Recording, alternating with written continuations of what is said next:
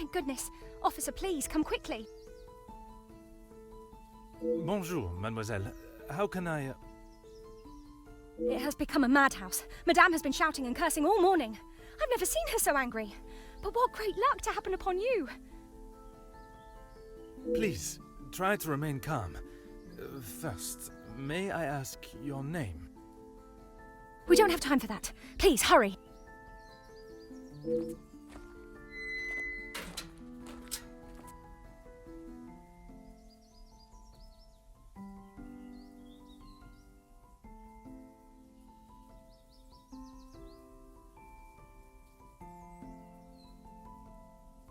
Mademoiselle, now we are here, I must insist on your name before I can continue any further.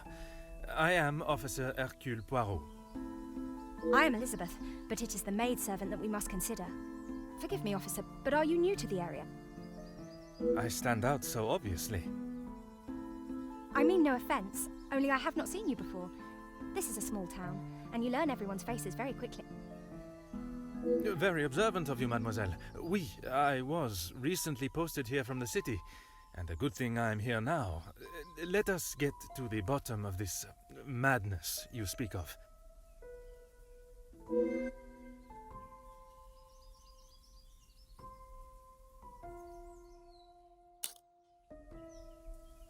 There has been a theft at the house. Then I am exactly where I should be, n'est-ce pas?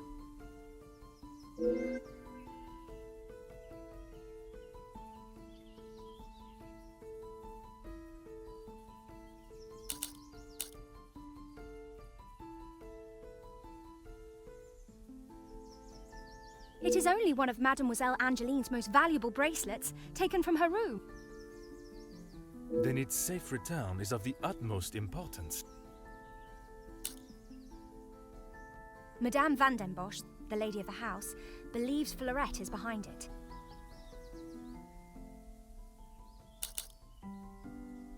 I'm afraid I do. I know Madame is confident of Fleurette's guilt, but she wouldn't do such a thing. Surely a burglar is responsible, as Mademoiselle believes.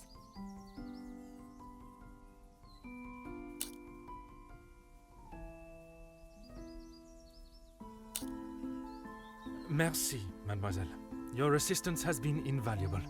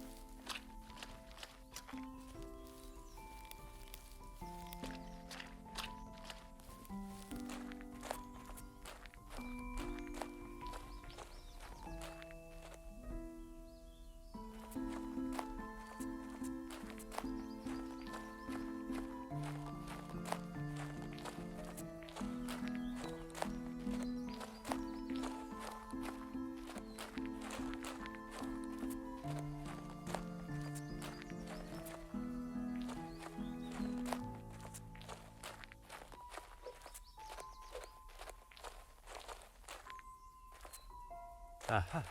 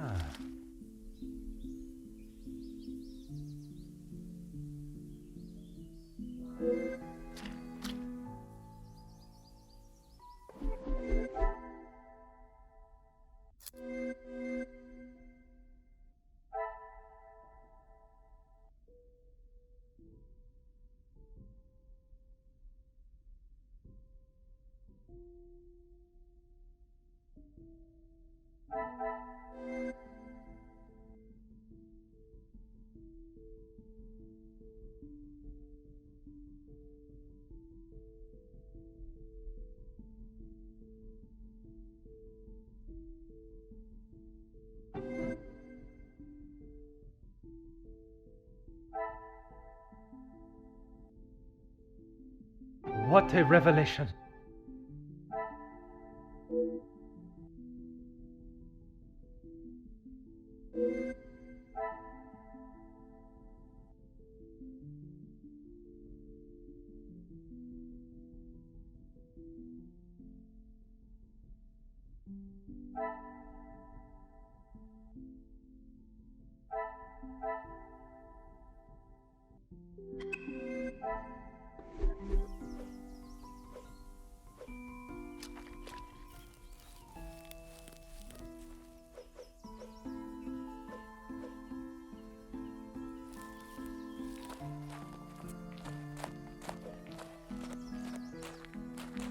Of course, officer.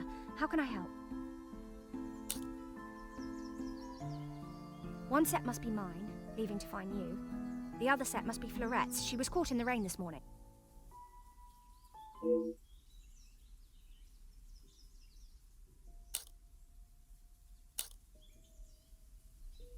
Merci, mademoiselle.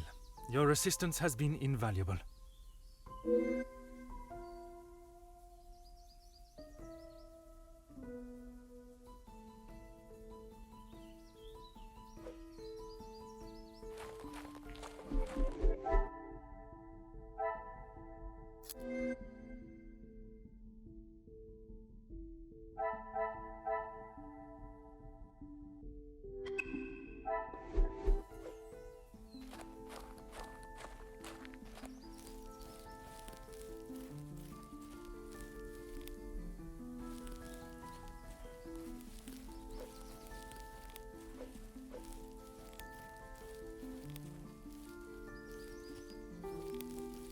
Aha.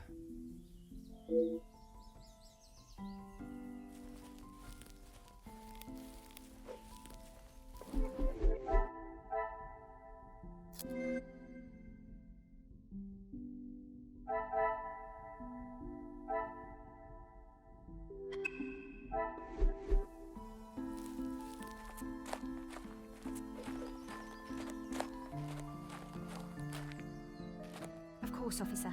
How can I help?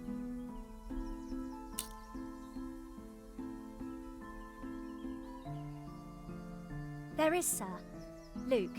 But he was called away from the house on a personal matter. Rahana, our cook, accompanied him.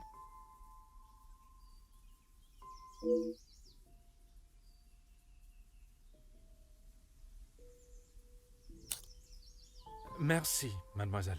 Your assistance has been invaluable.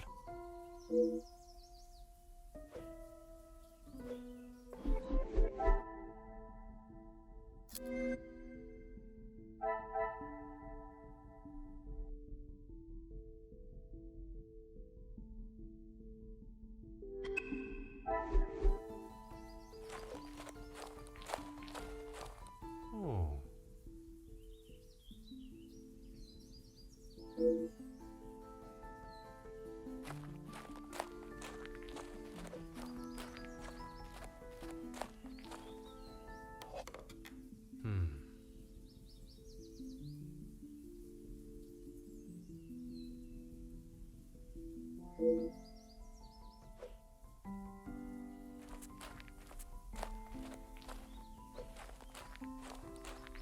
Huh.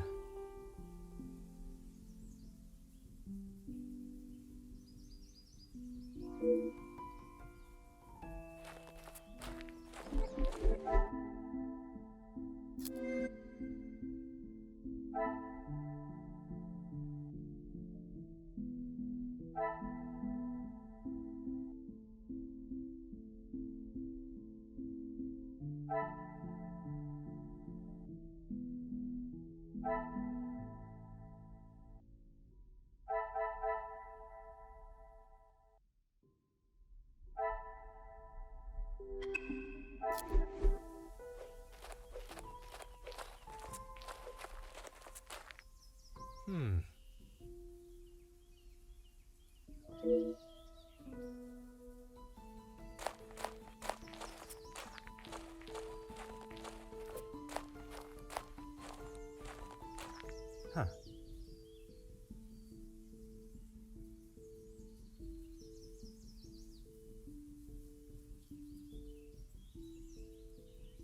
Oh.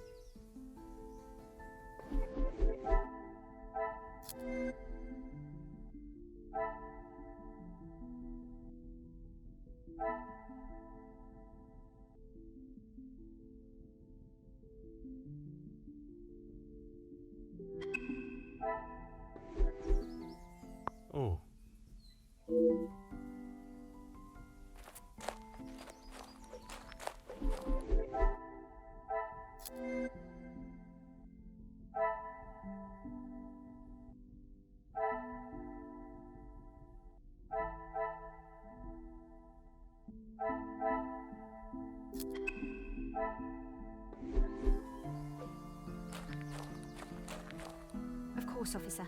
How can I help? Excuse me, officer? The carving on the bench.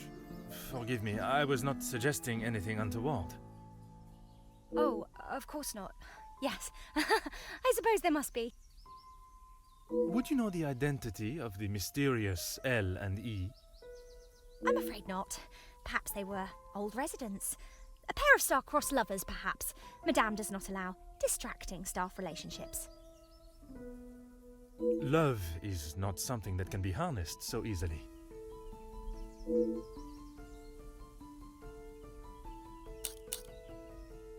Merci, mademoiselle. Your assistance has been invaluable.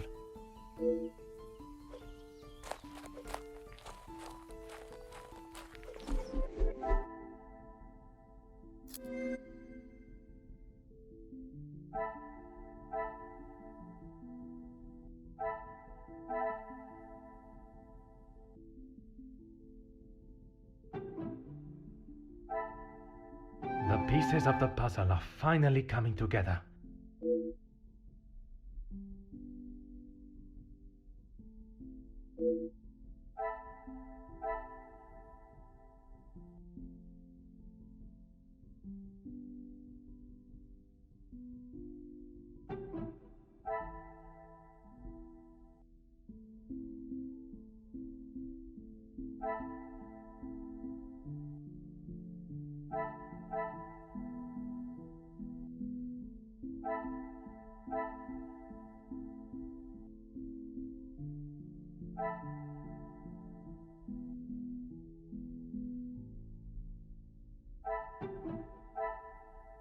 Some would say a lucky guess.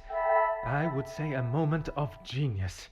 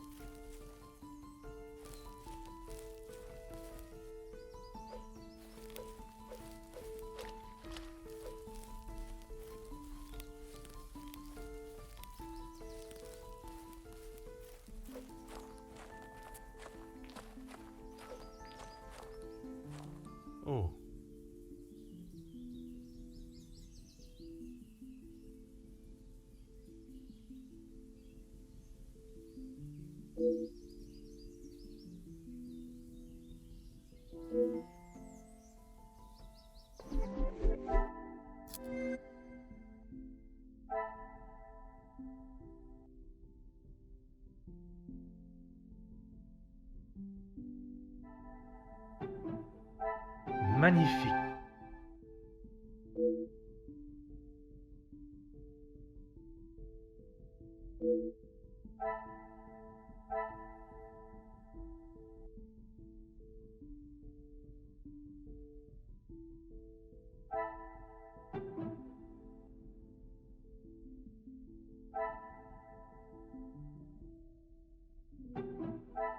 Things are beginning to become clearer.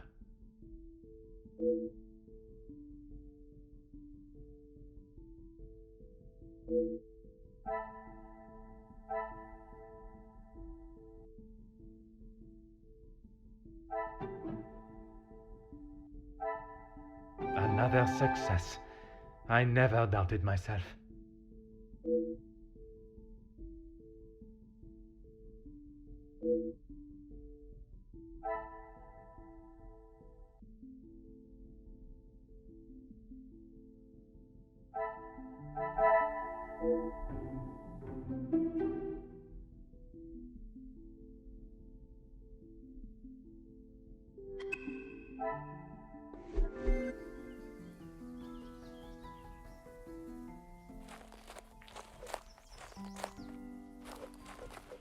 I have conducted my initial inspection of the house and grounds.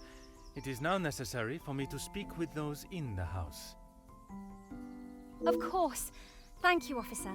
I'm sure Madame Van den Bosch will be happy to hear the police are investigating.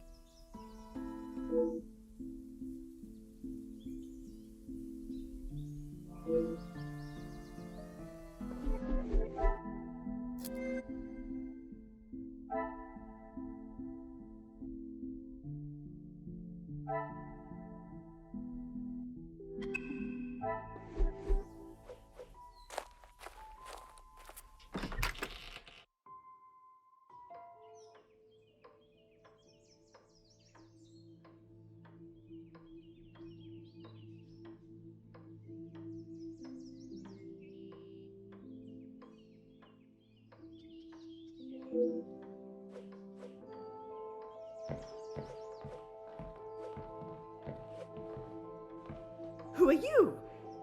You are not the commanding officer I requested. No, dear madame, I am Officer Hercule Poirot. I can assure you that, This will simply not do. I sent Elizabeth to bring me a competent lawman. And that is what she has brought, madame. Now, I would like to continue my investigation.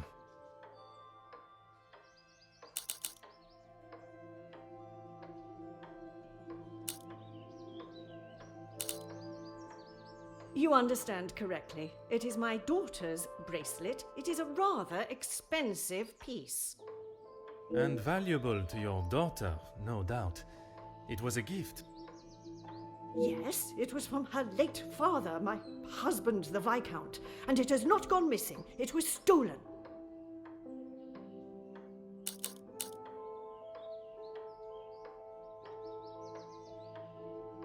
I do not believe so. I know so. It was Florette, the maidservant. I knew I could not trust her. And why is that? Because I don't. I do not need to explain myself any further, especially to a measly officer.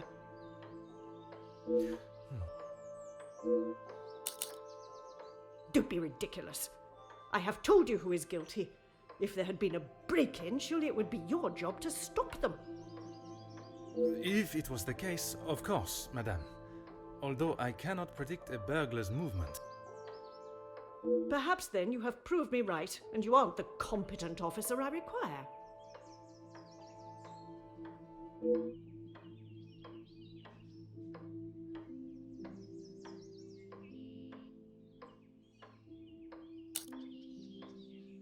Merci, madame. You have been most helpful.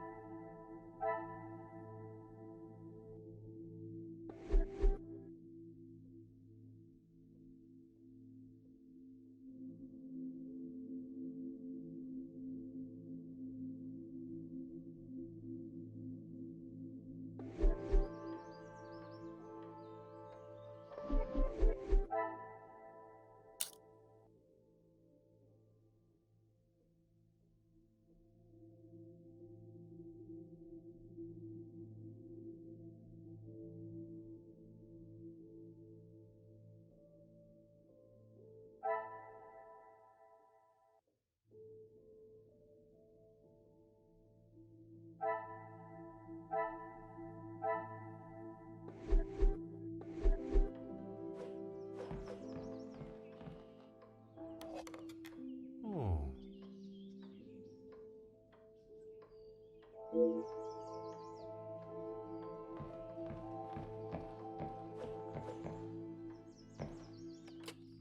Ah.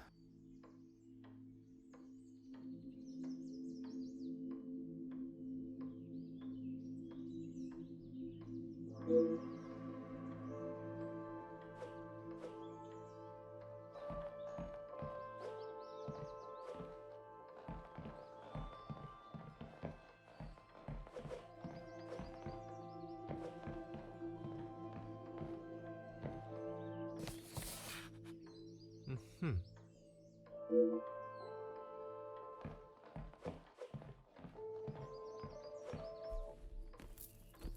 Huh.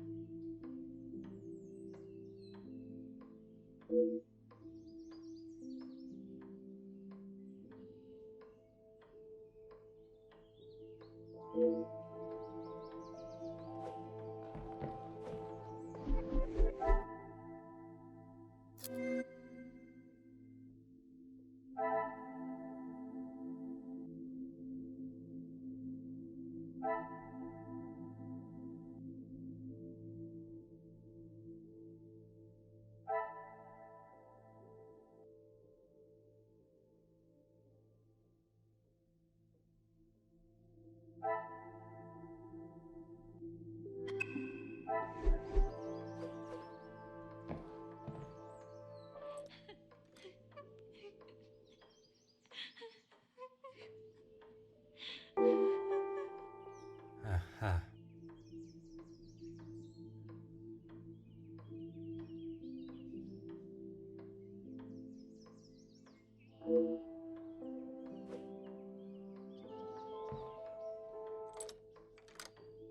Hmm.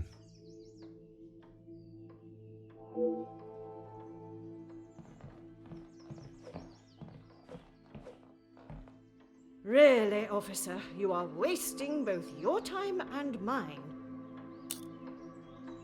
Only if you are prepared to take Florette away. It is an offense to incarcerate someone without suitable proof of misdeeds. I must question Mademoiselle Florette to gather her version of events. If you will not do your duty and lock her up, then I must. She shall remain there, and I, the key holder, until she is led from the room in handcuffs.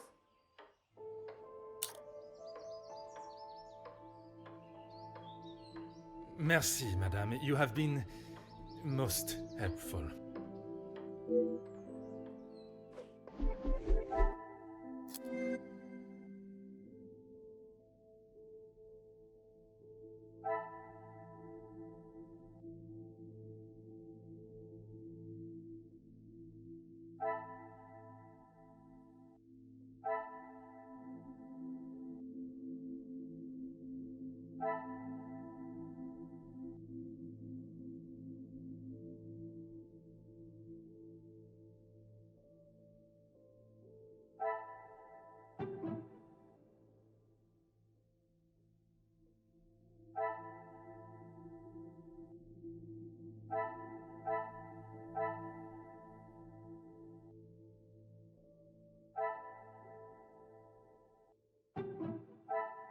I should not be surprised by my own skills of deduction.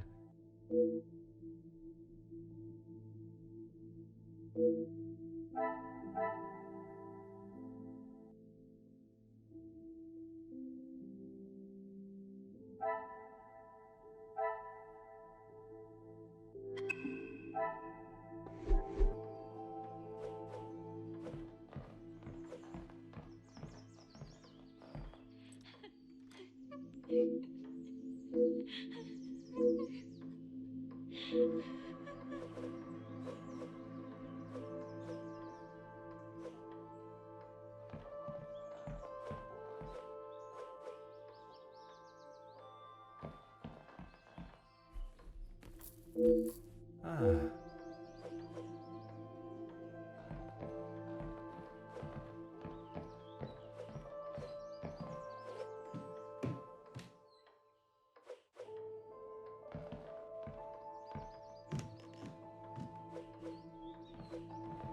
Ah.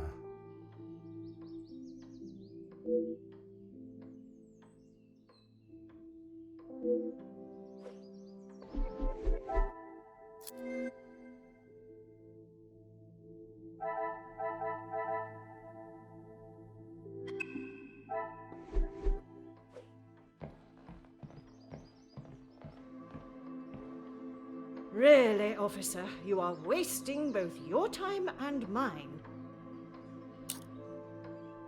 And what is your point? May I ask of the subject? You may not.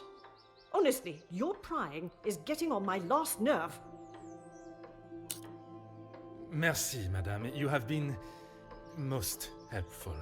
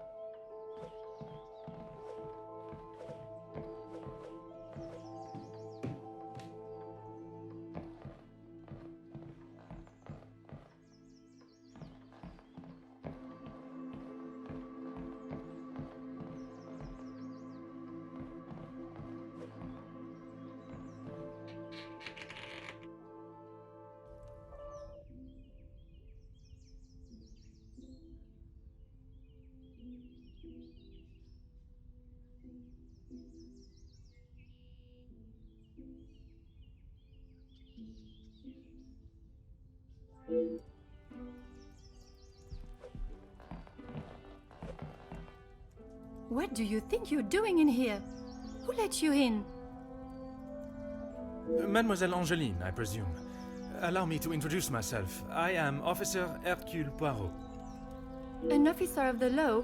But what are you doing here? Don't you need to be chasing down the burglar? Your bracelet has gone missing. It is only correct. I speak with all members of the house and investigate the scene of the crime. Ah, if we must. Merci. I will attempt to take up as little of your time as possible. Some rat stole my bracelet this morning. Even though it's clear someone has broken in, Maman refused to listen and blamed Florette.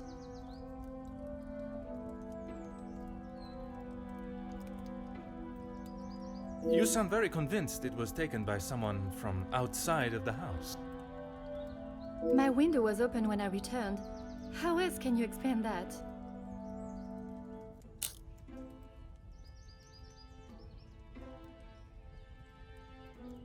It is of great value. Money was no object to father. It was a gift from your father. I can only assume it holds great value to you also. Of course it does. What a silly thing to say. It's a good thing Maman had it insured with the others.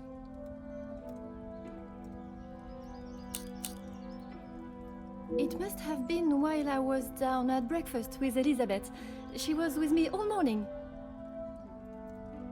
Mademoiselle Elizabeth was with you until you discovered the bracelet was missing? She was. She woke me up later than usual. I washed and dressed, and we went down to the lounge for breakfast. You have been of great help to my investigation, mademoiselle. I will do everything I can to find the culprit and return your bracelet.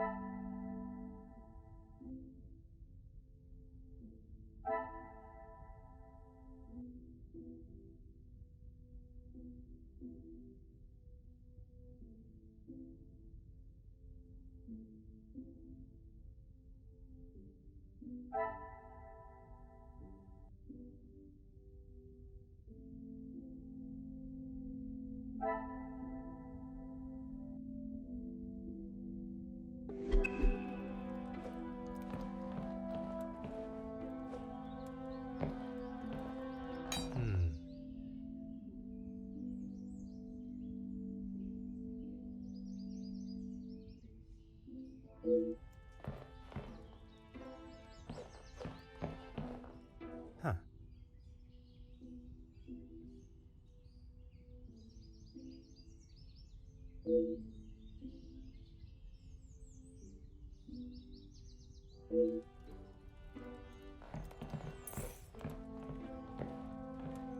Aha.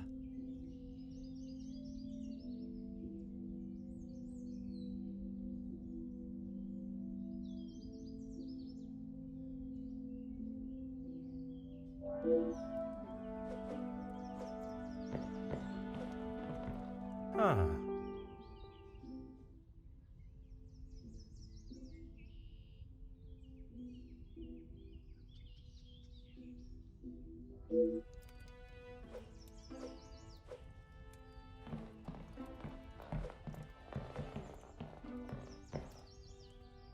Ah.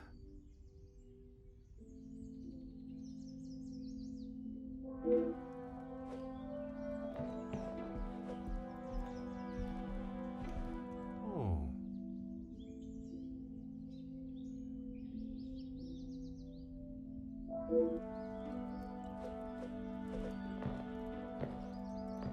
Hmm.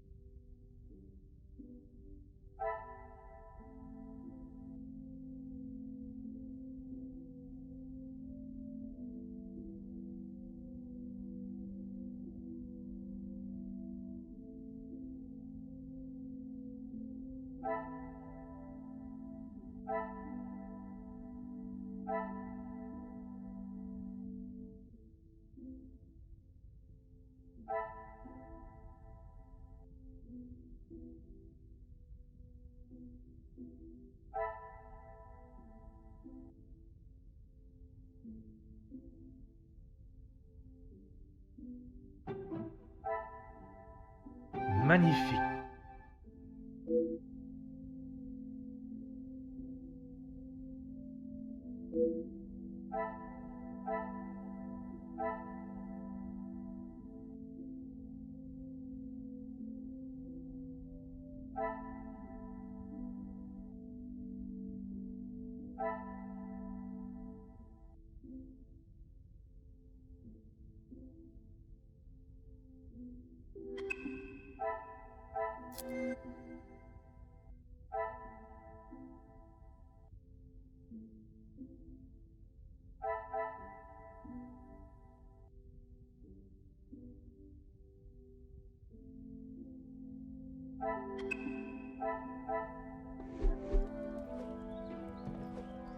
The longer you're here, the further the criminal goes with my bracelet. But by all means, fire away. Is one bracelet not enough?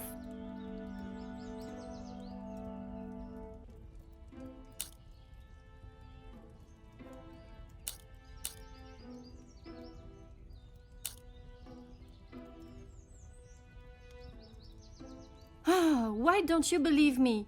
I wish you hadn't spoken to Maman.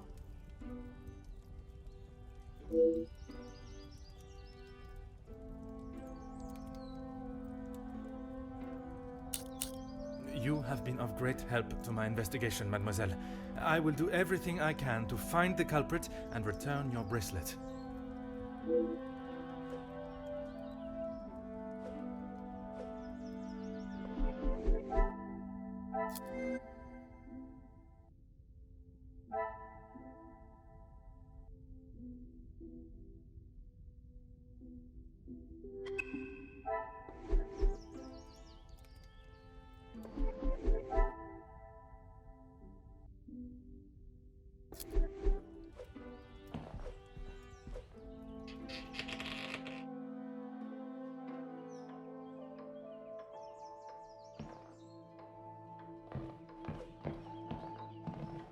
Aha.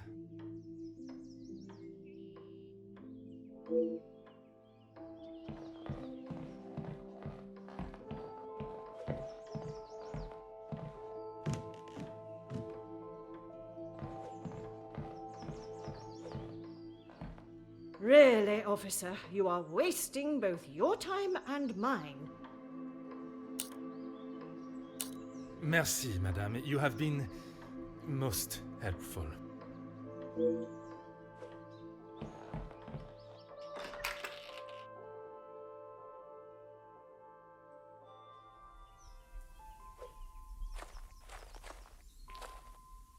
Mademoiselle Elizabeth, I hope you are feeling less distressed now. I can assure you I shall find the guilty party and the bracelet. Thank you, officer. Yes. All I want is for Florette to be heard. Bien sûr. Rest assured she will get the fair trial she deserves. I wonder if you could help me with some questions regarding the house. Of course. Whatever I can do to help.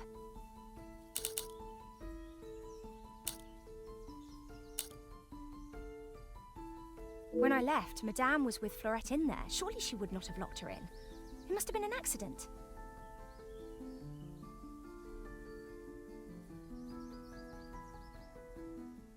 Madame Van den Bosch should not be deciding her fate. Would you grant me access to speak with her?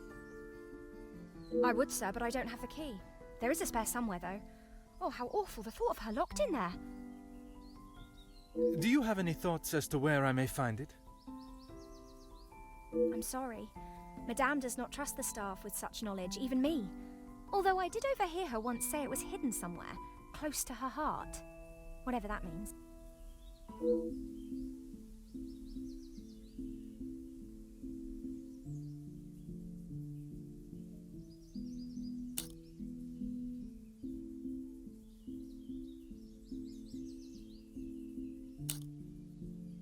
Now I think of it, I don't recall seeing her memento tin.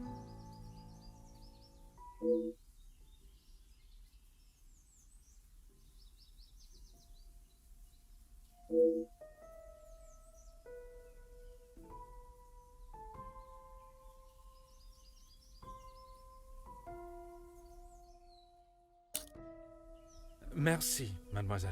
Your assistance has been invaluable.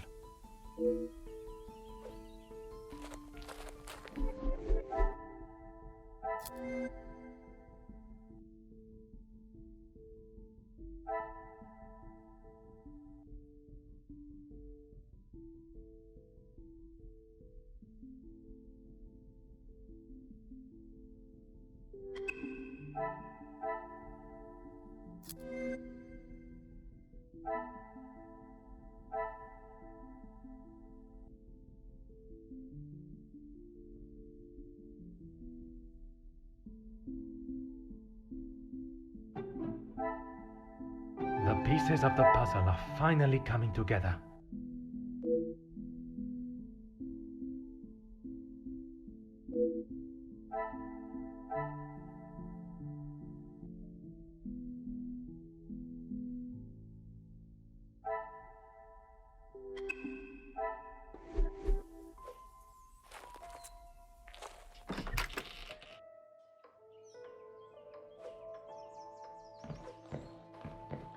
Really, officer, you are wasting both your time and mine. Merci, madame. You have been most helpful.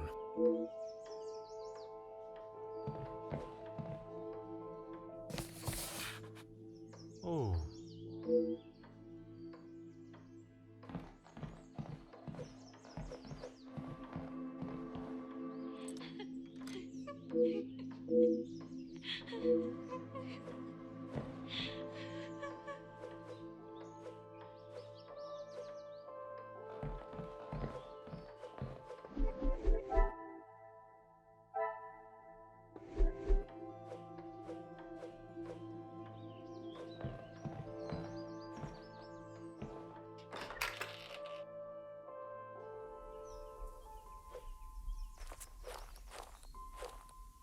Certainly, officer.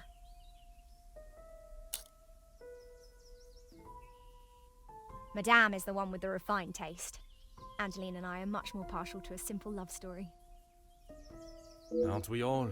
Romeo and Juliet, the most famous of love stories. I do enjoy it so. The passion, the romance. It gives me goosebumps just thinking about it. Madame has a copy upstairs in the main hall. Merci, mademoiselle. Your assistance has been invaluable.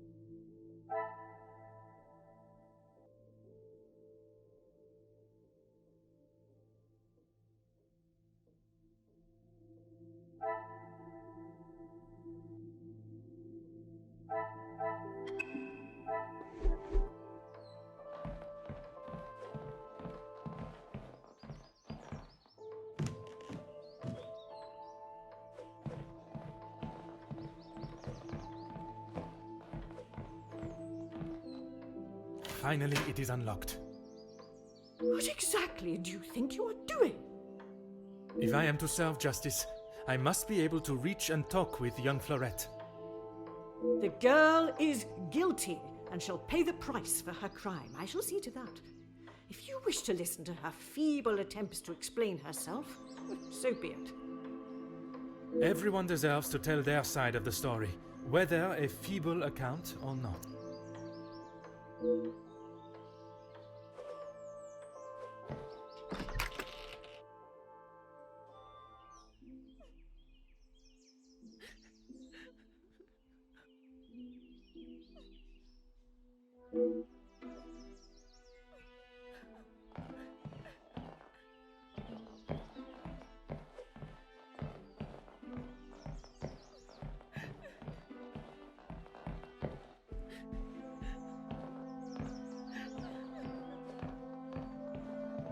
Mademoiselle Fleurette, I presume. Please, officer. I did nothing wrong. You can't take me away. Please relax, my dear. If you have done nothing wrong, you have nothing to worry about. But it is my duty to investigate all avenues. Ah bon? Relax. So you don't think I took the bracelet? As of this moment, I cannot say. But answering my questions honestly will certainly help your case either way.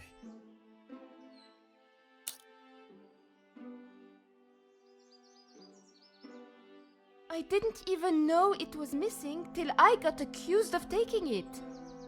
Madame was so angry. She wouldn't listen to me. There must be some reasoning behind her accusation. How could I have taken it? I've been in town most of the morning. I was even late coming back. Then I was preparing breakfast.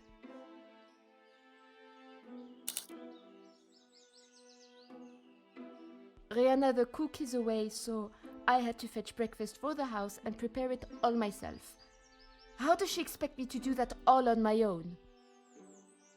From what I understand of Madame van den Bosch, she would not have been best pleased you returned late for breakfast. Not best pleased? I thought she was going to batter me to death with a baguette. I hid in the kitchen and then tried to stay out of sight in the lounge until breakfast was over. Didn't want to put my head near her jaws while she was still hungry. Perhaps a brave move under the circumstances. And you did not go upstairs at all. Madame was singeing a hole in the back of my apron with her glare. I daren't have moved.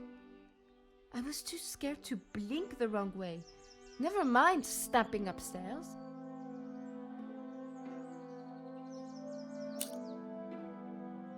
I must just be slow, monsieur. My mother always said I moved like the snail.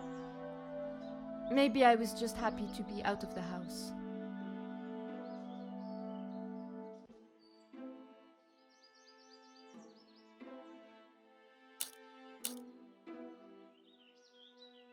I had a lot to do. I lost track of time. I wanted to prove to Madame I'm not the useless waif she thinks I am. Merci. I shall take everything you have told me into consideration.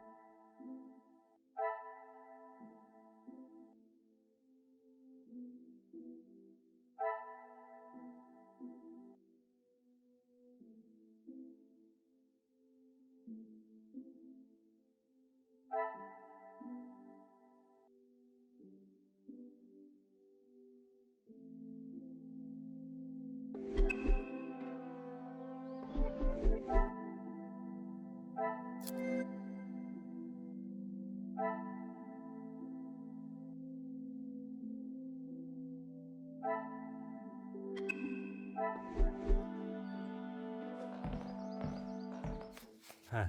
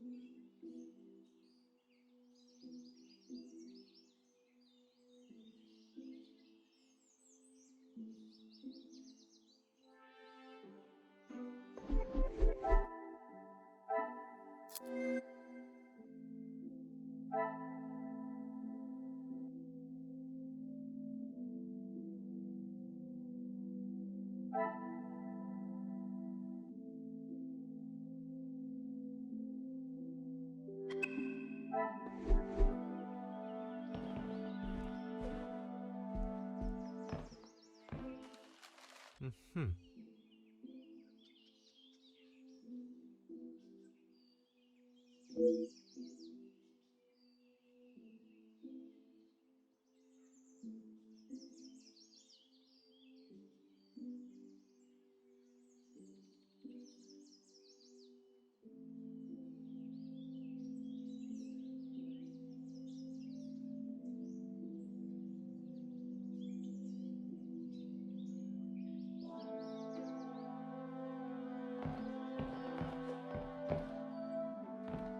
Huh.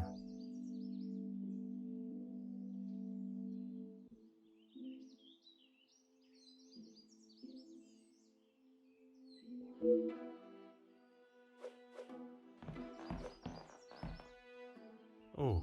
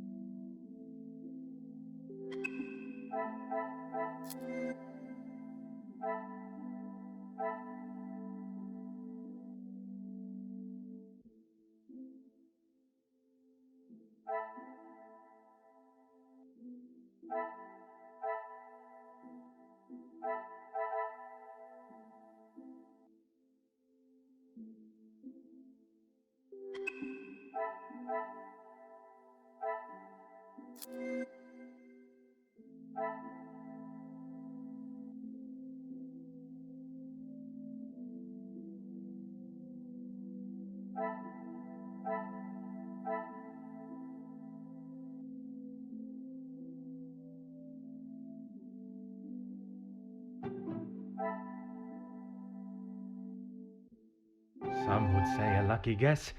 I would say a moment of genius.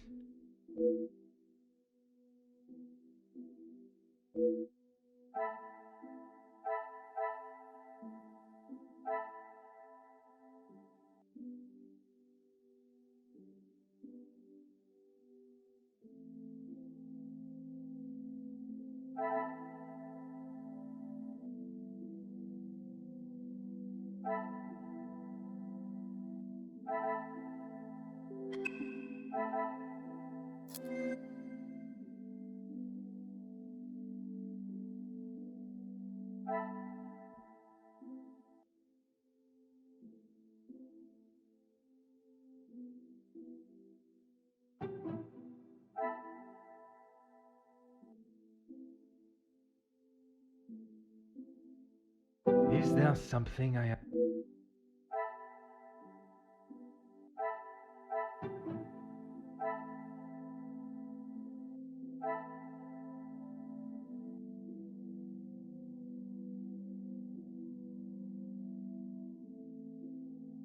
What a revelation!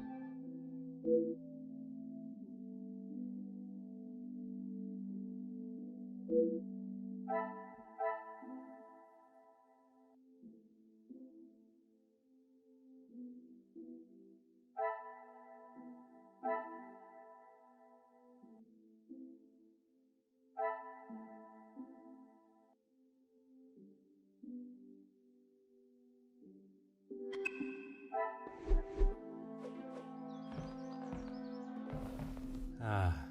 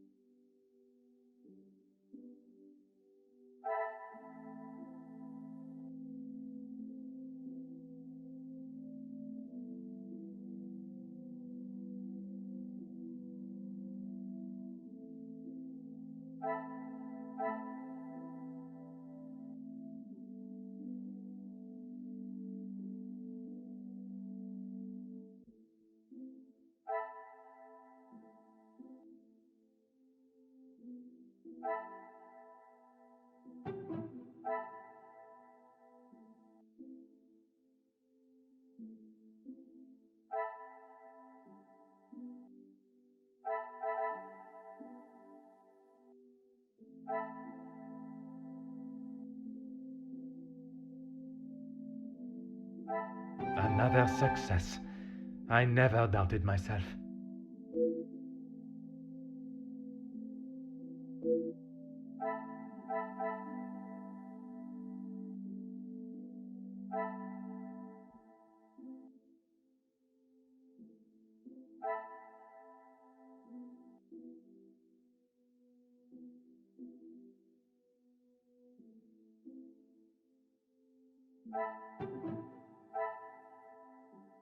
I should not be surprised by my own skills of deduction.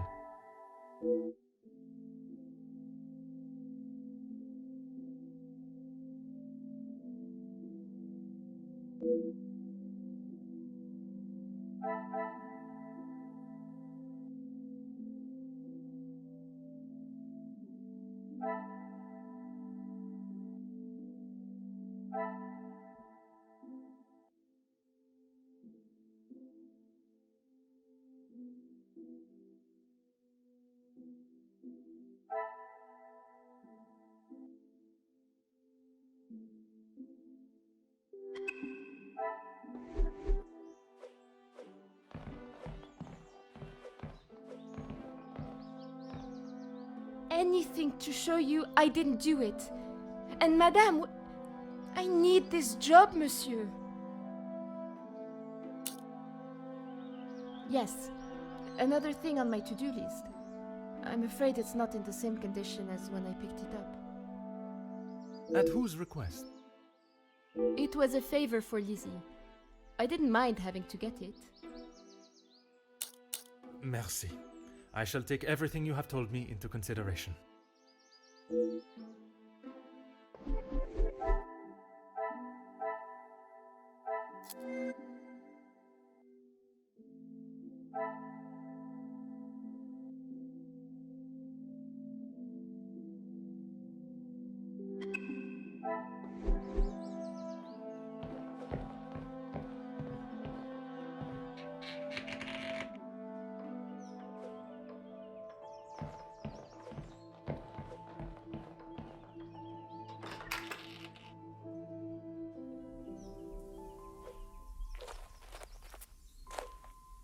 Certainly, officer. The lounge? A package? Oui, it is quite hard to miss. Oh, how silly of me. I must have had my head in the clouds this morning. I'm sorry, I can't help you further.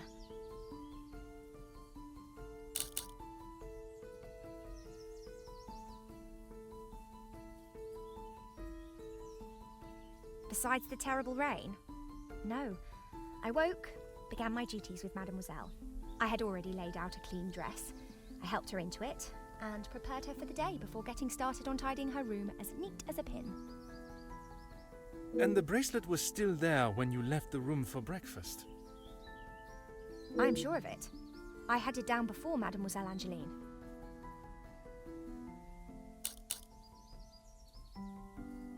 Why, yes, officer! I misplaced it after wiping a stain from Mademoiselle Angeline's sleeve at breakfast. You are a great detective. You are not the first to say. Had she not noticed it herself? I imagine Madame would not allow even the smallest imperfection. It baffles me how she couldn't have. It was only luck that I spotted it before Madame, and a good thing I did. Madame is under a great deal of strain. It can't have been easy for her to lose her husband, raising Mademoiselle alone. She can be quick to anger. And this morning, it sounds as though it was such an occasion. It's not the first time I have had to stand and watch such treatment. I hate to see it. As I said, Madame hasn't had the easiest time.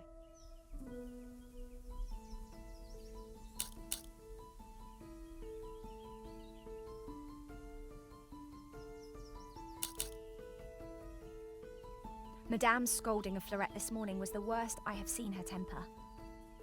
I wish you could see that Fleurette is just trying to do her best. Could there have been another reason for such a reaction? Madame was not happy Fleurette was late. All through breakfast, Madame was watching her with a piercing eye. But she's still learning the way. Merci, mademoiselle. Your assistance has been invaluable.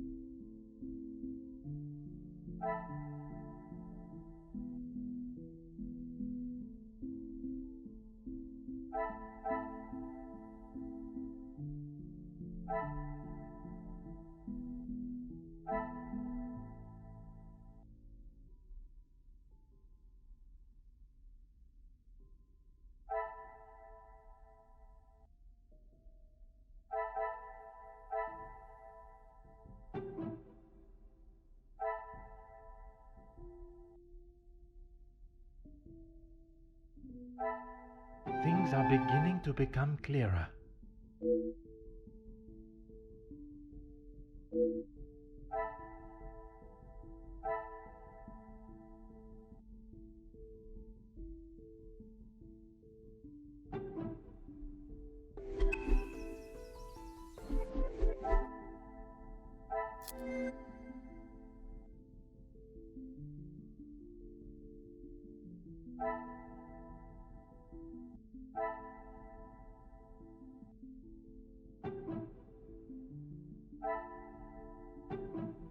What a revelation!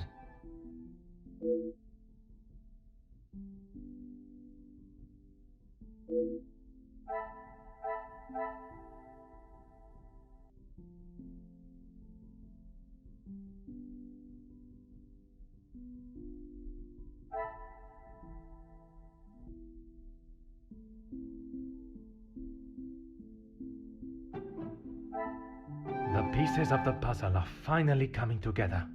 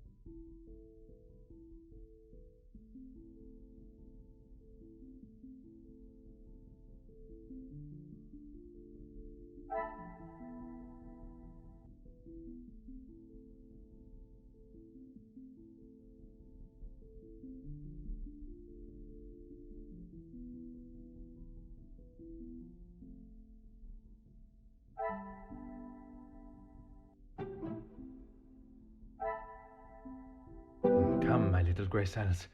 We must think logically.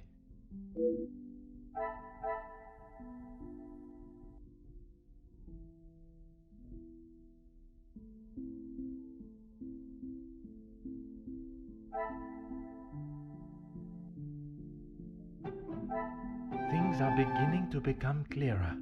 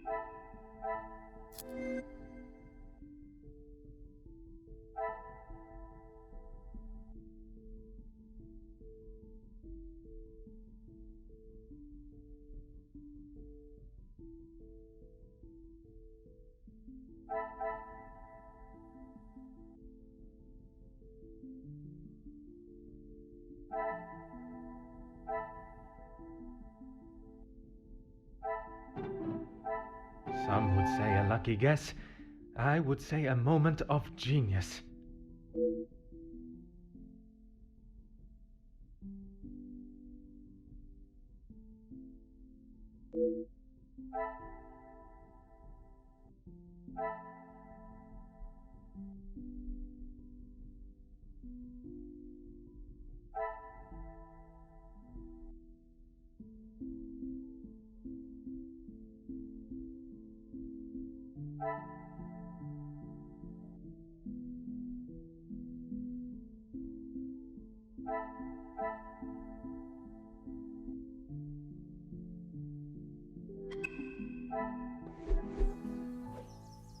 Certainly, officer.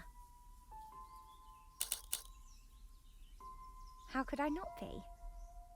I may not enjoy his other works, but how can one not be blown away by a story of two so deeply in love that they will risk everything just to be together? Especially being able to draw similarities between Verona's star-crossed lovers to yourself and your dearest. But I hadn't told. Mademoiselle, I am an officer of the law. It is my duty to uncover the truth. Please, you cannot say anything to Madame. She is against staff relationships of any kind. In her eyes, a relationship between staff is nothing more than a distraction. But he means so much more to you. Oh, officer, I have found my soulmate. At first, it was nothing more than pleasantries around the grounds, but that quickly changed. I know it's not proper for a young lady to pursue a gentleman, but once I knew his feelings reciprocated my own, why shouldn't I have followed my heart? Love transcends professional and societal rules. The mere thought of him was enough to make me blush, but I knew that Madame would never give her blessing. If we wanted to continue, we would have to do so in secret. The summer evenings here are just so beautiful. I often find myself walking around the grounds after my daily duties are complete. And it was one such evening that Luke was waiting for me at the gazebo. He looked ever so handsome. And the poem he had prepared, he had barely started reading and I was already a blubbering mess. Standing there beneath the warm glow of the falling sun, he asked for my hand, and I gave him my heart with no hesitation. Oh, I'm sorry, officer. I've been chattering on for so long. You have much more pressing matters than to listen to me rambling aimlessly. One should never apologize for such a charming and bewitching story of love. But you are correct. While the culprit still eludes us, my work is not yet complete.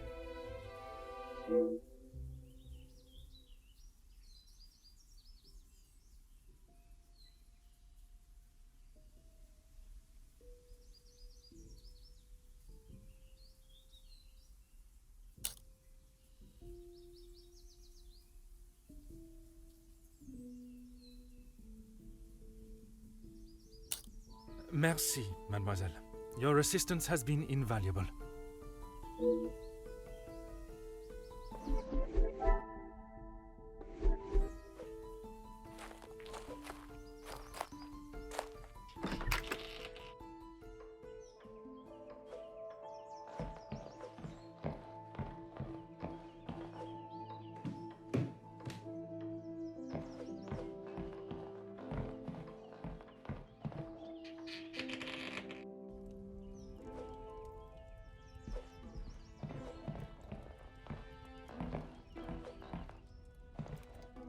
The longer you're here, the further the criminal goes with my bracelet. But by all means, fire away.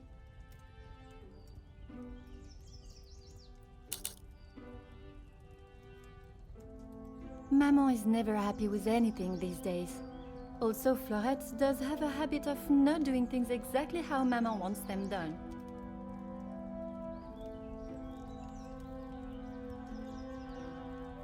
And how does she react when she sees Florette not doing things the correct way? Maman has the temperament of a kicked cat. Florette has often been on the wrong side of it. That is how she responded today? She was shouting at her, And when Florette would not admit she took the bracelet, Maman really lost her temper. I have not seen her that angry before.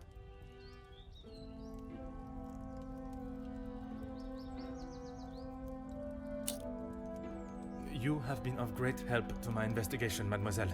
I will do everything I can to find the culprit and return your bracelet.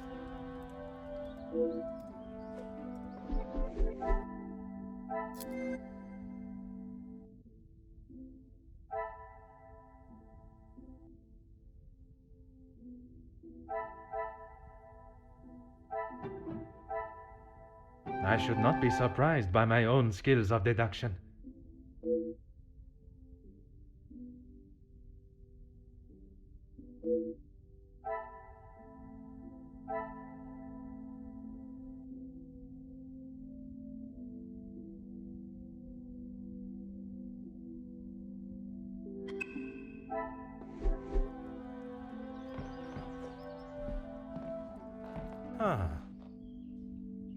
What are you doing there?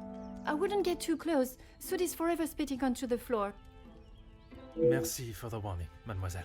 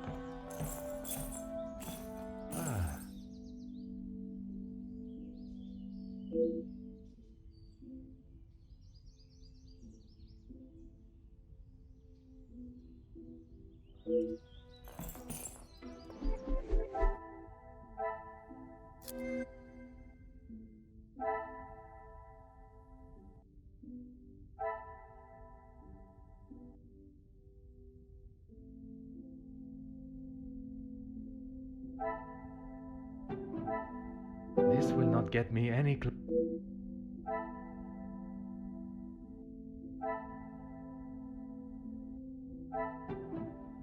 I must take a different approach if I am to uncover the truth.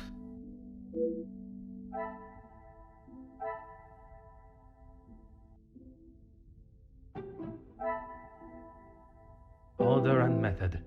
That is the way to solve the problem.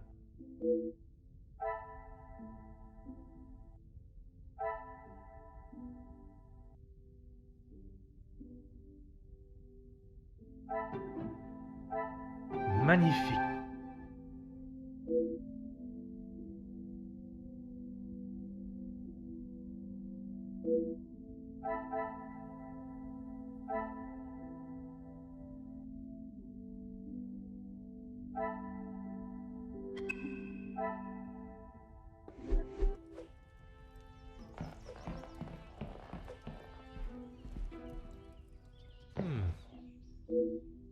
What are you doing there? I wouldn't get too close. Soot is forever spitting onto the floor. Merci for the warning, mademoiselle.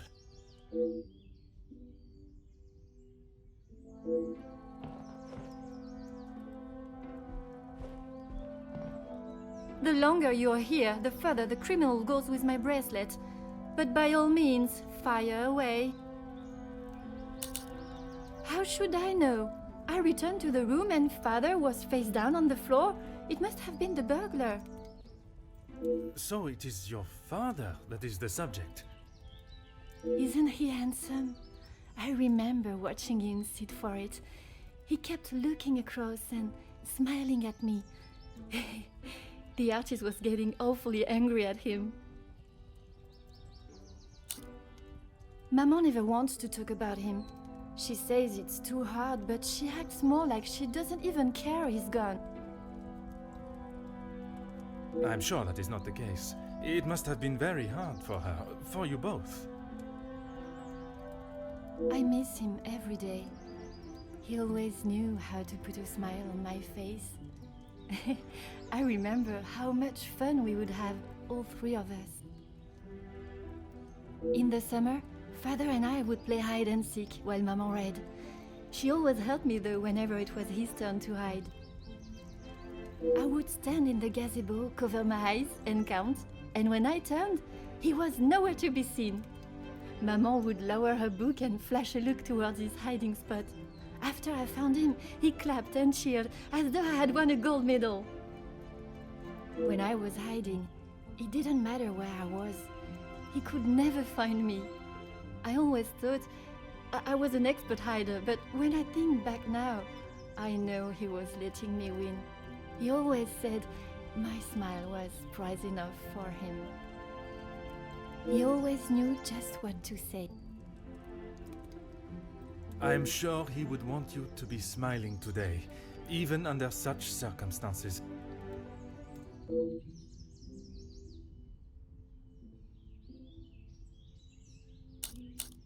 You have been of great help to my investigation, mademoiselle. I will do everything I can to find the culprit and return your bracelet.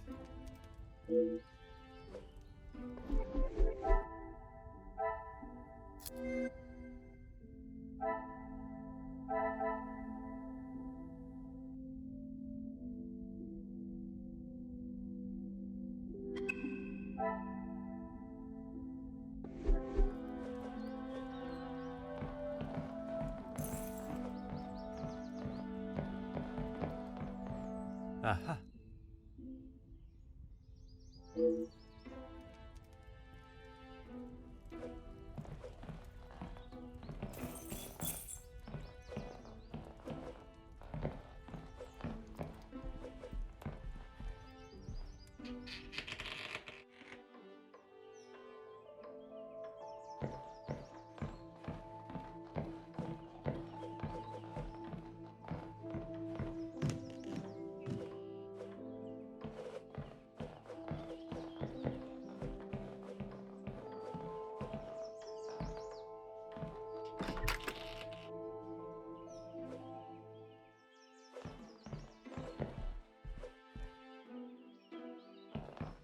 Aha.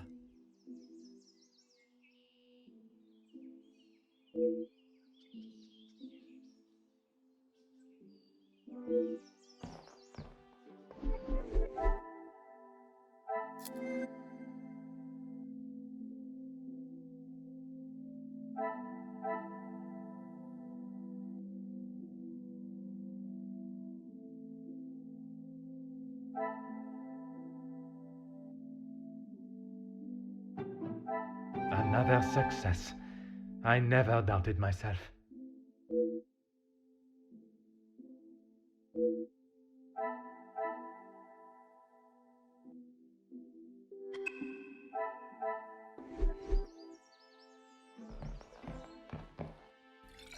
Huh.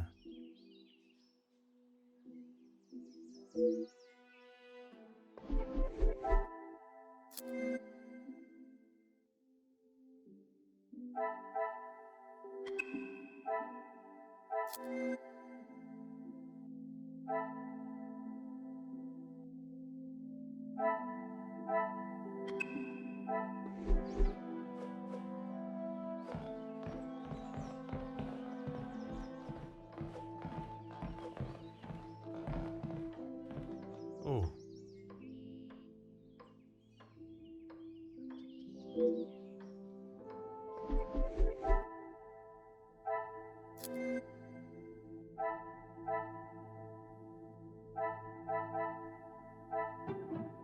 Another success. I never doubted myself.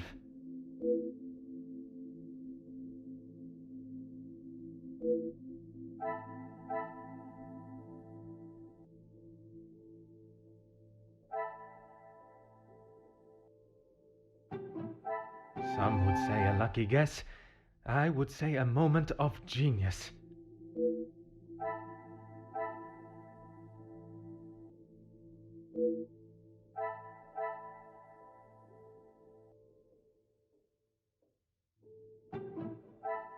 Magnifique.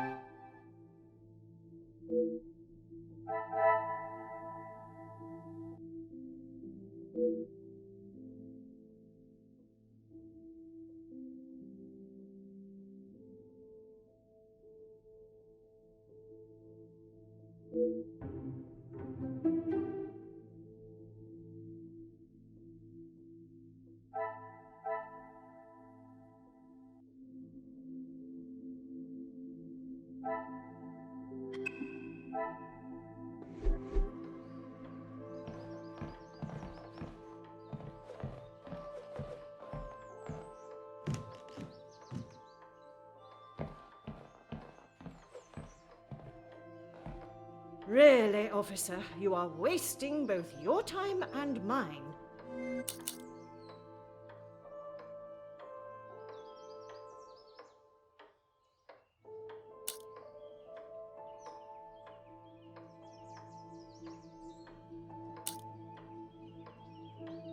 If you have something to ask, officer, I suggest you stop wasting my time further and just get on with it.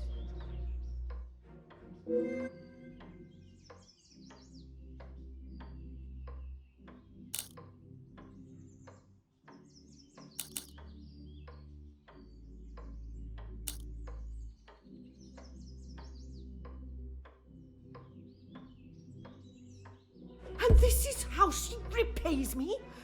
I will not be happy until I see her sufficiently punished.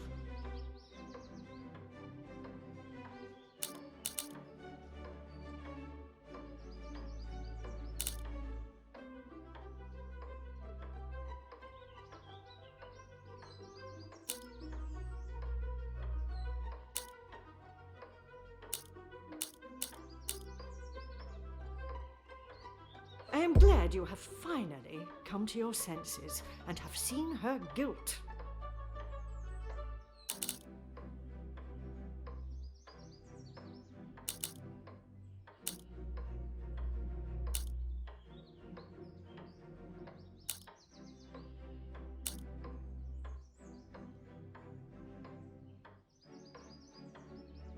It is challenging at times, I will admit.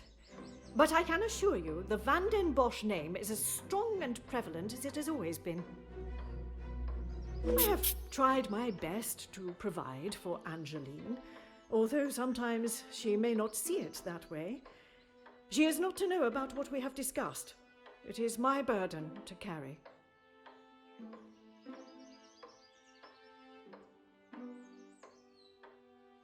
You are accepting the hand you have been dealt and raising a fine young mademoiselle. That is all that can be asked of you. And you have done nothing but bother my staff and my family. I cannot stand here any longer and listen to this second-rate officer speaking such drivel.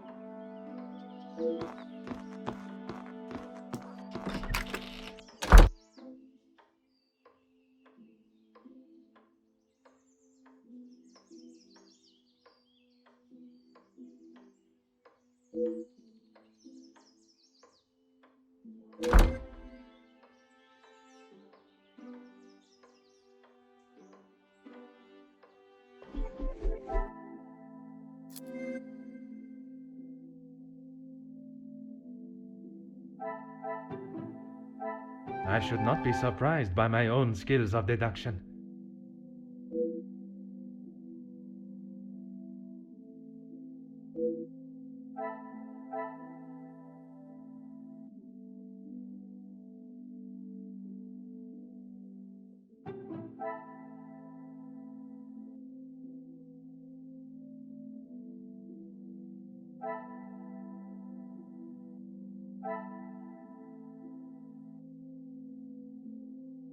What a revelation!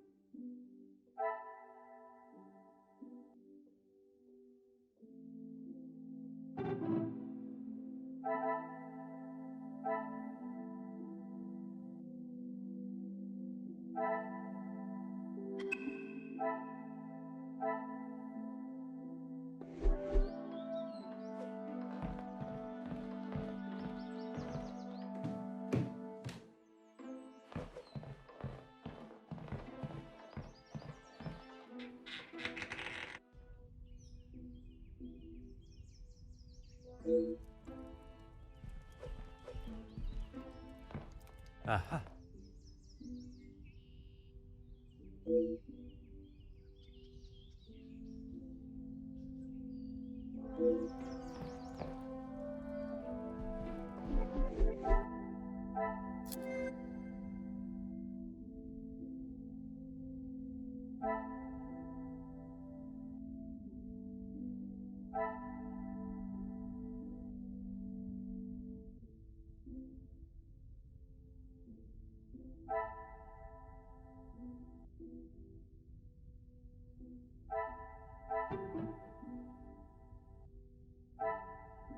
things are beginning to become clearer.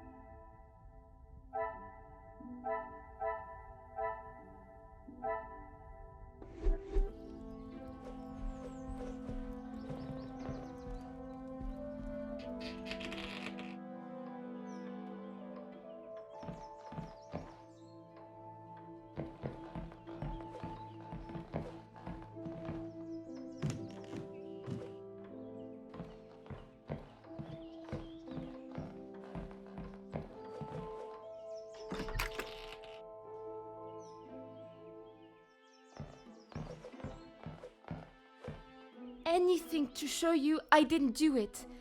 And Madame, I need this job, monsieur. She never used to be such a witch. When the Viscount was alive, she was much nicer. He was the head of the house, he gave the orders, and he treated us right. I would have gone long ago, monsieur, but my family can't afford for me to be picky about my employment. I was not aware you were supporting your family, and at such a young age. Papa lost his job at the factory just before he left for good, so Mama had to work even more. I was old enough, so I went to work. When I joined the Van den Bosch house, the Viscount was very kind. I didn't think he would care, but he wanted to help. He gave me some extra in my first pay pack, enough to keep the landlord from kicking Mama out at least. No one had ever been that nice before. I didn't know what to say, but all he wanted me to do was work hard for her. He even let me to go home and visit Mama and my brothers at Christmas, with a food parcel from the kitchen. Mama said she had never seen so much food. It's always been hard for her. Even before he left for good, Papa wasn't around much, and even when he was, we both wished he wasn't. My brothers were too young to remember what he was like, I hope. When I walked in Mama's house, everything seemed so much smaller.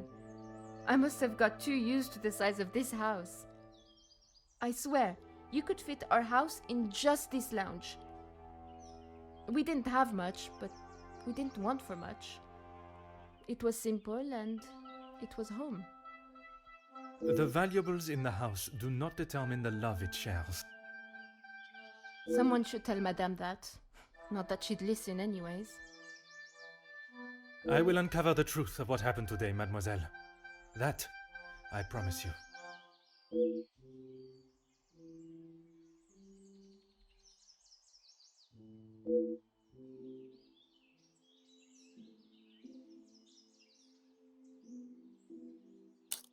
Merci. I shall take everything you have told me into consideration.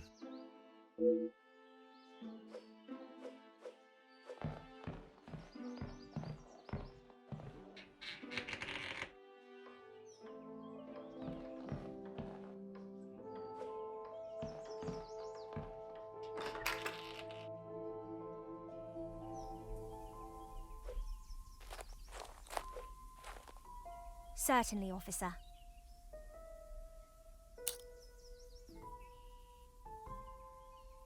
You have found the culprit and the bracelet. Everything will be revealed in good time. Would you be so kind as to gather everyone in the lounge? Of course. Merci, Mademoiselle Elizabeth, for gathering everyone. Will Madame Van den Bosch be joining us shortly? She stormed past me not long ago, and I have not seen her return. Very well. Under usual circumstances, I would wait, but I think we have spent enough time on this matter, n'est-ce pas? We shall have to proceed without her. This morning started like any other, my usual ordinary patrol, until I was approached by Mademoiselle Elizabeth about a suspected burglary and a missing bracelet. A crime I've been falsely blamed for. That I shall come to. I began my investigation outside, but it was not long before I realized there were no signs of an intruder, so I turned my focus to those in the house. You. Florette, your time here at the house has not always been the easiest for you, shall we say. I do what Madame tells me. And to the highest standard, I presume. Madame's standards are very high. I do my best. And you would at least expect fair treatment for the work, not to be spoken to in such a cruel and vicious way. Monsieur? I refer to how poorly Madame van den Bosch treats you. You are at her beck and call, and she does nothing but belittle you. That is Maman you're talking about. Just wait until... It is nothing but the truth I speak, mademoiselle. All the while, mademoiselle stands by and does not even notice such cruelty. That must have angered you.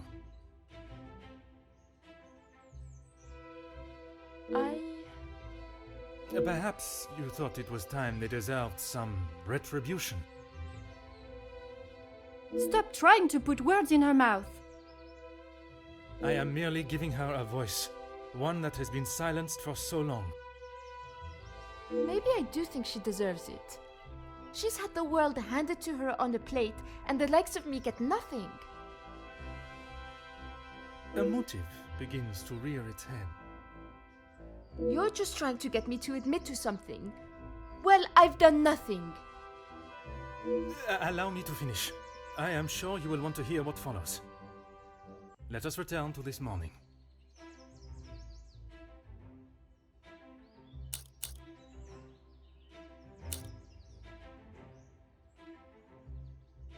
I was only trying to help Lizzie. You must have known how Madame would have reacted to your late return, especially with her prior treatment of you. She's angry at whatever I do. But nonetheless, you were willing to help a colleague, a friend, knowing what the repercussions could be. And that show of loyalty to your friend has been the thing that proved your innocence. Monsieur?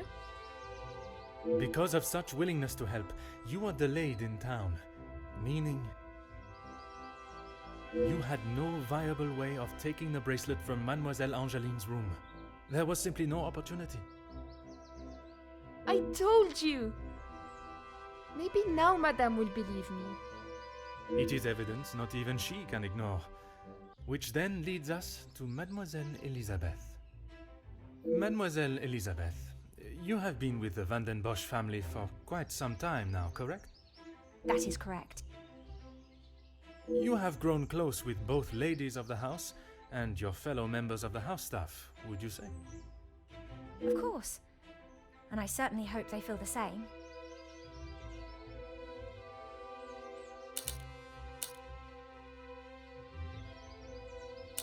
Officer, please. Elizabeth, what is he talking about? I am referring to the lengths Mademoiselle Elizabeth has gone to remain in your maman's employment. It is Madame's house. She can enforce whatever rules she chooses.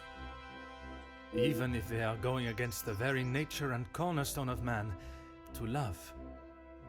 I still do not understand. Perhaps that is best for everyone. It is neither my place nor my want to make this situation any more awkward than it needs to be. Oh, thank you. Besides, it was not that story that cleared Mademoiselle Elizabeth's name. Rather, Florette's. Florette's? But she was not here for most of the morning. But when she was, more precisely while preparing the table in the lounge, she noted that, against regularity, you arrived alone for breakfast, without Mademoiselle Angeline by your side. I'm not sure I understand what you mean. It means that I found myself with two suspects with potential motives. But with a lack of opportunity, I was left with only one. Mademoiselle Angeline. You can't believe I would hide my own bracelet.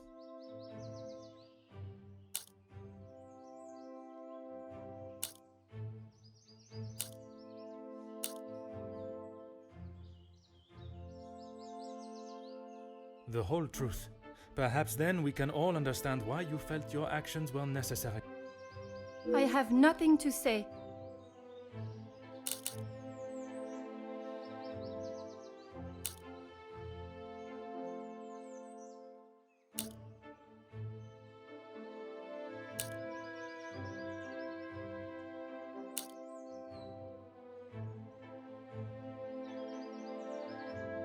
How dare you speak to me like that? You have no idea what you're talking about.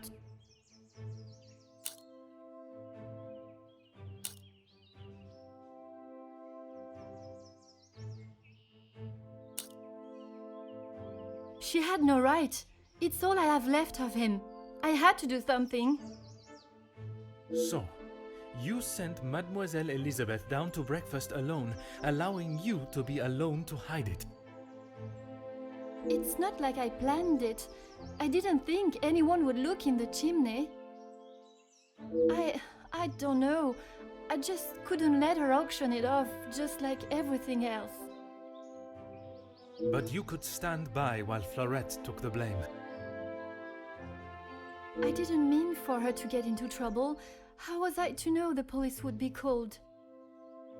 When something appears to have been stolen, it is not uncommon to call on them. Even with my arrival, you still said and did nothing. It is your actions that have brought us to this point. You did not think of the consequences. And now, you must face them head on. Maman, you're home. Of course I am. And I've brought someone that will bring some order to this chaos.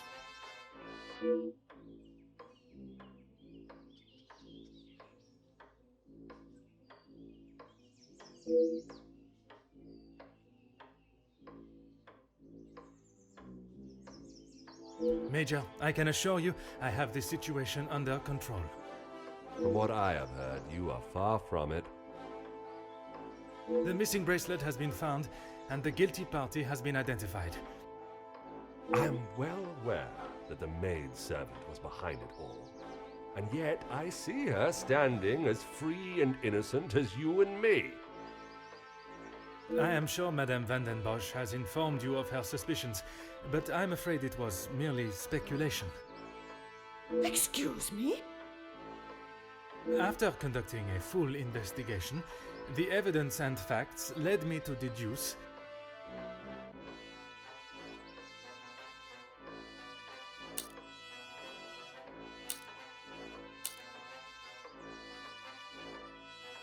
I certainly hope you are not accusing my daughter of... I'm sorry, Maman, he's right. Florette is innocent. I just wanted to show you. Shh, girl. I will not have you guilted into taking the blame for that sticky-fingered girl.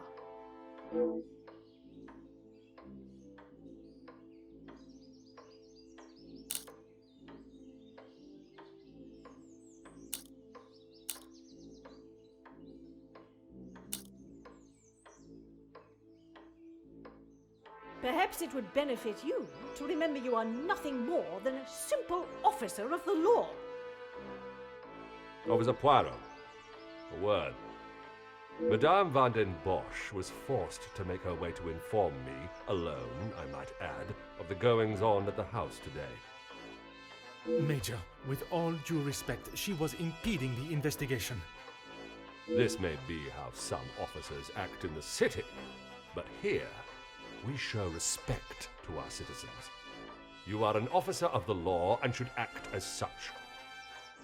Insubordination like this will not be tolerated. As the ranking officer, I have conducted my investigation and... Ranking officer? Ha! You are an auxiliary officer. You have little authority over anyone, let alone a major. You would be wise to remember who is close friends with your commanding officer.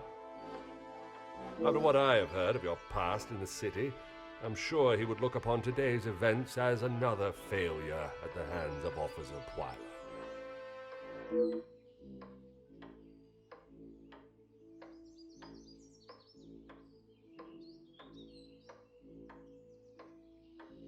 Oui, Major. Now I suggest you do your duty and escort the maidservant to the station where she can be formally charged and a sufficient punishment handed out. Right away.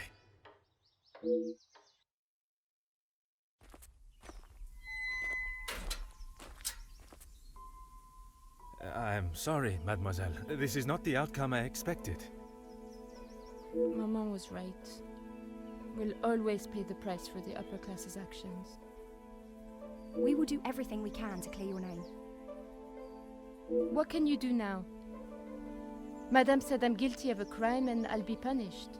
That's that. A crime that was never committed. Once the truth is explained, this wrong shall be set right. Angeline did not intend for you to be arrested. Surely you know her better than that. I should have known better than to expect anything else. Justice and fairness don't reach the likes of me.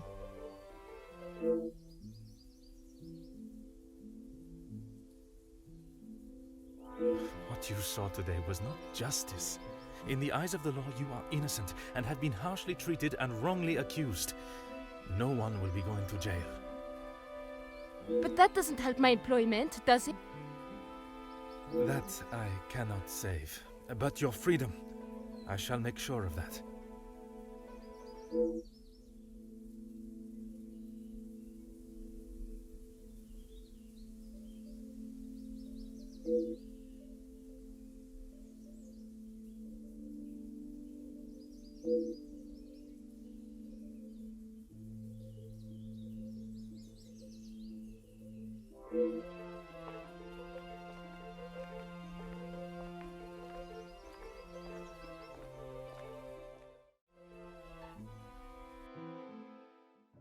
Detective Poirot, I trust this finds you well.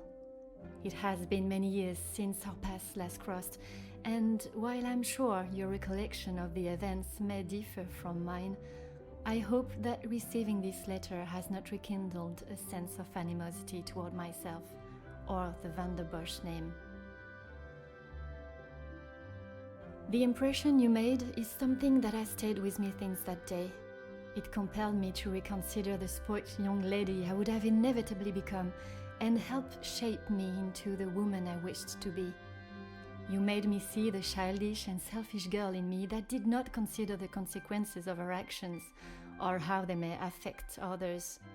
Although Maman may see the events of that day differently, I believe the compassion you showed for our mate Florette, as well as the drive to uncover the truth and accept no alternative, was a testament to your character and professionalism. Although I wish it were under different circumstances, your assistance is once again required, and I hope you will consider this as my formal request for your service. This forthcoming weekend was due to be one full of joy and happiness at the announcement of my engagement to Gideon Demir, whom I love dearly, bringing together two illustrious families, but it has been shadowed by deceit, extortion, and blackmail. The Van der Bosch name is being held to ransom by a mysterious party, and I am afraid I do not know who I can and cannot trust. We are holding a small gathering to celebrate our exciting news with what Maman calls the dignified elite, those that are well respected and held in high regard in both our close inner circle and society. Our private matters have always remained just that, so I fear one of those invited may be the person who is out to ruin our name, but for reasons I cannot fathom. I have enclosed a first-class rail ticket for you to join us for the announcement, and having contacted your superiors and the correct authorities to request your assistance, which they were more than happy to grant me. I shall expect your arrival with great anticipation. There shall be a carriage waiting for you at the station to bring you directly to Mnemosyne House. I thank you in advance in our time of crisis. Yours respectfully, Angeline van der Bosch.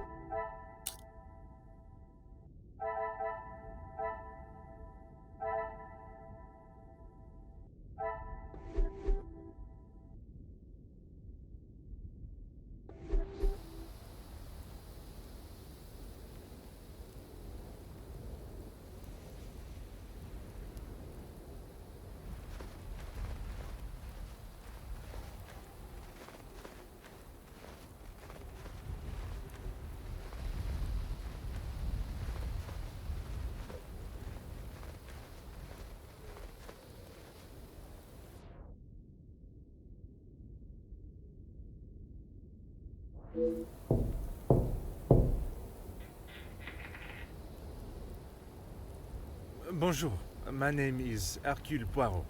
I am here at the invitation of Mademoiselle Angeline. Ah, Detective Poirot. We have been expecting you. Please come in from this frightful cold.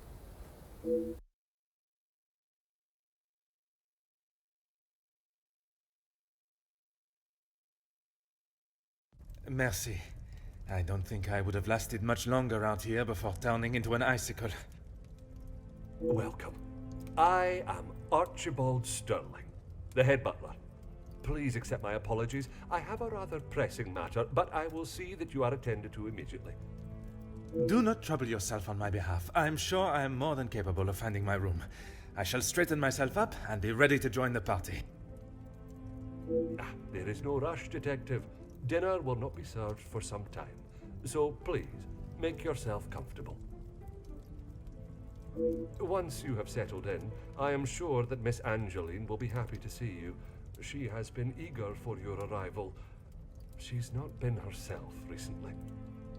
You will be staying on the first floor.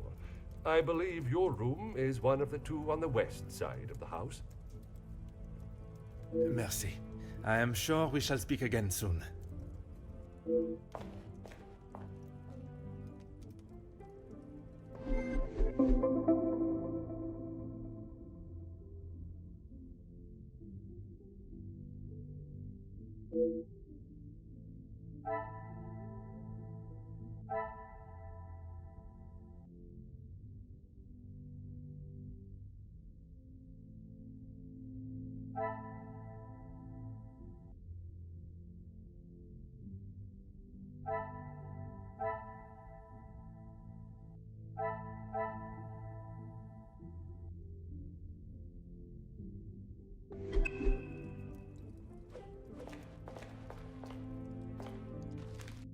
Aha.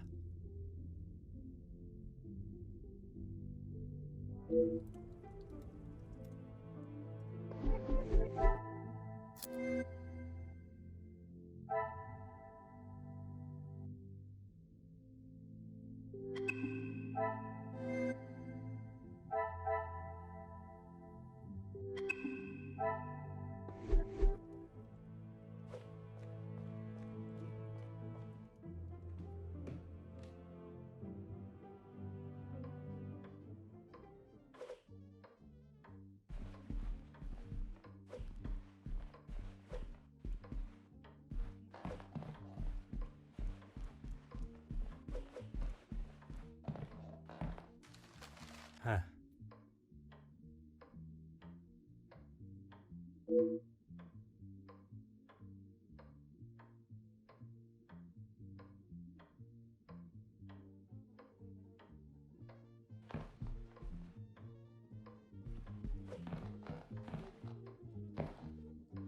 Ah.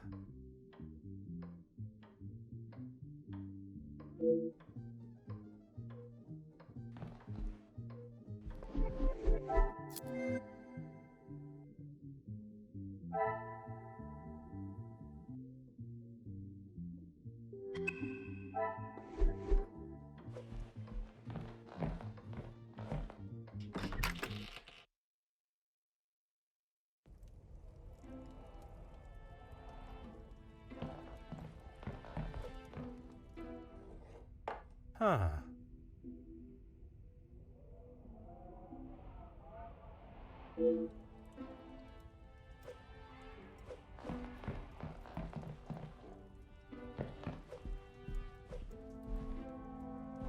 Oh.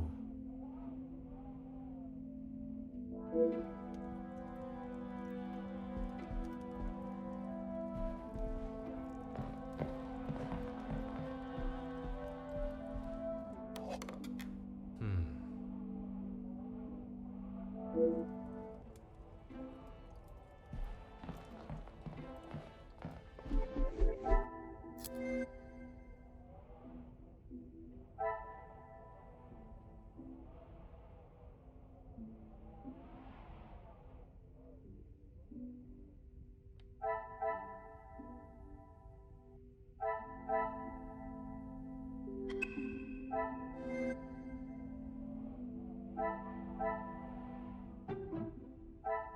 Some would say a lucky guess. I would say a moment of genius.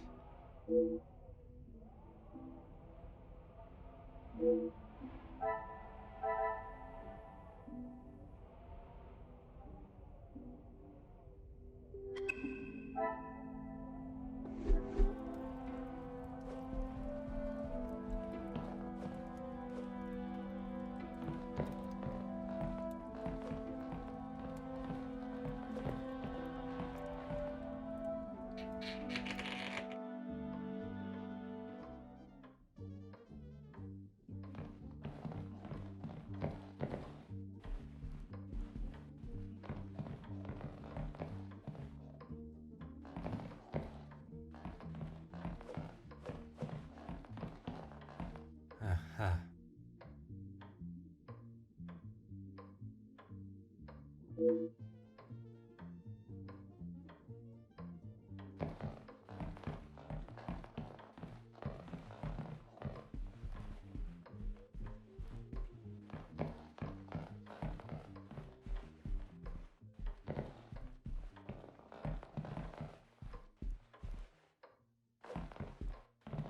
Hmm.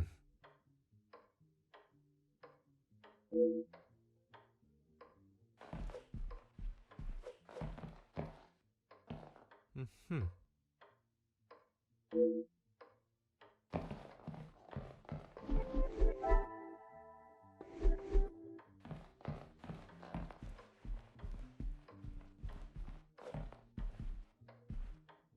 Oh.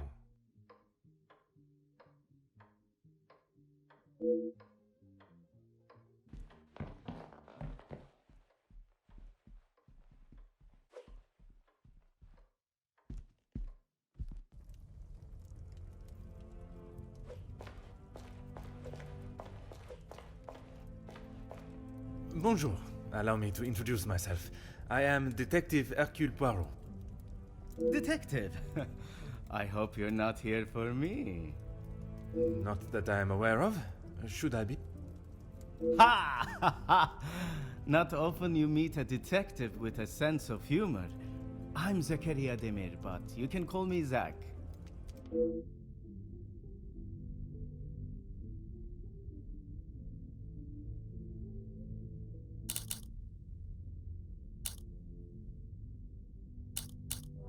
If I had seen them, maybe I would have. It is meant to be their celebration, but they're always off, dealing with something or other. Something or other? A rather vague expression. Let's just say they like to keep their cards close to their chest. For such a well-known family, I'm surprised they can keep anything hidden. Would you care to elaborate on what Mademoiselle may be hiding? I'd rather not. You're the detective, isn't that your job? Très bien, Monsieur Demir.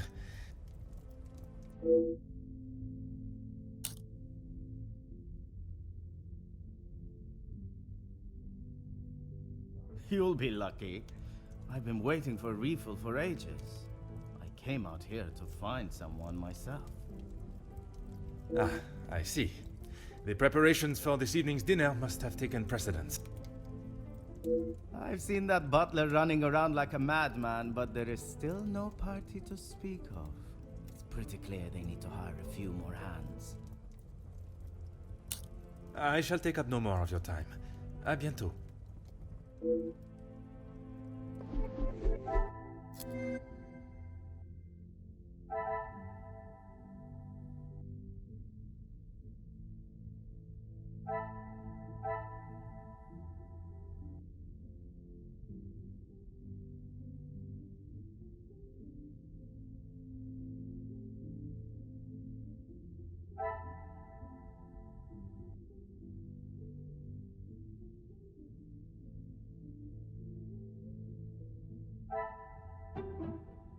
I cannot see the logic in this. Perhaps a second look at the evidence in front of me.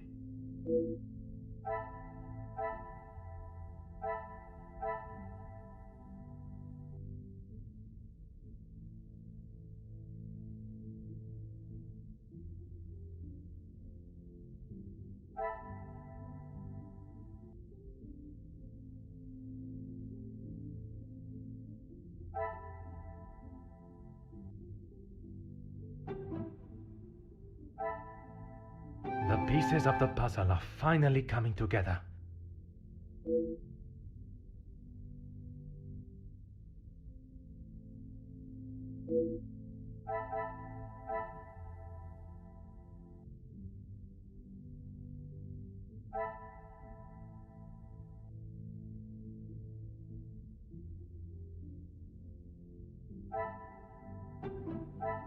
Magnifique.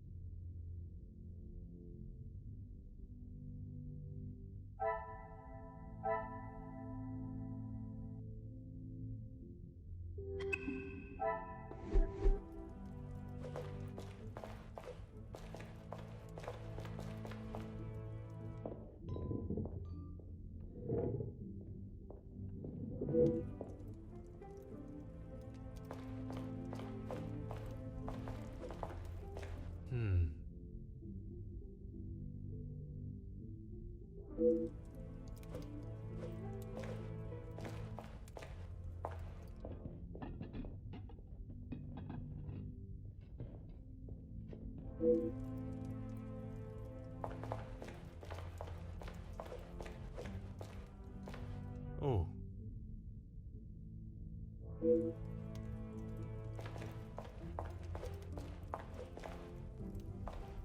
Ah.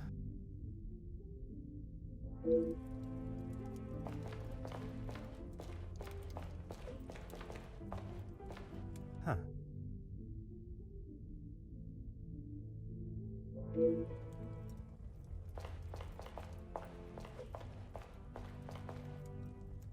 Aha.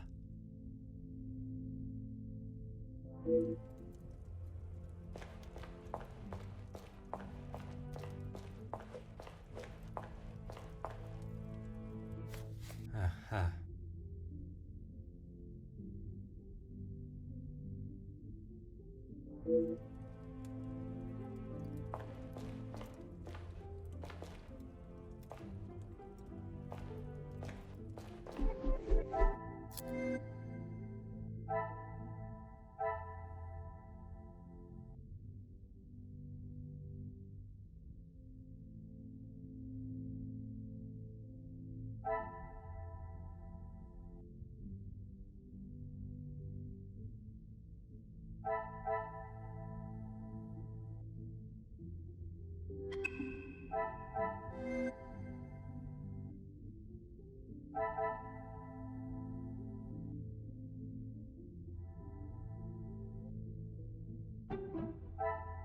What a revelation!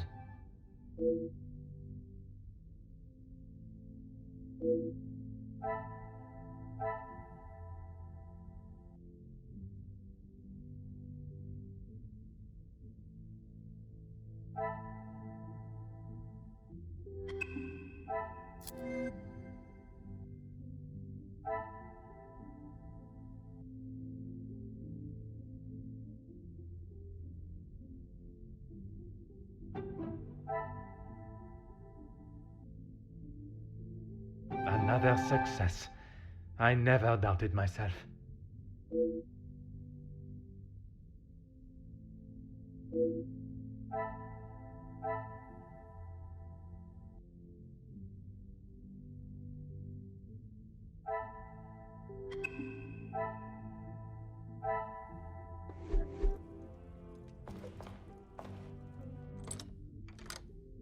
Ah.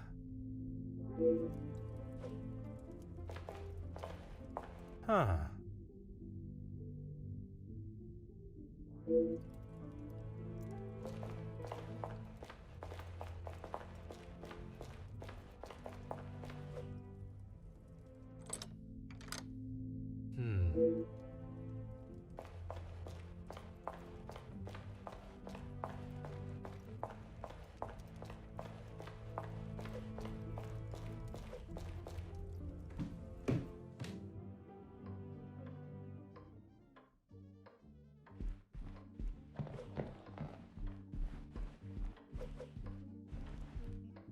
Oh.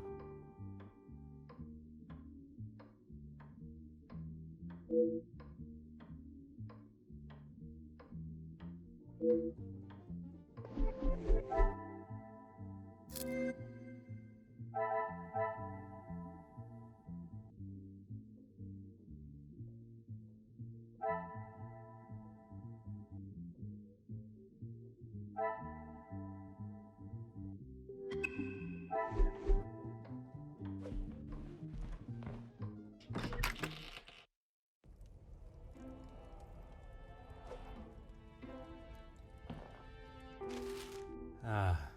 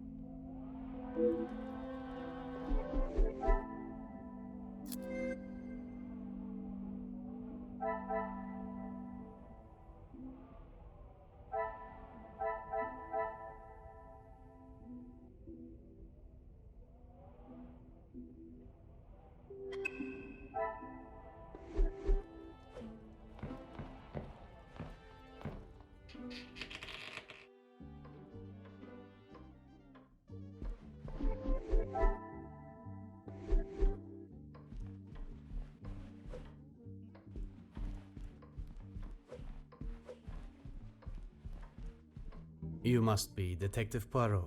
Welcome. Allow me to introduce myself. Gideon Demir. The fiancé to Mademoiselle Angeline. The pleasure is all mine. Angeline spoke so highly of you. It sounds as though you are the man that can sort this terrible mess out. I am, monsieur. You have my word. Mostly friends of the family. A couple of business associates of mine. Quite a mix from all walks of life. With regards to the blackmailing, can they be trusted, or should they be considered suspects? Angeline is struggling to trust anyone right now, but Madame van den Bosch, as it is her house, thought it was best for us to have them all present. And they will all be staying in the house? Yes, it is a rather full house. All 6 guests will be staying on this floor. The family resides on the 2nd floor. As does Felix. I will be sure to speak with them all. However, I will keep my identity and purpose for being here hidden, at least until I have made my initial introductions. I'm afraid that ship may have already sailed. Once the Comtesse gets wind of something, a detective coming to the house, for example, you can bet everyone will know.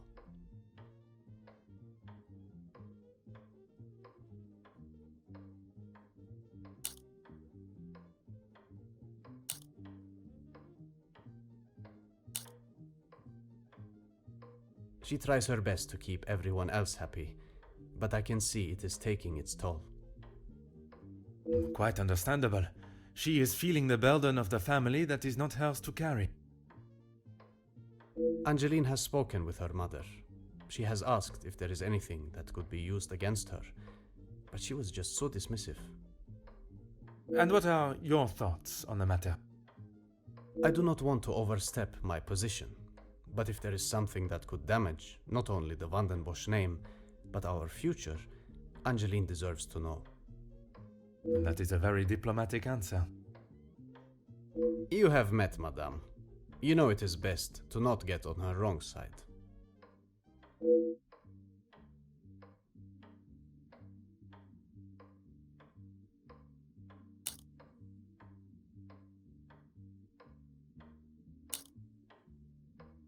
You are very observant, detective. You would be wise to keep that perceptive nature while you're here. I'm sure you are correct, but I'd like to return to your feelings towards the Major. He has been a good friend to Madame van den Bosch over the years, but that does not make him a good man, or suitable to involve himself in family affairs.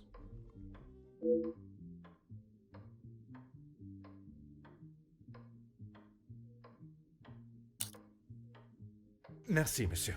I shall leave you to prepare for tonight's celebrations.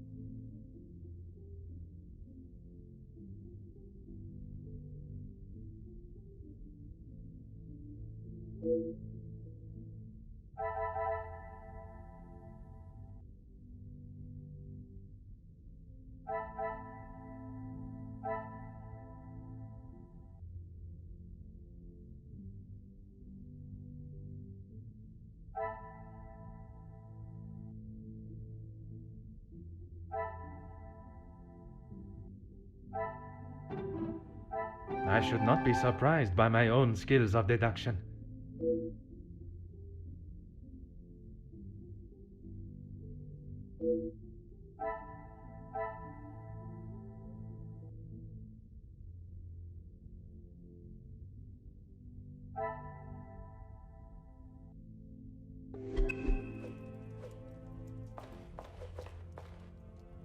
Detective, It looks as though I might be out here all weekend.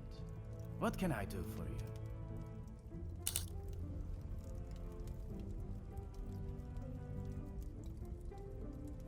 I'm a guest. I shouldn't have to go around chasing them.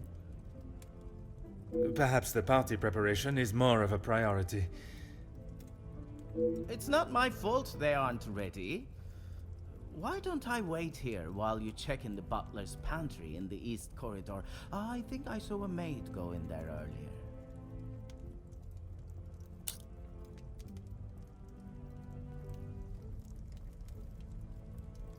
I shall take up no more of your time. À bientôt.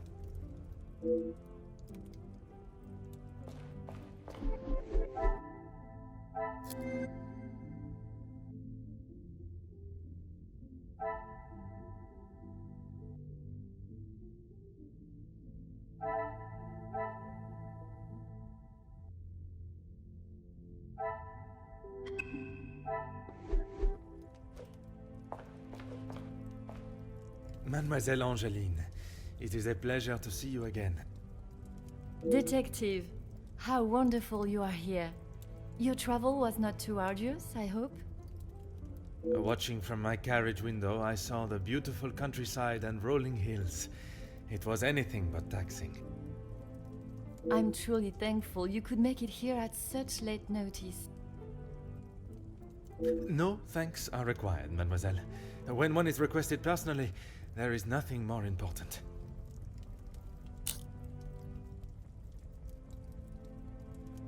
Gideon and I only wanted a small dinner to celebrate our engagement, but Maman was adamant on throwing this party. It may have been her idea, but it's the staff that have made it happen. Their efforts do not go unnoticed, from me at least. They have been with us for so long. I do my best to make sure they are happy and content.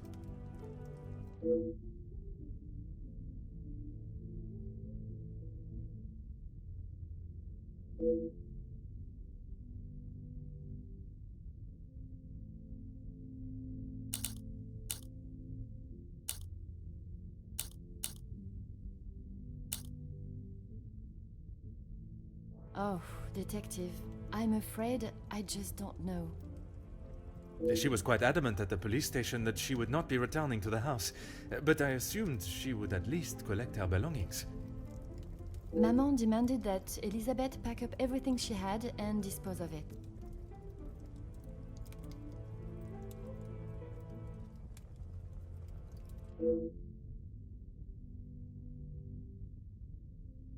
But I couldn't let that happen.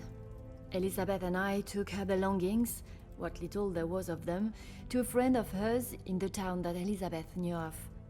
But not even she had heard from her.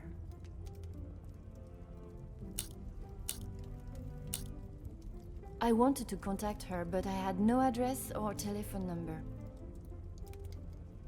Surely Madame must have had some information when she employed her. You saw how Maman was. As soon as Fleurette was out of sight of the house, it was as though she had never been there at all. Elizabeth was most upset at the news Fleurette would not be returning.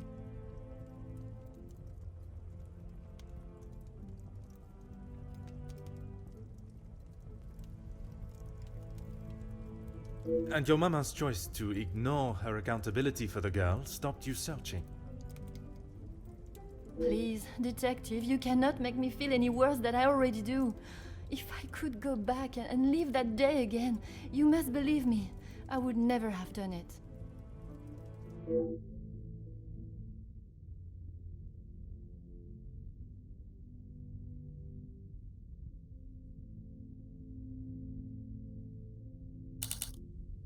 Only Maman, Elizabeth, my beloved Gideon, and you, of course. And what is your fiancé's opinion of the letters? He thinks me foolish for paying the first one if there is no secret to reveal. But you believe there may be a secret lurking, one that Maman is herself keeping hidden. she tells me nothing. Even though I'm a grown woman on the verge of marriage, she still treats me like the child I once was. Perhaps it is out of love that she protects you. It is in every mother's nature to protect their young from hurt.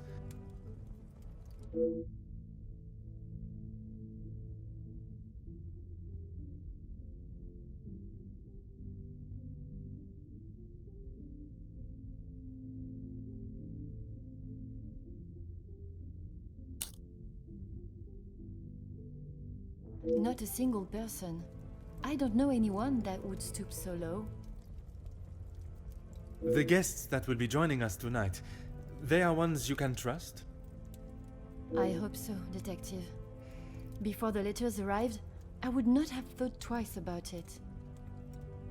They are all close friends of yours, I assume. Friends and colleagues, Gideon has spoken positively about them. It would be a rather underhanded tactic to do such a thing to someone you are doing business with.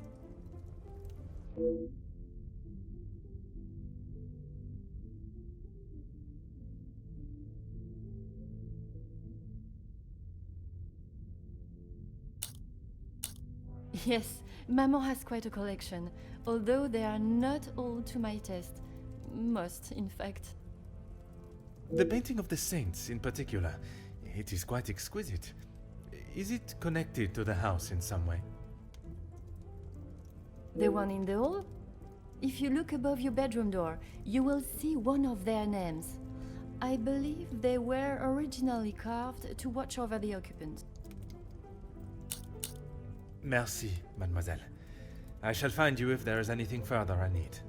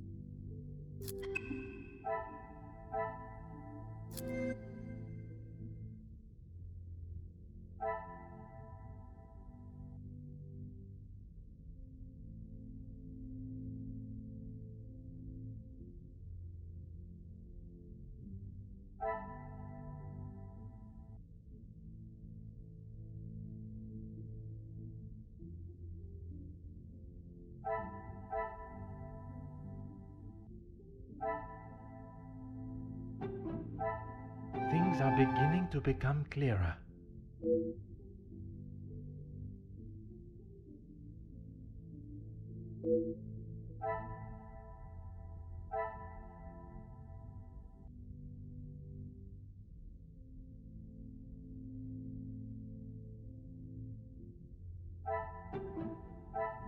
The pieces of the puzzle are finally coming together.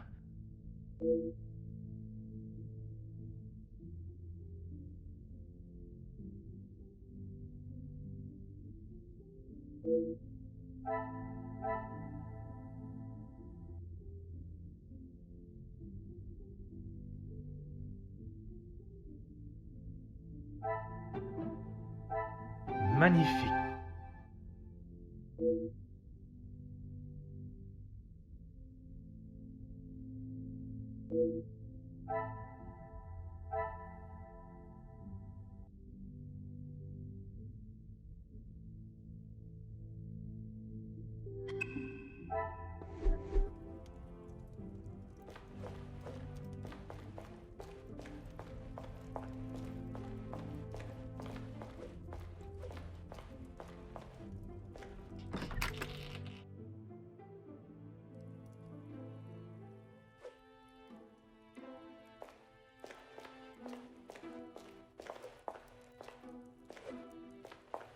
Ah, Mademoiselle Elizabeth. What a pleasure to see you again. Detective Poirot, I'm so glad you could make it. Unfortunately, it is not purely for pleasure that I am here. Mademoiselle Angeline requires my attention professionally. Yes, Angeline has told me. I'm glad she called upon you, Detective. I've been rather worried about her. I will do everything I can to find the blackmailer and bring them to justice. I have every faith in you. I hope I am not interrupting you. We're all very busy, as I'm sure you can imagine. After I'm done, I can come to your room and help you with any further question.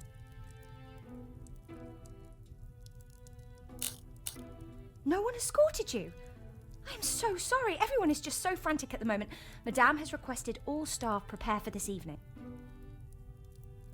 And you have been tasked with jobs in the pantry. Surely your talents could be used elsewhere. I do as Madame asks. Well, as Archie asks. Monsieur Sterling. Yes, I met him when I arrived. A charming gentleman. He did give me some rather vague instructions to find my room, though. I can only apologise on his behalf. He would be mortified. I'm afraid I cannot be of much more help, but I believe you are located next to Mr. De Silva. By all means, the house is yours to explore.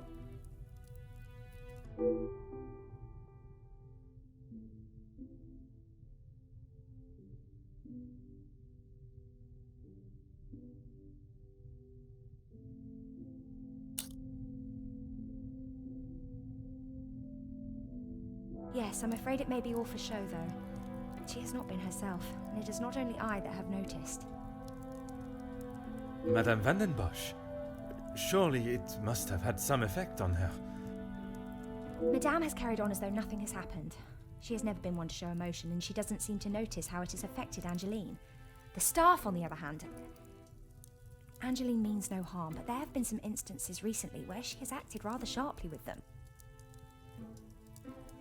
I hope not too sharply. A house of two Madame van den Bosches would surely be too much for anyone. Ah yes, guests are requested to sign the book when arriving. I believe it gives details to the guests' room locations. It stated the male guests are to be staying in the East Wing. Yes, Madame does not believe in male and female guests residing beside one another.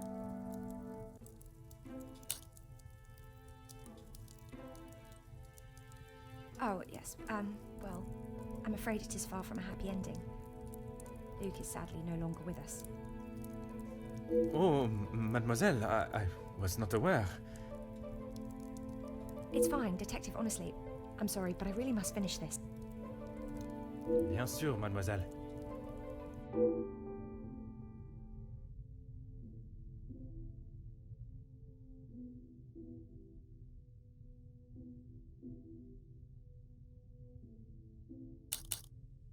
Merci, mademoiselle. Pleasure is mine, Detective.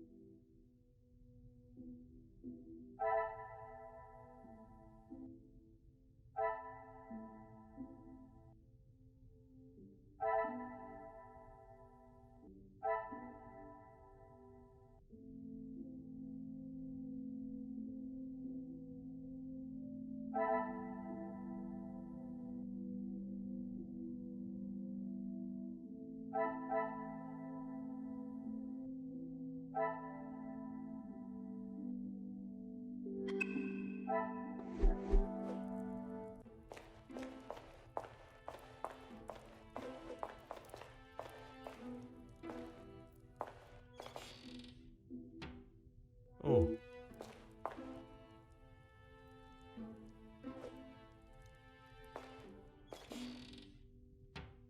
Mm-hmm.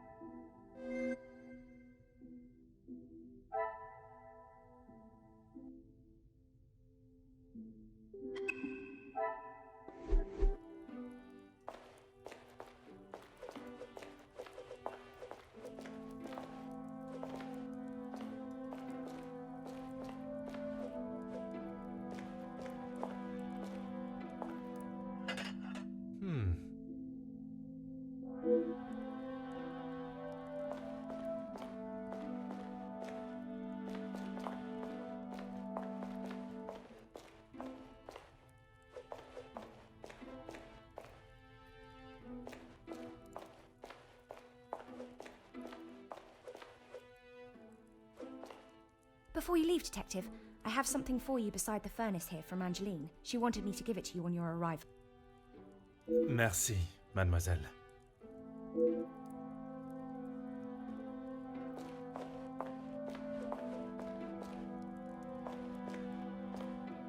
Of course, Detective. What is it? Merci, mademoiselle. Pleasure is mine, Detective. Oh.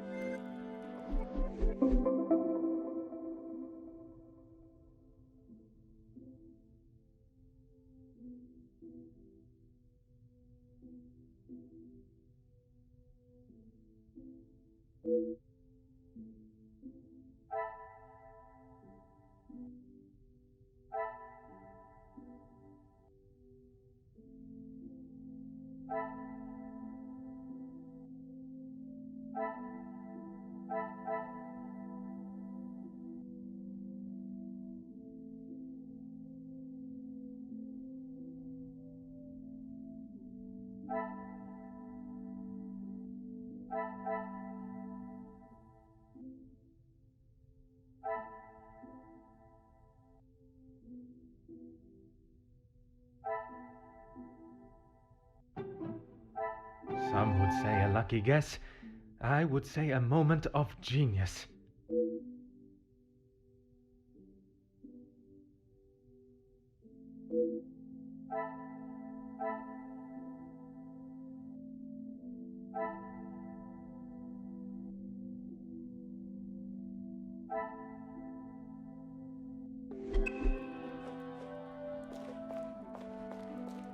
Of course, Detective.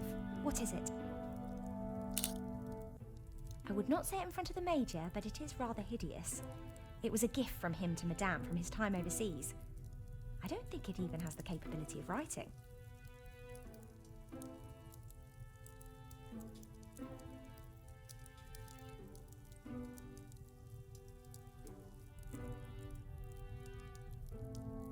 A pen that does not write is like a fish that cannot swim. As Angeline describes it, a useless ornament. It's the thought that counts, I suppose.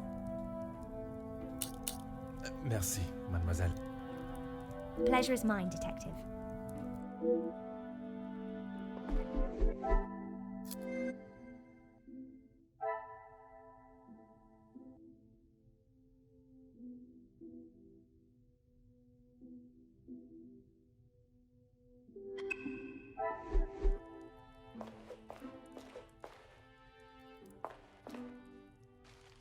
Huh.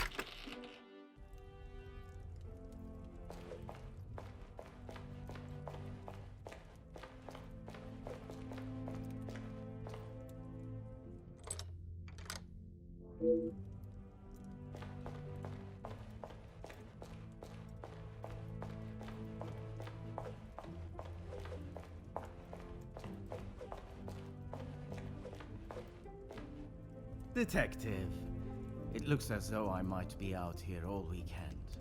What can I do for you?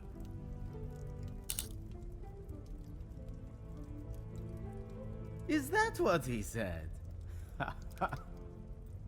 I can barely understand most of what he says with that accent.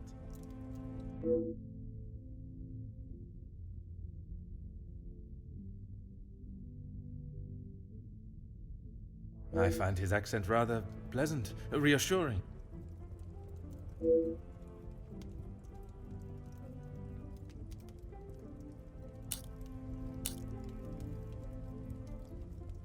I shall take up no more of your time. À bientôt.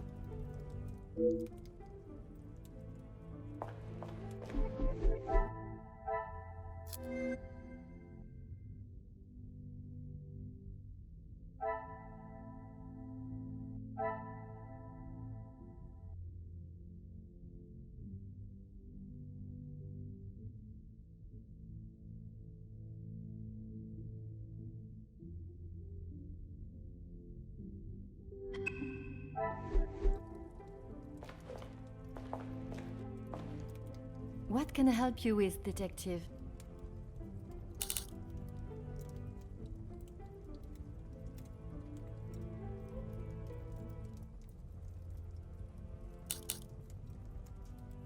I was right to pay it, yes? You have read them. What do you think? You were wise to consult me, but bowing to their threat may have only shown that you are willing to pay for their silence. Is the secret they speak of worth so much? I wish I could, but I have no idea. The letter was addressed to me, but I have nothing to hide. Maman took one look at it and disregarded the whole thing as someone's idea of a joke. She looked at it. She is not aware of the second letter. She doesn't know I paid the first. I thought I could make it all go away. Did you ask Madame if there was a family secret they could be privy to? She said I was to ignore the letters and stop wasting my time with such foolishness. If there was something, she wouldn't tell me anyway.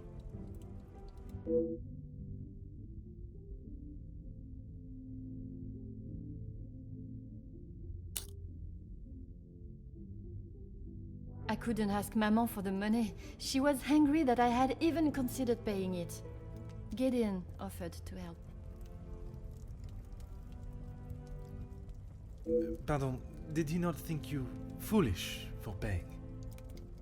He did, but he said he couldn't stand by and watch me in so much distress. How honorable. We are soon to be married, detective. A loving partnership that faces their troubles together. They are his words. I did not mean anything by it, mademoiselle.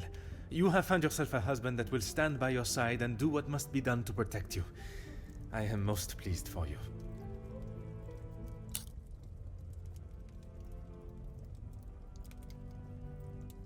As you would expect, she has been in quite a state. It was such a terrible accident. She kept it to herself for almost a week before she even told me. Pardon, how could you not know? Surely his absence from the house was noticed.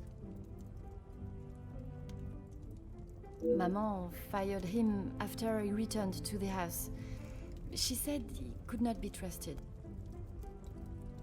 But Mademoiselle Elizabeth's position was kept? I begged Maman for them both, but she said if he was willing to go behind her back, what else could he do?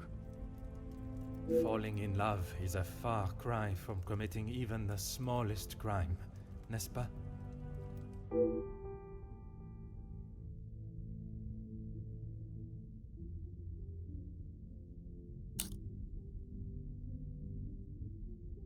She has been a kind shoulder to lean on through all this mess, but it is her I worry about. She has been through so much. I was not aware of what had happened, and by mentioning, I fear I may have only made it worse by dredging up the past. Do not punish yourself, detective. You are not to know. I don't think your honest mistake will make much difference to how she has been feeling recently.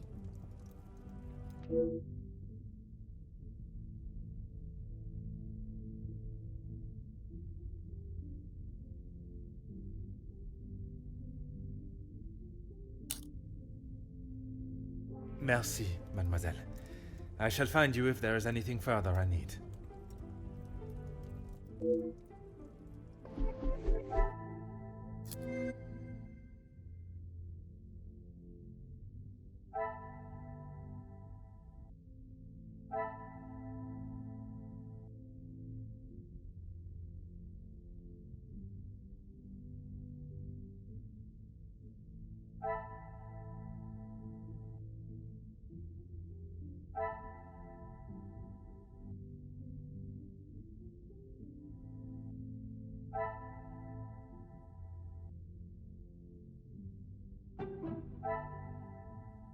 Things are beginning to become clearer.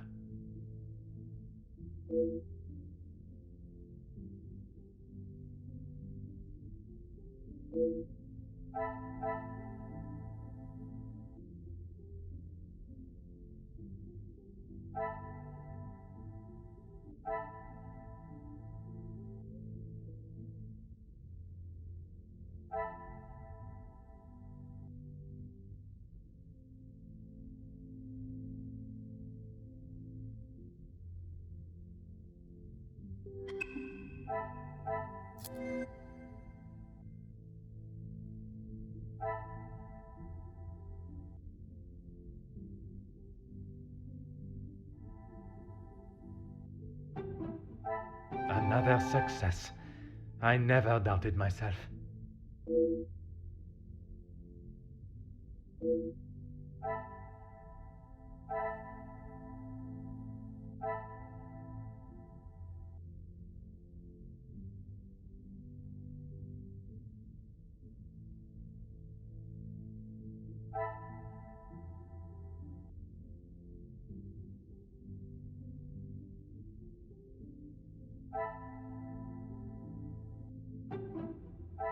I should not be surprised by my own skills of deduction.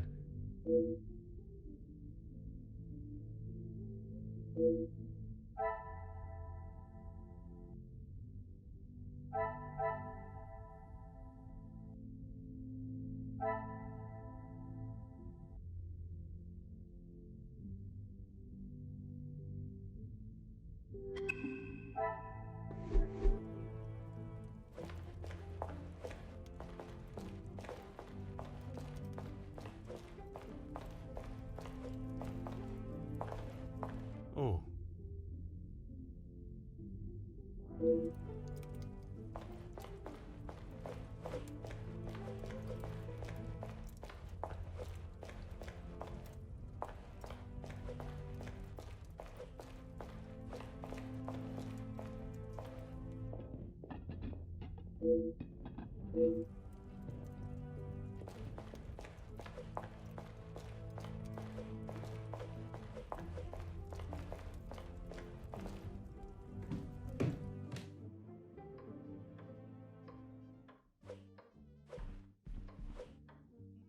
Please, ask away, detective.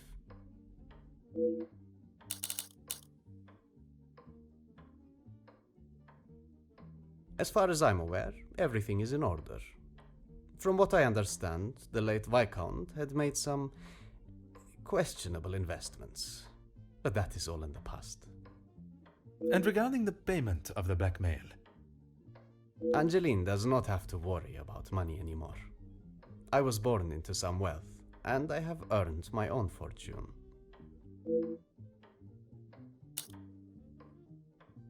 Angeline has spoken of it. You made quite the impression on her, detective. I feel responsible for what came from that day.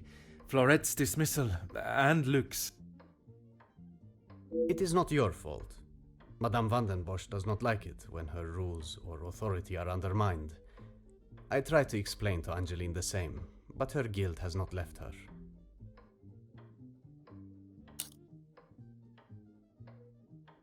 I suppose you think I was unwise to pay it? I am glad Mademoiselle requested my help before you fell further out of pocket. Madame van den Bosch had no intentions of paying it, whether she believes there is a secret that could ruin the family or not.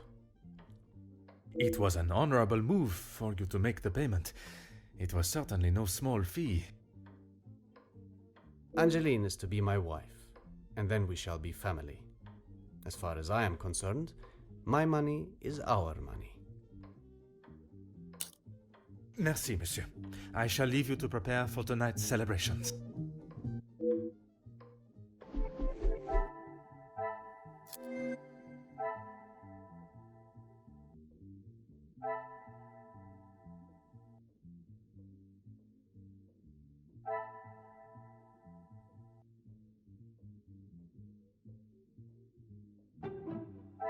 This will not get me any closer to my goal.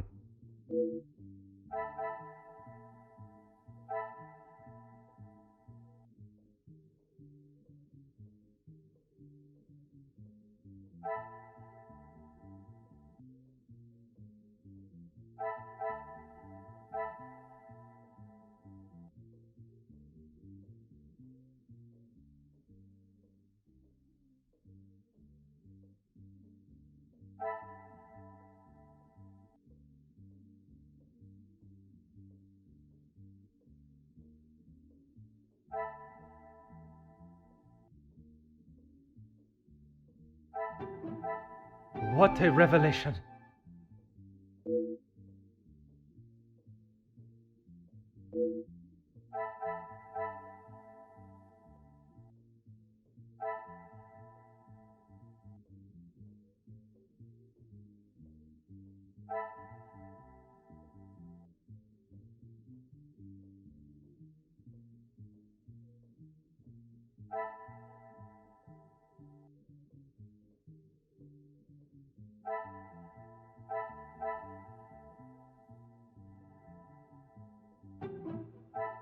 The pieces of the puzzle are finally coming together.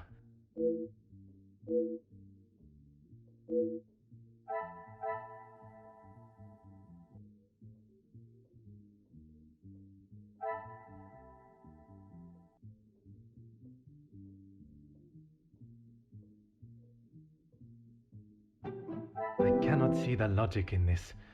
Perhaps a second look at the evidence in front of me.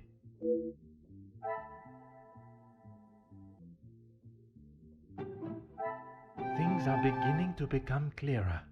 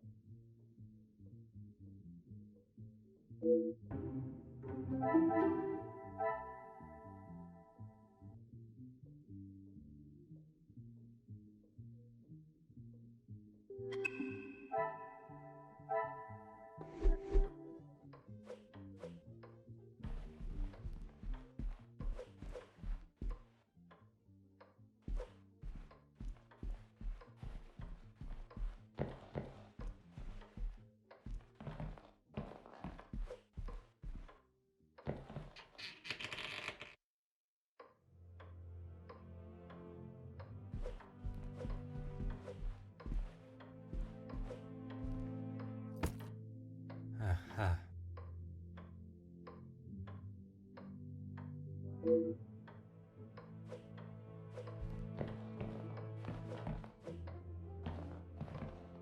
Aha.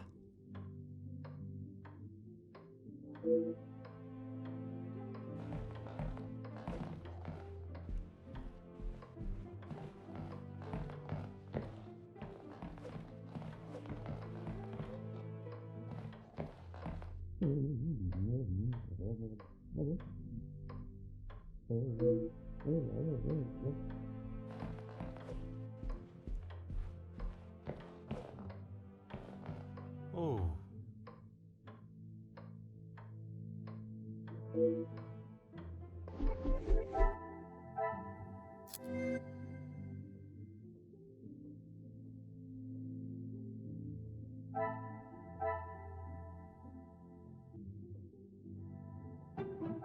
I should not be surprised by my own skills of deduction.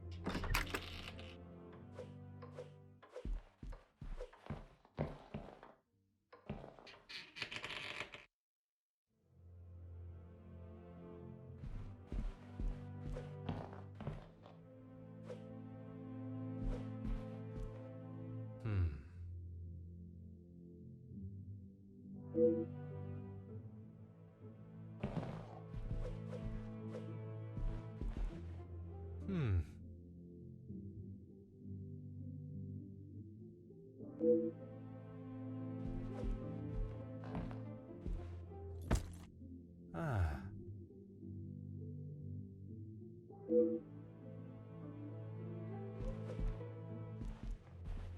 Oh.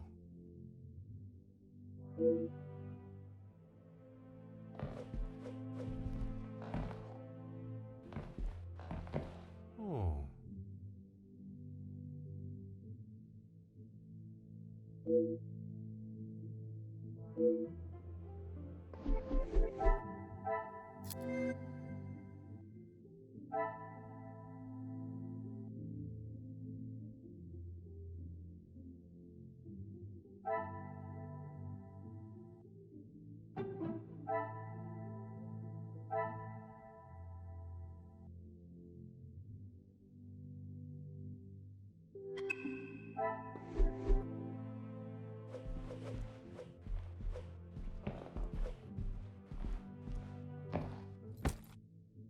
Hmm.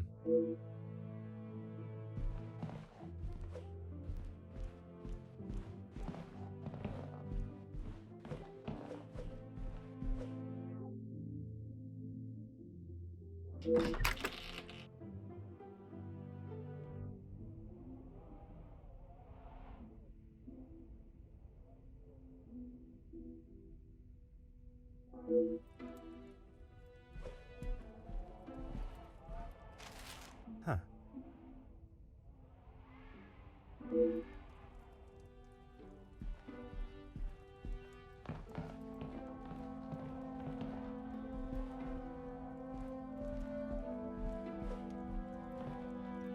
Huh.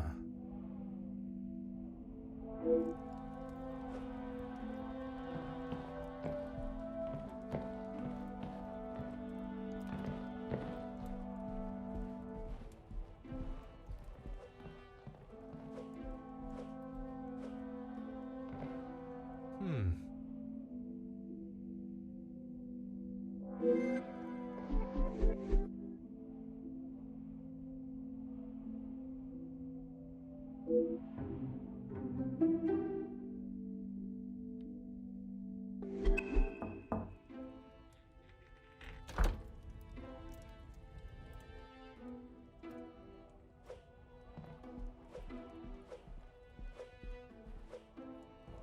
Elizabeth, thank you for coming.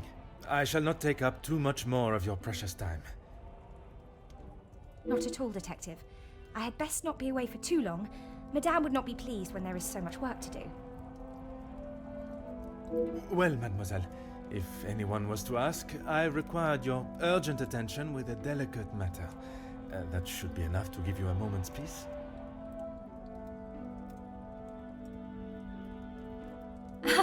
Thank you, Detective.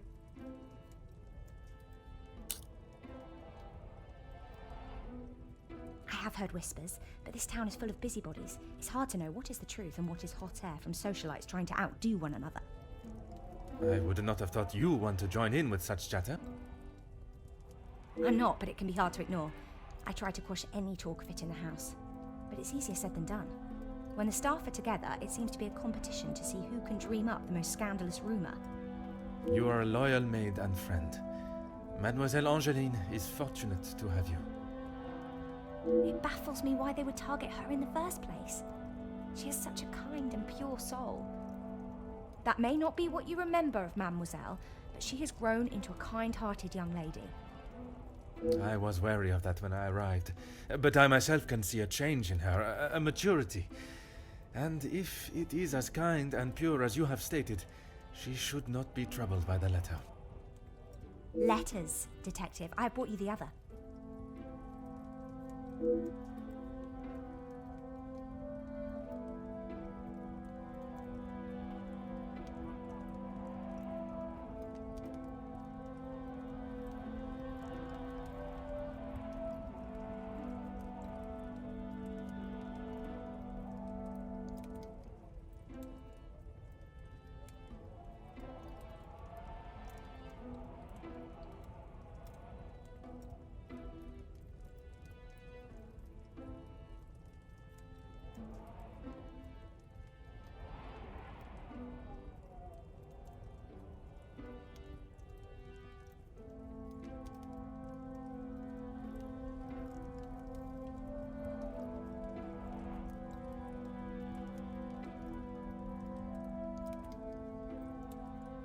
I have tried to tell her not to think any more on them, but she fears that even a fabricated story could ruin the family name.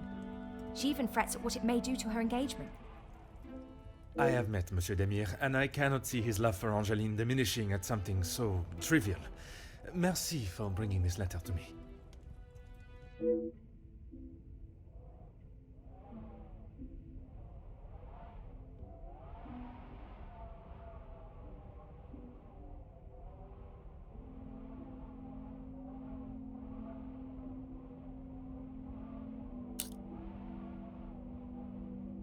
Merci, mademoiselle.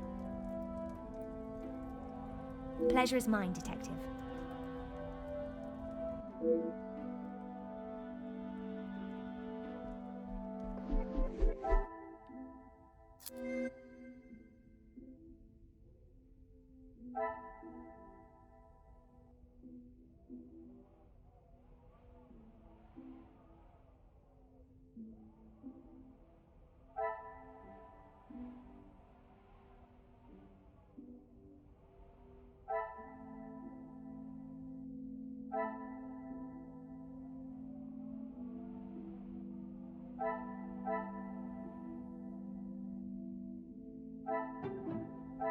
I must act on thought and fact, not on impulse.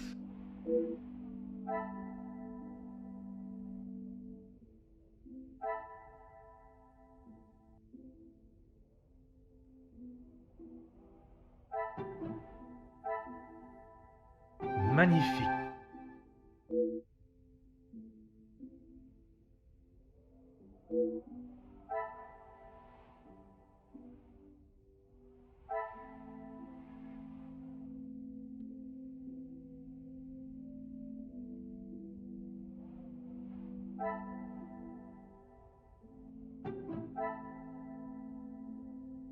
Some would say a lucky guess.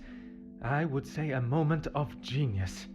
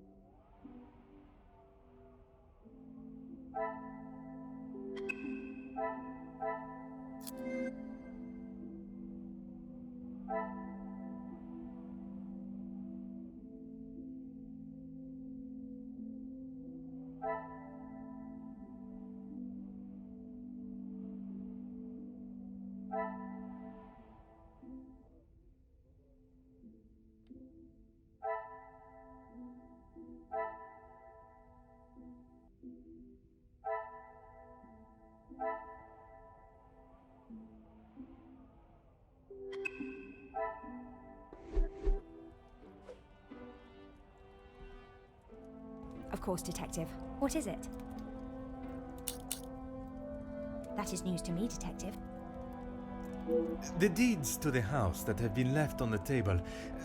Perhaps I am jumping to a hasty assumption.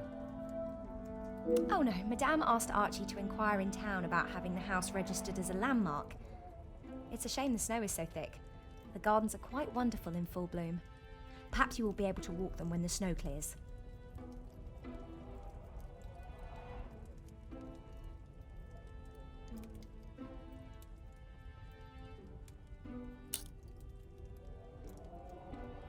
She will no doubt be with Master Gideon. The party was just beginning when I came upstairs. That is my cue to make a grand entrance. Am I presentable enough for the creme of society?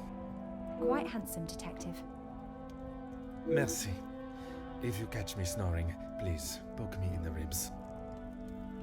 I will use Madame's sharpest poker.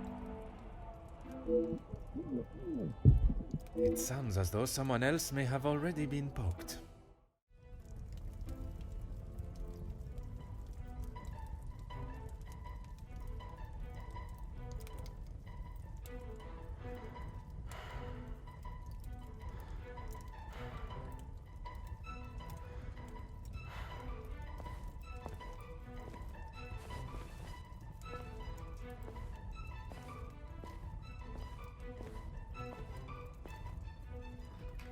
Ladies and gentlemen, please, if you would be so kind to return to the party.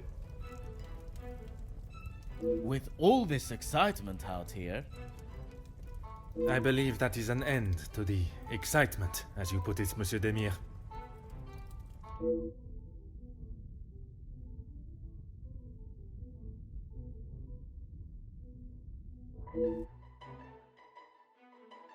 Oh, thank God. One last match. Bonjour, Monsieur Hagen. I wondered when you would be arriving. At least now you can do your job. Pardon, Monsieur. I have just been assaulted. I want him arrested. I'm afraid it is not as simple as that. I merely witnessed you standing up from the ground. This is ridiculous. You know very well what he did. Perhaps you could elaborate on what instigated the altercation. I should have known you wouldn't make things easy.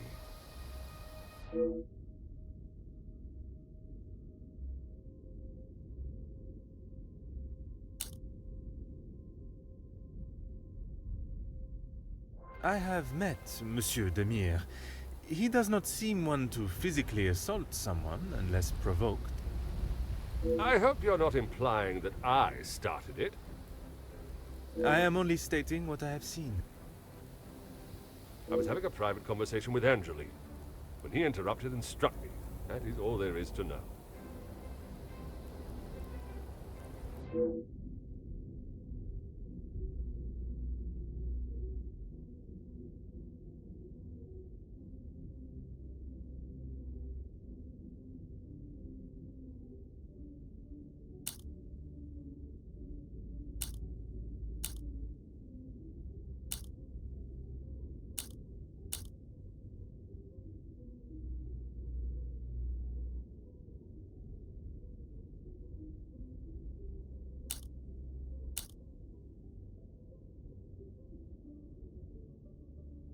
I would not act any other way. Well, unless I am provoked. You have grown rather close with the Vanden Bosch family, it seems. What has my relationship with the family got to do with anything? Why are you even here, officer? Detective. And I was invited by Mademoiselle Angeline personally.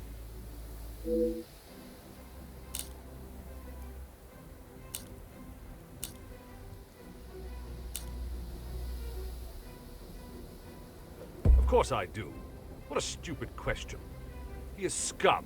Him and his whole family. If I had my way, he wouldn't have even stepped foot in this house.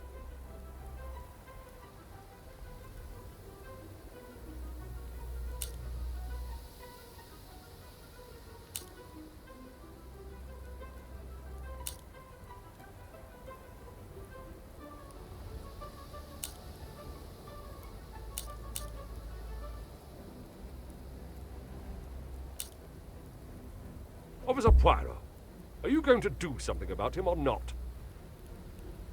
It is Detective Poirot. And if you refuse to answer my questions, I do not see how I can continue. I just don't know what she sees in him. Angeline could do so much better. I don't think she realizes what she is getting herself into. I can't imagine her living a happy life with that rogue. I see. Merci, monsieur, for your honest opinion, whether I agree or not. I shall leave you to your cigar and return to the party.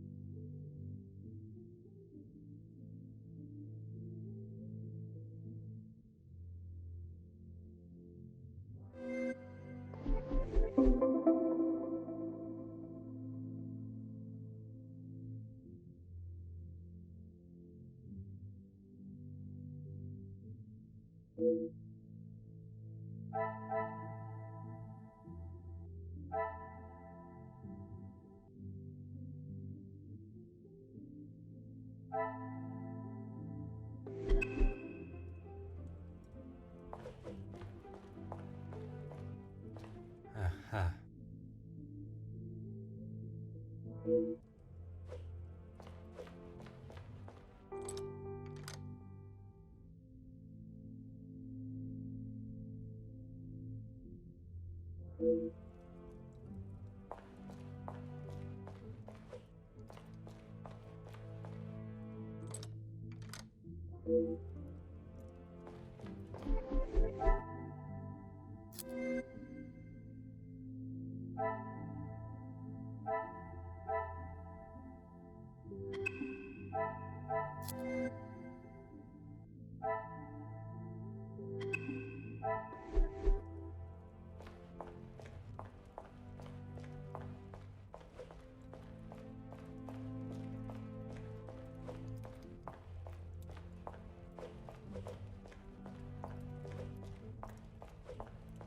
Aha.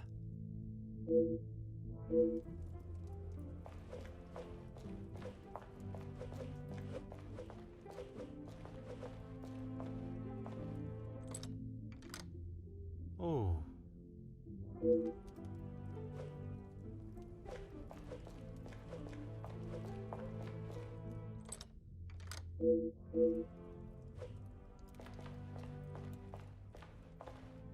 Monsieur Sterling, I trust the preparations are progressing since our last meeting. Please, Detective. Archibald is fine. Everything is in order now. Are you ready to join the party? You are head butler of this house. It is a position that warrants respect, and I shall continue to give it, Monsieur Sterling. And I must admit, it is the smell from the kitchen that has my attention more than the party itself. Rehanna is quite the cook, but it will still be some time. Maybe you'd like to enjoy a drink while you wait. Some of the guests are already in the salon to your left. And the remaining guests are in the library on the first floor. I will be sure to explore both. Merci. Dinner will be served in the dining room, but the rest of the evening is yours to enjoy. You have all certainly been working hard, it seems. Very hard. The lady of the house wanted everything a certain way, and that's how it was to be done.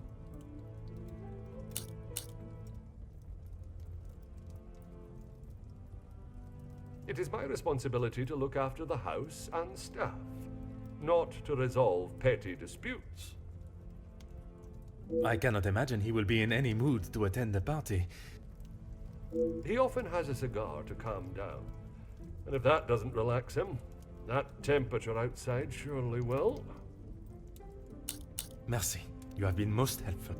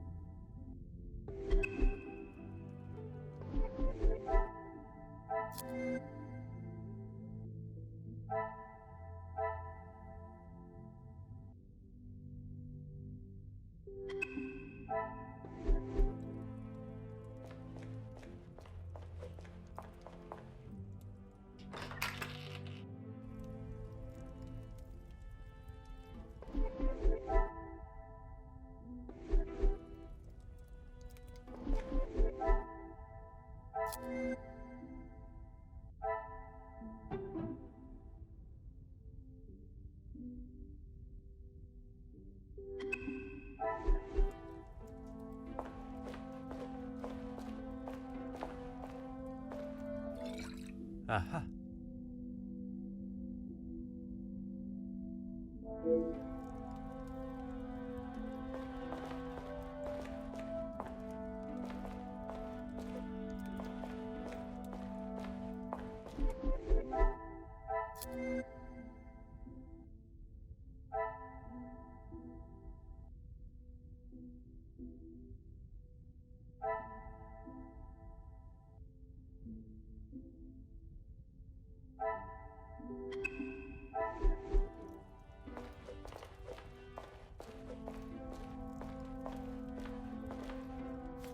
Oh.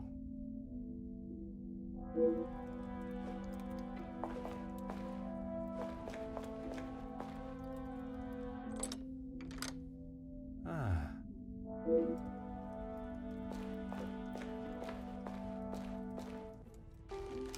Mm-hmm.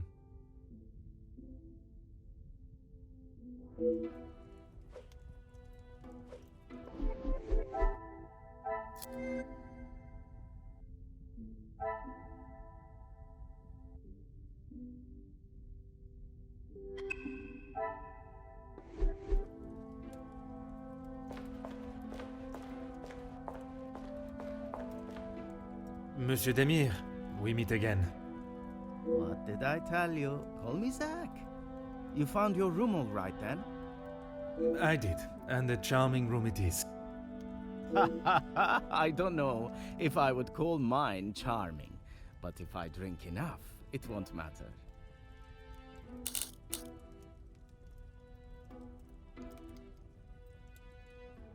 That's okay. At least you actually care.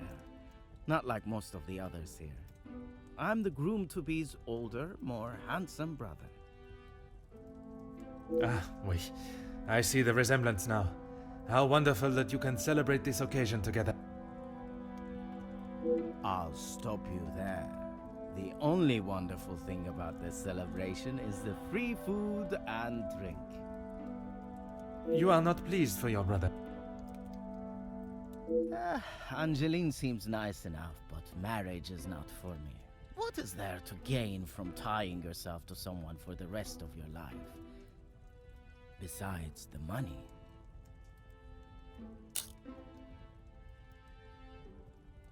Recently, not a great deal. Well, except for enjoying myself. I was once a field medic in the military. But those days are over. A noble occupation. Did you not want to make it your career? It wasn't my decision to make. I certainly don't miss the battlefield, that's for sure. I'm sure he's fine. You don't need to worry about him. Always the knight in shining armor, riding in to save the day. Saving the day from who, exactly? Well, if Gedeon is the knight in the fairy tale, Felix is the dragon. Felix the Major. Ha! Always there, thinking he is better. Just because he was a major. We all know how he got there. In his mind, that puts him at the top of the chain.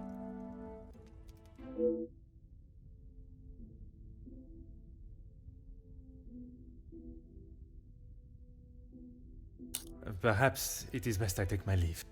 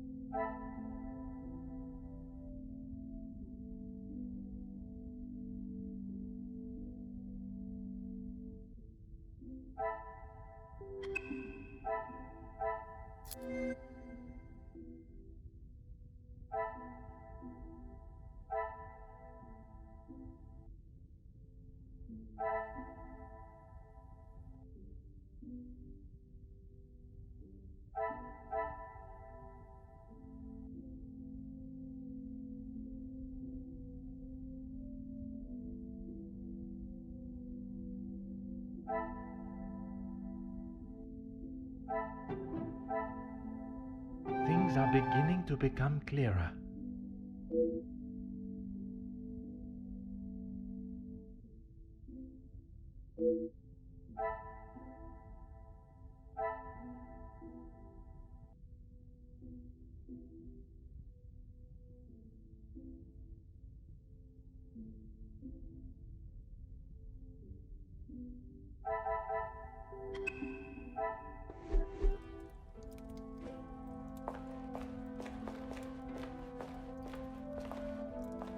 Fire away, detective. I have a drink, but thanks anyway. I just would not like to see things get out of hand. Don't you worry about me. I've got it covered.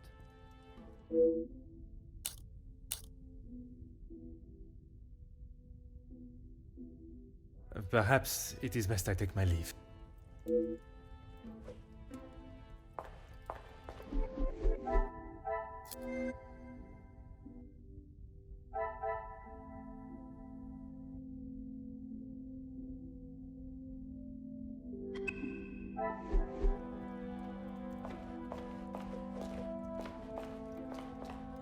Madame Vandenbosch, congratulations are in order on your daughter's engagement. Thank you. And you are? Detective Poirot. I'm sorry, the name eludes me.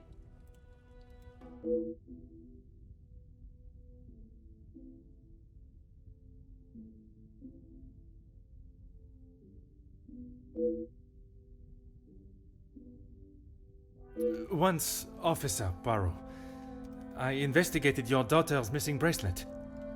Oh, it's you. There is no missing jewelry here today, so we are really not in need of your services. I am here on a rather more pressing... I know why you are here, officer, detective, whatever you are now. Please, just get on with it. Detective, and I promise not to keep you too long.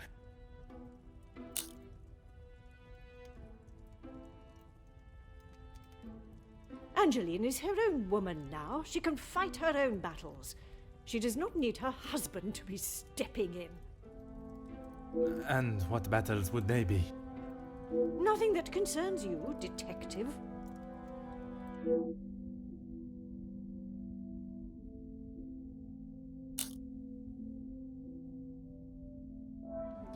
Keep your volume down. She had no right to do such a thing.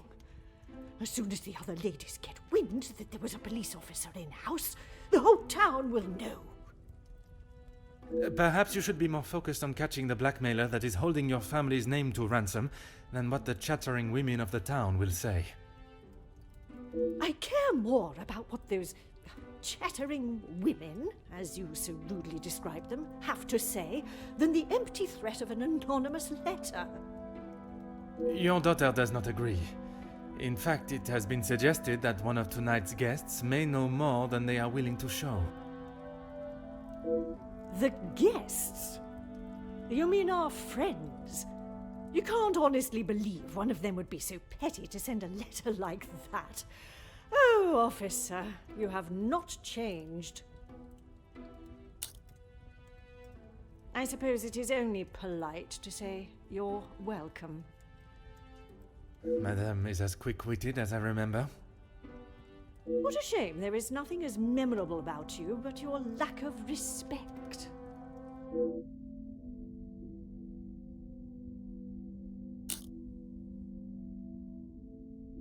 Locked? That is absurd! They should be constantly coming back and forth from there if they are hiding from their work again. What is it you want in my staff area anyway?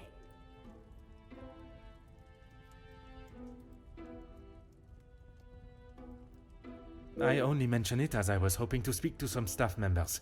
But if they are busy... Be a good fellow and make sure they aren't slacking off in there. It shan't take you long.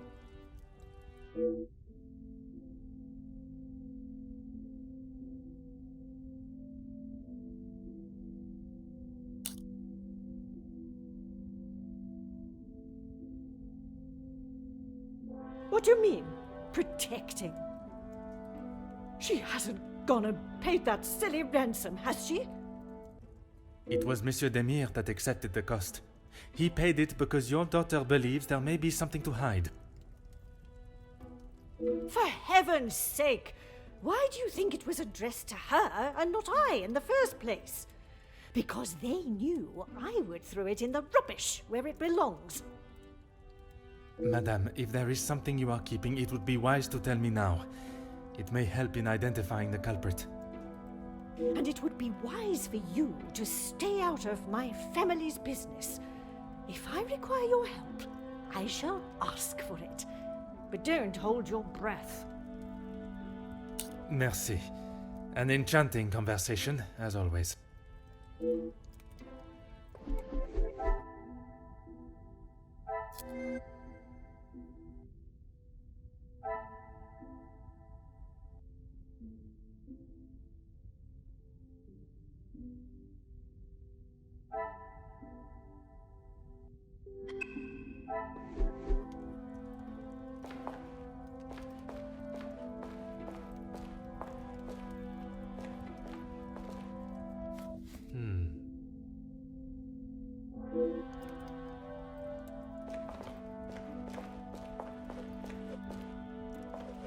Allow me to introduce myself. Hercule Poirot. Detective Hercule Poirot? I heard we were being joined by one of the King's finest officers. Oui, madame. I see my name precedes me. Comtesse Margot de Vos. Charmed, I'm sure. It is I who is charmed. Handsome, well-mannered, and a man of the law. I did not expect such a fine caliber of gentleman at this party. Comtesse, your compliments are enough to make a young detective blush. I fill my time mostly with charity work. The number of those less fortunate only continues to grow. How very admirable. One must remain humble. I have been a close friend to the Van den Bosch family for, well, heaven knows how long. You must have known the late Viscount then. Indeed, we had been friends since our school days. His passing was very hard on both Cassandra and young Angeline. I became a sort of protector of them both after his death. A guardian angel, if you will.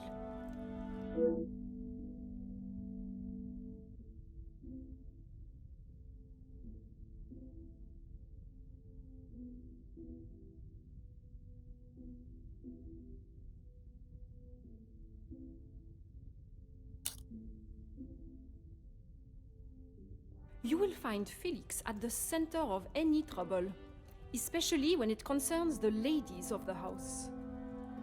I understand he has made himself quite at home here. What an understatement. He thinks his friendship with Cassandra entitles him to anything and everything in the house, including certain opinions of how young Angeline lives her life. He does not approve of Monsieur Demire? You'd have to ask him, or rather speak with Gideon's brother. He will have something to say about Felix, I am sure.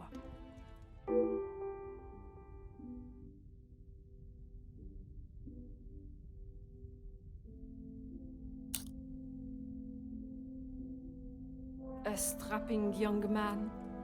Angeline has found herself a good one. They certainly make a handsome couple. Speaking with them both, it is plain to see, even to one that is unexperienced in such emotions, that there is a great deal of love between them. When they are together, it is obvious for all to see, even at such a young age. But who are we to judge what the heart wants? Work with? I built it from the ground up, detective. My admiration continues to grow. While my husband, the Honorable Count de Vos, is always busy with his duties, I found myself at rather a loose end. I could not bear wasting my days with no purpose. And one day, while shopping in the city, I noticed the abundance of young women living and begging on the streets. Dirty and hungry, without a franc to their name. It is horrifying to think of how so many must live their lives while others live a life of such selfish opulence. I hope that was not a backhanded comment on the life I live, Detective. Far from it, Countess. You are using your wealth to better the lives of the less fortunate. It is commendable work you do. It is, isn't it?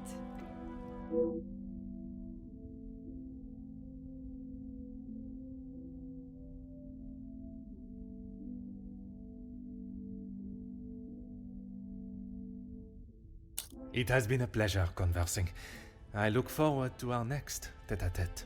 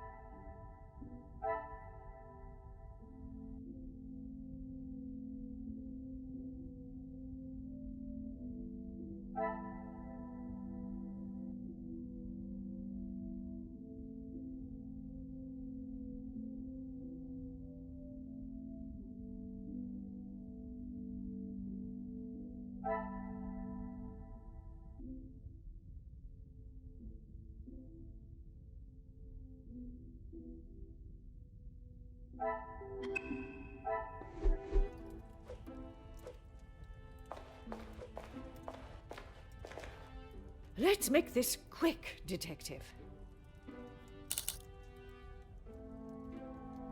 You can make whatever assumptions you wish. Based on several accounts, it seems as though the Major has a certain level of disdain for him and his brother. Felix is merely protecting both my daughter and the Van den Bosch name. Protecting them from what exactly?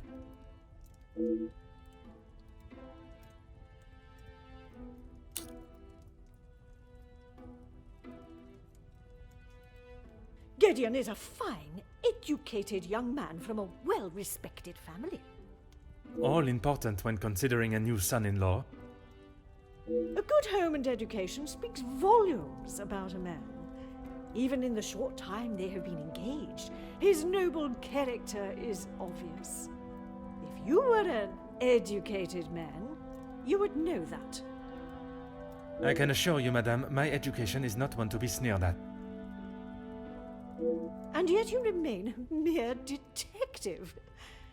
Perhaps it is your choices, then, that are to be questioned. Merci. An enchanting conversation, as always.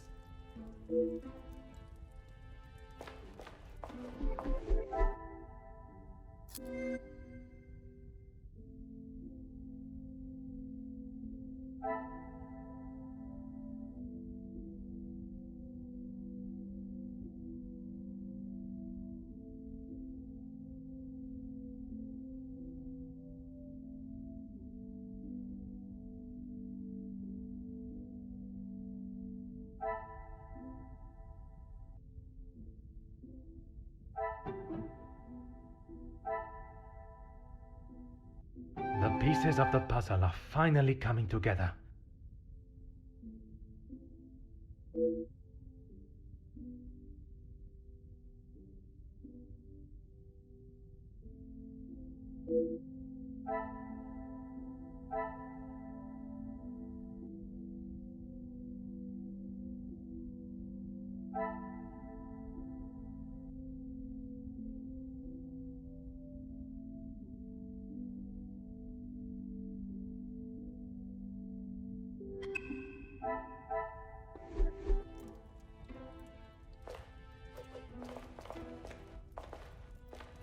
Fire away, detective. The major pain in the ass. Why should I? It doesn't take a detective to work out the sort of man he really is. You must have seen it, right? I have my own history with the Major, but that is a story best not told.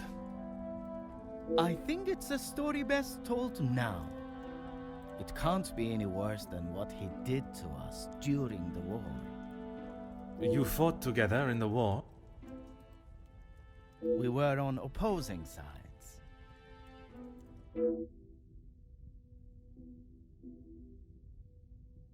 The subject of war is a difficult topic for everyone. Perhaps it is best to discuss something else. If you had seen what I have, what he has done, you wouldn't side with him. I am taking no sides, monsieur. It is just not conversation fit for a party. Perhaps it is best I take my leave.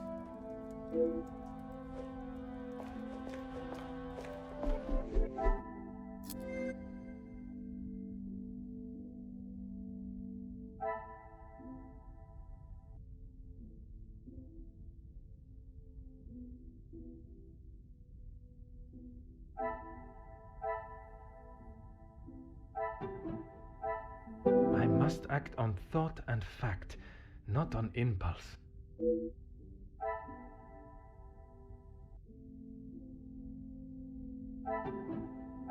Some would say a lucky guess. I would say a moment of genius.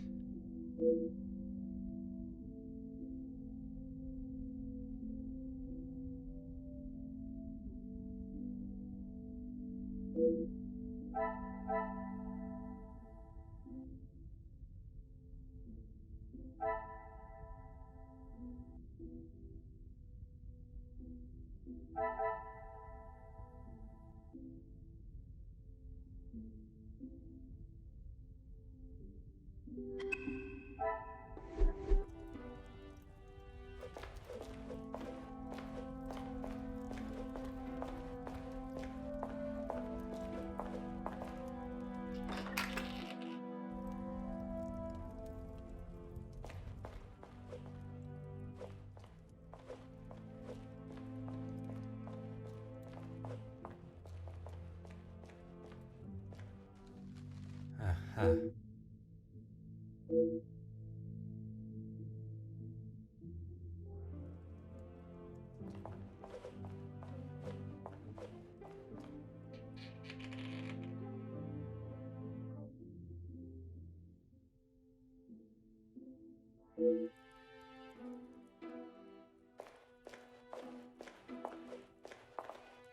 Bonjour, mademoiselle. Oh, monsieur, you startled me. It was not my intention, mademoiselle. I was hoping to talk with a member of the staff. You are the detective? I am Detective Hercule Poirot. I only intend to take up a moment of your time. Oh, Madame Van der Bosch will be very hungry if she knows I'm standing talking. Allow me to worry about Madame. Inga Frank, detective. From the Norse god of peace and fertility. A most beautiful name. Merci. It was my grand-mère. Oui, detective. Madame was very clear on what was to be prepared for today. Well, everything looks exquisite. But if I may be blunt, would you not benefit from some more hands? Monsieur Archie knows how busy we are, especially in the kitchen. I hate when I have to run service.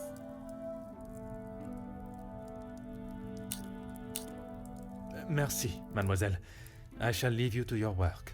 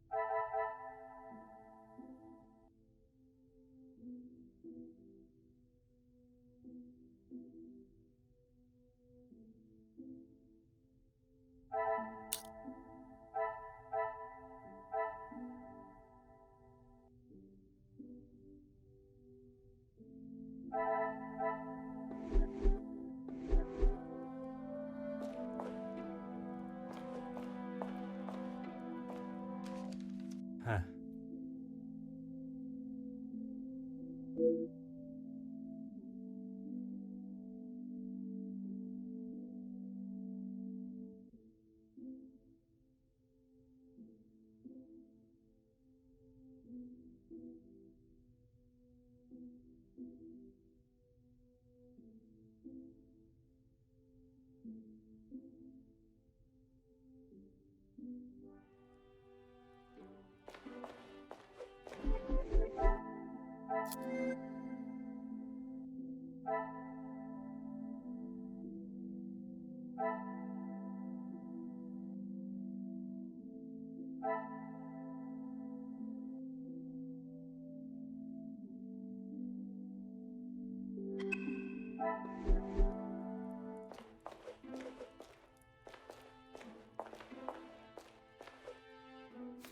Hmm.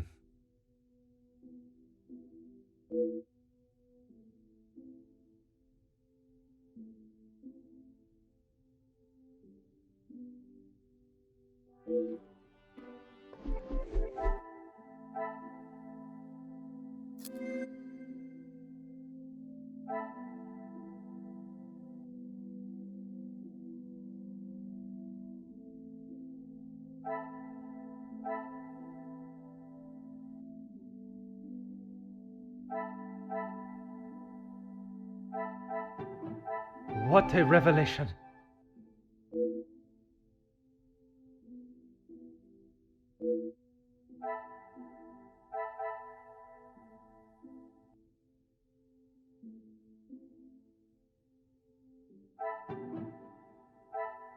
I cannot see the logic in this.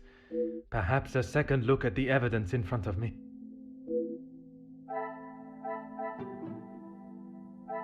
I should not be surprised by my own skills of deduction.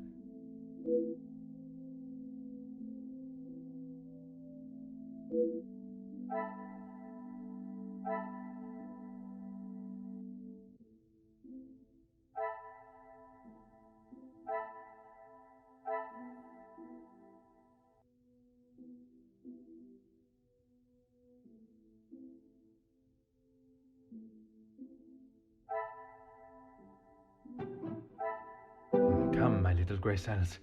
We must think logically.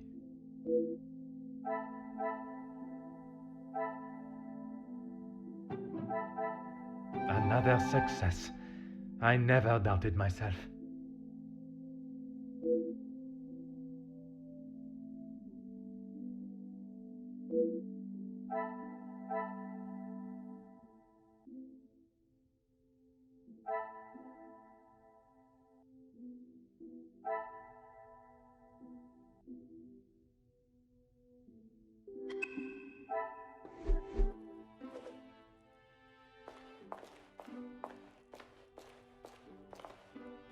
Oui, détective. I am at your service. That is not for me to talk about, detective. If Monsieur Archie found out I had said anything out of turn... I am not asking you to betray your fellow staff or the family. What is said between us remains that way, mademoiselle. It's only whispers, but the last servant was caught in areas of the house they shouldn't be. Apparently, they saw something they shouldn't have. Please, detective, if Monsieur Archibald found out I was talking like this with a guest... My lips are sealed, mademoiselle. Merci, mademoiselle. I shall leave you to your work.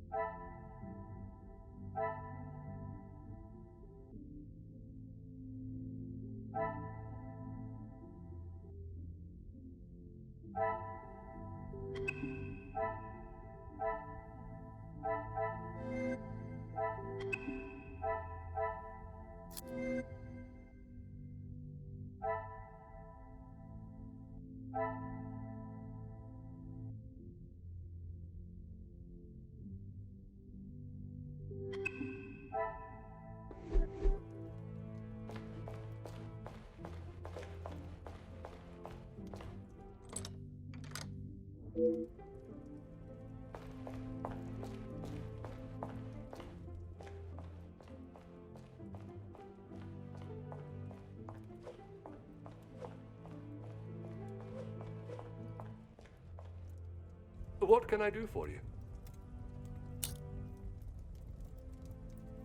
What have they done? If I have to... No, monsieur. There is not a complaint to be made. It is more the recent layoffs and extra work pressure you all seem to be under I am inquiring about. We've had to let some of them go. Let's just say their standards didn't live up to what was expected.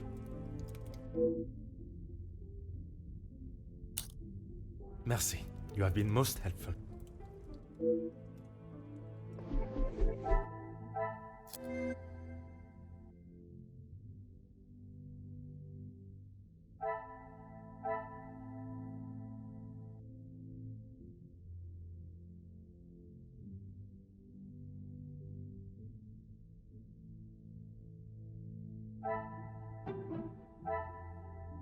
Magnifique.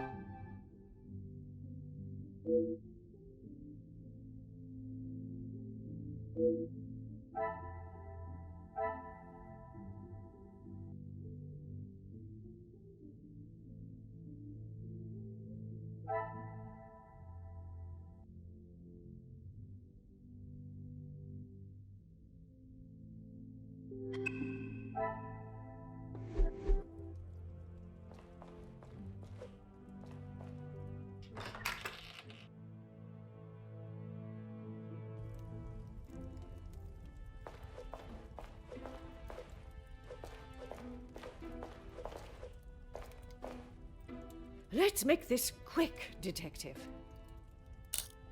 The public rooms are not adequate space for you to celebrate my daughter's engagement.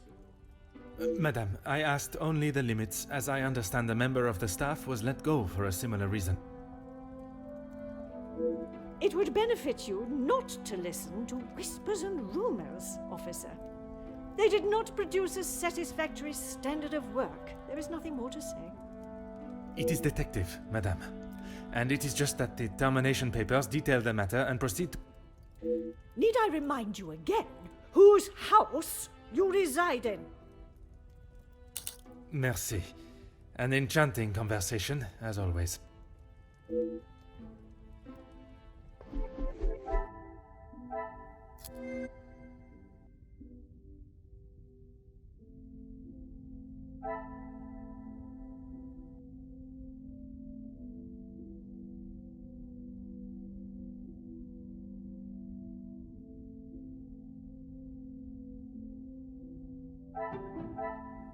Some would say a lucky guess.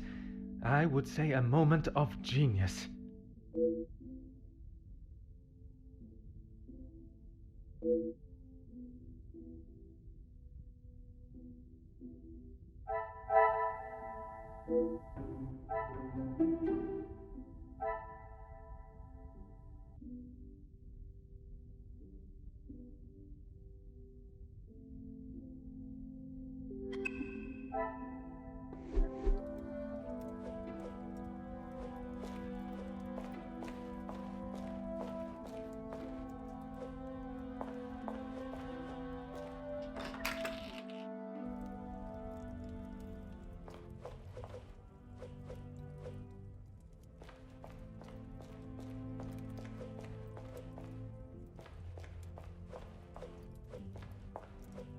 Huh.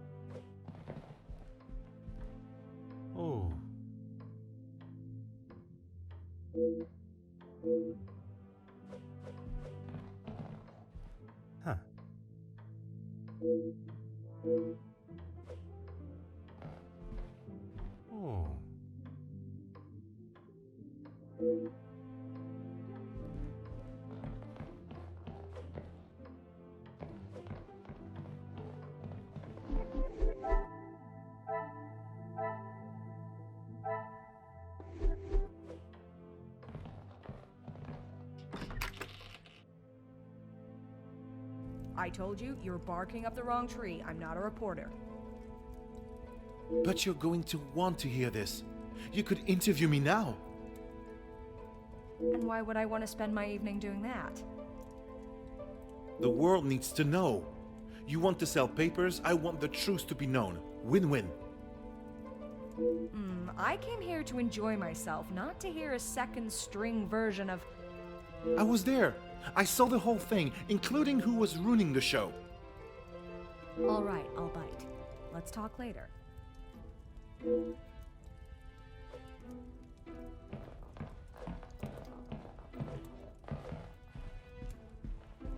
Ah.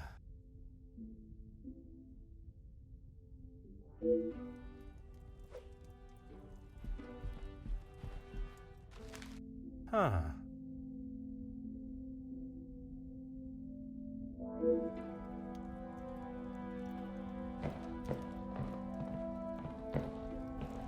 Huh.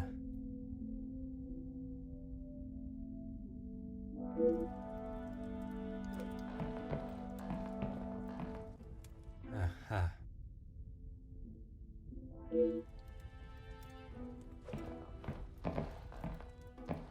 Hmm.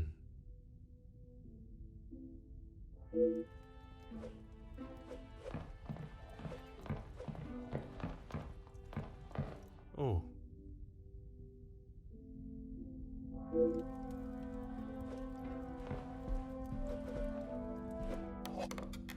Hmm.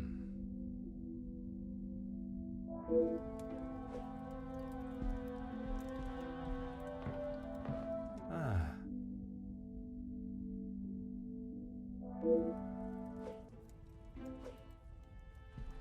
Oh.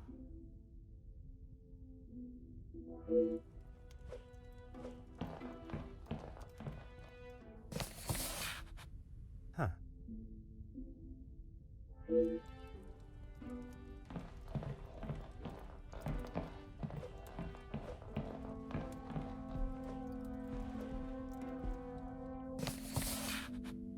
Oh.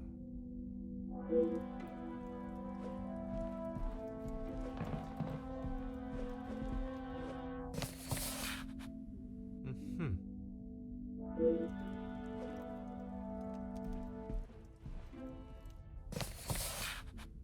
Aha.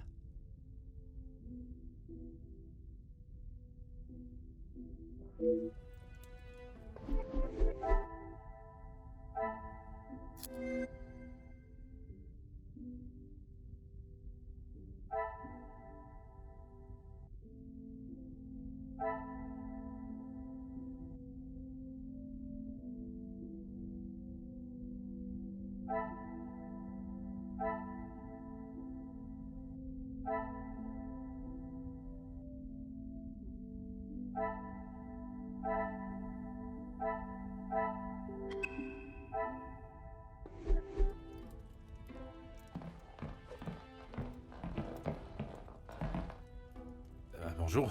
Are you a guest of Mademoiselle Angeline or Monsieur Demire? Do I know you? Where are my manners? I am Hercule Poirot. The lawman. Oui, monsieur. Detective Poirot. And you are? Ernesto da Silva. A pleasure, monsieur. I'm a man of business. I see. Is there a particular area of business that is your focus? Overseas investments, international relations. I also own a number of factories in the city.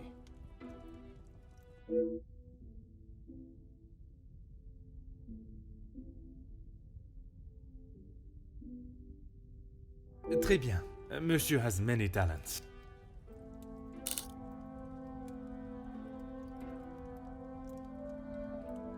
We work together as partners, yes. You must know the Van den Bosch family well, then.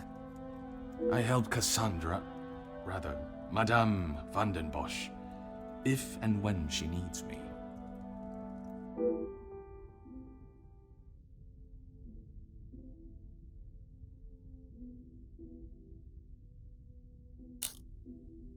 I did, but frankly, I have no time for childish school fights. You are not aware of the circumstances that started it then? I heard something about a cigar. Only Felix would be petty enough to get riled up by something so menial. A cigar? Yes, Monsieur Demire had one of Felix's precious cigars. If you ask me, they won't be the real thing anyway.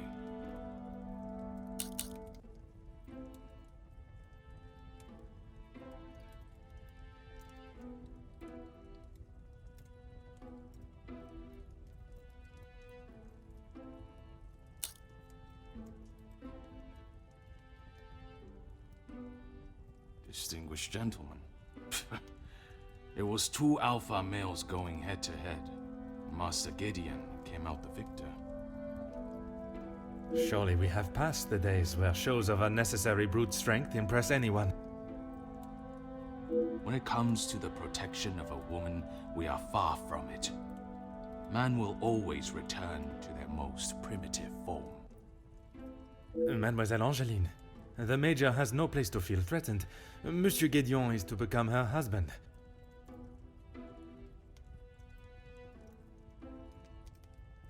And he has spent the last however many years supporting them, as he calls it, clutching on to whatever he can. Merci for your time. It has been most intriguing.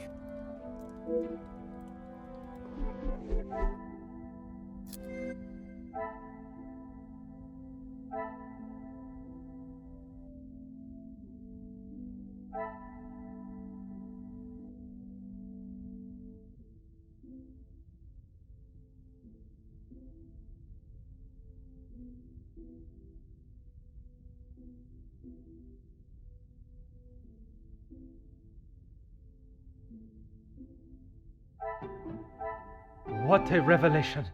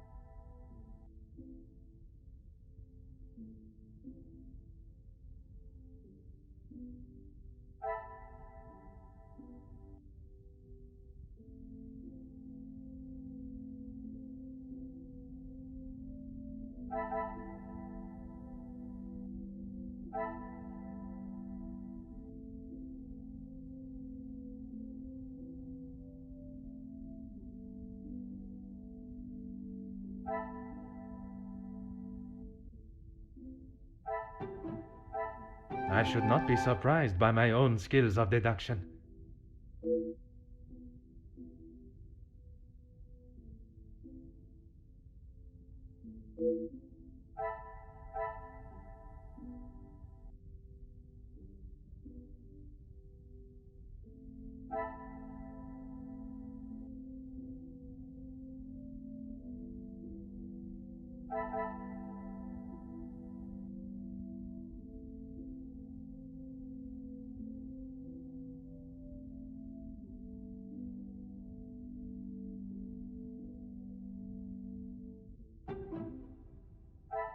Magnifique.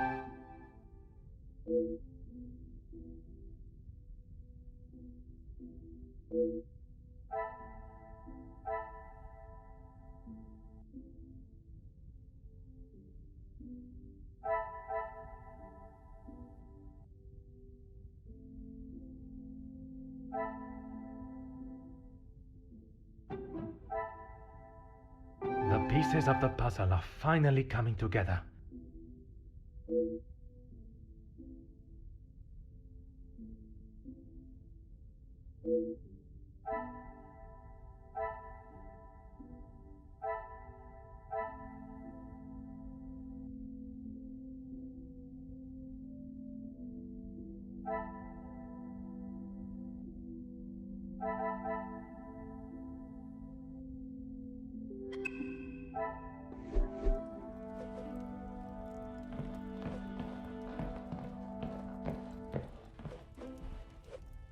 pleasure to make your acquaintance.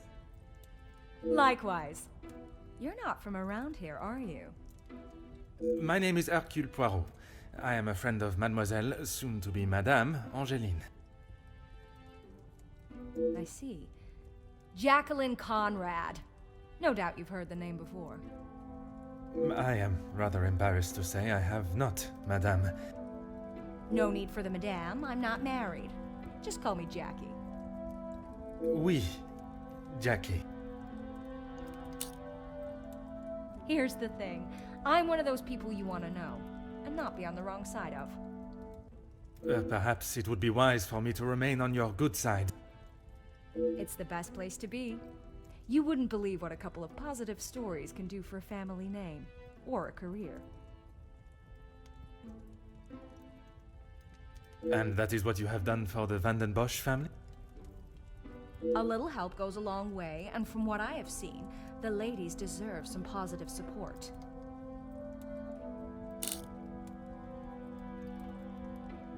I heard, and it doesn't surprise me, there will always be someone trying to get something out of someone else. People are only out to help themselves. That is a rather pessimistic way of thinking. But it's the truth. And in my experience, more often than not, it's someone the victim knows, and knows pretty well. You make me question those I consider friends. And maybe you should. If you have something you don't want the world knowing, just keep it to yourself.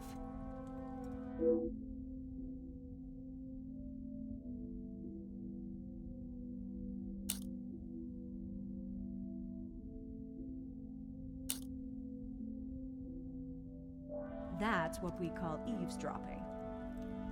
Pardon. I didn't mean to pry. And with respect, I don't think it's really any of your business.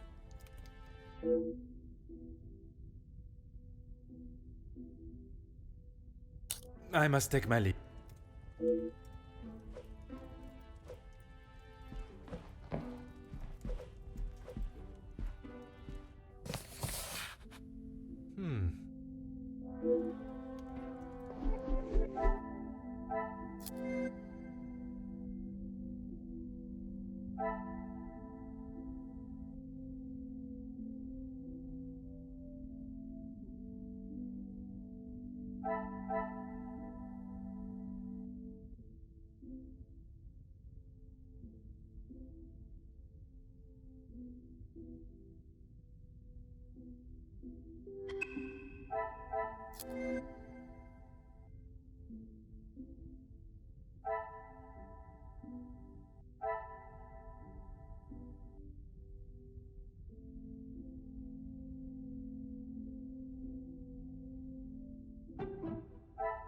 Things are beginning to become clearer.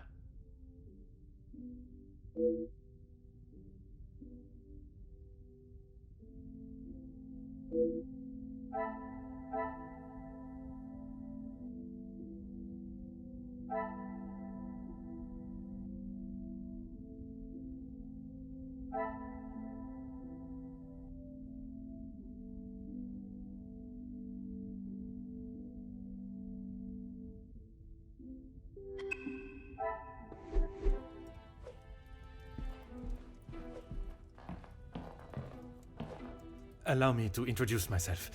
Hercule Poirot. Hugo Beckers. A pleasure. I hope I am not disturbing you. I often find myself at a loose end at parties such as these.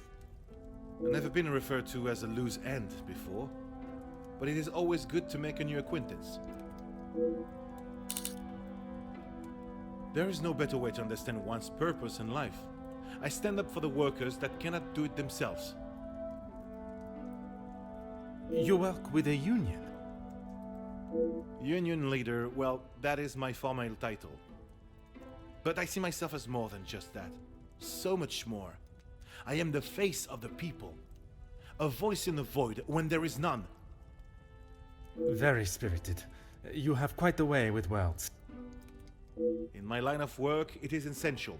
Some fight with their fists, but I believe words are the ultimate weapon.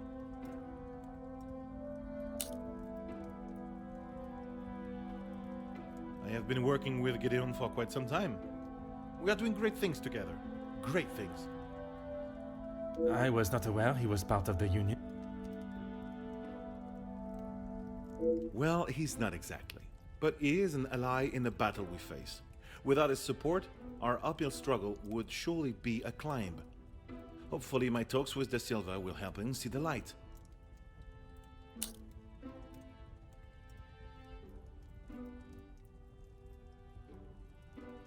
I don't know what you think you heard, but it was a private matter and I appreciate if you kept it to yourself. I can assure you, Monsieur Beckers, your conversation is exactly that. Yours. Then maybe we should just leave it there.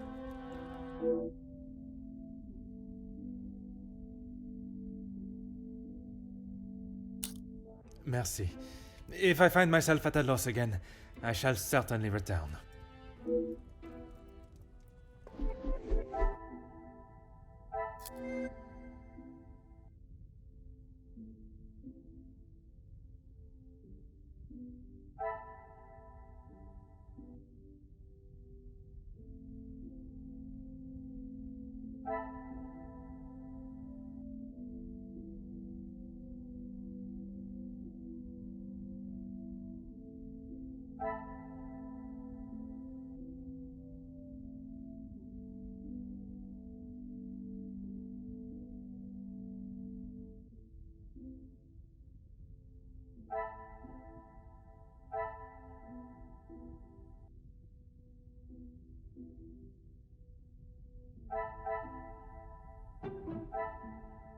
Another success.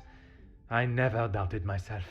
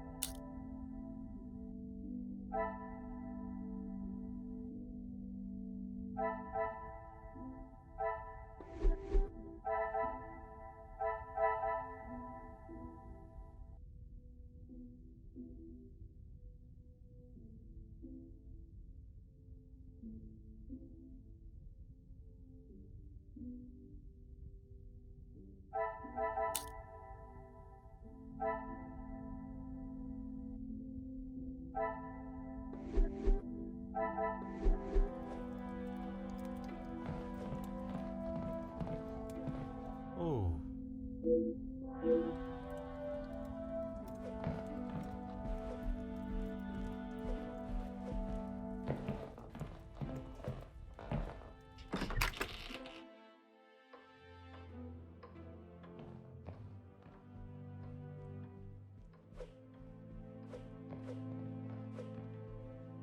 Huh.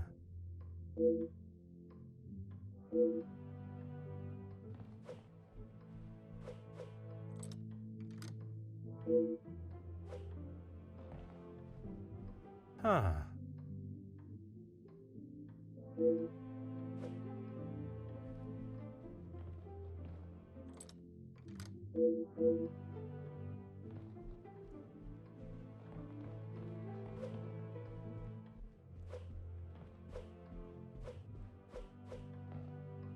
Ah.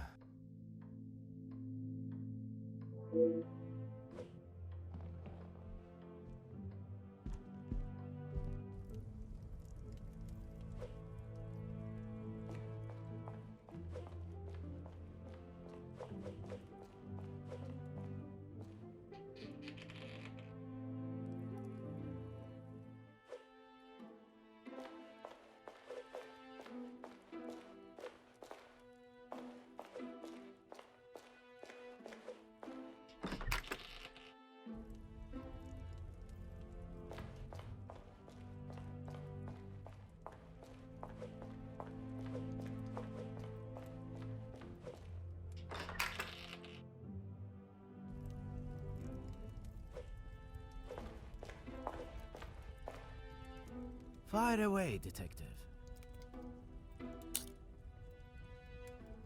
Gedeon said they were the majors, but I didn't think he would miss just one. Ah, it was you that took the cigar. Me? Okay, detective, you twisted my arm. It was me. But I didn't even get a chance to smoke it. Gideon snatched it out of my hand. I'm sure he could afford to replace it.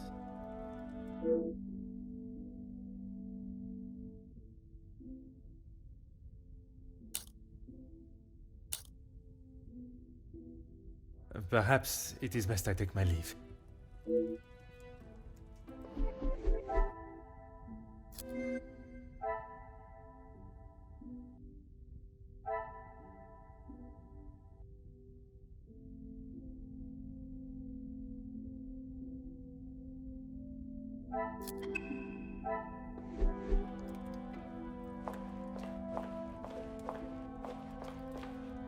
Let's make this quick, detective.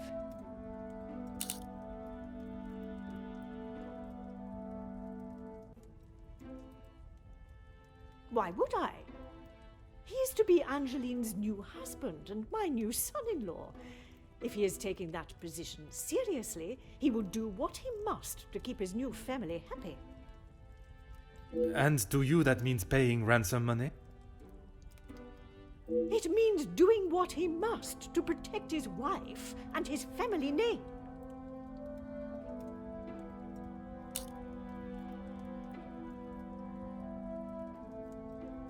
I see you have still not learned any sense of tact or subtlety.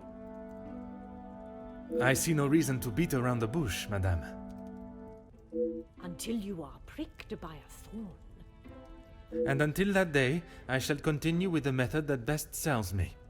Now, Monsieur da Silva. Yes, he has provided some financial support when it has been required. I assume that was the answer you were looking for. Merci. An enchanting conversation, as always.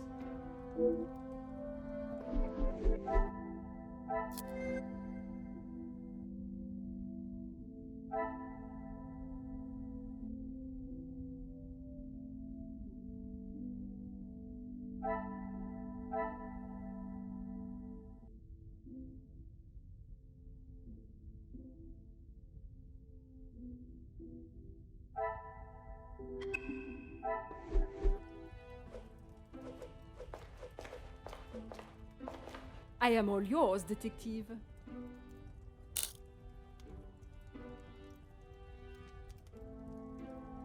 He would say that. I mean, financially, yes. But what else does that man have to offer? I cannot imagine Madame Vandenbosch would be one to request financial help. After Edwin, the Viscount, died, the family was left in a rather unfavorable position. She wasn't requesting, chérie. She was begging. I see. Let's just keep that between us. It's a rather sore subject for her.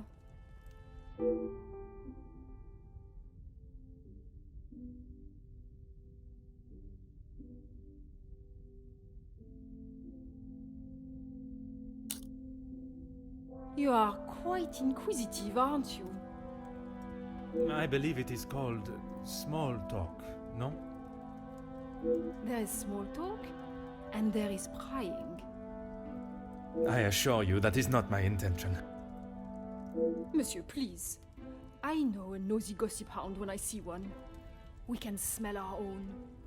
The Major isn't worth a minute of your time, though. You are not a fan of his. I'd hit him with my fan, monsieur.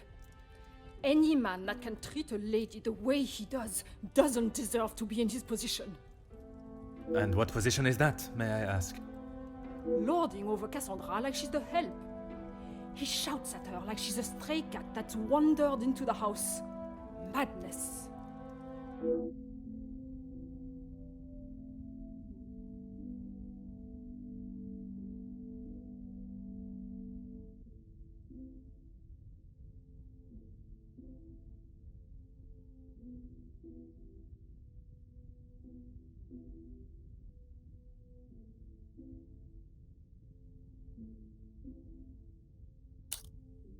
It has been a pleasure conversing. I look forward to our next tete-a-tete.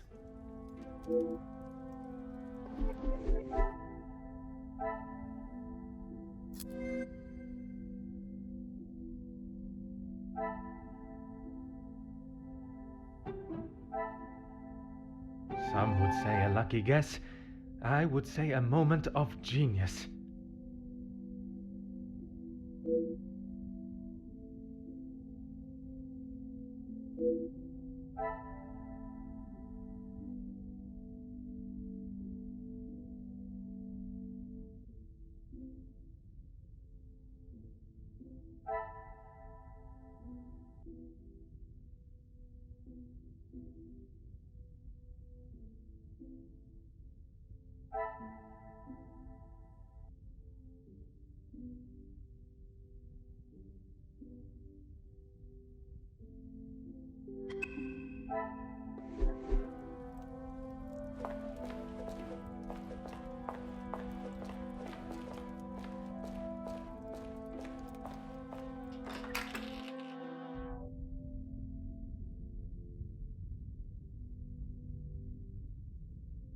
Vanden Bosch residence, how may I help you? Yes, of course. Please hold for one moment. Sir? Yes, a call for you. Shall I direct it straight through to you in the study now? Very good, sir.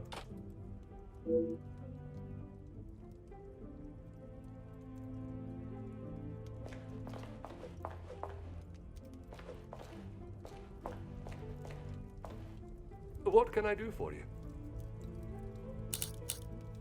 Yes, he has been here for some time now. Lady Vanden Bosch has been very good to let him stay so long. Would you say he has become part of the family? He's always been very vocal about how he stands the ladies in high regards, and so he should. Merci. You have been most helpful.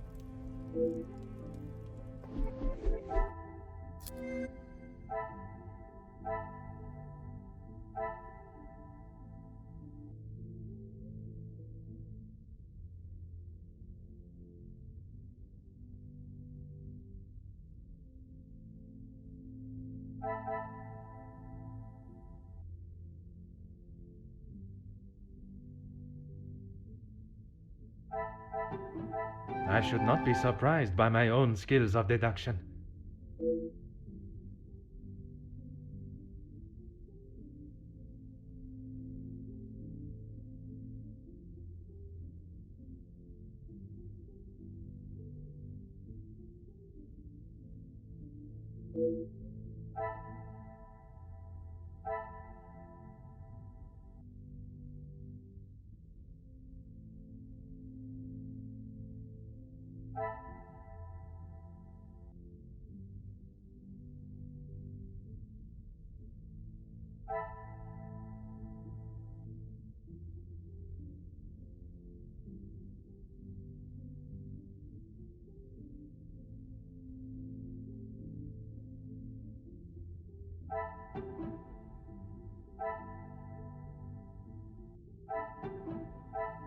Another success.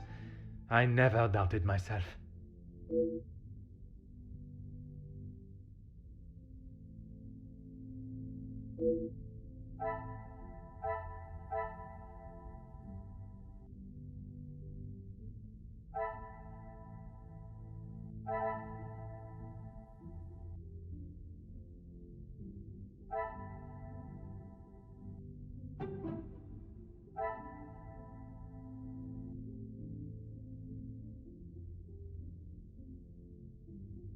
Things are beginning to become clearer.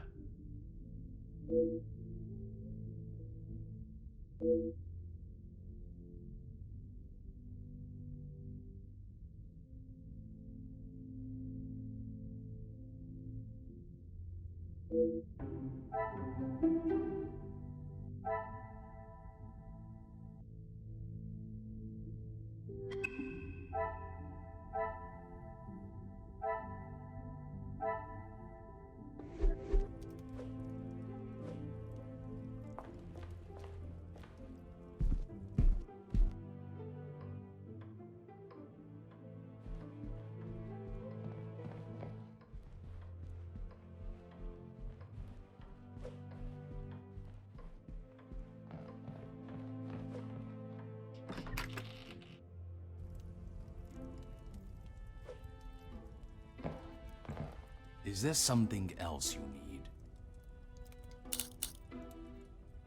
It seems someone has been asking around about me. Only polite curiosity, I can assure you. Well, you would be right. Although working with the Viscount caused me much less grief. Grief, monsieur? Let's just say we didn't always see eye to eye. And if neither side is prepared to back down, there is a problem.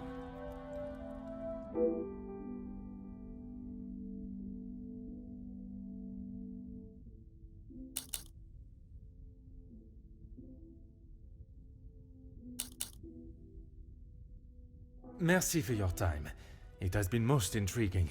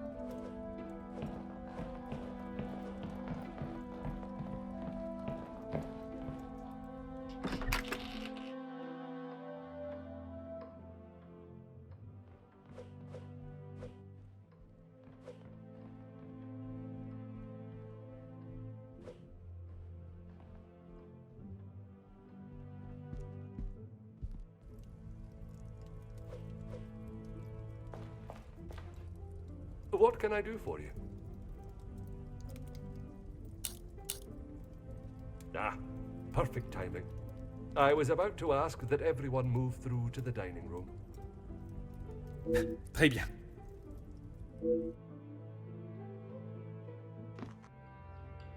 Yes, Maman. Perhaps Turkey. I would love to see my beloved's homeland. I'm sure we will decide on somewhere. Perhaps where we are both yet to have visited. It was my crowning achievement. I am not so sure you workers would agree. Are you sure? I've definitely seen your face somewhere before. I do not believe there is another that resembles these features, or brains, at least. I've always liked the idea of sailing the West Indies. In that heat? With your complexion? Okay, but you lived in the capital at one time. Oui, mademoiselle. I spent much of my working life there. Maybe sleeping off half a bottle of whiskey. Let us not be so blasé with our opinions, brother. If you ask me. I don't believe anyone did.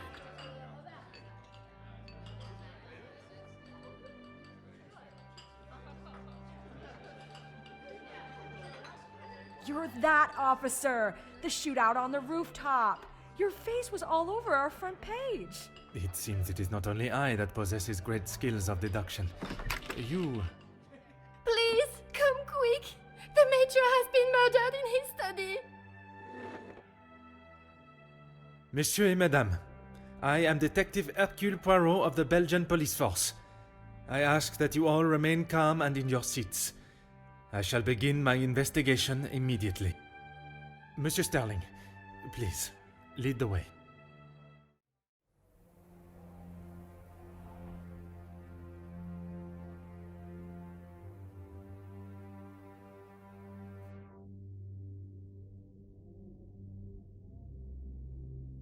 This is Mr. Hagen's study, Detective. Would you like me to stay? I understand if you are not comfortable with such a scene. Don't you worry, Detective. I've seen much worse in my years.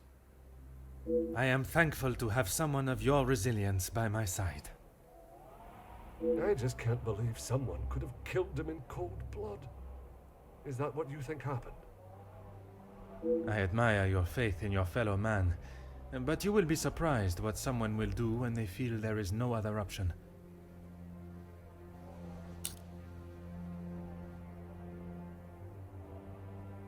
Mr. Hagen does not allow any staff into the study, and they were all present in the staff quarters, or part of the dinner service.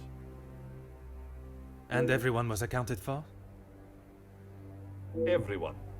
It is my business to know all my staff's whereabouts.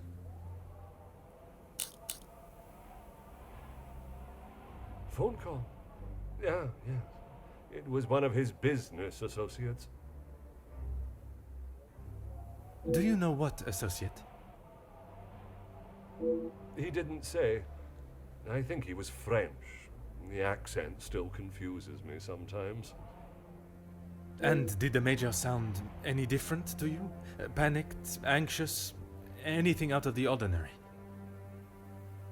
Not that I noticed. I think he was embarrassed about ending up on the floor after Master Gideon's one punch.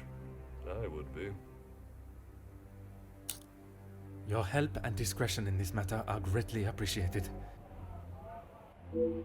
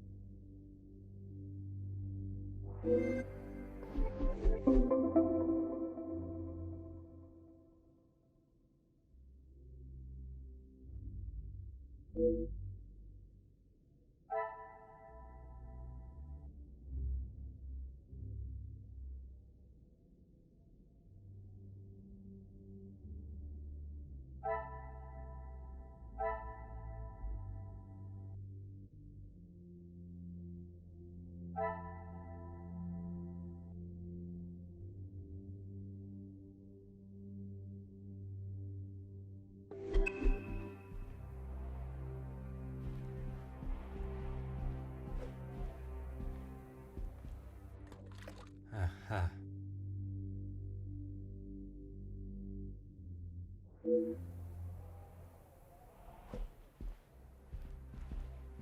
Ah.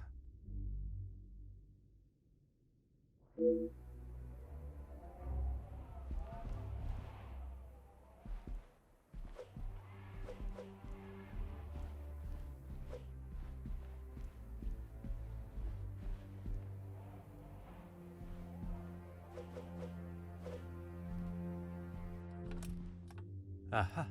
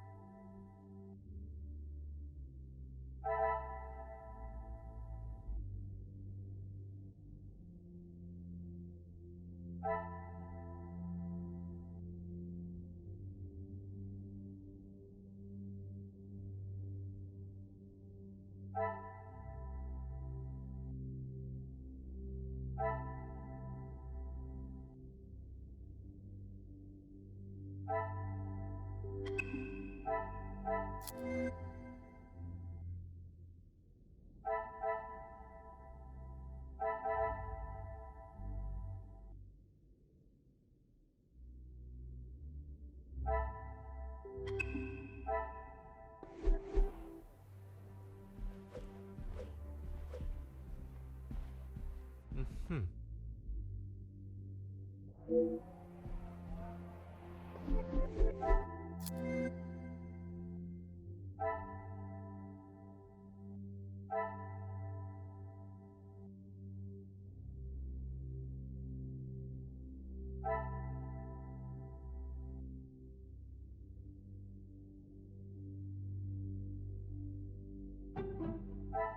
will not get me any closer to my goal.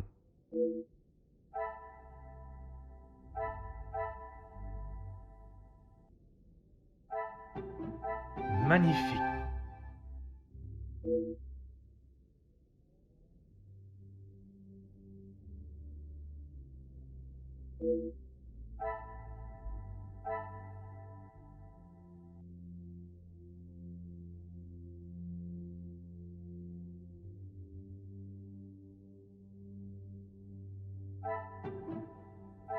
I must take a different approach if I am to uncover the truth.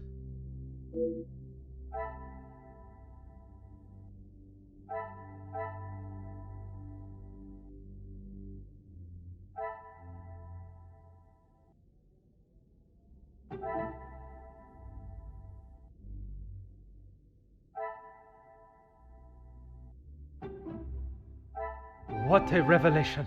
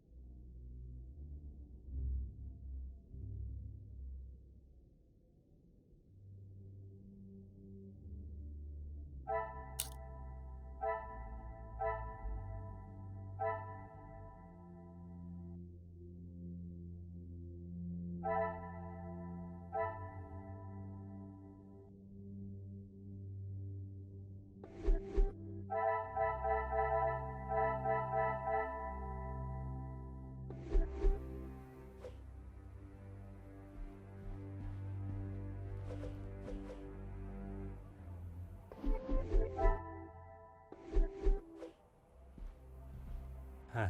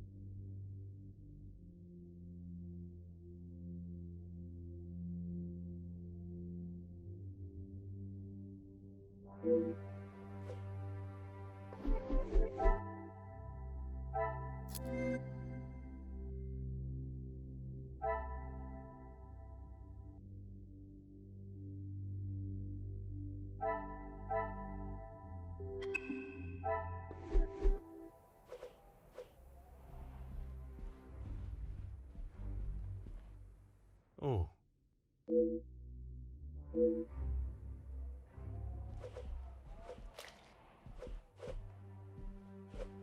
Anything I can do to help, Detective?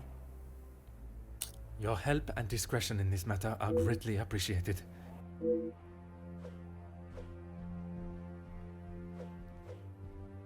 Aha.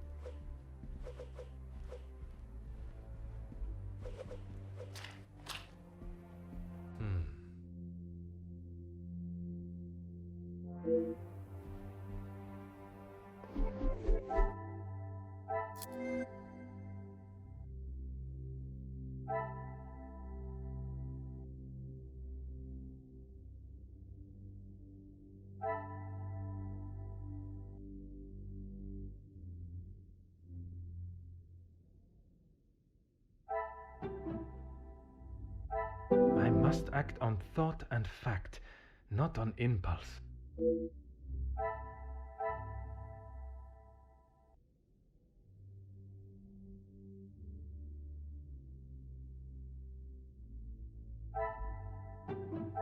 The pieces of the puzzle are finally coming together.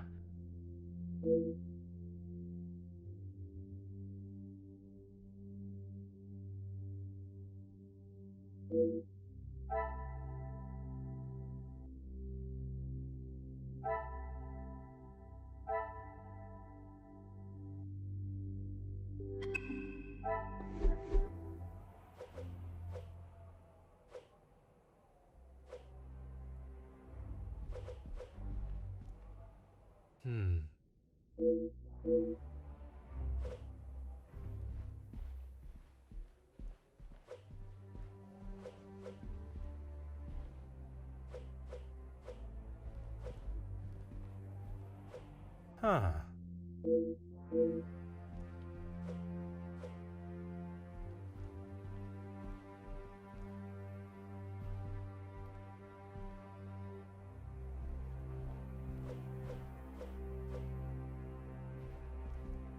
Ah.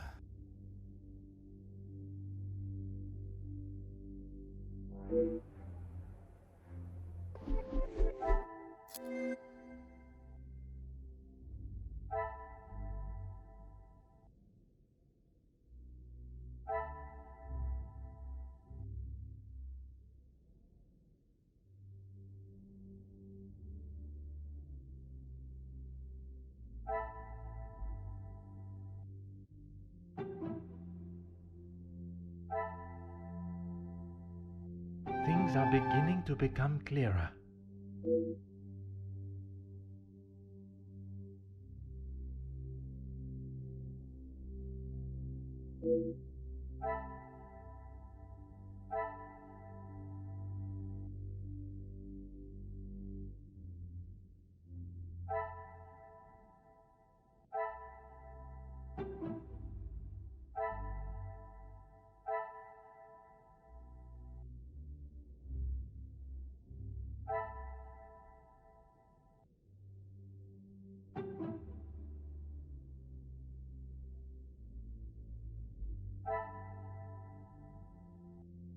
The pieces of the puzzle are finally coming together.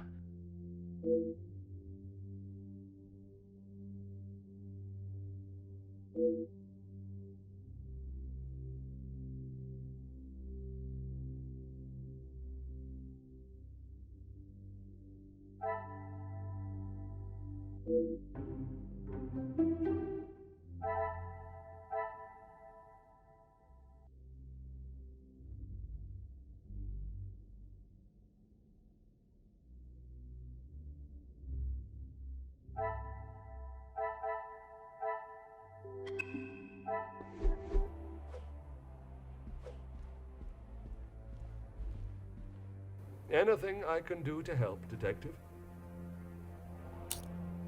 Rihanna brought him some ice for his cheek earlier. And when was that? When he returned from his cigar outside, he asked for something to be brought upstairs to ease the swelling of his face. He would normally smoke only in here. Lady Vanden Bosch doesn't like the smell of his cigars in the public rooms.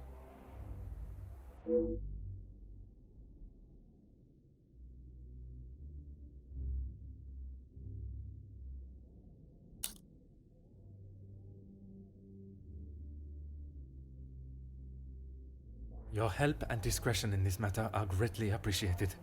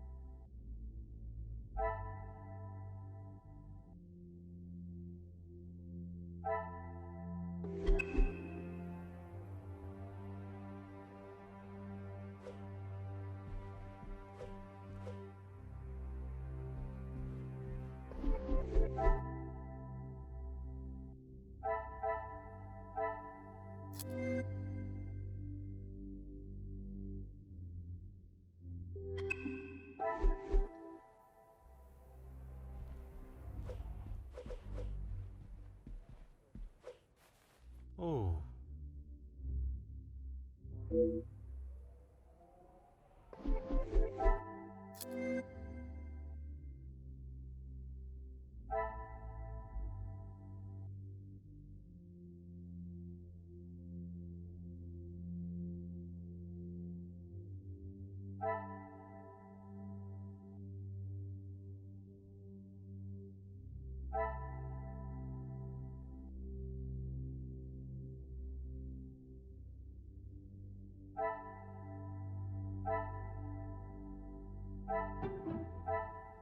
Some would say a lucky guess. I would say a moment of genius.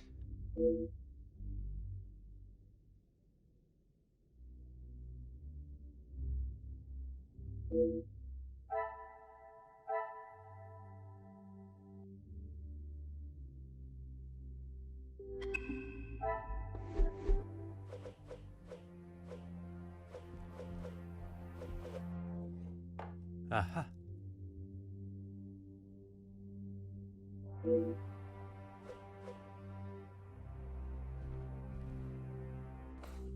Mm-hmm.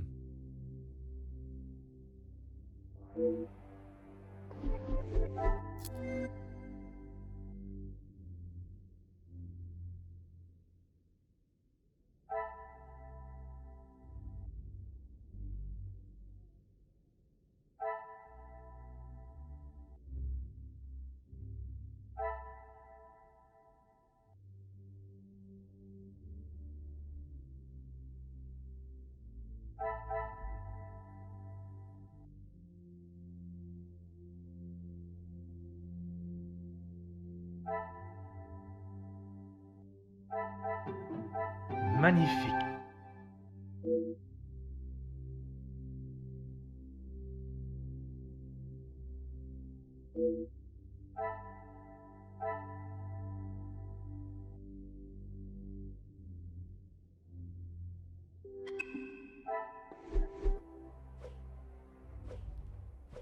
Oh.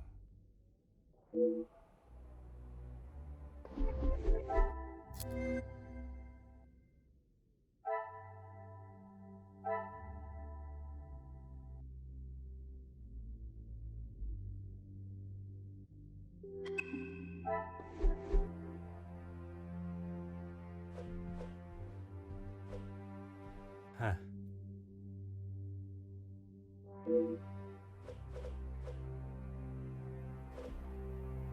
Ah.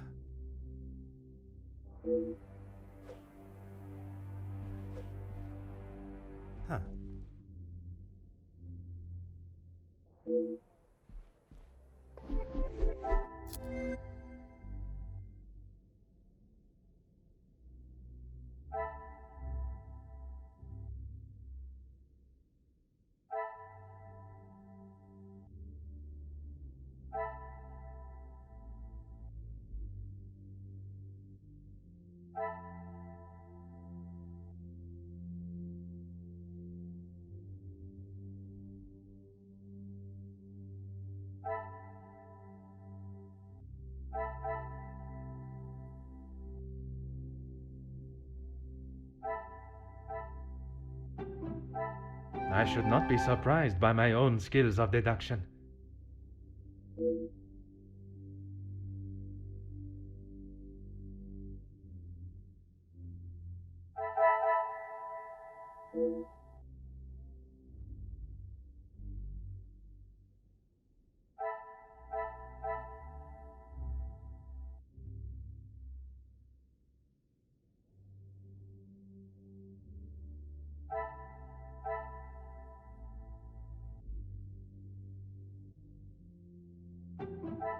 Another success. I never doubted myself.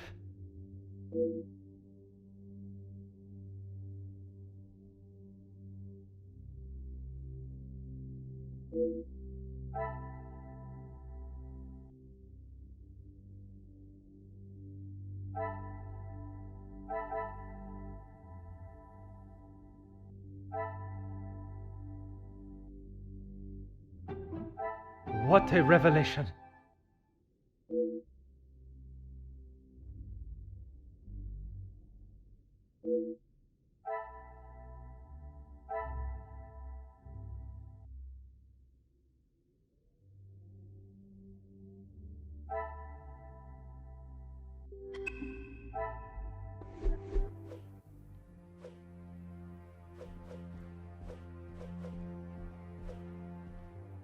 Anything I can do to help, Detective?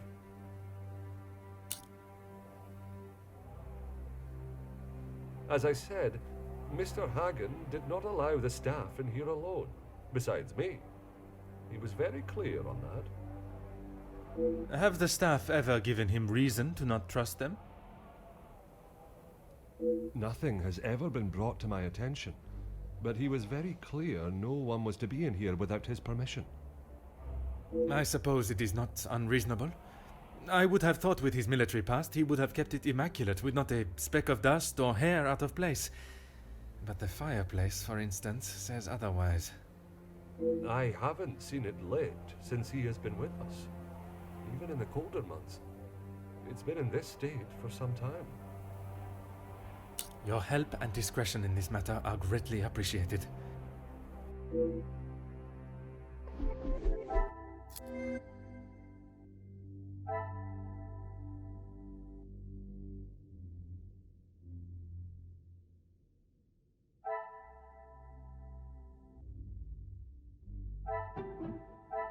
Things are beginning to become clearer.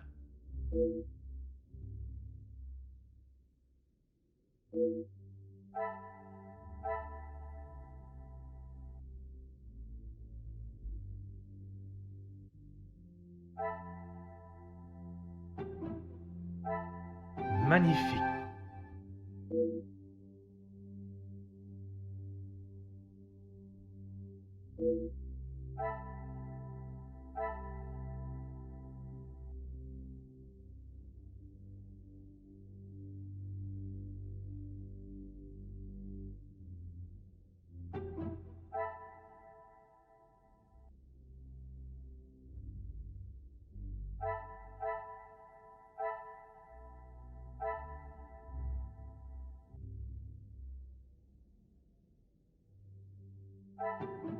Some would say a lucky guess. I would say a moment of genius.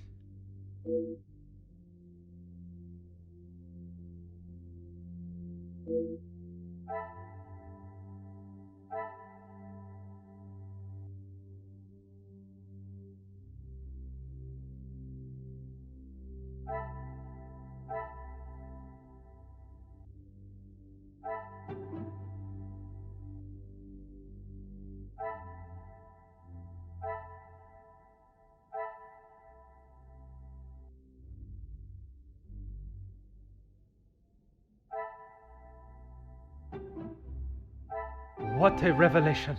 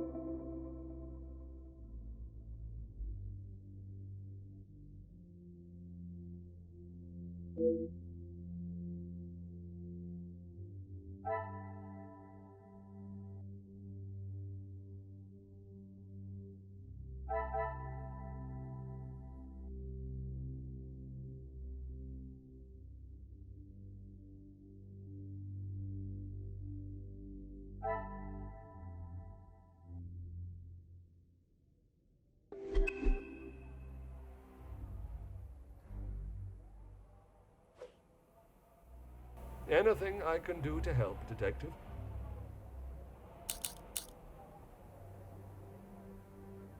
As you wish.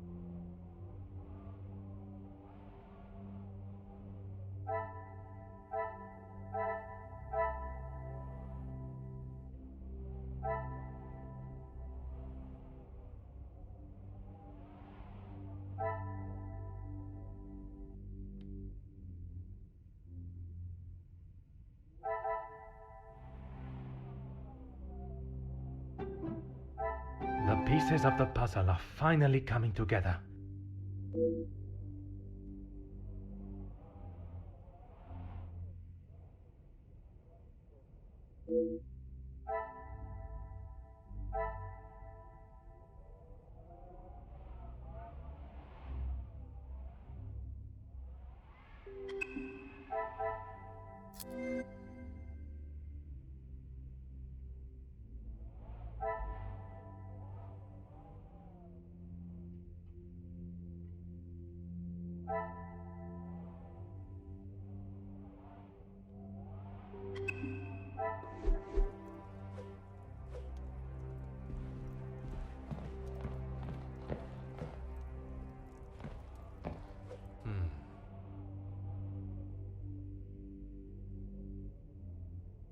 Huh.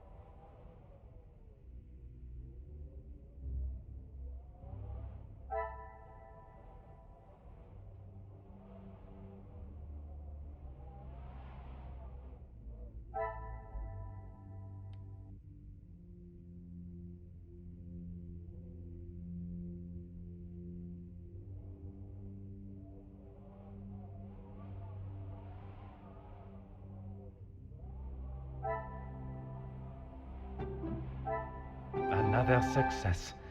I never doubted myself.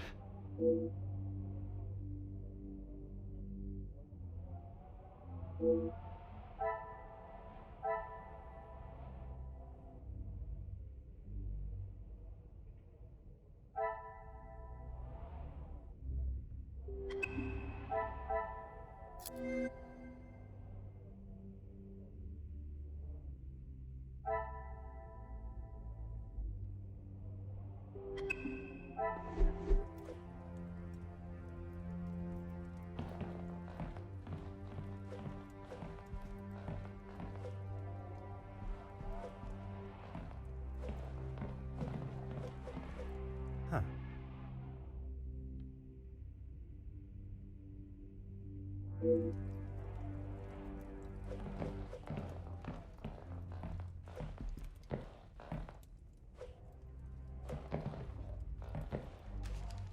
Mm-hmm.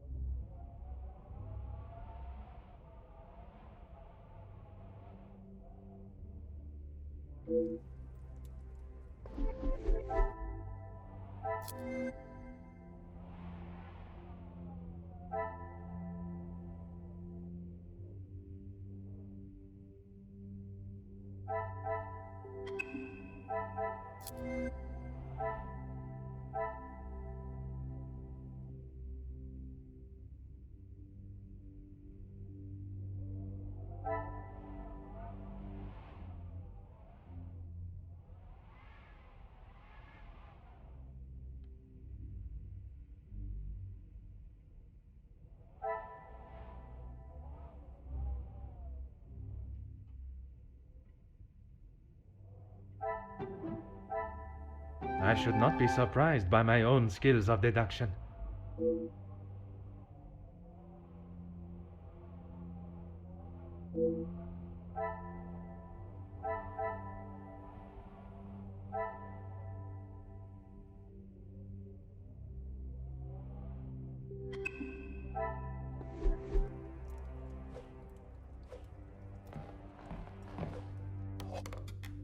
Oh.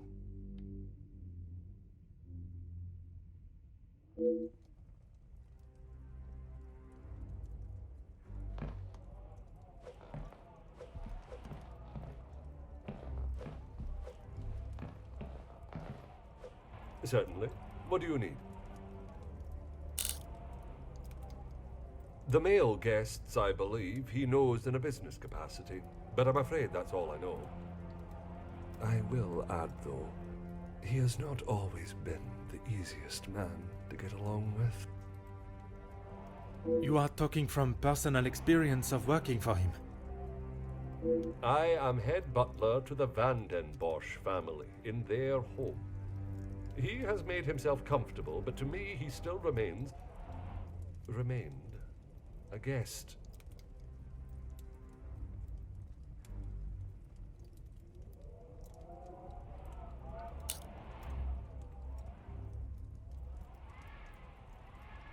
There's not much I couldn't tell you. As soon as he found out my father was in the army, his stories never stopped. I am sure an officer of his rank must have many a tale. A tale is a fitting description. Not so much a pinch of salt, more like a bag is needed listening to them.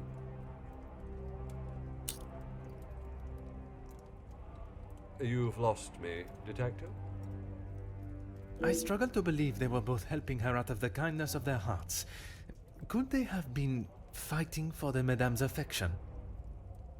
Ah, that didn't take you long to spot.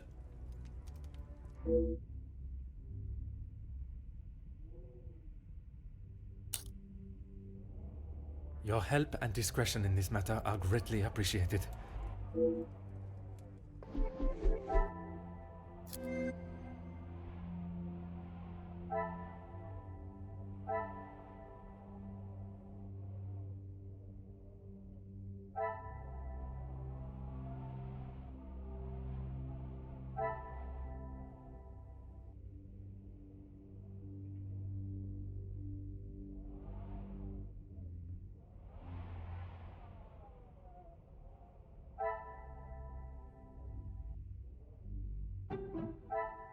Some would say a lucky guess.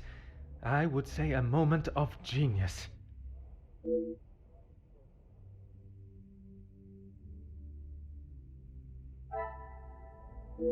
Things are beginning to become clearer.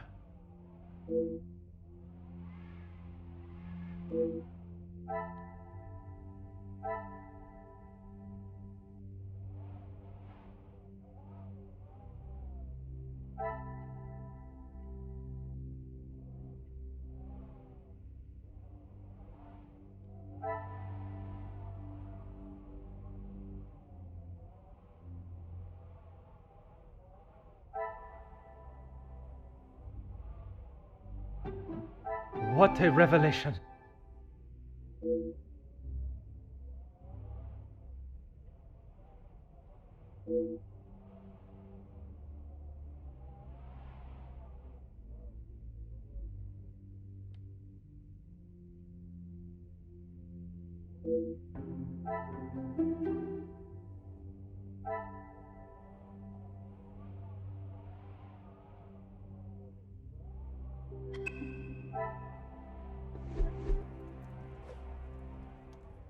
Certainly. What do you need?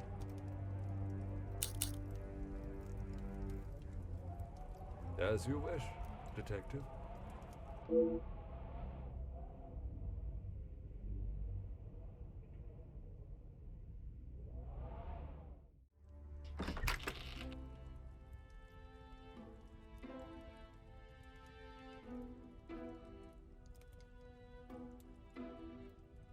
The guests are waiting for you, detective. I informed them of what has happened. but divulged no details.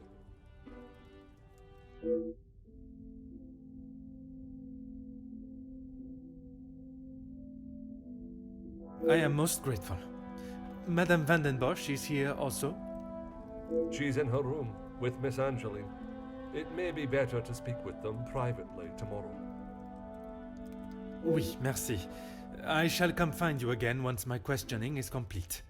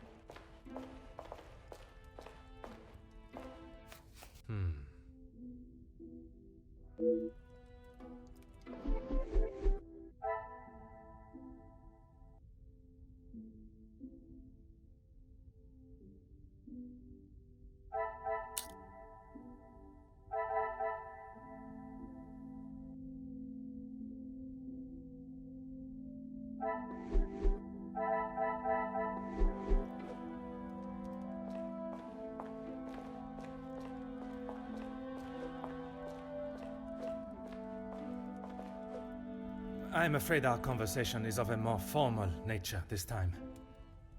So the Major was murdered? It appears so. You can't think that I did it, though. I will be questioning everyone over the course of the evening, and your cooperation will certainly speed up that process. I was here in the salon, minding my own business, enjoying my own company. Minding your business from whom? Comtesse, what's her name, and my brother. Apart from wanting to congratulate him for a great right hook, there was nothing I had to say to. Comtesse de Vos? And they will both confirm you were here? If she had taken a moment to notice anything besides herself, she will tell you I was here the whole time.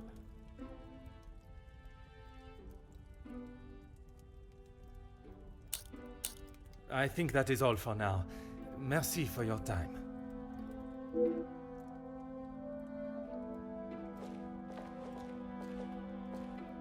Bonsoir, Monsieur Beckers.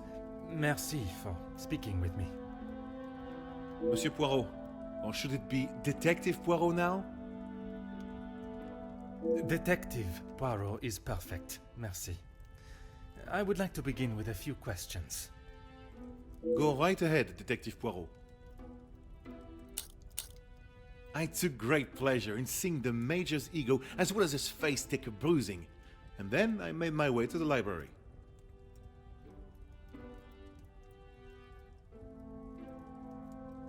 Well, you spoke with Mademoiselle Conrad. And yourself? Yes. We were the only two that you spoke with. One of the servants bought me a drink, and I was telling her about the benefits of joining a union. She didn't understand what it truly meant to be a part of something. Something bigger than just her. I was trying to explain to her how... Monsieur. Oh, yes, it was just the two of you, and the servant.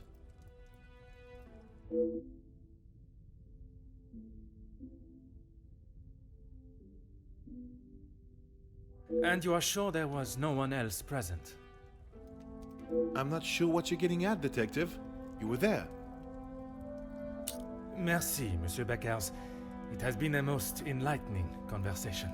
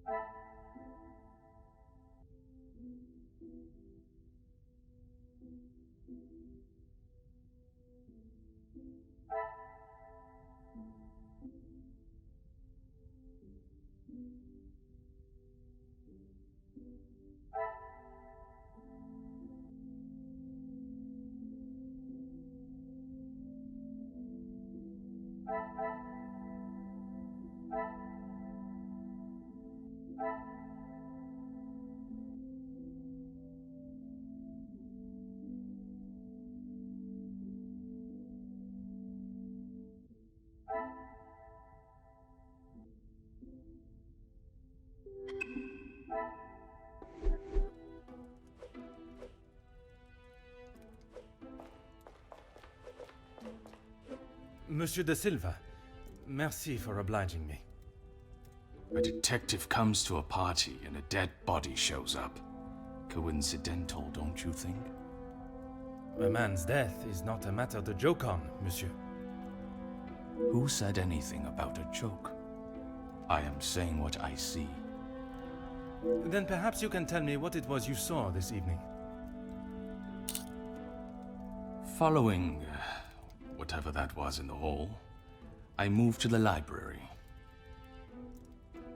Is there anyone that can confirm that? Miss Conrad and Beckers were in there, arguing about something. The books held my interest far more than their conversation. You did not speak with them until dinner was served? I had no reason to get involved with their little spat. It was clear they didn't want me to hear, and that suited me just fine.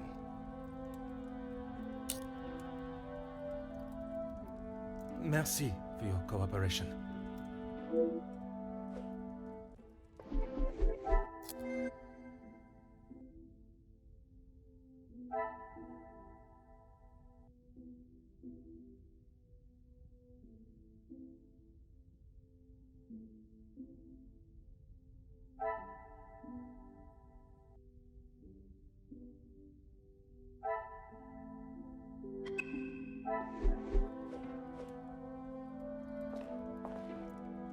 Monsieur Demir, I am sorry your celebrations have taken a rather dark turn.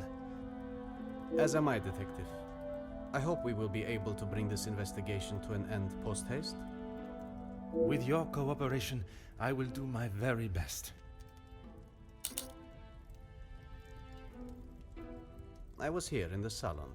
I thought I would have a moment of peace to calm myself, but the Comtesse and my brother followed behind. Did they inquire into the reasons behind the fight in the hall? I think they both saw it as some light entertainment, more than anything else. The Comtesse does not strike me as one to enjoy violence. And not so much violence, but karma for the Major, perhaps. You did not hear how he spoke to my wife-to-be. She is still rather upset about the whole thing.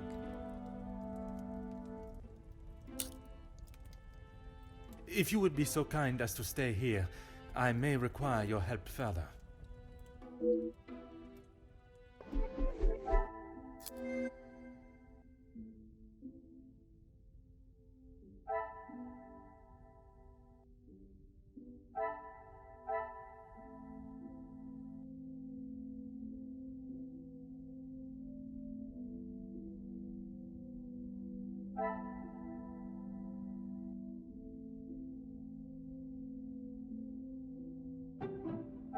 What a revelation!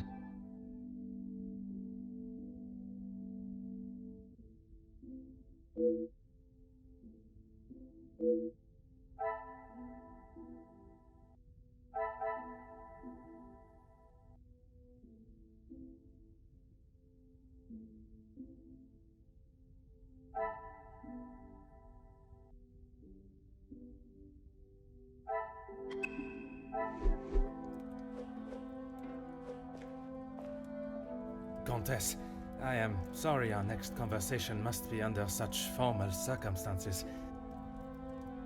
It is not the first time Felix has ruined a good party. The current state of tonight's celebrations is the least of my priorities, Countess. Well, it's at the top of mine, Detective. I did not come here for a wake. Perhaps then we should proceed with my questions and you can get back to celebrating. It would be my pleasure, chérie.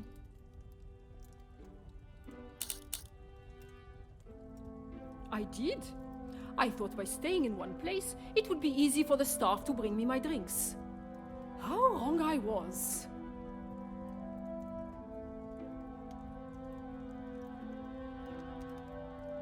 And who else was present in here?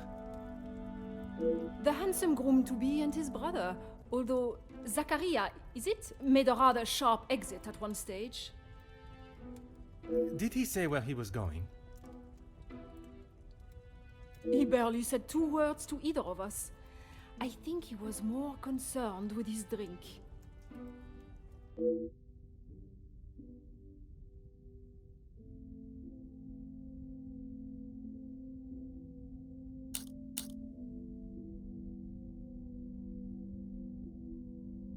Merci, Comtesse. If I have any further questions, I shall be sure to come and find you.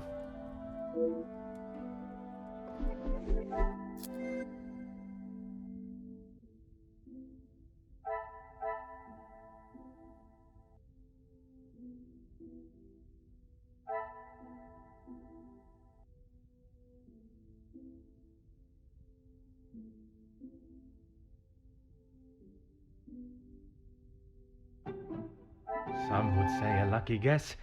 I would say a moment of genius.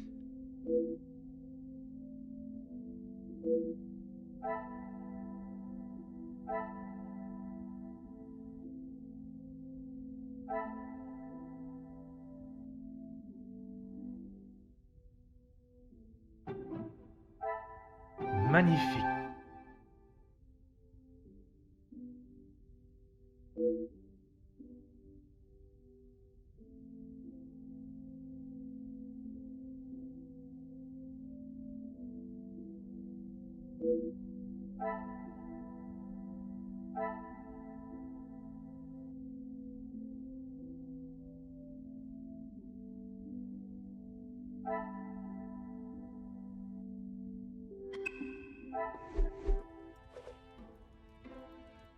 Mademoiselle Conrad, I am sure you understand the delicate nature of the situation. I knew I had seen your face before. You were just an officer when that story hit the paper. You have a très bon memory, mademoiselle. That was a long time ago. You can't escape the past, especially when you go and do something like that. That is very true, but one can learn from it and create a better future. What would you say to an Please, mademoiselle. Catching the Major's killer is my sole concern right now. Now, if you would be so kind, I have some questions for you. I arrived, unpacked my bags in my room, and made it downstairs just in time to see the Major take a right hook from Gideon. And then I went to check out the library.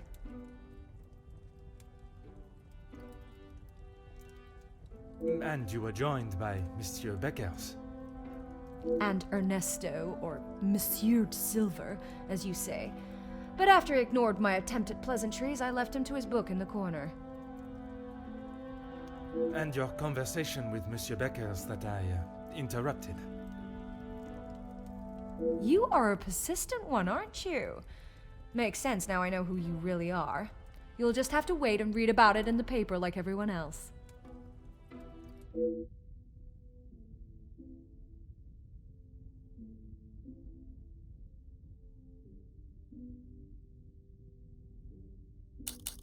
You have been most helpful. I request you do not go too far. Merci.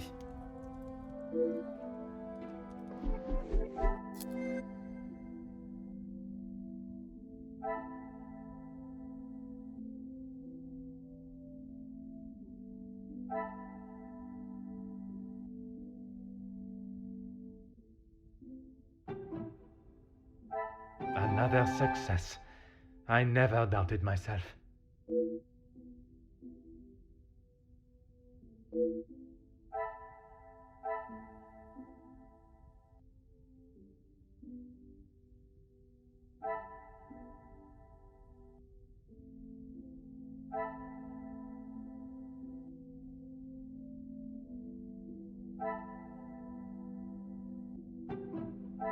The pieces of the puzzle are finally coming together.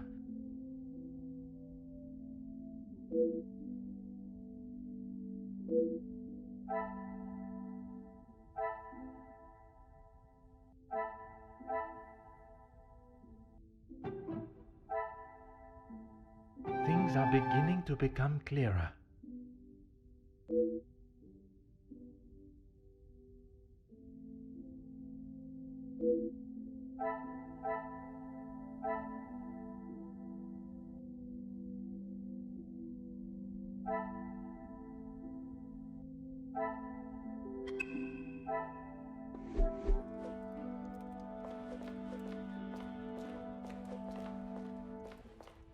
Whatever you require, Detective. I know you are probably used to dealing with criminals, but not everyone is trying to hide something. I hope for your sake that you do not hide anything from me. What is it you think I'm hiding? I struggle to believe you did not know of Monsieur da Silva's presence in the library. Is that what this is about? I saw him hiding in the corner, pretending to read. I'd be surprised if he even could. I did not speak to him, and he certainly didn't make any attempt to speak with me. Monsieur Demire invited you here to speak with him. You didn't see that as a fitting time too? I was speaking with Jacqueline, and quite frankly, I was in no mood to be dealing with that man.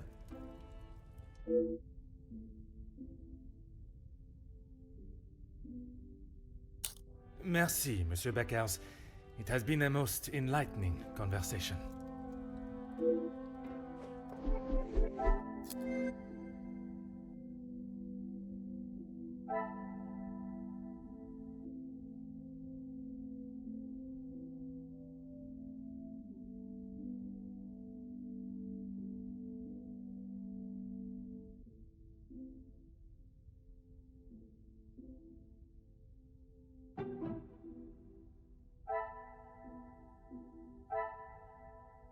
I cannot see the logic in it.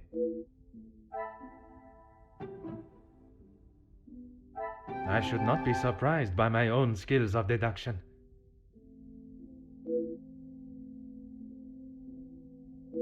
I should not be surprised by my own skills of deduction.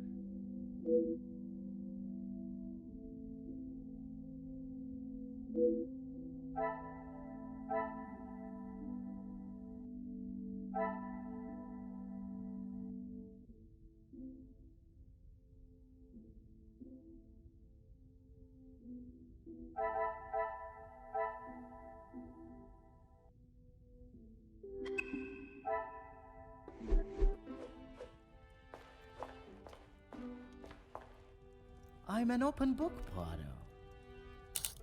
I told you already. I was here in the salon. And you did not leave even once. Well, I had to use the bathroom. I didn't realize I had to update you every time nature called. You may keep your calls of nature to yourself, merci. And then you returned to the salon? If you don't believe me, ask Archibald. He saw me on his way up to the study. I think that is all for now. Merci for your time.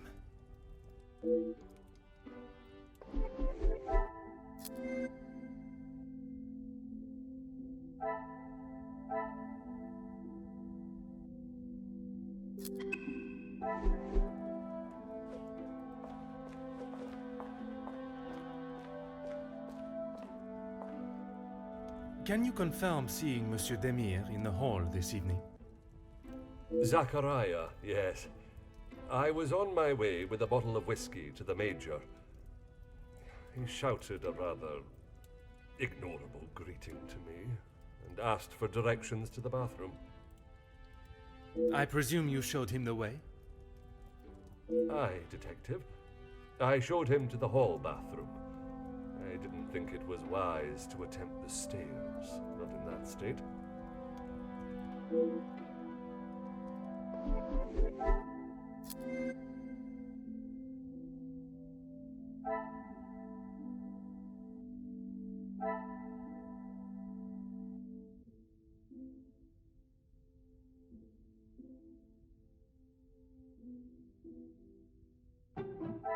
Is there something I am not seeing? Some would say a lucky guess. I would say a moment of genius.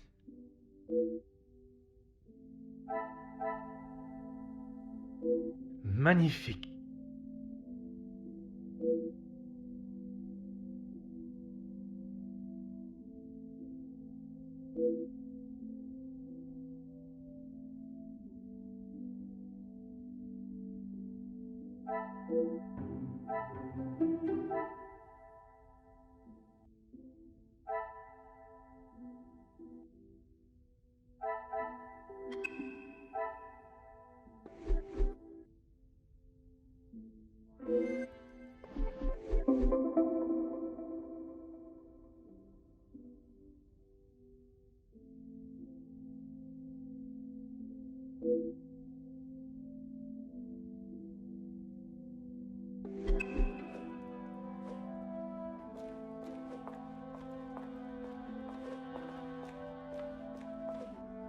I'm an open book, Poirot. Why would I? I've got nothing to say to him, except maybe to keep his hands off what is ours. What is yours that he could want? Money, of course. Why do you think he has been suckling at the Van den Bosch teat for so long? He's bled them dry, and now they will all do the same to our money. Our? My father's, Gideon's, it's all the same.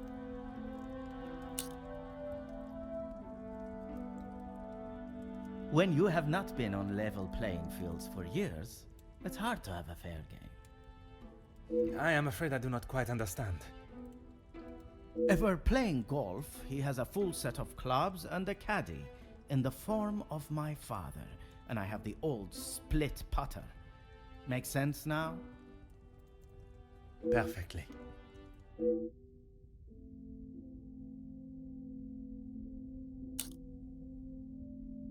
I think that is all for now. Merci for your time.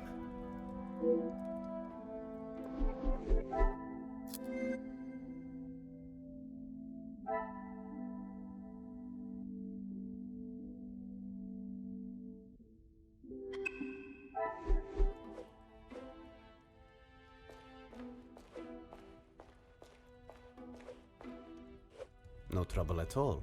How can I help?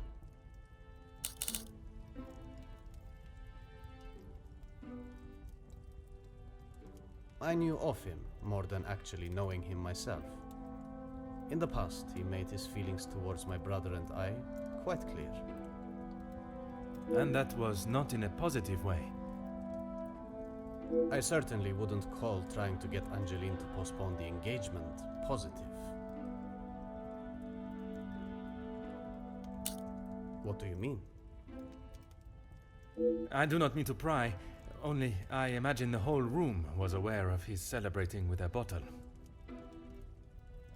You must be mistaken. Neither my brother nor I drink.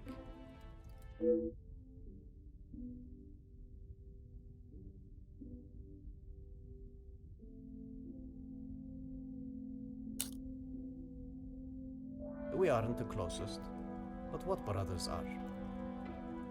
I would argue that many are. We've lived very different lives.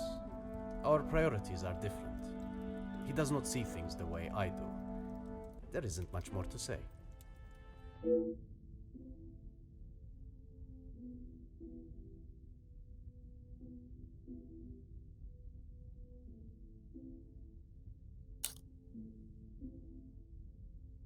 I have lent my voice to some discussions. I have tried to facilitate meetings. Just positive support. Does that positive support include sending letters to those on the opposing side? Detective Poirot, I'm not sure what you think I have done. Monsieur, a letter has been found threatening the Major of what might happen if he does not act promptly, and now he has wound up dead.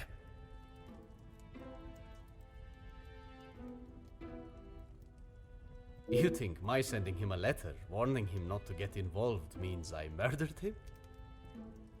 At this time, it is certainly reason for me to be suspicious.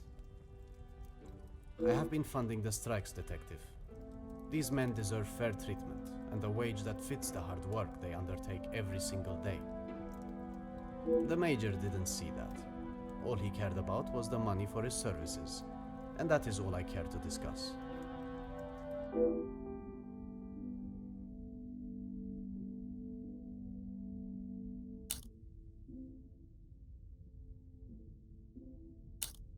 If you would be so kind as to stay here, I may require your help further.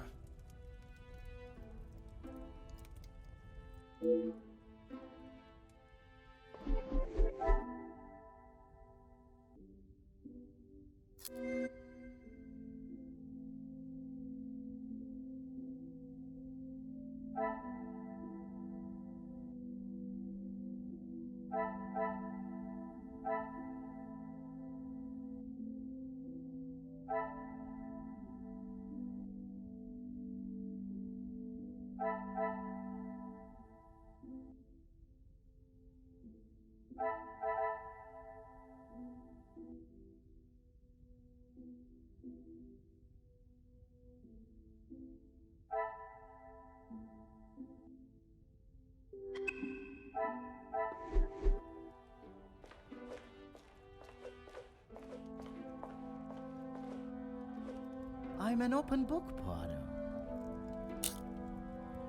If you want to know about Gideon's part in the Union, why don't you ask him? So, you are aware of his support for them? Yes, well, he... Oui, monsieur? It'd be best to just ask him.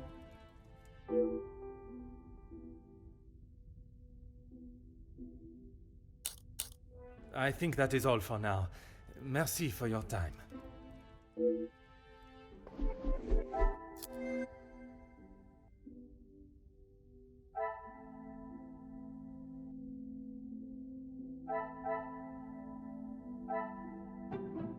Things are beginning to become clearer.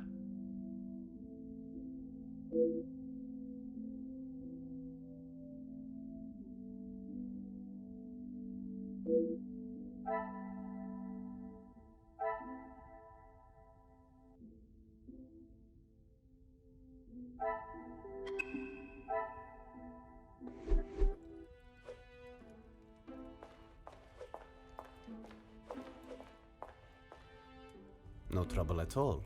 How can I help? I believe there are more important matters at hand than talking about my brother and I's relationship, or lack thereof. The murderer is in this house, and by holding back information that may help my investigation, you only make me suspicious of your involvement. Monsieur Demir, if you continue to withhold information, I can only assume you are hiding something, and must treat you as a prime suspect in the Major's murder. I have nothing to hide. If you must know, we have not been on the best terms for years now. As I said, we are different people.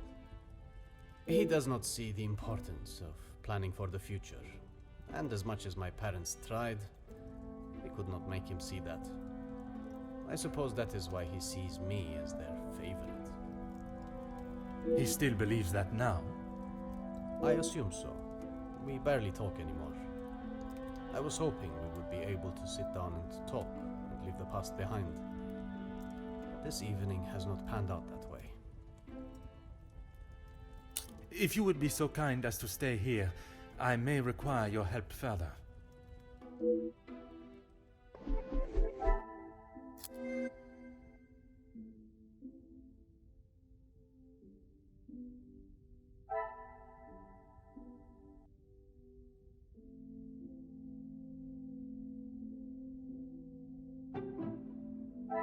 Another success. I never doubted myself.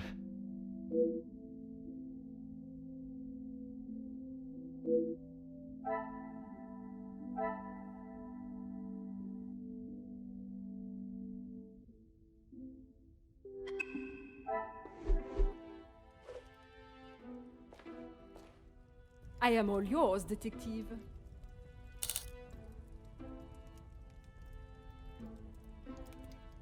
Why would I actively choose to speak to that wretched man? You were quite adamant of your protection of Madame. If he was as awful as you portrayed him to be, there must have been some words spoken, or perhaps written? He was quite aware of how I felt towards him, and the lengths he has gone to remain close to the family. That is all that needs to be said. I must admit, I would not want to be on the receiving end of your tongue's wrath, Countess.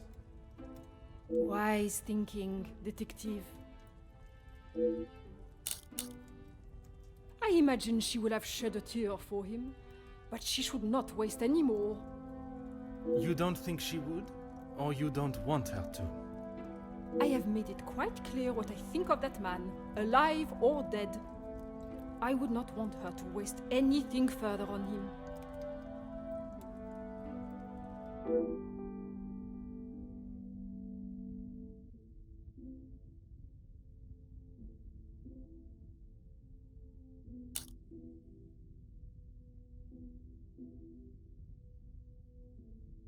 He was a disgusting leech that was driven only by money and power, like most men. I can assure you not all men are concerned with such egotistical wealth. That may be, but they are few and far between. I believe you are a special case, Detective Poirot. It is not the first time I have been described in such a way. Embrace the compliment, Detective. You have set yourself apart from the horrid crétins that seem to somehow make their way into positions of authority and power. And that is what the Major was doing? Using Madame Van den Bosch as his ladder to the top? You are finally seeing the man he was. A weak and self-indulgent social climber.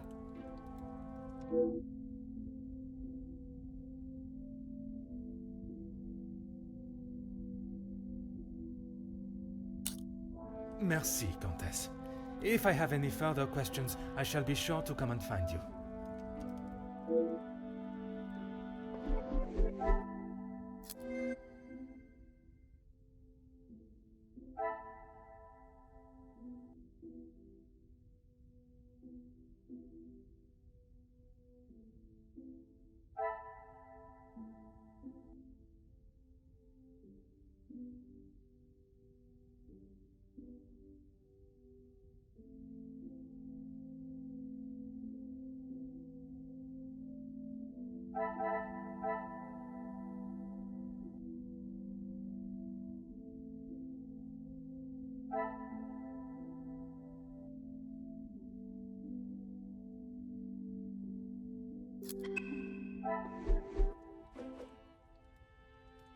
You came to the right place.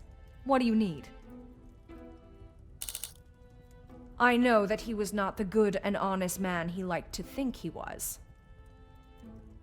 In what sense? If you spoke to him for longer than 5 minutes, you'd know. I've met people in dark alleys I trust before him.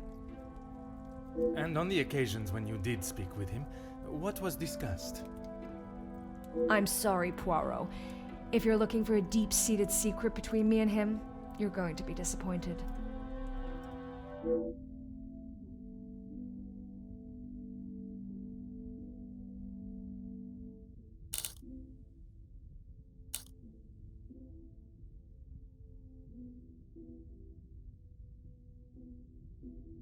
That man has got some real anger issues.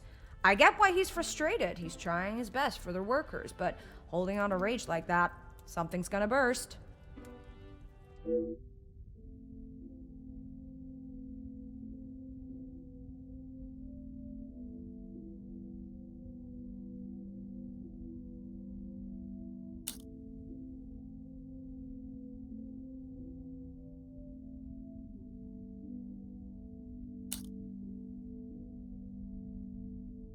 I don't know if you really would. She's got a mouth the size of Texas, except when it comes to truths about her. She wants everyone to think that she's the savior of these girls at the shelter. But there's a side to her I don't think anyone gets to see. And what side is that? One that she is keeping tucked away under her very expensive dress.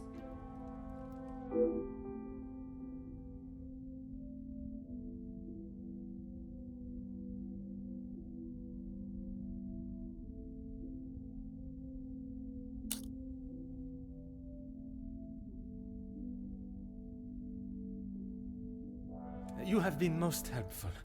I request you do not go too far. Merci.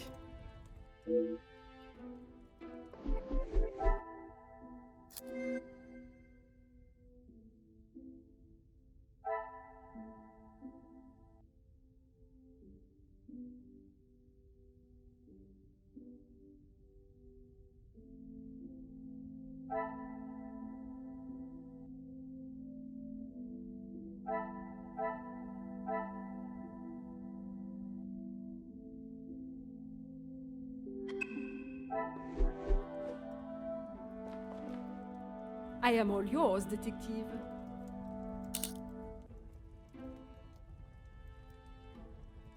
Countess, you gave me the impression the Major and the Madame were close, but there were times where he acted rather aggressively to her, n'est-ce pas?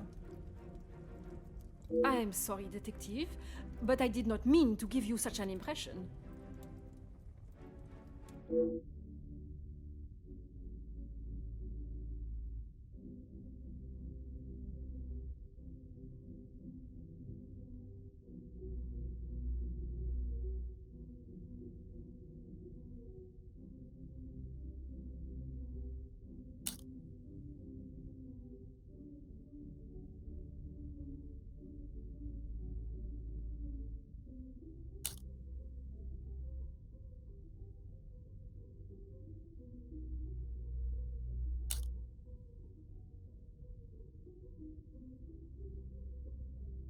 Ever the charmer, detective.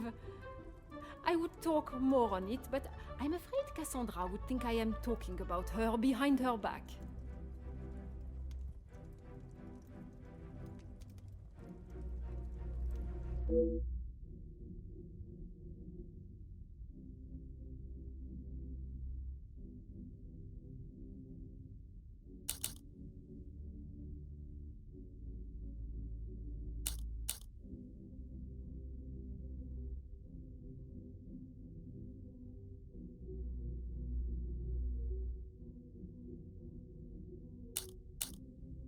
It is not often I am swayed so easily.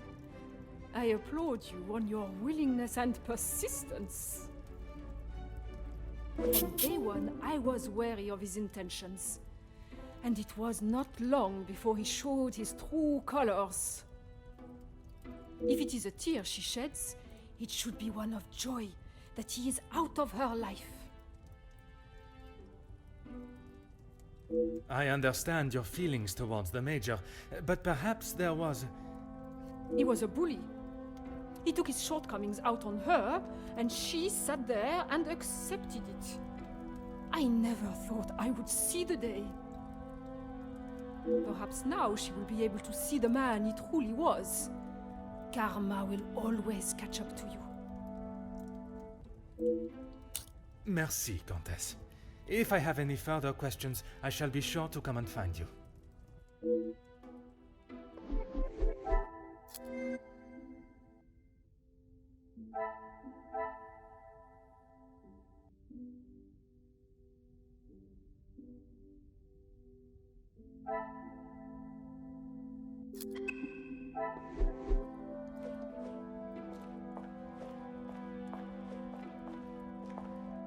Whatever you require, detective. I know that I don't think, or didn't think, a great deal of him. I'm just sorry I didn't get the chance to tell him what I thought. The man has recently been murdered. Someone must stand up to men like him, with their crooked dealings and lack of, well, any compassion at all. Another rousing speech, monsieur. It's the truth. If you knew what I know, maybe he wouldn't be dead, but behind bars instead.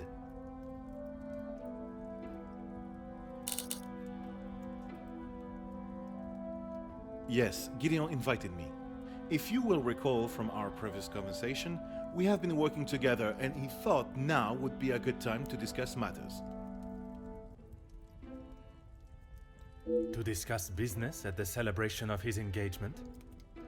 We're all here, so what better time? He thought Da Silva might even let his guard down, if he was in a more jubilant mood. It would be wise to not continue to ignore us any longer. And what business was it that was so urgent? We're trying to resolve the worker strikes. It has gone on long enough. Now is the time for him to listen to our demands so we can put an end to it all. Put the violence and upset behind us.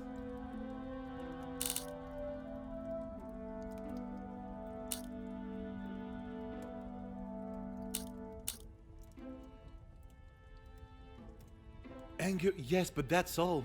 I wouldn't kill a man. You must see why this leads me to have suspicions. You can't honestly think I did it. I am a man of peace. I make changes with words, not with violence.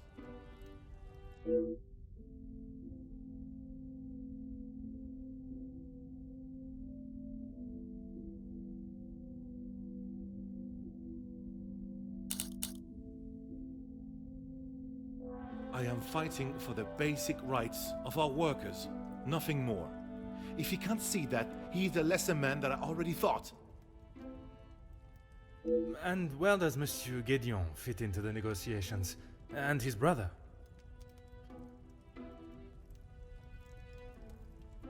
His brother? I didn't even know he had a brother until I arrived here. Gédéon certainly hasn't talked much about him. I get the sense there's not much love lost between them.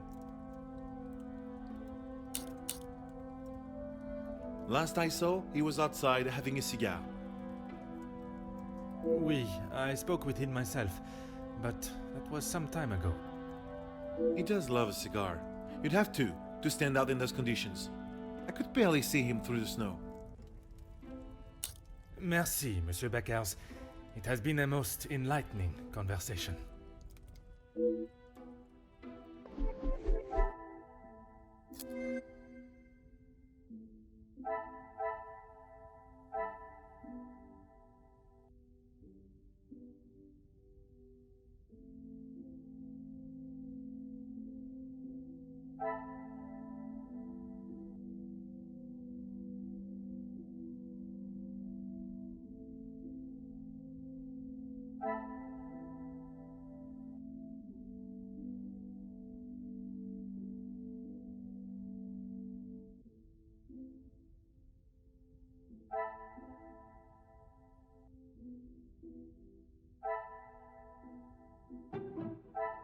What a revelation!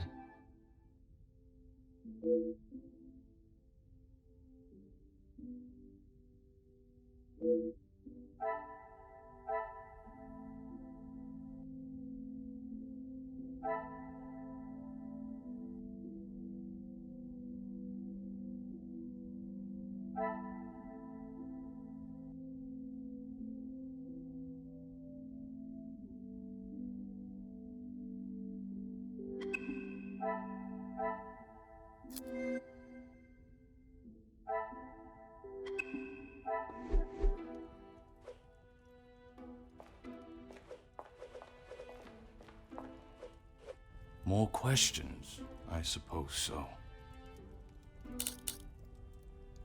Felix, I didn't know him that well.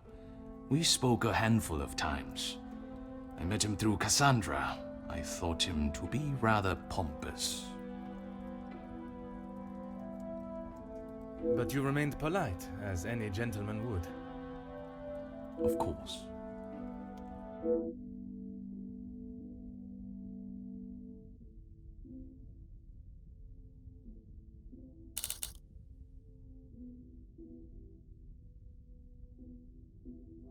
What is there to say? She's a remarkable woman, and I admire her. Even after Edwin's death, she held herself with such poise. It sounds as though you hold her in the highest regard. And why shouldn't I? Women these days could take a leaf out of her book on how to present themselves. He had approached me about doing some business together. I like to know who I'm getting into bed with first. And you both went ahead with your business venture. Not so much a business venture, more security related. But there is no need to discuss that any further. Is there something you wish to remain hidden about your partnership, monsieur? It was far from a partnership. I hired him to run security at my factories. If the workers were going to get violent, I wanted to make sure I was ready to protect my property.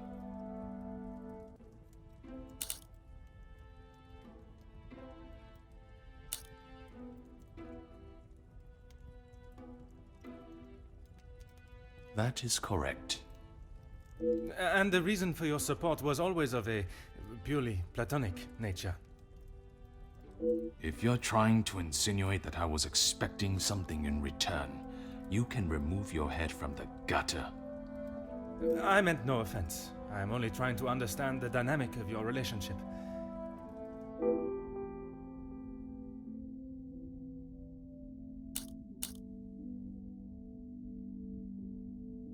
Merci for your cooperation.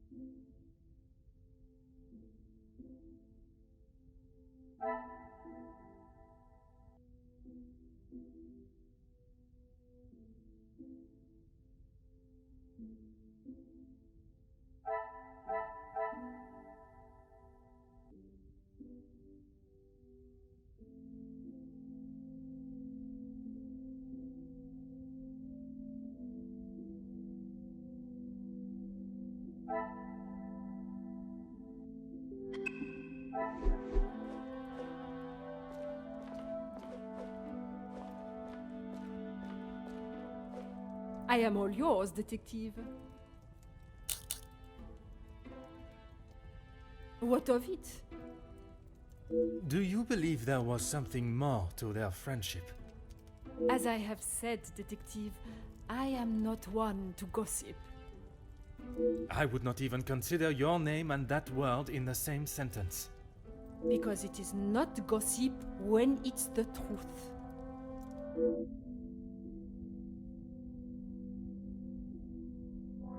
Why else do you think he would stay around for so long? Yes, he was a friend and partner to the Viscount, but it is plain to see it is Cassandra's partnership he longs for. Merci, Countess.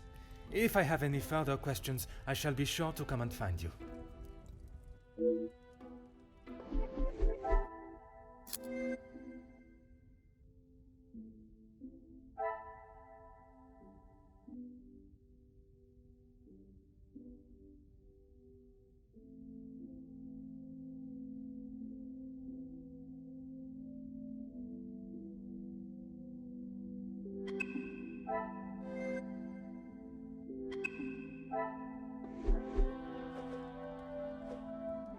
You came to the right place. What do you need? If you think you can use me as some sort of gossip machine, you are sorely mistaken. I can assure you it is not a case of gossiping. At this point, everything may be relevant to my investigation. So I would be helping you potentially solve a crime? You should have said that off the bat. To say he's smitten is an understatement. I reckon he's been wanting her for years. I see. Madame does not feel the same? Doesn't look like it. If she did, she would have said something about it, right? You have been most helpful. I request you do not go too far. Merci.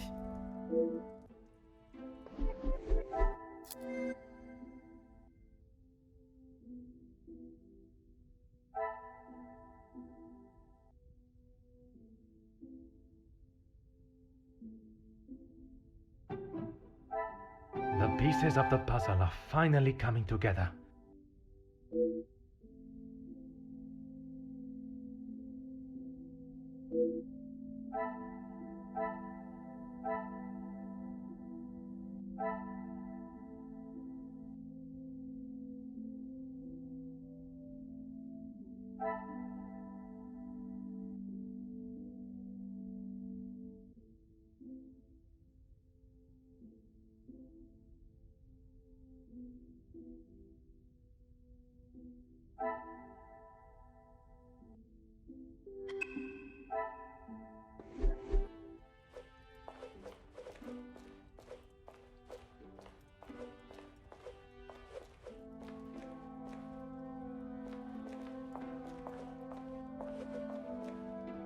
I'm an open book, Poirot.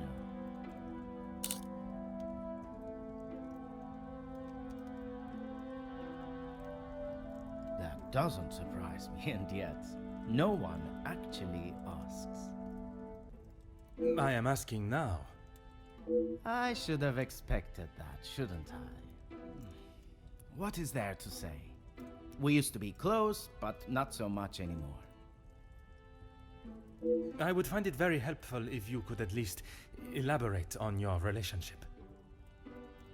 He went to school, got an education, and was the apple of our father's eye. I went to war. See the difference now.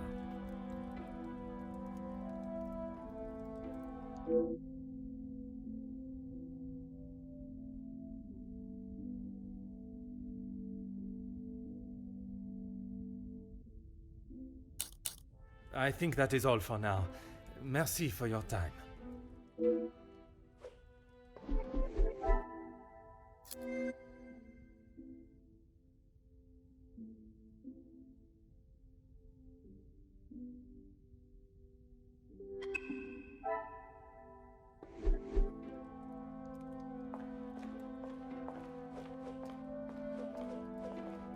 More questions?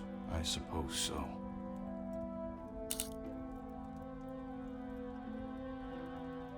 Mademoiselle Conrad was quick to talk of your hidden feelings towards her. Perhaps only hidden to Madame van den Bosch herself. What has this got to do with the Major's death? Does Cassandra know you have spoken to others about this? I have only tried to help her.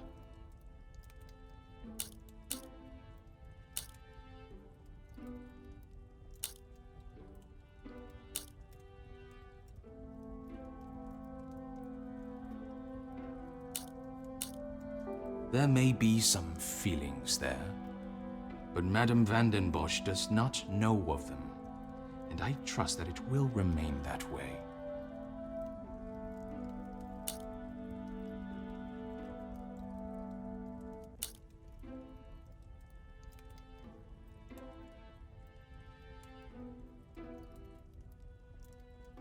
Merci for your cooperation.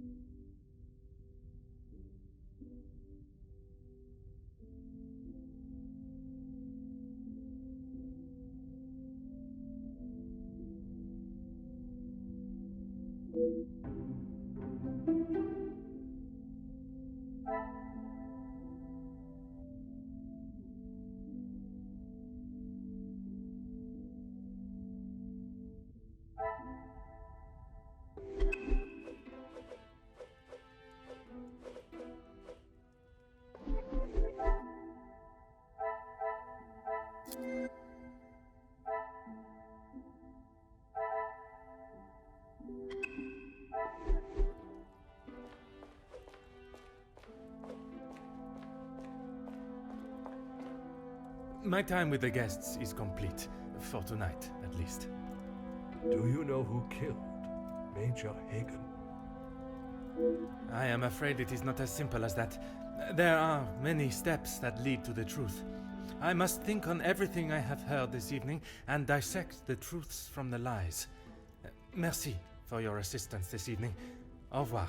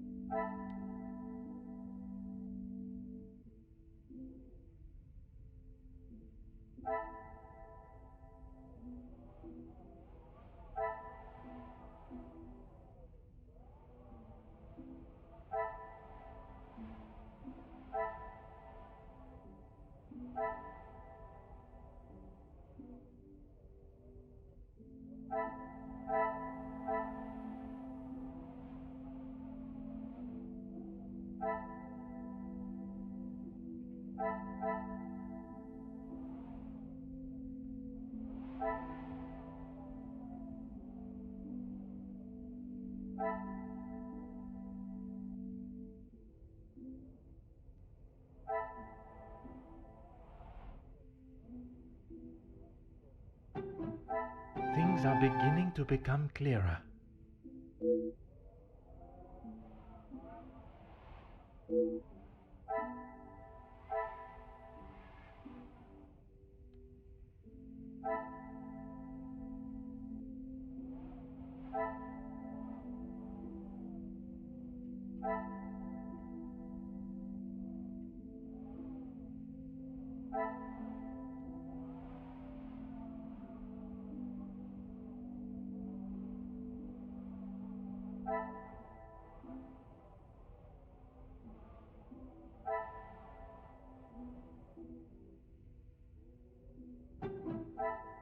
I must act on thought and fact. What a revelation!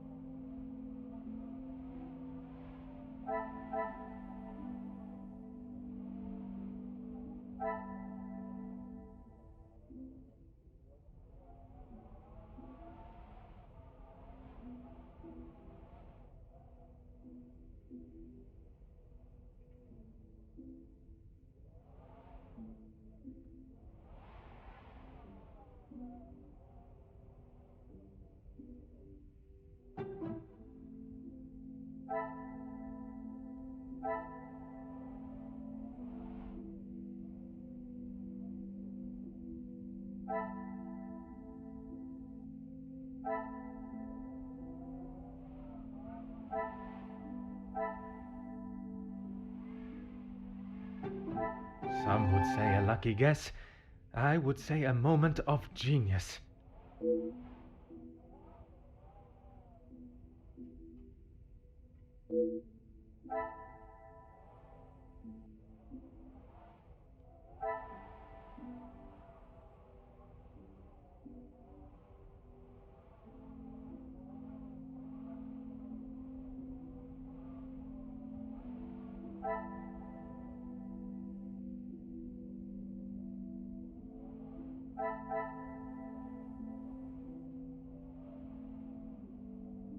The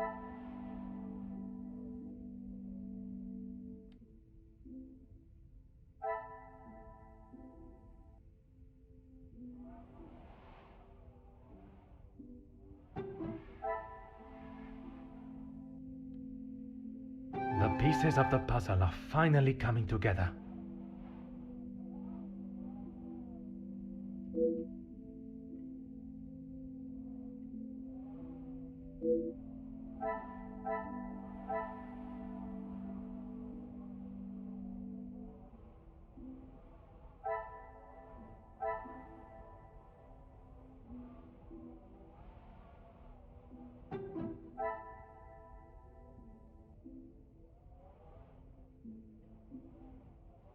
Another success. I never doubted myself.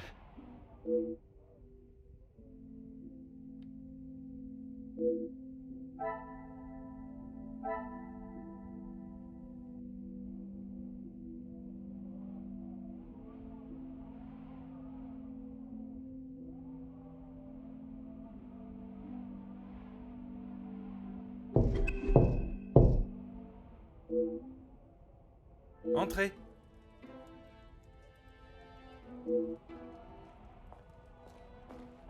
Detective, I'm sorry I did not join you in the salon as requested. Please, mademoiselle. There is no need to apologize. I was with Maman in her room. She would not allow anyone to see it, but I could see she was terribly upset. Most understandable. Do you have any suspicions as to who could have killed him? I'm afraid my suspicions extended across all of the party's guests. While it seems as though their alibis all corroborate one another's, the disdain and hostility towards the Major makes them rife with motive. I know there was some bad blood between the Major and some of the guests, but not enough to kill him, surely. She may seem tough on the exterior, but she's really quite kind when you get to know her.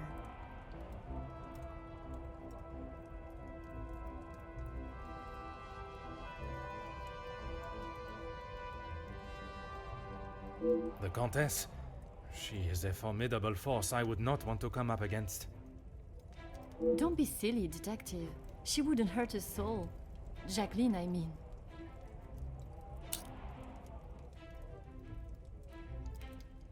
I assume that's who you were talking about, Detective, after what happened between them.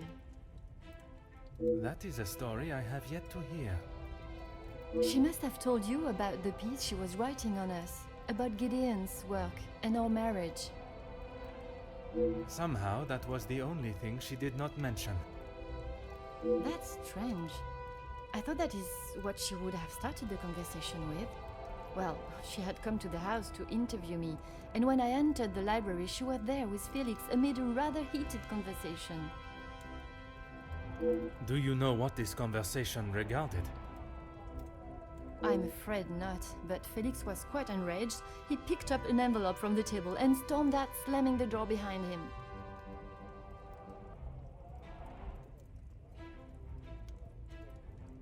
And Mademoiselle Conrad? She was equally heated in the moment.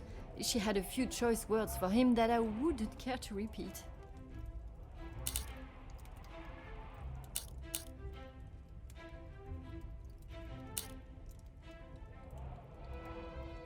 I'm sorry, but I just can't imagine any of them committing such a heinous crime.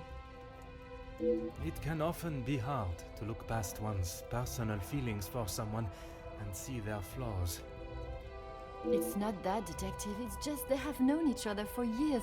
Why would any of them act now? I was under the impression the Major had merely a business relationship with some of the guests. That's true. But those invited know each other, some of them for years. They may not seem like it, but some are even friends. Better, thank you, Detective. She's resting in her room. It is the best place for her. And you, mademoiselle? I'm not quite sure. It is a rather surreal feeling. I did not think I would miss him like I do. It is understandable. He has been a close friend to your maman for many years. And to me, Detective, we had grown close. After Father's passing, he was always there for me. And now, he's gone as well. You must try and not think on it like that. It is easier said than done, Detective.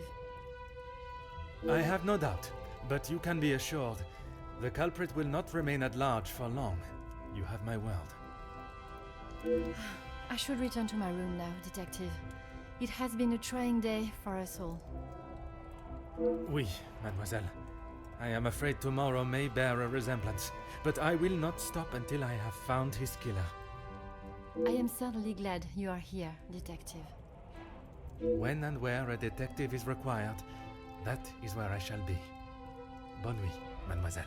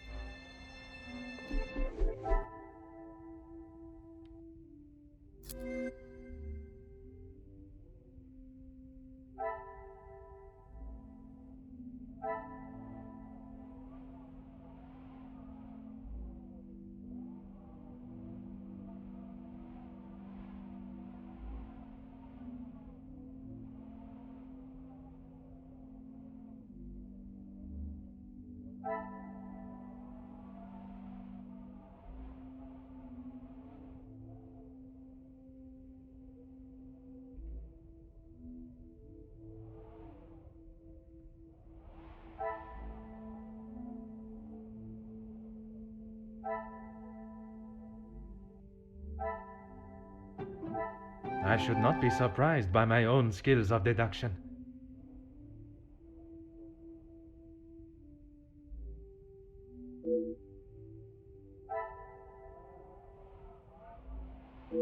Magnifique.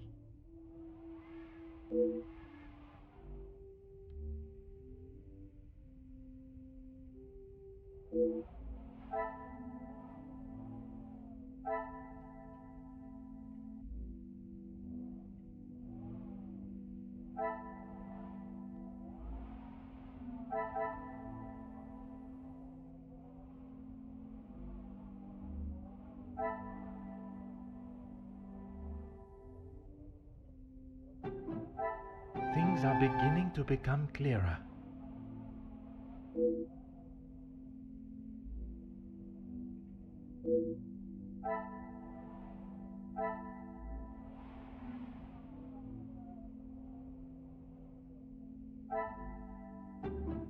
I should not be surprised by my own skills of deduction.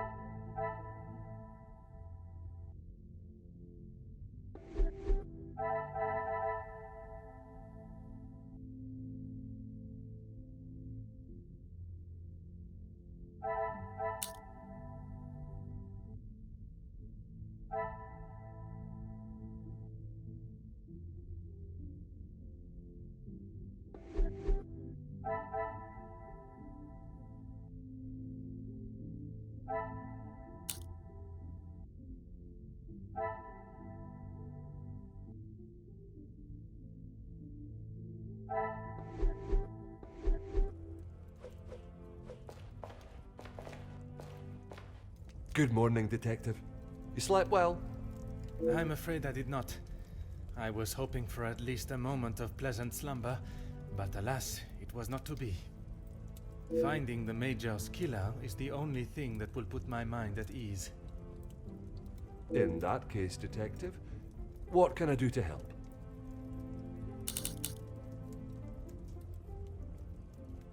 In that snow? If someone was out there, we'd have another body on our hands. I realize how strange it sounds. I would not believe it myself if I had not seen it with my own eyes. Staff have reported seeing things in the dark before, but it always just turns out to be shadows. It was likely just your mind playing tricks.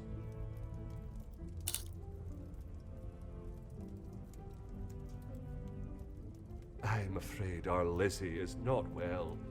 I think the events of yesterday were too much for her. We'll have to just make do without her this morning. As Wordsworth once stated, rest and be thankful. Perhaps a chance of peace and relaxation will work wonders.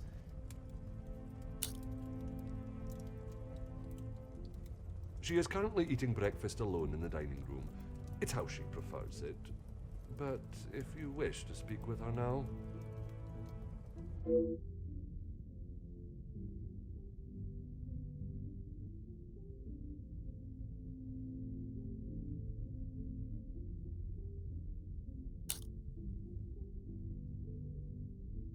I would, but I'm afraid I found this morning that the telephone lines aren't working. The snow continued through the night and must have damaged them. Even if we could use the telephone, I don't think anyone would be able to reach us. In that case, it will be up to myself alone to solve the case. I'll let you know if anything changes. But until some of the snow clears, enough for the carriages to arrive, we are snowed in.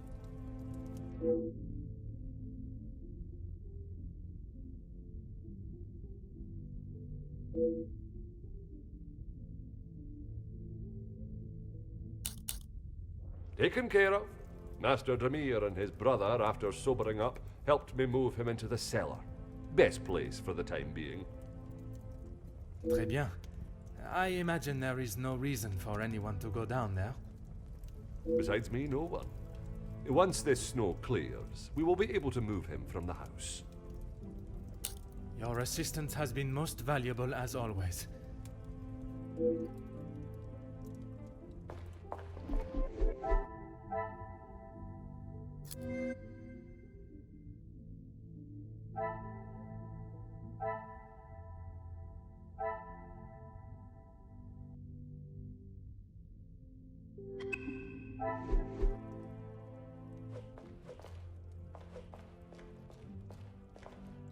Good morning, Detective. I hope you were comfortable last night. Bonjour, mademoiselle. The room was more than pleasant, merci. I'm afraid my mind was not in a state to enjoy it to its full potential, though. I can't imagine any of us slept soundly last night. Hopefully, guilt will be weighing heavily on someone's shoulders this morning. I'm sorry if I was not much help last night, Detective. On the contrary, your inside knowledge of the guests was of great help to my investigation. But there are many more questions that require answers. His position? You mean about him living here? Oui, even in a house this size, you must see a lot of each other. I enjoyed having him here. When I was away with Gideon, it was comforting to know Maman was not alone. Although his work with Mr. Da Silva has kept him away from the house of late. What can you tell me about their relationship, working or otherwise? There is not much to tell, only that there is no love lost between them. He was always quite private about his work. I know that he was helping Mr. Da Silva with some safety matters. I found a check addressed to the Major from Monsieur Da Silva. It noted security consulting. Ah, that's right, security. With his military training, he helped Mr. Da Silva prepare for any trouble with the strikes.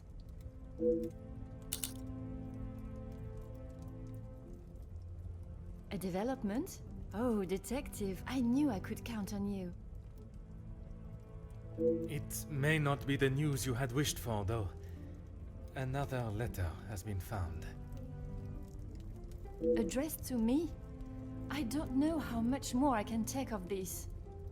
Pardonnez-moi, mademoiselle. Although it has been written in the same manner, using similar phraseology, it was not sent for your eyes, rather the Major's. Or at least that is how it seems. I'm sorry, Detective, I don't understand. It is addressed to him or not? I found it in the Major's study yesterday while conducting my preliminary search. Whether he is the author of the letter or the recipient, I am still yet to discover.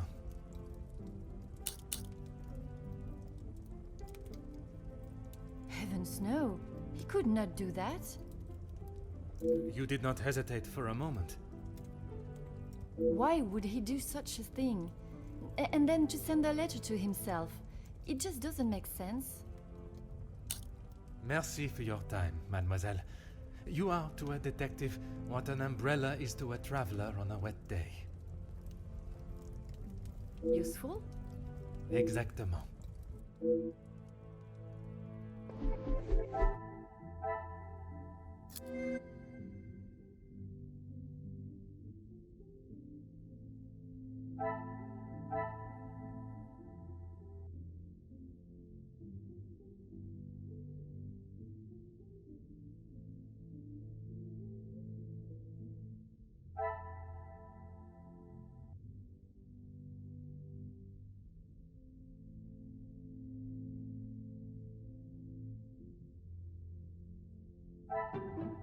Magnifique.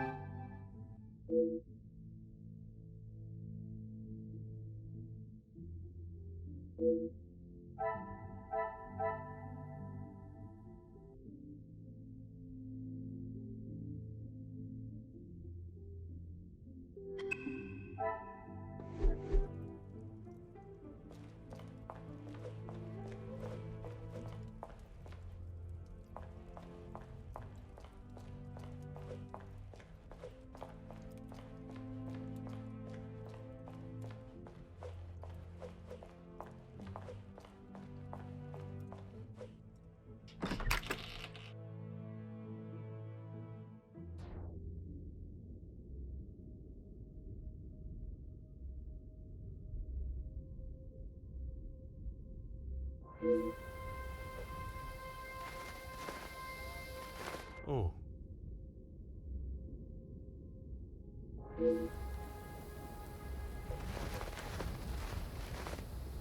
Ah.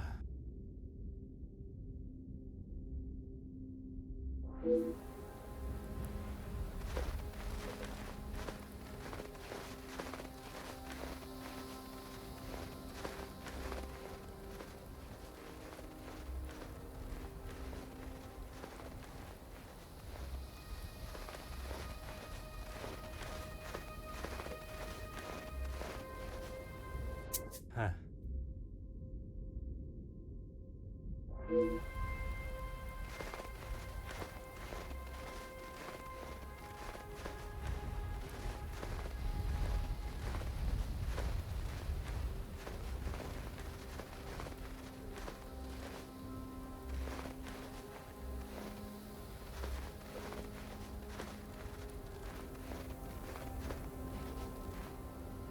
Oh.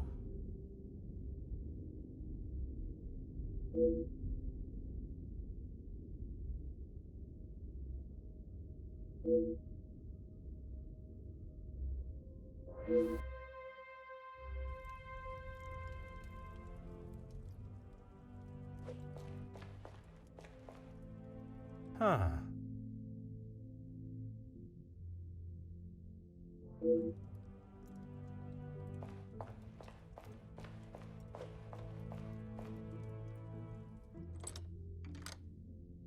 Mm-hmm.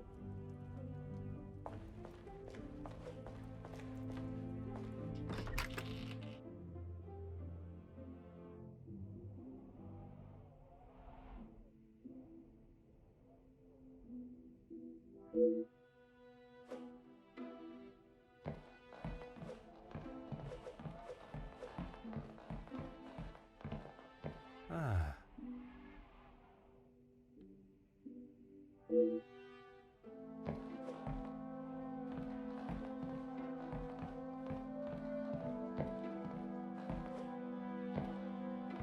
Hmm.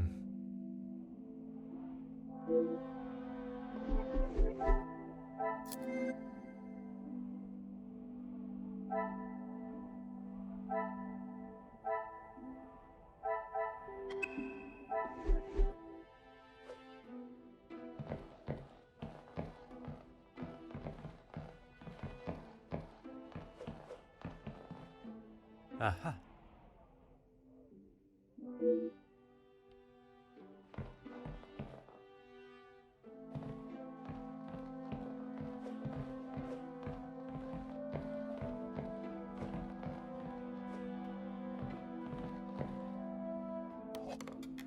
Oh.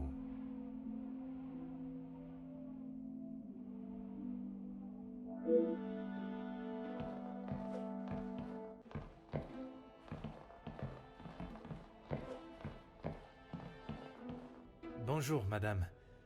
May I offer my condolences for your loss? Thank you, Detective, but they are not necessary. What can I do for you? I was hoping you would be prepared to answer some questions.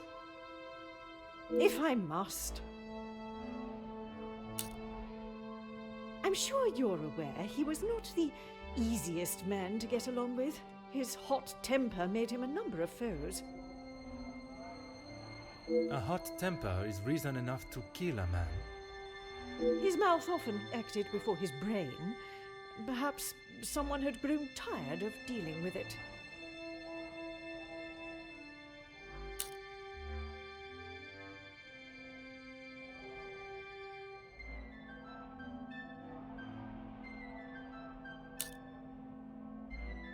Seeing as I heard Mr. Becker's in what I would describe as an unnecessarily loud exchange of words yesterday, he would be my first suspect.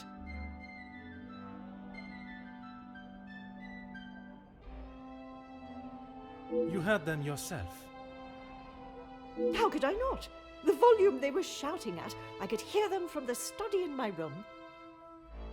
You did not think it fitting to tell me this yesterday? I didn't think Felix was going to wind up dead and a murderer loose in my house. My apologies, detective.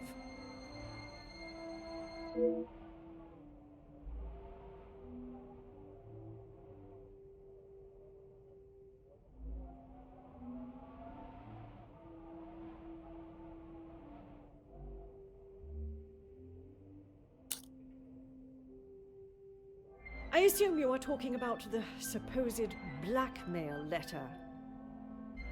Oui, madame. You know of it? It arrived shortly after the first. Rather coincidental, if you ask me. I'm not sure I understand what you're trying to say, madame. He no doubt had secrets hidden away. But do you honestly think Felix had anything of value to his name worth threatening him for?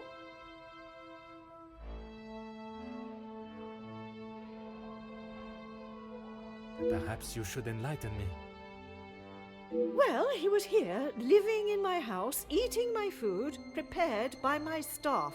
Does that answer your question, detective?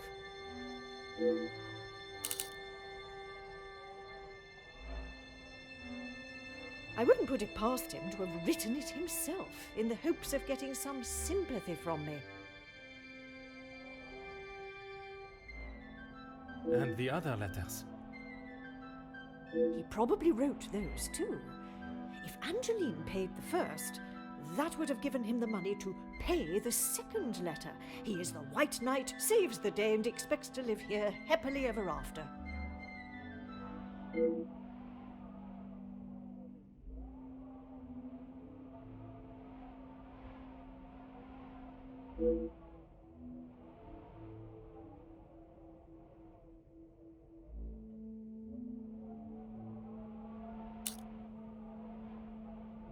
What is it you wish to know? You two have been friends for some time now, and while I do not mean to pry, has your relationship only... If you are trying to insinuate that Mr. De Silva and I are running around like schoolchildren, you could not be further from the truth. He was friends with my husband, for goodness sake. Oui, I understand they worked together. Investments, if I am correct. Mr. De Silva was the voice of reason that my husband should have listened to more often, instead of throwing our money at businesses that were already on the verge of bankruptcy.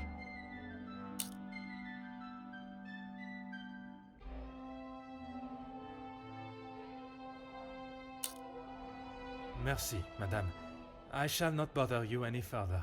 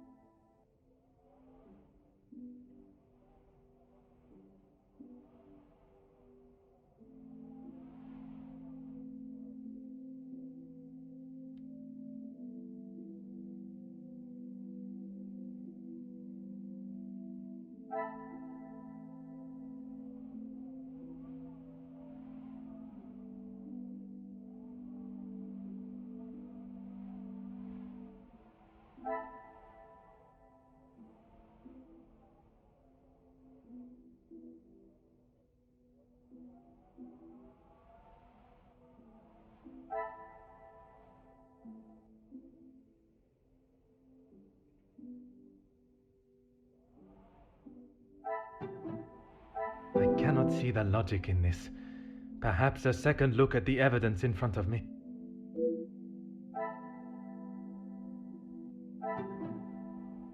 Some would say a lucky guess. I would say a moment of genius.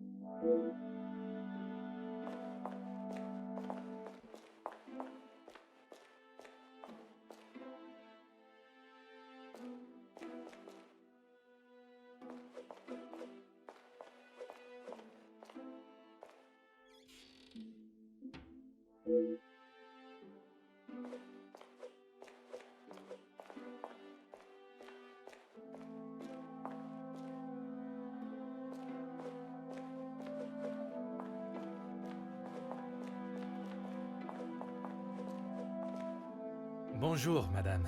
You must be the wonderful cook. Wonderful and modest, sir. I am Rihanna.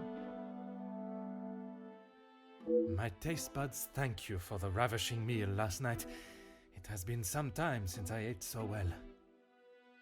Glad to hear it, sir. S'il te plaît, madame. A detective is fine. In that case, Mademoiselle is fine for me, and I will ignore your presumption of marriage. Très bon, mademoiselle. That's right. I've seen staff come and go, but a house always needs a trustworthy cook. I agree. But if I was to eat what you prepare every day, I fear I may be the size of La Maison. Not a bad thing, detective. You could do with some meat on your bones.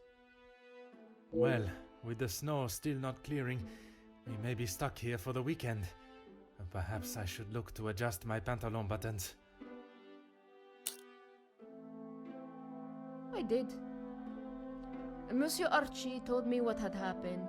Bruises can swell fast, so I took him some ice to bring it down.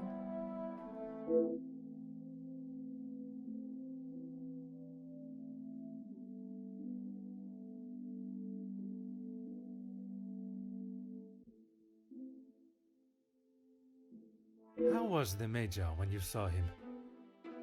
Grumpy, as always. I suppose one would not take kindly to being punched as he was. Punched or not, he was as ungrateful as ever. I shall not keep you any longer. Merci, mademoiselle.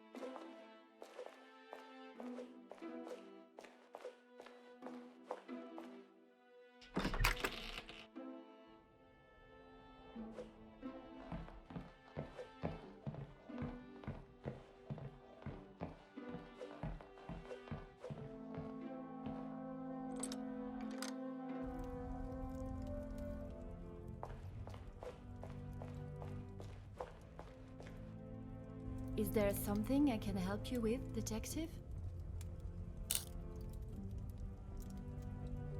You have got the wrong end of the stick, detective.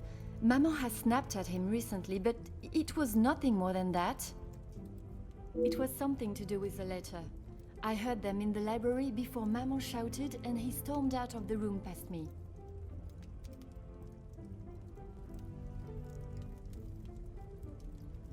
Could it have been the blackmail letter that instigated their argument? Why would Maman be upset with him over the letter? Madame is of a very different opinion from yourself regarding his connection with the letters. She believes him to be the author. That is what she told you? She has always been one to make a quick, if not rash decision, but she cannot truly believe that.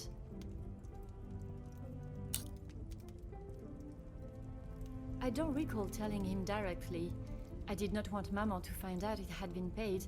If he knew, surely she would. Madame believes he may have been behind all the letters, and taking your payment of the first, then used it to pay the second and be the hero in you and your mother's eyes.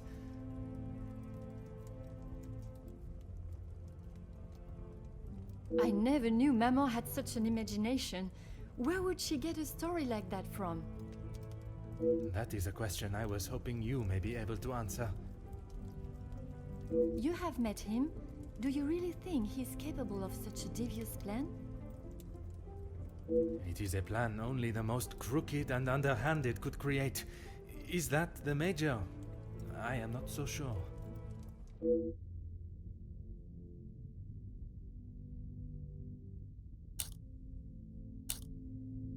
I shall not keep you any longer. Merci, mademoiselle.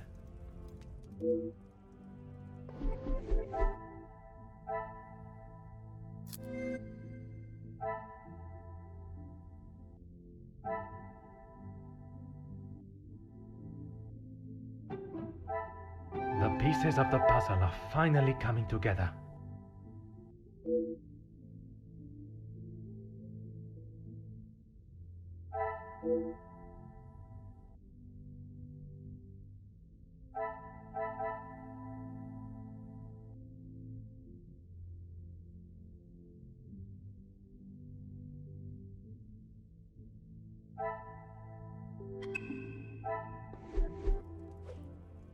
Is there something I can help you with, detective?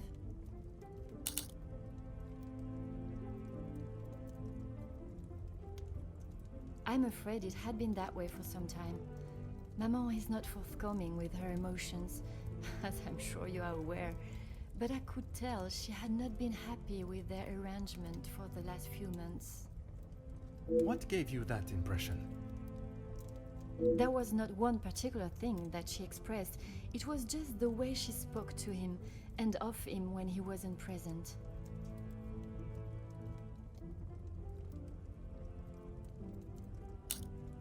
I shall not keep you any longer. Merci, mademoiselle.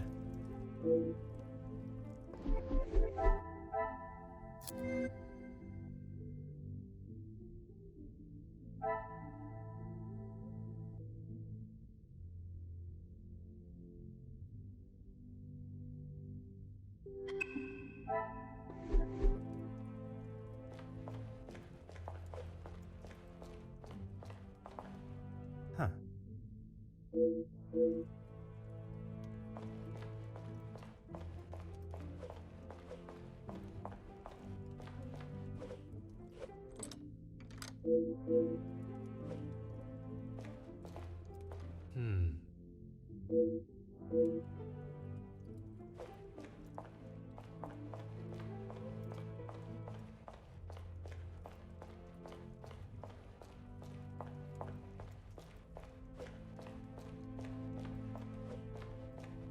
Bonjour, Monsieur Demir.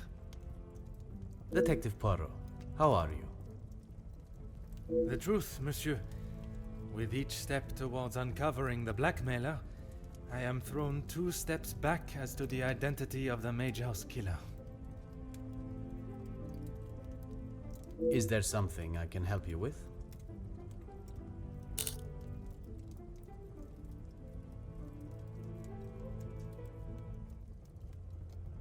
Archibald came to me and asked for my help in the matter. My brother and I dealt with it. Merci for your help. It is a job that only the professionals should have to undertake. It's a job that had to be done, although it may have affected my brother more than I. How so? At the sight of the body, the color drained from his face. Once we had reached the cellar, Zachariah took himself straight off to bed, without even a good night.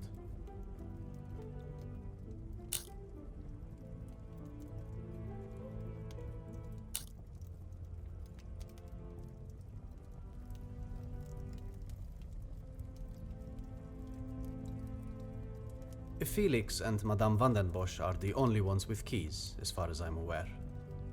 Oh, and Archibald. I'm sure I heard Felix asking him to return something to it once.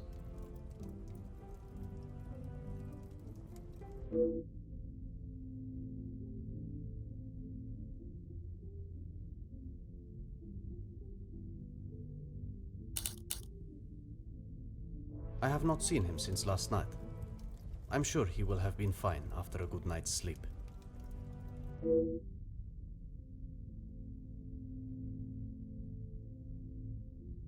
He does not need his younger brother checking in on him. Perhaps that is exactly what he requires. I'm not sure what he told you yesterday, Detective, but he's a big boy. He can look after himself. I worry that may not be the case, monsieur. His time in the war came up in conversation more than once during our conversations. He's still talking about it.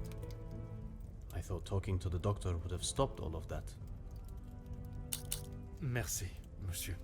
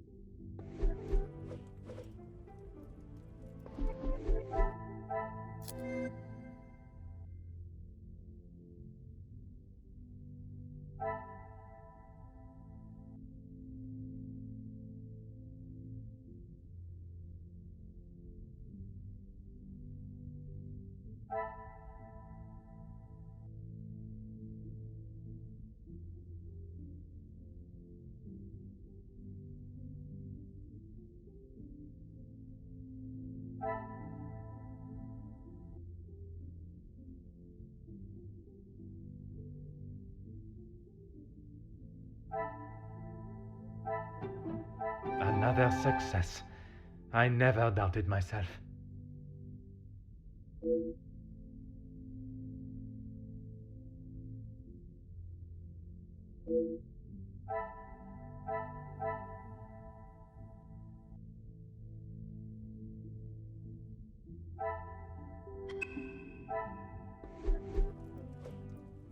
If it will help you find the Major's killer, of course.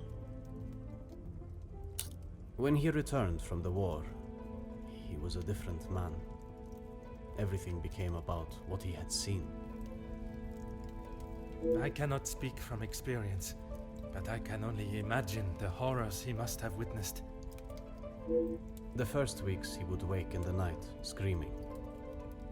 I found him one night, cowering behind the desk in the study. When I tried to help him out from beneath it, well, it was the first time I had ever feared for my life. That is not why you two are no longer close?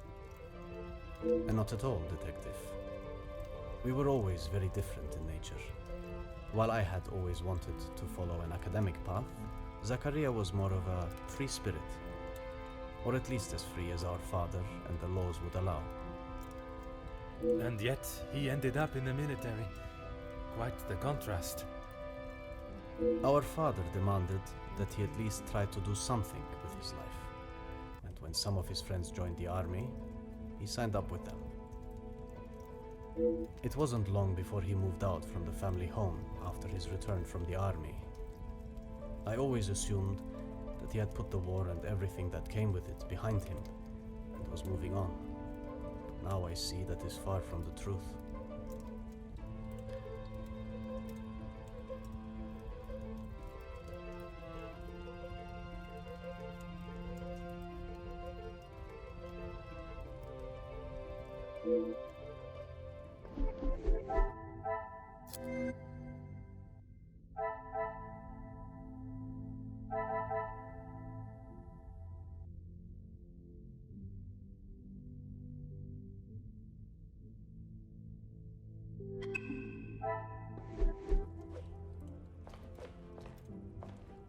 Countess, I wonder if I could ask you some questions.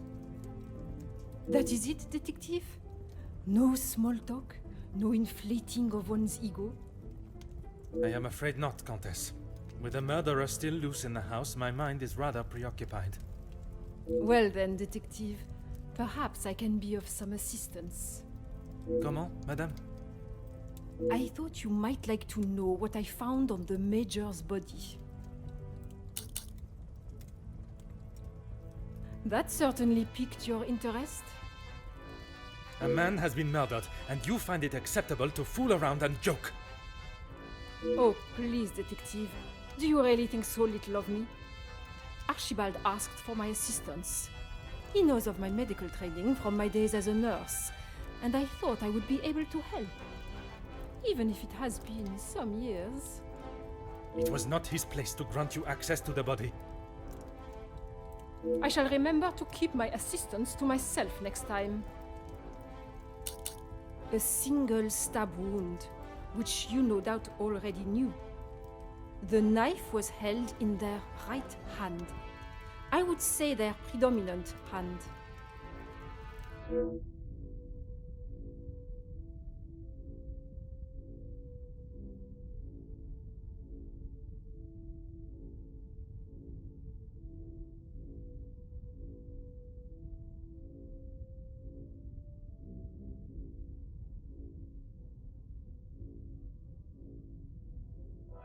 Judging by the depth of the wound, I would say there was no great force put into the strike. More a sign of defense than attack.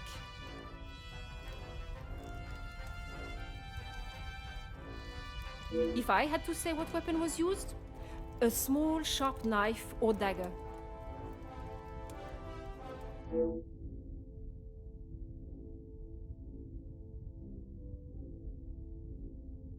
I understand it may be difficult for one to keep such information to yourself, but I ask you to try. Your involvement has already tainted my investigation. You are welcome, detective.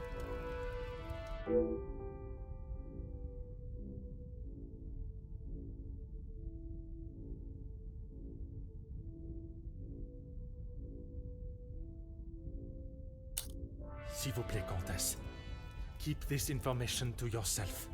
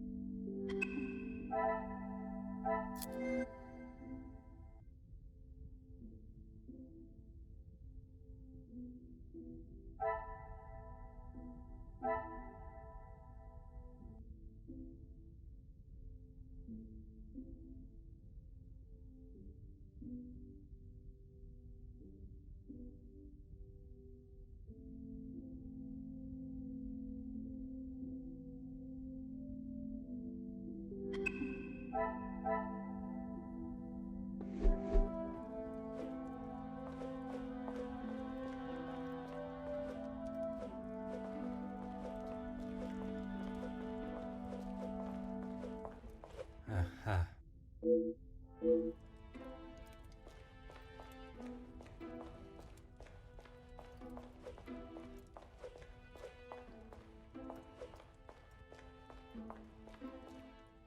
Whatever you need, Detective. Certainly, Detective.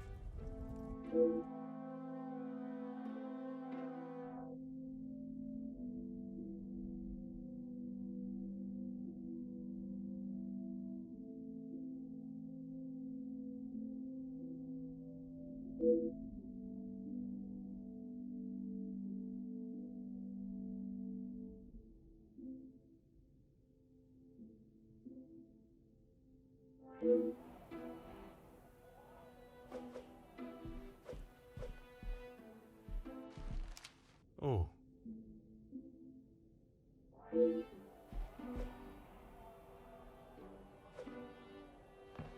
Ah.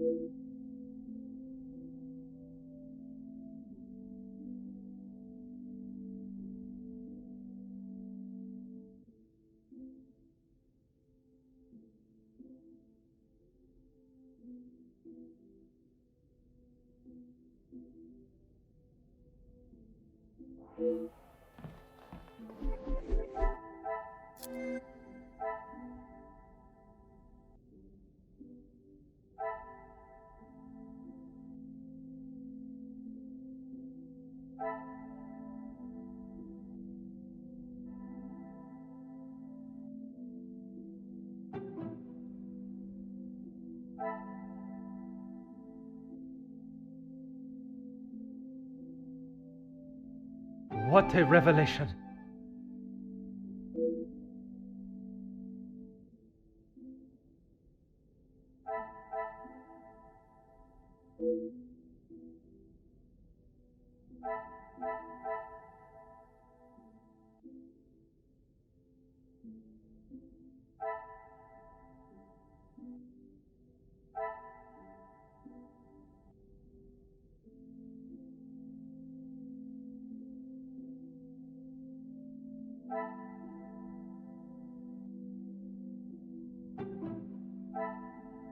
I should not be surprised by my own skills of deduction.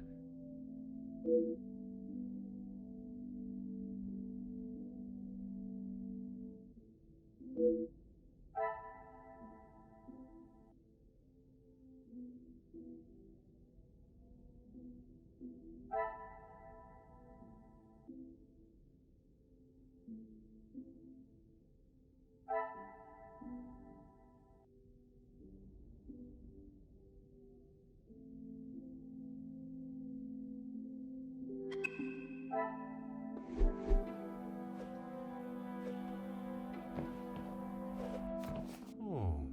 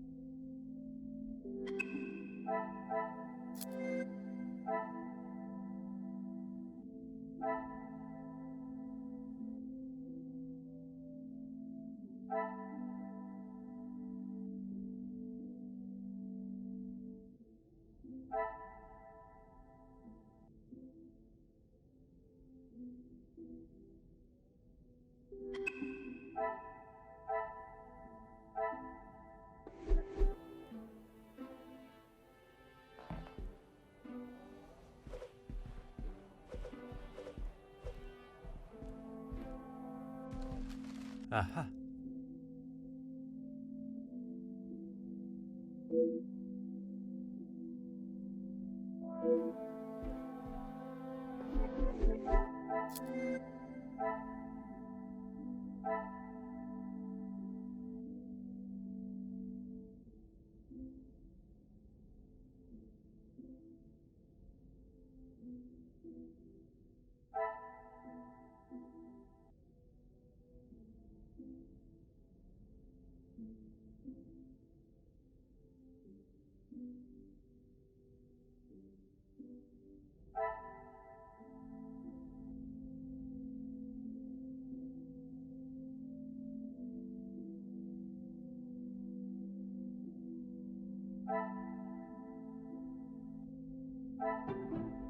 What a revelation!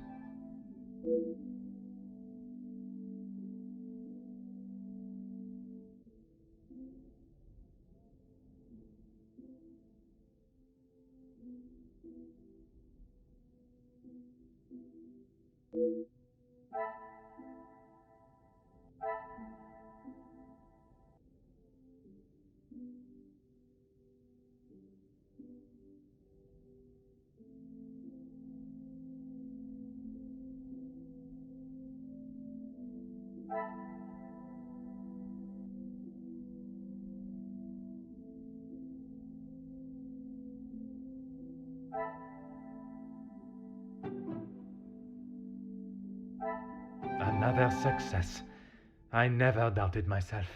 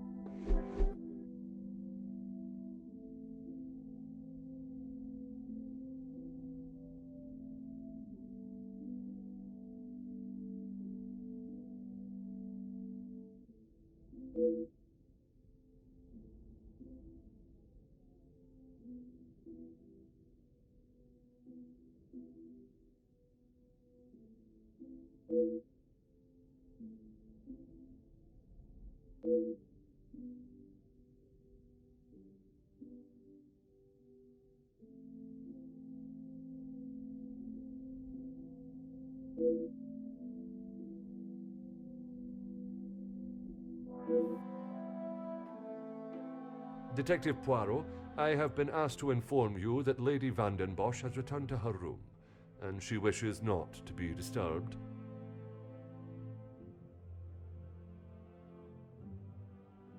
Merci. Madame certainly has mastered the art of subtlety. They may not be the exact words she used, but I'm sure you can imagine. Excuse me, I have some further duties to attend to in the pantry.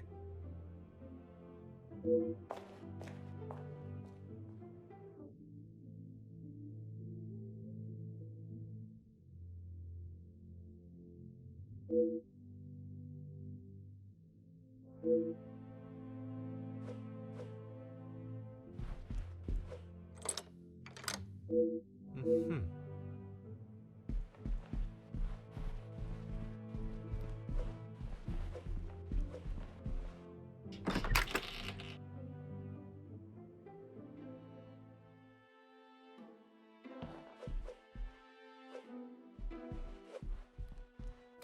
Huh.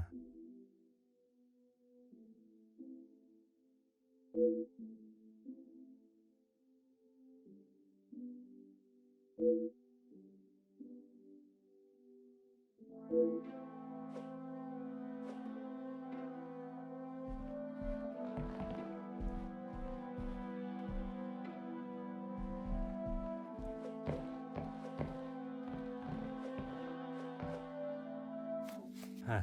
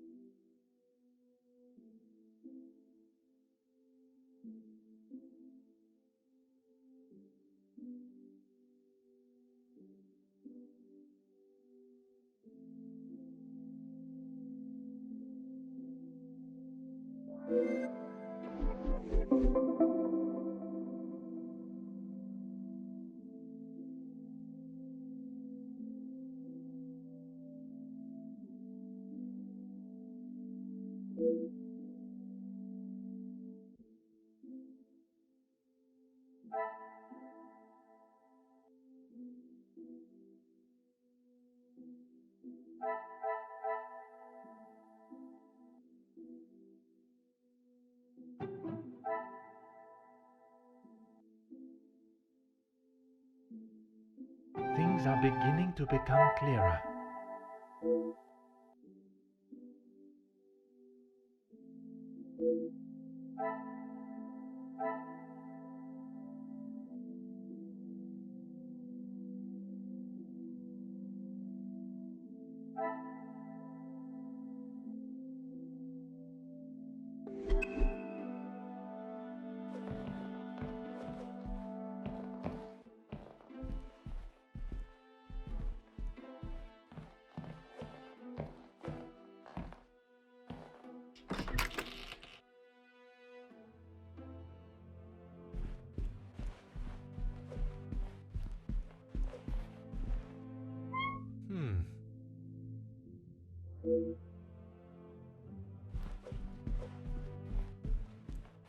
Huh.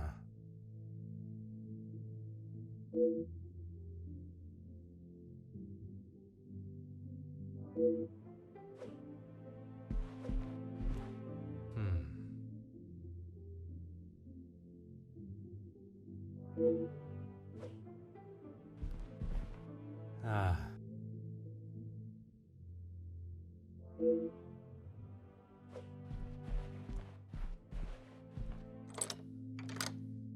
Oh. Ah.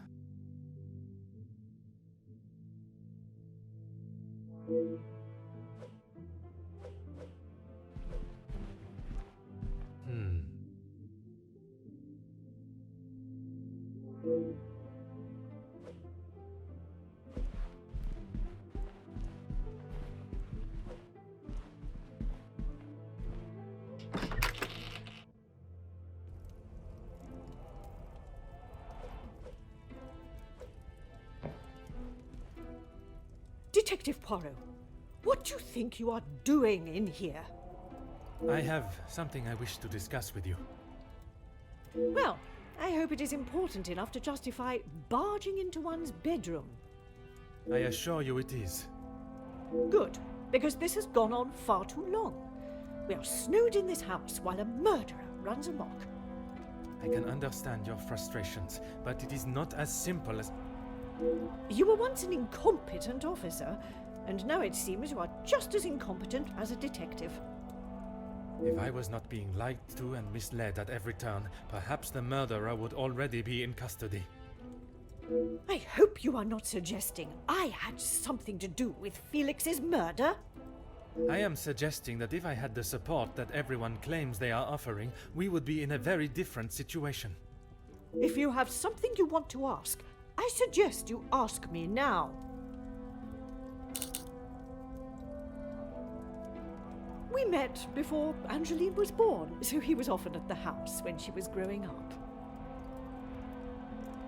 And where was it you two met? I was attending an event. Felix was also in attendance as a serving officer. A conversation was struck. So it was not through the Viscount that you two met? I did not require my husband to start conversations on my behalf. It was you that instigated it then? My, detective. That active imagination of yours has taken you on quite some journey.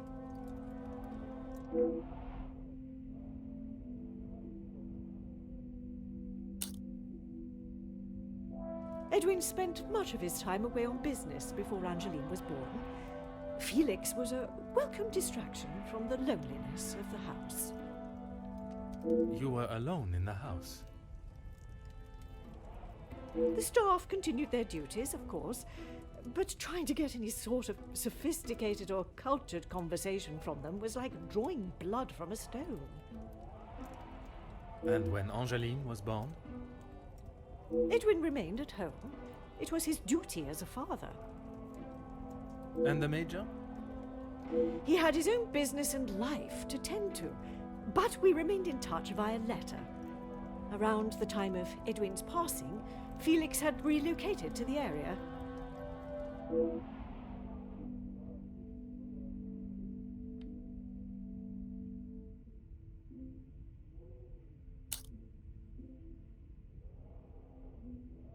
I'm sure he has hundreds of letters in there. Most of them could and should have been thrown away a long time ago. You are going to have to be more specific.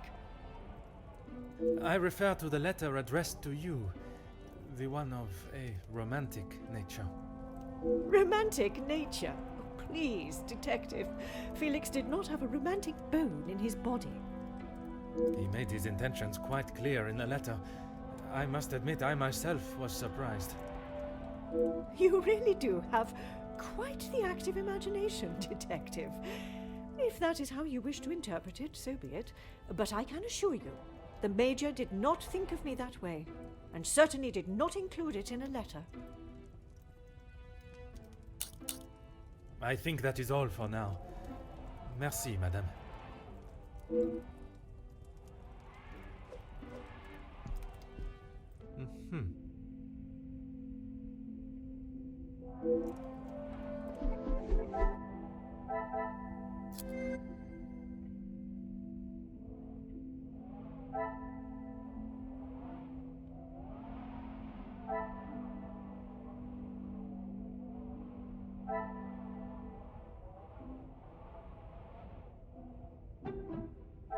Some would say a lucky guess. I would say a moment of genius.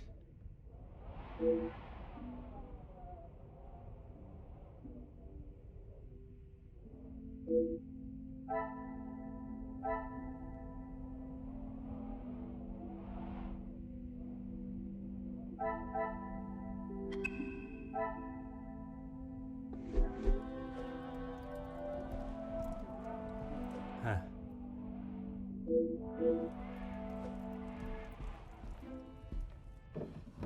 Oh.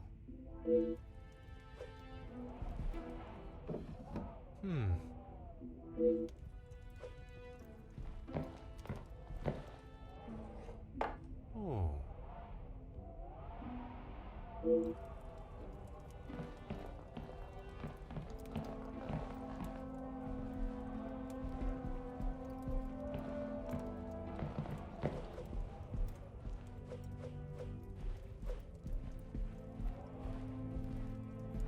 Is this really necessary?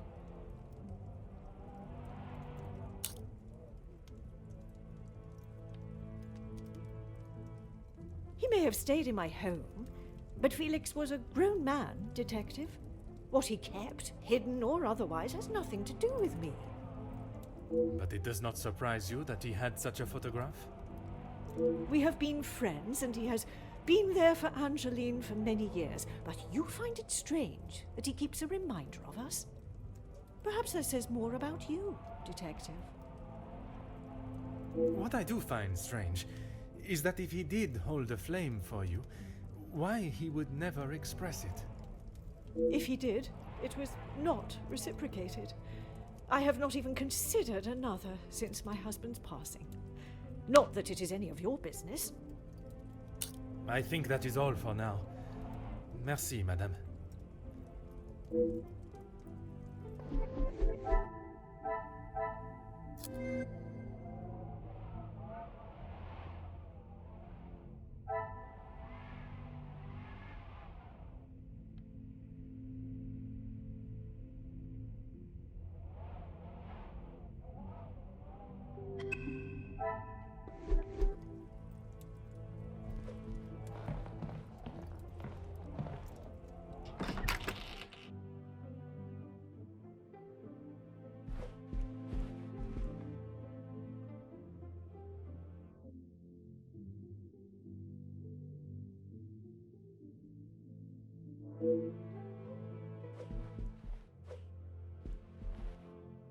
Detective Poirot, are you any closer to uncovering the truth of Felix's involvement with the letters? I am, mademoiselle. I can confirm that he was not the author of the blackmail letters. So the author is still out there. Oui, but it will not be long before they are apprehended, and the only letters they shall be penning will be from behind iron bars. Your confidence is rather assuring. Thank you, Detective. I'm sorry, Detective. I did not intend to leave your mind so full of thoughts. No apology is required. It actually made me question my whole chain of thinking. What if there had been a collusion between them, and the Major's murder was planned, organized, and orchestrated to make the investigation seem almost impossible? Oh my, Detective, that is quite a theory. Every guest has a motive. You confirmed that with the mention of Mademoiselle Conrad and the Major's fight. Supplying one another with a rock-solid alibi would surely throw off any detective. But not you. Correct, mademoiselle. It would take much more to stamp Detective Poirot. I haven't seen that book in so long. Yes, it was a gift for my 10th birthday. I have read it from cover to cover countless times. He left such a lovely inscription too. It sounds as though there is a side to the Major I did not get to see. Was it common for him to bring you gifts? Not common, but if he had been away for some time, he would bring me a small memento from his travels. He hasn't done that in some time, though.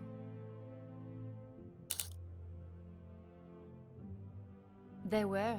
I'm afraid they may have gathered some dust being in the storage room for so long. I kept them in hope of giving them to my child when the time comes. It sounds as though he had always cared about you.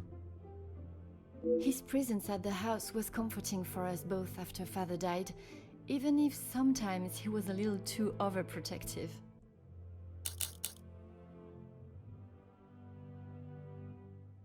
That's right. Ever since I can remember, Felix has been around. It seems as though she has a number of support networks. The Major, her friendship with the Countess, not forgetting Monsieur da Silva.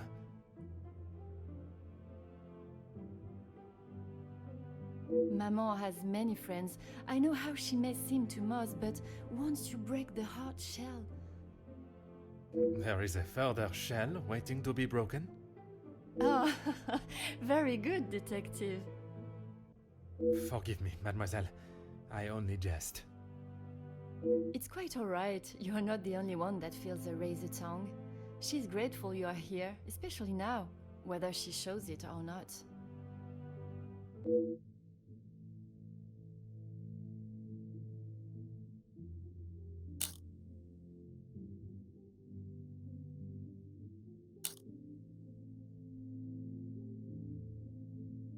They have often come to blows when it concerns Maman.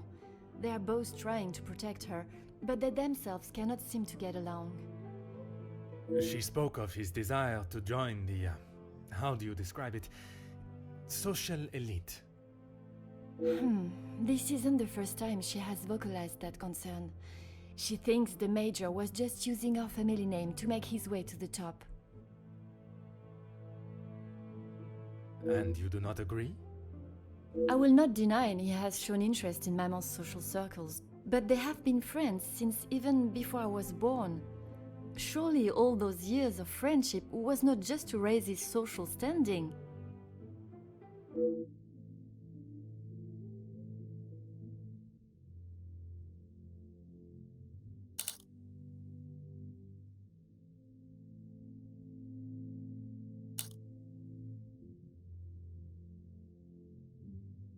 How do you mean, Detective? I imagine a house of this size is rather costly, keeping it in the immaculate condition it is in.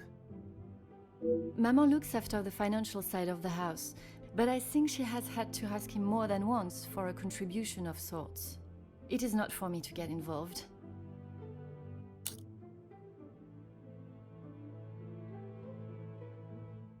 I shall not keep you any longer.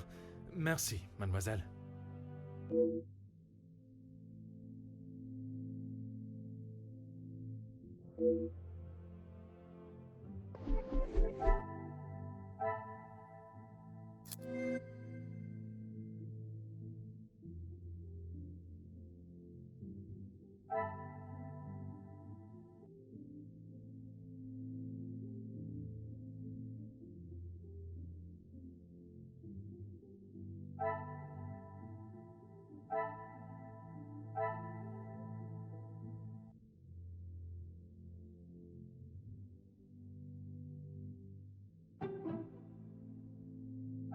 Magnifique.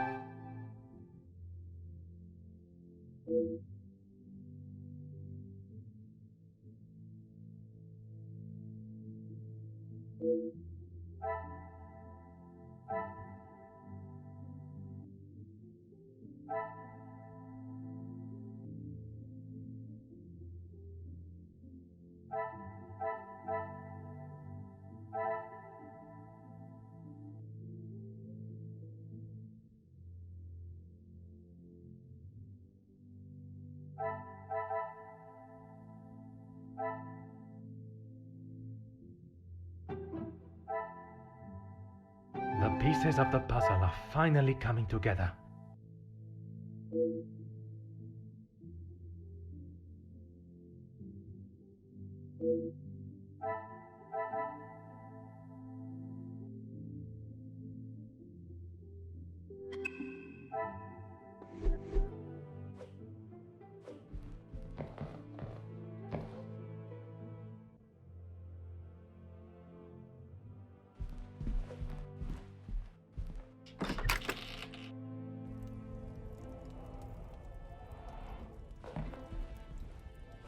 Is this really necessary?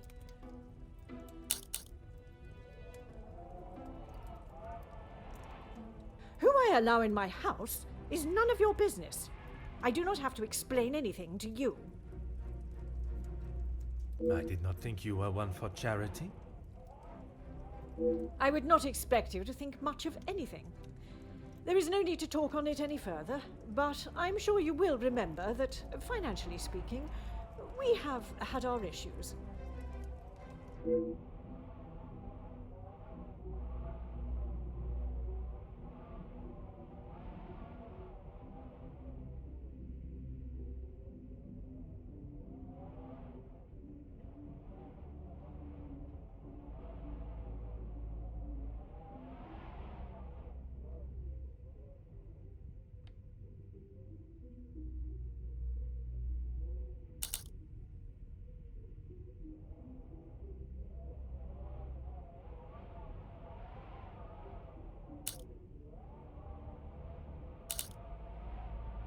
He was a man that required no protection, Detective, especially from me. That is the impression I had of him, which is why your defensive stance warrants questioning. Your insistent questioning on such trivial matters are getting on my last nerve. There is a murderer and a blackmailer to be found. That is your job here.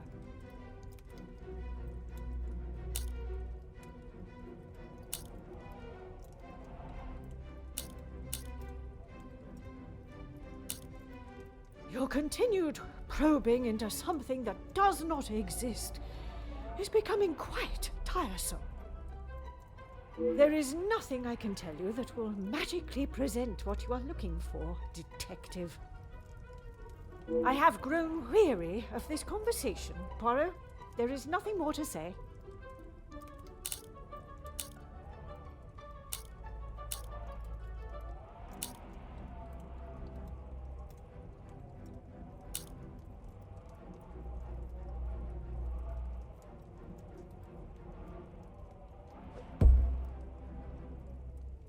Madame, you continue to withhold the truth. And you continue to get on my last nerve. I am not obliged to tell you every detail of my private life. But when it impedes my investigation... If only you were this focused on finding the blackmailer and... Madame. Very well. I did not lie about how we met. I was attending an event raising money for... Oh, I cannot recall now.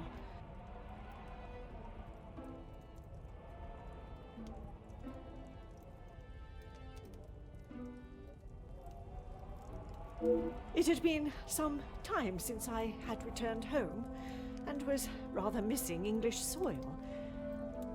I was aware of Felix's invitation, or at least that there was to be several British officers attending the party, and that is where our friendship began.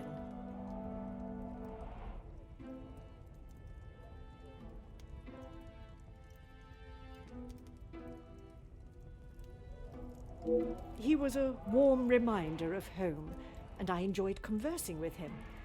We shared walks in the park and read together. As I said, he was a welcome distraction from the days spent alone. I shall go no further with the details, but I will say, I had no intention on being unfaithful to my husband. It was never our plan to go that far. Once I found out I was pregnant, I knew it had to stop. The Viscount never questioned Mademoiselle's birth? In his mind, he had no reason to, and he shouldn't have had to. It was my mistake to bear. If he knew the truth, our lives would have been ruined. I told Felix that he was to stay away, but he had no intention to. He became an uncle figure to Angeline, and they grew closer after Edwin's death. I could not tell her the truth. Too much time had passed. The secret remained only between him and I. Until now. And what were the Major's thoughts on revealing the truth? He wanted to tell her everything. He wanted her to know exactly who he was. But I told him no. It would not have been the poignant reconciliation that he expected. She would not understand.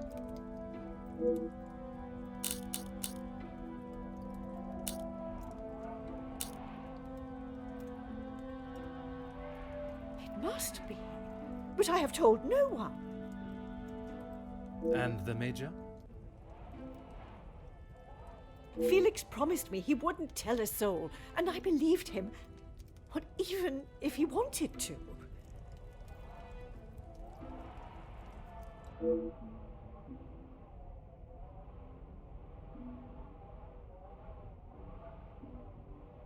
You did not think anyone knew, and that is why you disregarded the letter.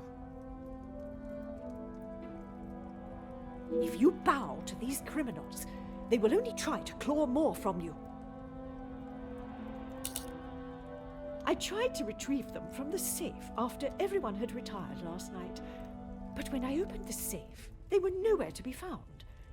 I assumed he must have hidden them somewhere else.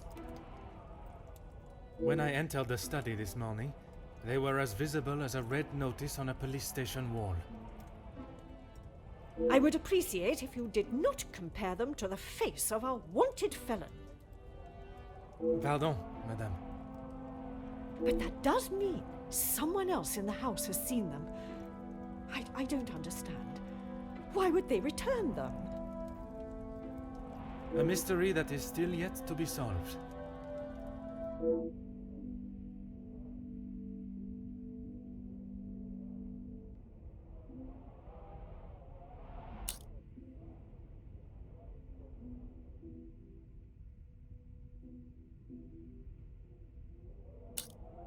I think that is all for now.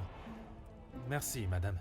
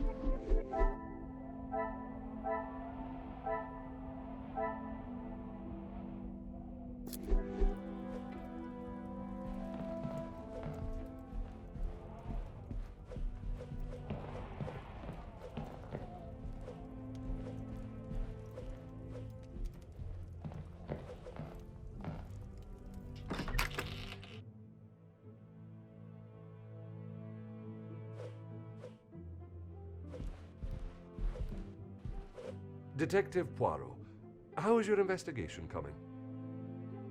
Monsieur Sterling, I must admit, I have learned much more than I was expecting to. You'll be wrapping the case up soon, then? One has never finished learning, monsieur, and in this case, I shall need to continue if I am to find the Major's killer. It might help to vocalize your thinking. I'm all ears.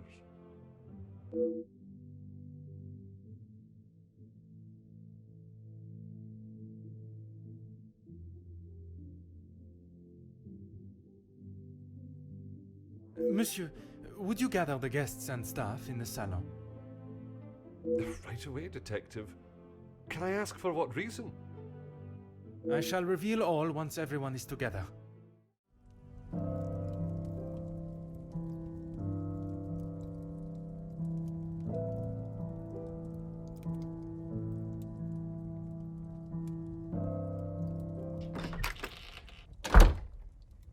Detective, what is the meaning of all this? Madame, I ask that you all lend me your ears for only a few moments. What I have to say is of great significance to everyone. You are all invited here to celebrate the engagement of Mademoiselle Angeline van den Bosch and Monsieur Gédéon Demire, the coming together of two prevalent families. But the celebrations were short-lived, as Major Felix Hagen was found dead in his study by a young servant of the house. It then became my responsibility and obligation as a detective to uncover the truth behind his demise. My initial examination of his study exposed a number of things I did not expect to find. Things I have no desire to divulge at this time, but what I can say is this. It was no simple murder. A letter demanding ransom for a continued silence confirmed this. I am sure some, if not all of you, have heard whispers of a series of blackmails that have plagued the social elite in recent weeks. After hearing of the letters in the major study, you may ask if it was him behind the letters. You may further ask if he was preparing his next threat to another unsuspecting victim. It is a question that crossed even my mind. That was until I sought the truth. That in fact it was the Major that had fallen victim to our blackmailer Mystérieux. Last night I spoke with you all, confirmed your whereabouts in the house over the course of the evening, and while I would have expected such questioning to reveal a potential suspect, what I learned was that it could not have been one of you. What do you mean, not one of us? The man was stabbed. He hardly did that to himself. There is still a killer in the house. Pardon, monsieur, if you would allow me to finish. It could not have been only one of you. Rather a partnership, in cahoots, if you will. Conversations today have revealed facts that I was not expecting to discover. And although they may have muddied and complicated my investigation, what I must do to bring the guilty parties to justice has become clearer. Those of you that spun stories in an attempt to confuse and derail my investigation have made a grave mistake in underestimating my intelligence. Other detectives may fall for such deception, but I can assure you, Detective Poirot is no such fool. My investigation is far from over, and swift justice shall be dealt to those that have committed such appalling acts and have continued to mislead and lie to protect themselves. Now, I must continue mon enquête, and I shall leave you to consider that you may be beside a cold-hearted killer. Bonsoir. Monsieur Sterling, un moment. Quite the speech, Detective. Merci, but it was not made to entertain, more to warn the guilty parties that I am hot on their heels, no matter how clever they believe themselves to be. Well, if there is anything I can do. Is that really necessary? The murderer remains at large, and there is still no sign of the weapon. I would say that makes them essential. Of course. I still just cannot imagine any of them being guilty of his murder. It may be hard to imagine, but it is the truth. Nothing. But I was so preoccupied with the Major. Sorry, Detective. Should I have? Perhaps it was just my mind playing games again. Maybe one of the guests got lost and wandered in.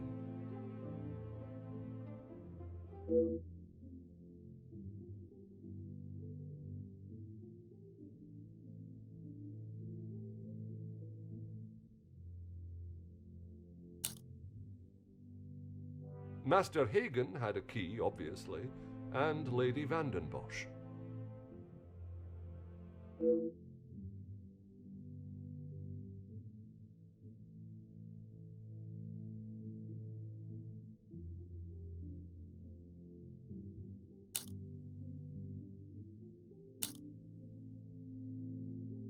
When requested, aye. If something is required from there when Master Hagen is not around. Forgive me. If he is not around, how is it you access this safe? It's not what you think, Detective. What I think is that you have been trusted with a copy of the key, and you have lied to me about it. I only lied because of the trouble I can get into with Lady Vandenbosch. At this moment, monsieur, you should be more worried about the trouble you shall find yourself in with the law. I know how it will sound, but I lost my key. I must have set it down somewhere, and it has been tidied away. Master Hagen asked so rarely for me to go in the safe, I didn't think it would be missed.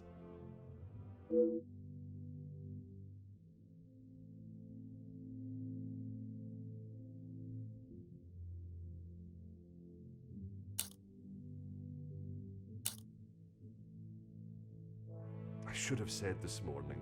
I'm sorry. Monsieur, I am not quite sure you understand the severity of what has happened. I am well aware, Detective. I just thought she would be able to help. Would you allow a man with a smoking gun to remove his bullet from a victim's chest? I suppose not.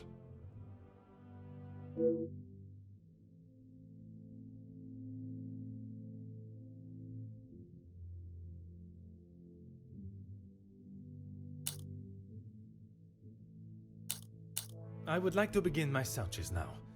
Since it is closest, I will start with the west wing. I may not be back when you return. Here is the key to the other rooms. Please return it when you're done.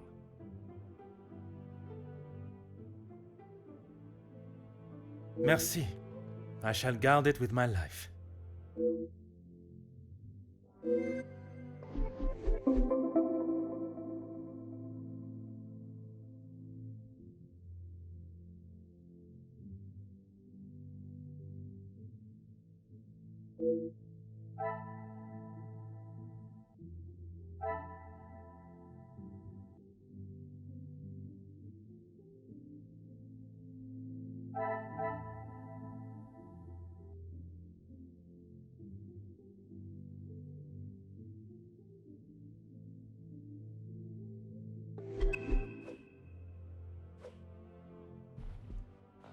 Huh.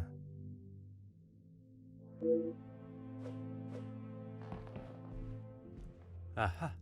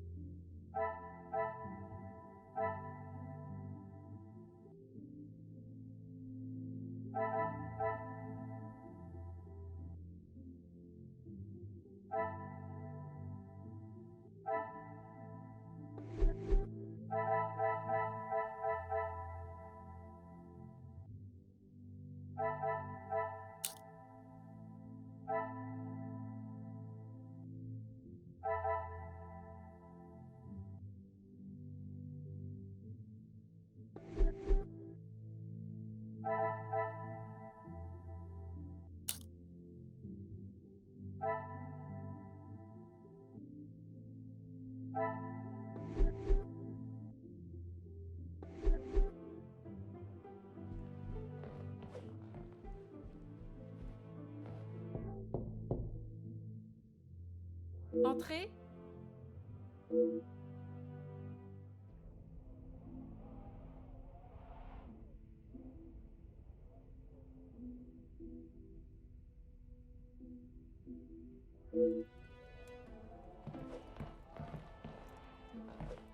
Detective, what a pleasure.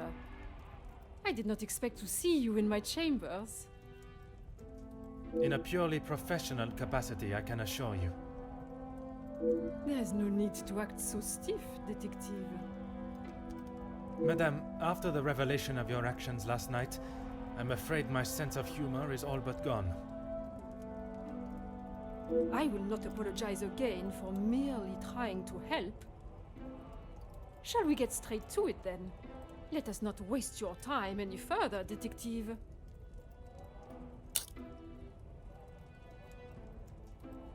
That would be Inga. She has been one of the most promising young women that has come from the shelter. Madame Vandenbosch took in a young lady from your shelter. There is no need to sound so surprised, Detective. She does have a heart. I did not mean to sound so cruel.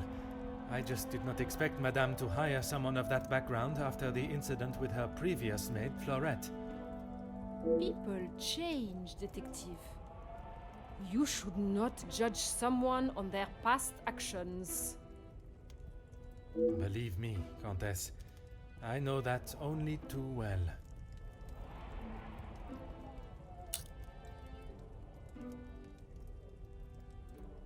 Be careful, Detective. That almost sounded like a compliment. It is your actions in this house that have been questionable, Madame. Your work outside is something that many more could take note of. We do what we can.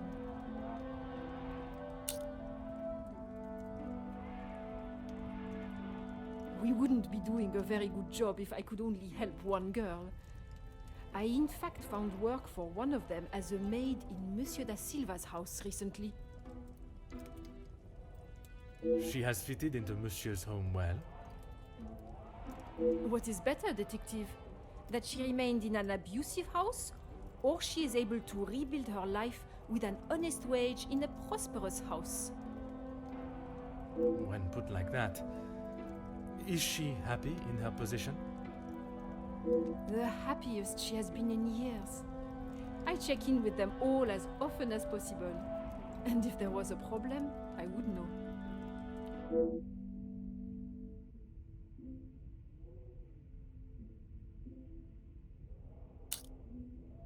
Merci, madame.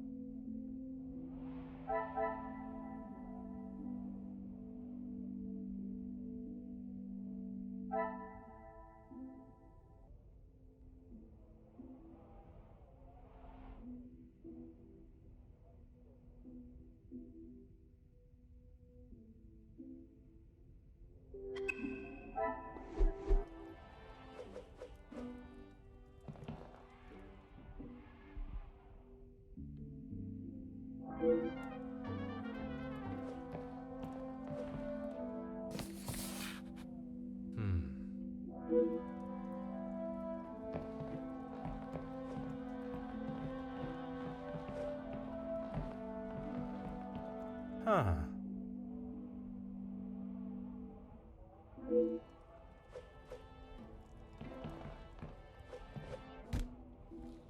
Ah.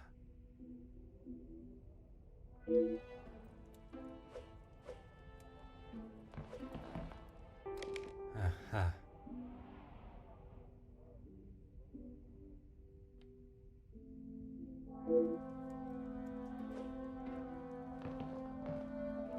Huh.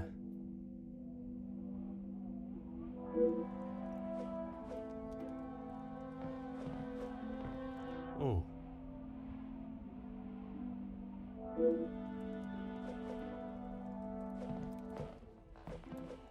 Aha.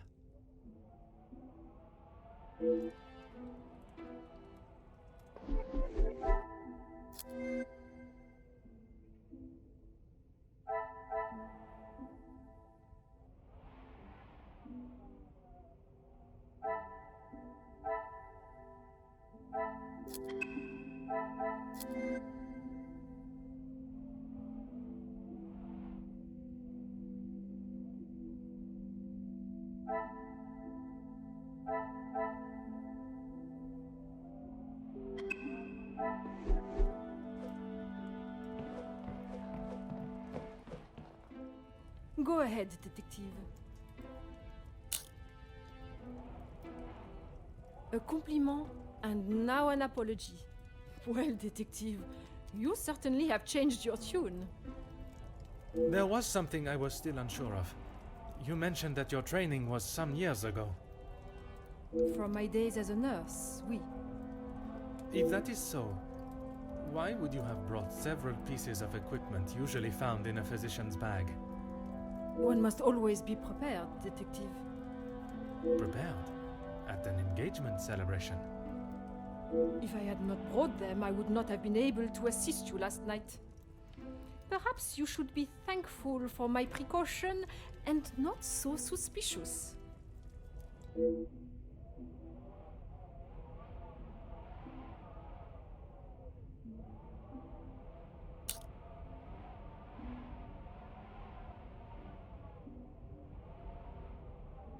Merci, madame.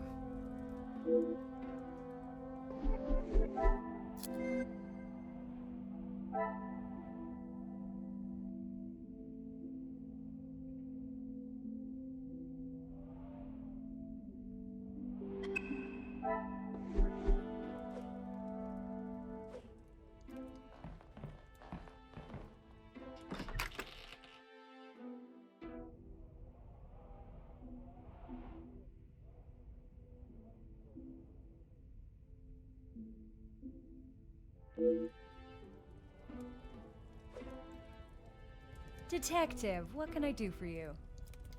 Mademoiselle, I am sure you understand my reasoning for such intrusion. If it's going to clear my name, be my guest.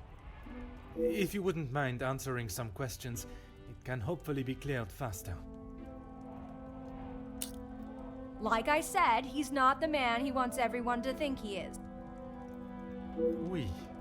But how is it you came to that conclusion? You don't really want me to recount every conversation I've had with him, do you? There is one particular I had in mind. An argument would imply it was a two-way conversation. And that is not how it was? Here it is. I've been helping Angeline get exposure, her marriage to Gideon is big news, and his work is really paving the way for others. I saw the chance to get their names out there, and he didn't like it.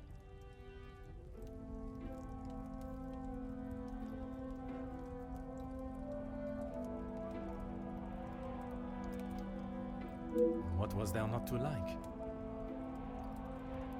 Your guess is as good as mine, Detective. But if I had to, I'd say he was jealous it wasn't his name at the top of the article. And his reason to storm off? Oh, you know about that. Let's just say I didn't accept his pathetic attempt to get me to stop the story. If you're gonna try and pay someone off, at least make it worth their while.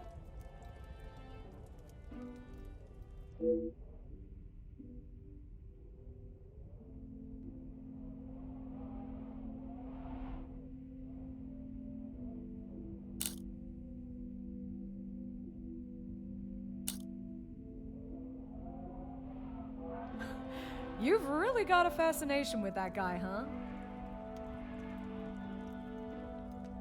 I would not say fascination. An interest, perhaps. Well, I'll save you the bother of trying to find out more about him. He's not that interesting. In fact, he's a bit of a wimp if you ask me. That is not the impression I got of him. That's because you've only seen the side of him he wants you to. He knows what to say in front of the right people. But behind closed doors, he's clueless. Let me guess. The first thing he told you was that he was a union leader. No, the voice of the people. A man that is proud of his work is not something to be sneered at. Don't get me wrong, he has a way with words, and he can certainly rally a crowd. But that's about it. At the end of the day, he's a representative and nothing more. He's got to play the part, not just learn the lines.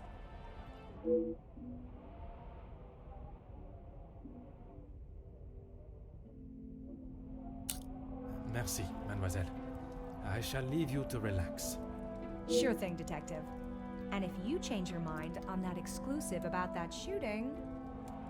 If I do change it, you shall be the first to know. Oh.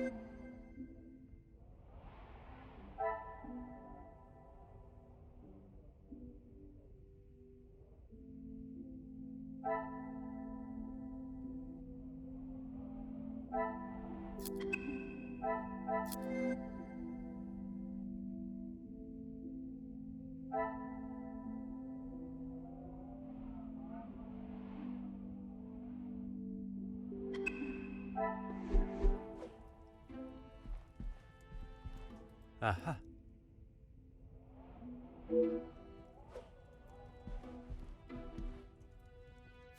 Huh.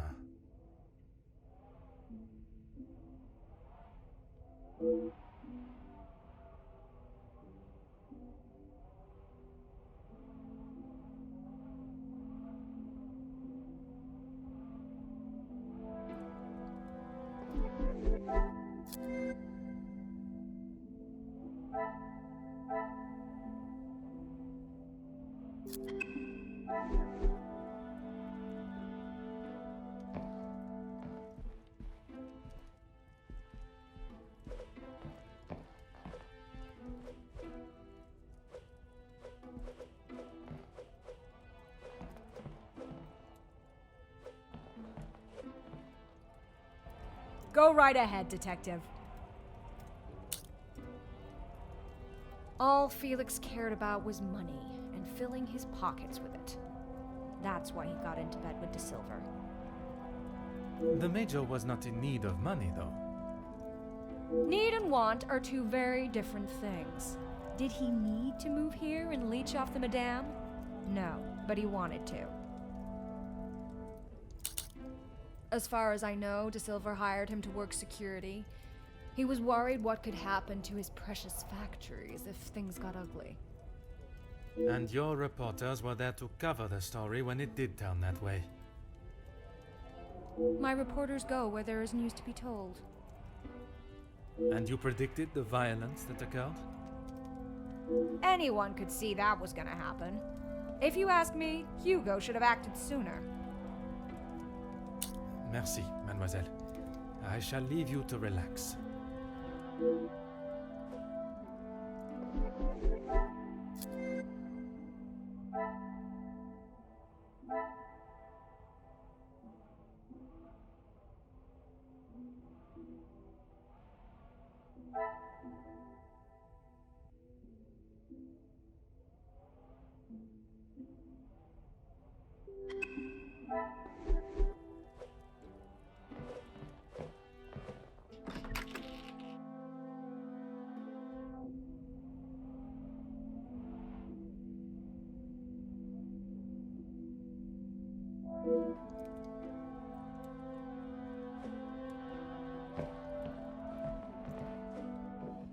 Huh.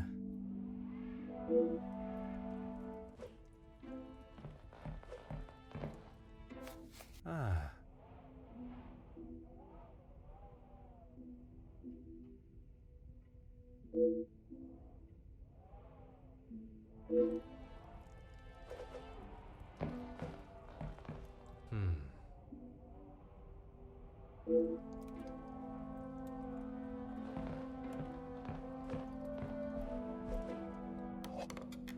Oh.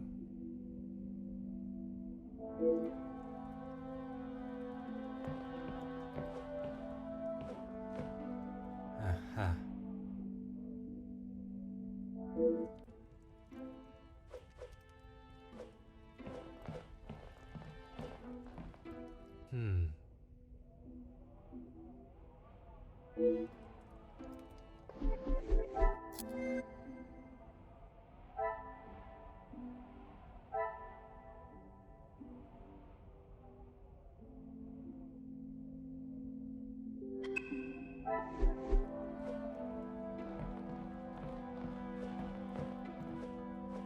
Oh.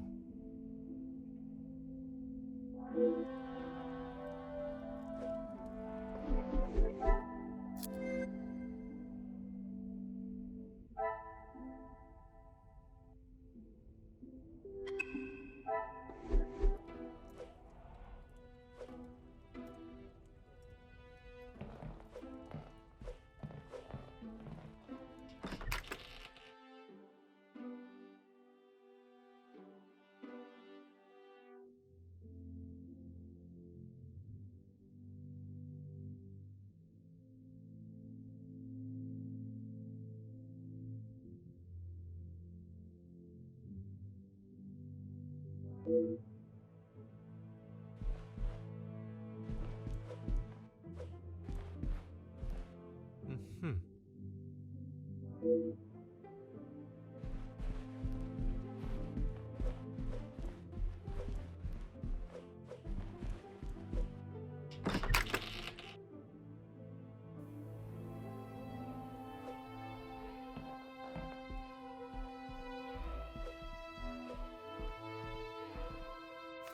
Hmm.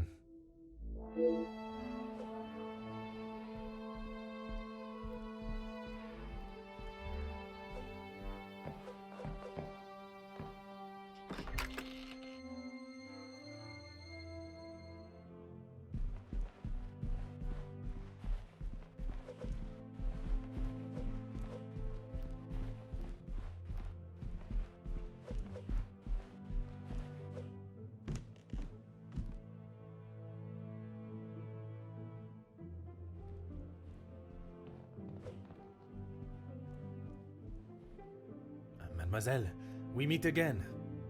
Bonjour, Monsieur Poirot. Pardon, Détective Poirot. Just a detective is quite all right. Bon, can I help you with something? I was taking him a plate of food, but he didn't answer to my knocking. You then entered the study. I did. He wasn't moving. He just lay there. I did not mean to upset you again. Seeing him there would be troubling for anyone, and I'm sure it is not a memory you wish to relive.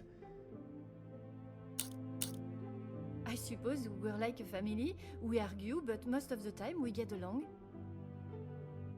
You must all be quite close, then. Some more than others. You refer to whom, mademoiselle?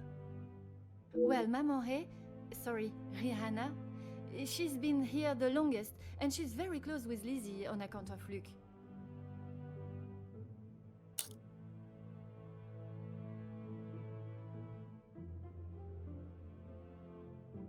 Maman Ray is Luke's sister. You didn't know that? I thought she would have said. She talks about him all the time. It must have been awful, losing him in those riots. Apparently, he was right at the front when they were charged. They didn't stand a chance. If I had been the one responsible for his death, I wouldn't want Maman Ray looking for me. Mademoiselle Rihanna, Maman Ray, she has expressed her desire for revenge.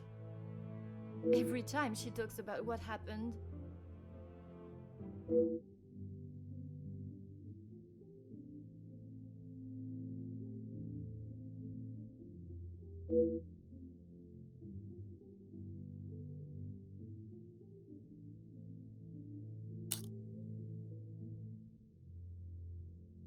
I guess you wouldn't know anything about life on the streets. It is not an experience I have had to face personally, but I understand that many are forced into it, and the lifestyle that comes with it. The lifestyle of a thief, you mean? Put rather bluntly, oui. You are the first officer that has not taken one look at me and pulled out their handcuffs. Mademoiselle, I can see you have turned your life around, and I commend you on your efforts. Without the Countess, I would probably be rotting in a cell somewhere.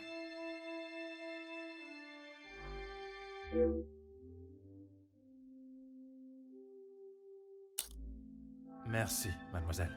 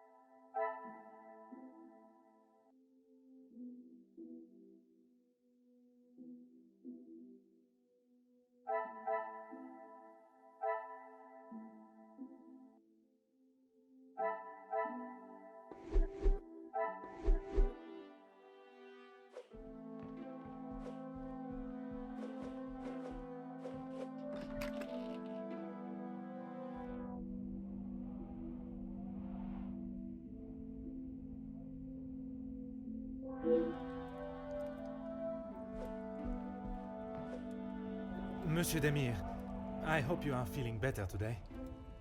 Nothing a good night's sleep couldn't fix. Très bien.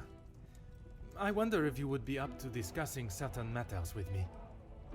Whatever you need. I lost my taste for death a long time ago, but it had to be done. I'm certainly in no rush to be carrying a dead body again, though. Most understandable. I shall extend the same gratitude to you as I did to your brother. You've spoken to him already. How is he? Perhaps that should be a question you ask him yourself. Yeah, maybe. I bet he had a lot to say. He always did have an opinion on the war. When I say your past, I refer to your past as brothers. Okay, well, what did he say? It seems you both had the same sentiment for this party. Perhaps the bridges that you thought were once burnt are in fact primed to be reconstructed. We'll see how probable that reconstruction is going to be. Until he sees my point of view, I don't know how we can move forward. What is there for him to understand before the bond can be repaired? He lost his friends in the war, the same as everyone. But somehow he has forgiven. I'm sorry, Detective, I can't. And Gideon just doesn't understand that.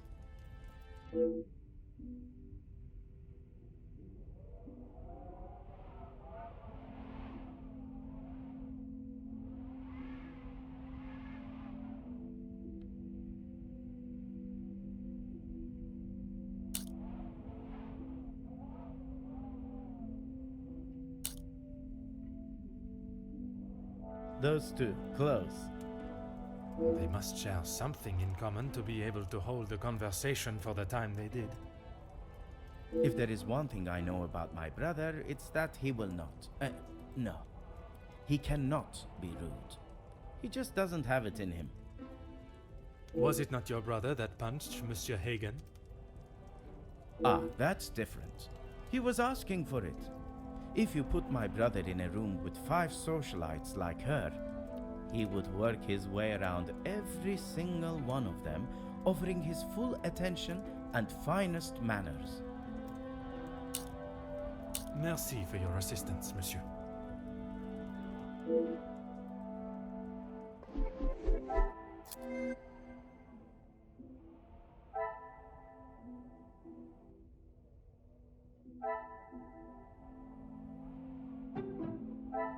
Things are beginning to become clearer.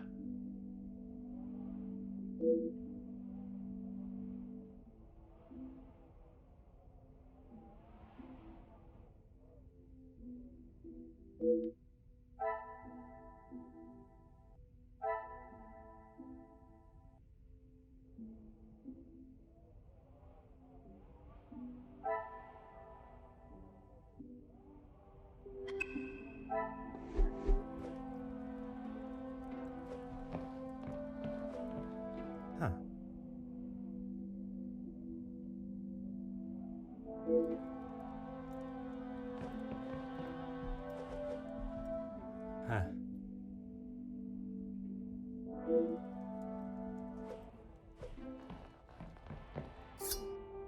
Hmm.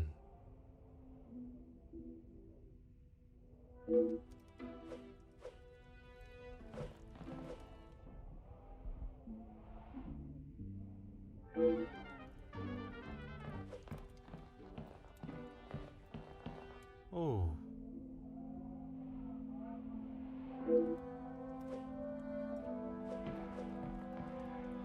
Ah.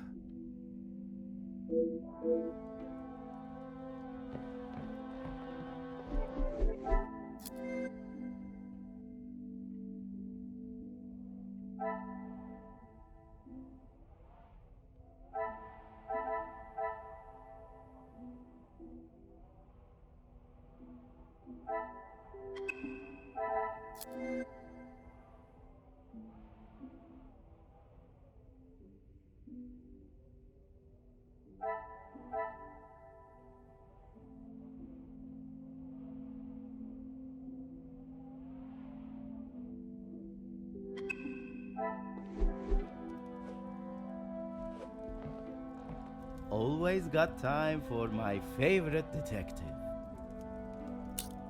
The dagger. I wondered how long it would take for that to become an issue. I shall give you the opportunity to explain the reason for it being here before I jump to any conclusions. It was going to be a wedding gift for Gideon. I've maybe not been the best brother in recent years. I thought this could make up for some of it. After what happened to the Major, I thought it was a bit tasteless. You did not see it fitting to tell me you were harboring a rather sizable knife in your room? I wouldn't say harboring. And I wasn't expecting to be a suspect in a murder. Merci for your assistance, monsieur.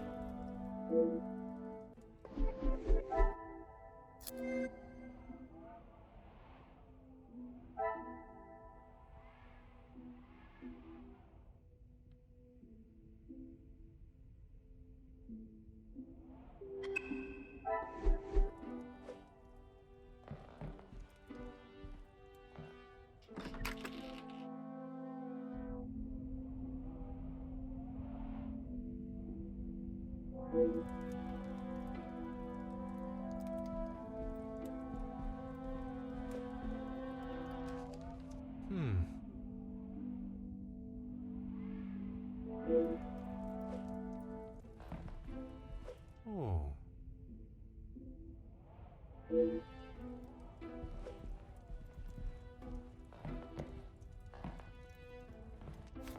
Ah.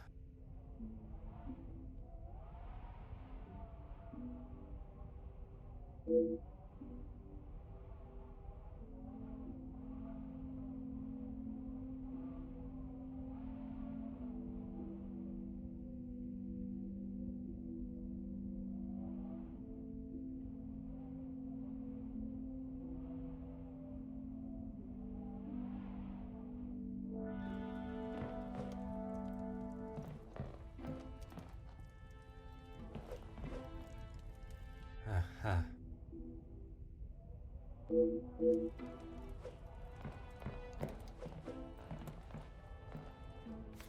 Mm-hmm.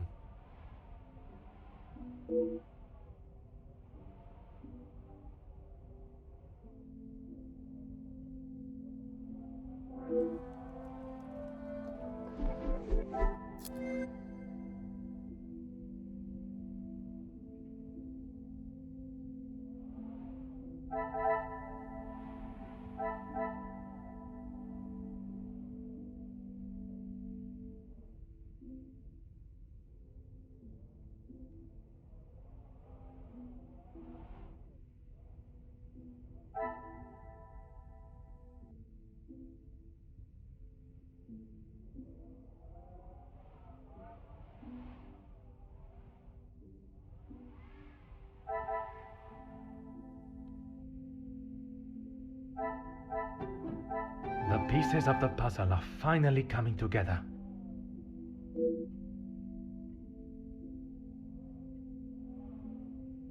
I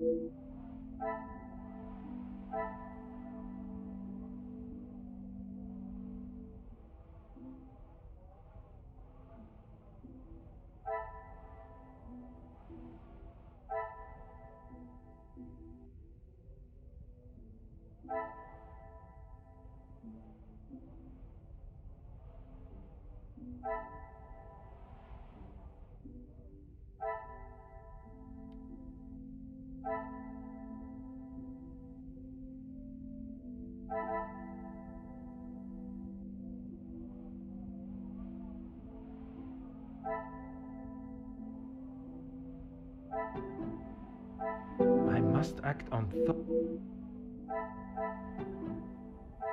I should not be surprised by my own skills of deduction.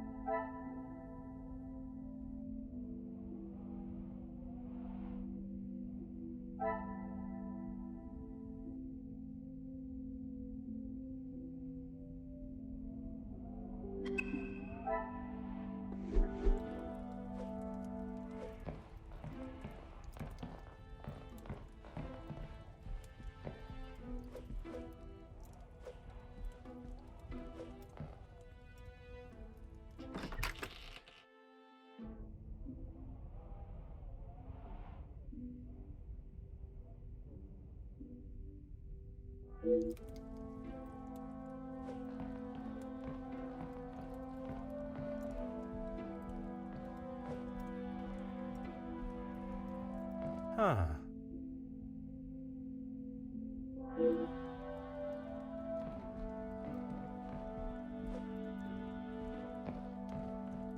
Oh.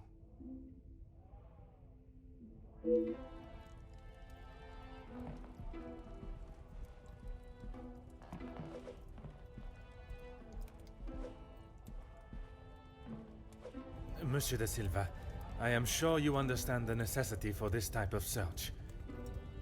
Not really, Detective. Your speech was rather spirited. But it did not give me much faith in your investigation. I have not had my abilities questioned to my face by one of those I suspect of a crime before. Well, if you wish to prove me wrong, you should hurry up and find Felix's killer. And I hope, with your help, monsieur, I shall.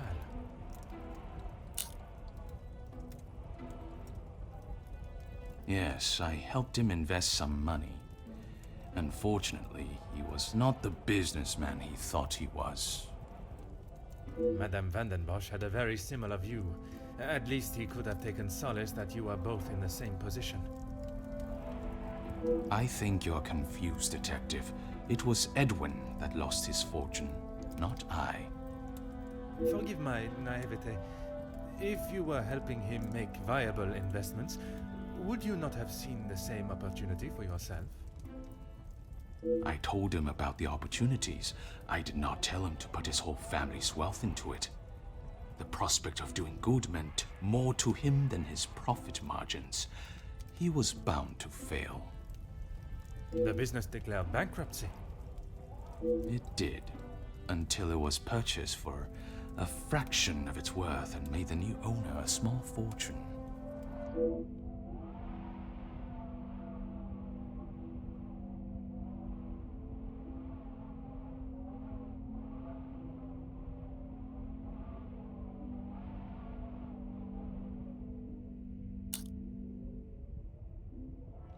Everything that I want to say on that matter has already been said.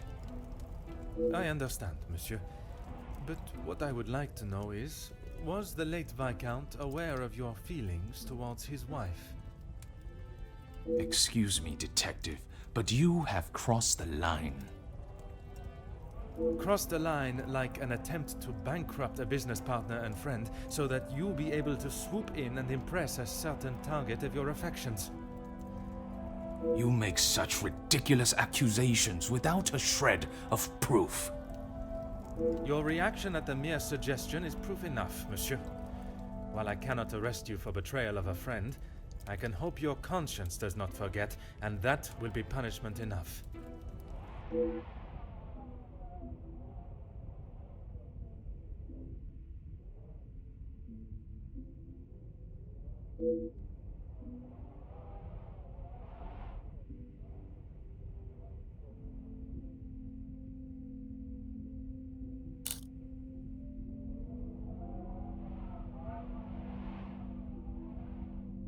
He didn't have much to speak of. I was always surprised at the life he lived. Surprised in what way? Well, considering it wasn't that long ago he came to me asking about work, I didn't think he was in such good financial shape. You offered him a position. Nothing that he was willing to lower himself to. That's when he began talking about what else he could do for me. If you can call what him and his team did security. For the money I paid, I did not expect them to be so reckless. It was a considerable amount you paid him? There's no need to divulge amounts, but it was certainly more than was expected.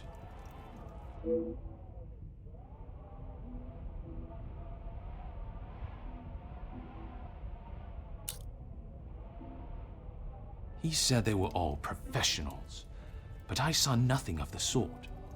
He said he had worked with them all in the army as their superior officer. They were men that could be trusted. But that was not the case? I had not even met them before they arrived on site. They brought their own equipment. They looked like they knew what they were doing. And this equipment, it included the weapons that injured and killed the workers? It was not much of a choice, Detective. I said they didn't need them, but Felix said it was essential. He said he knew better.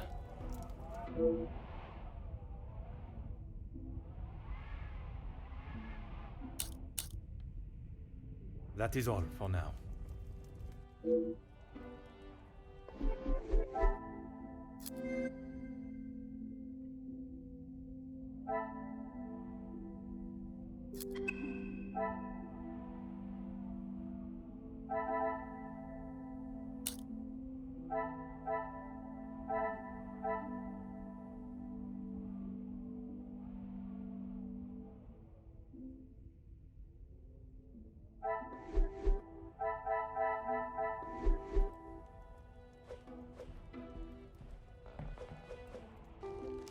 Aha.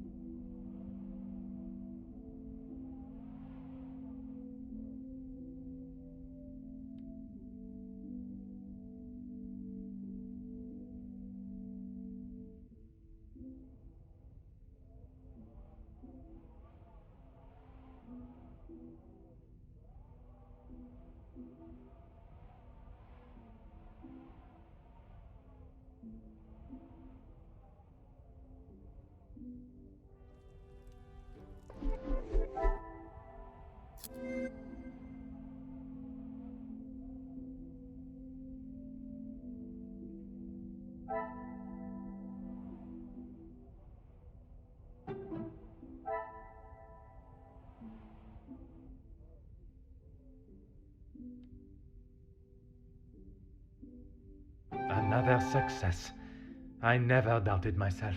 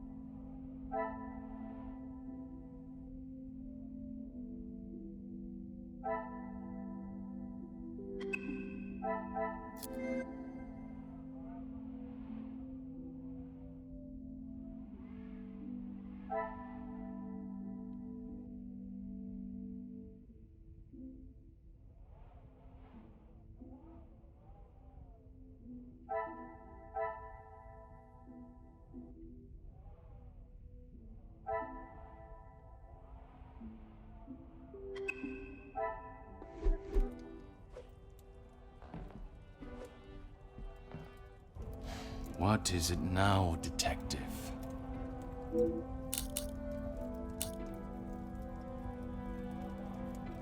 Excuse me? Detective, I think you are beginning to lose your mind. I do not think it is unreasonable to question why you would feel the need to bring a letter opener with you. Really, detective? If I had stabbed a man with it, do you really think I would have left it lying out in my room?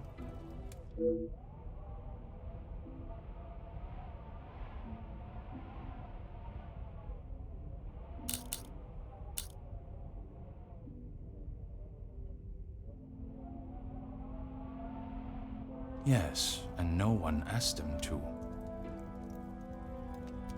But surely it is beneficial to both parties. Your profits must have been affected. There are barely any profits to speak of. Why have those talks not taken place and a deal arranged? Monsieur Beckers has made no attempt to speak with me and offered no counter-offer. The ball is in his court, detective.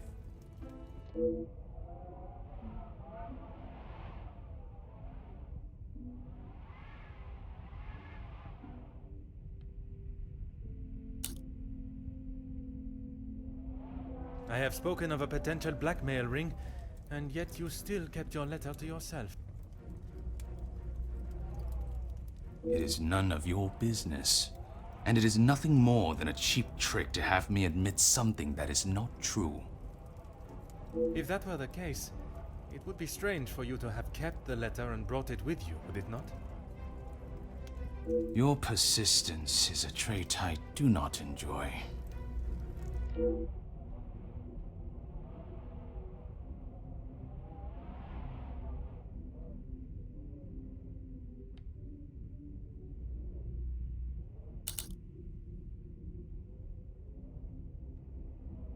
No reason, detective. Merely saving you from wasting your time. I will be the judge of that. I would like to know about any and all evidence that may help my investigation. I trust there is nothing else you deem a waste of my time. Of course not, officer. It's not as though you think I'm harboring some illicit secret. The letter was a pathetic attempt to intimidate me. Nothing more.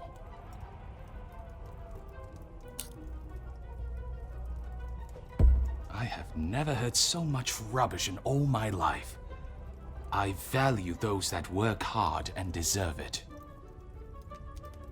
That suggests there are some that you do not respect.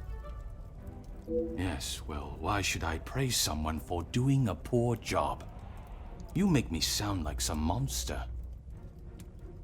Monsieur, the letter does not only discuss your questionable business dealings, but also cases of abuse against your staff. Both accusations that must be taken very seriously.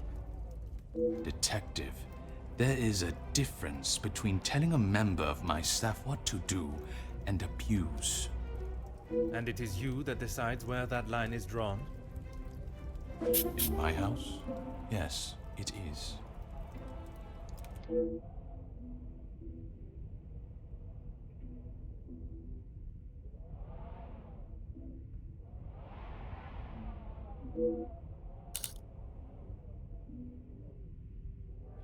Please stop calling it that. I treat all my servants exactly how I always have, and no one has complained before. That does not mean your behavior is appropriate. They have one chance. If they are not doing the job they are hired to do, they are gone. You would be surprised how many staff expect an easy ride.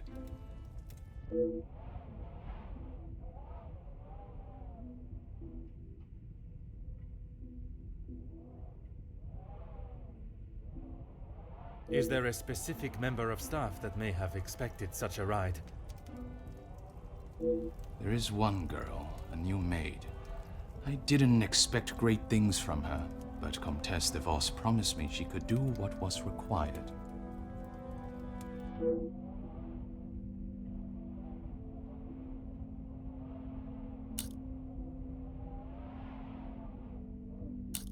That is all for now.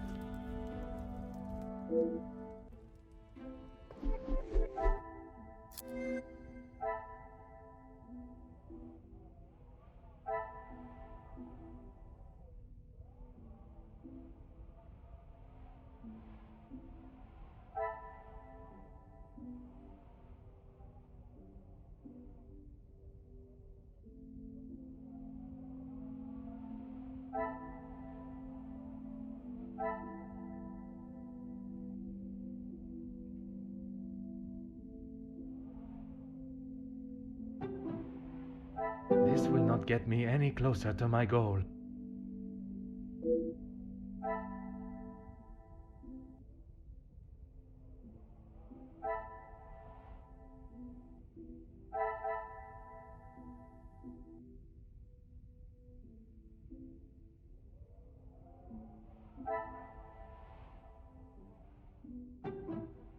Magnifique.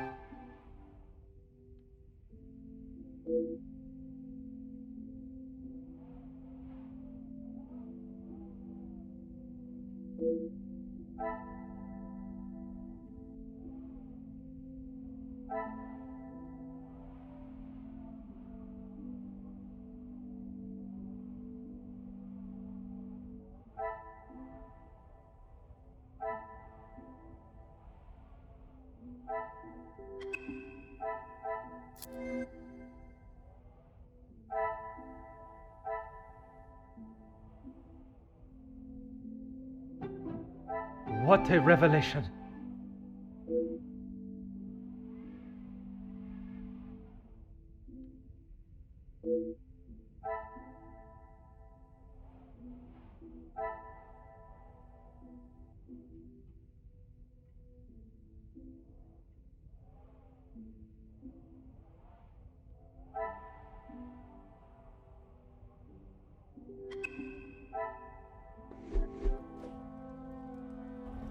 What is it now, detective? She approached me. I thought it was rather brash. In what way?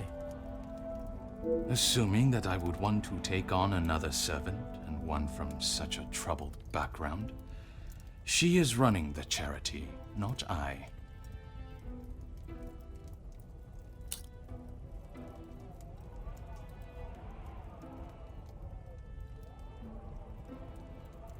When he came to me, I told him that with the factories on strike and my profits pouring down the drain, I had nothing for him. But he said he could help me get them all back to work and the factories earning. His rates were steep, but he said he knew what needed to be done, and he was prepared to do it. A week passed and they were all still on strike. In fact, even more had joined them. He made excuse after excuse, demanding more and more money for the job to be done. But he never actually told me what he was going to do. The riots. I had no idea they were going to charge them like that. How was I meant to know? And even following such a tragedy, he continued to demand money from you. He said if he wanted my silence, it would cost. Do you have any idea what it could do to my livelihood, my name? If it got out that I had paid the so-called security that did that. I have every idea, monsieur. You hired a militia to take action against your own workers. You deserve whatever name is chosen for being so morally bereft in your decision-making. I didn't know that was what he was going to do. You must believe me. I have to believe nothing but the truth. And the truth, monsieur, is that it is not only the Major that has the blood of those men on his hands. That is all for now.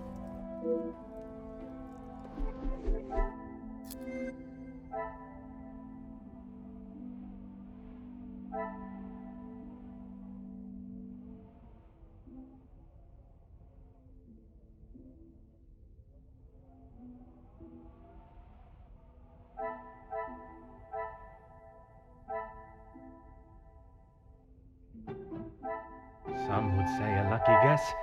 I would say a moment of genius.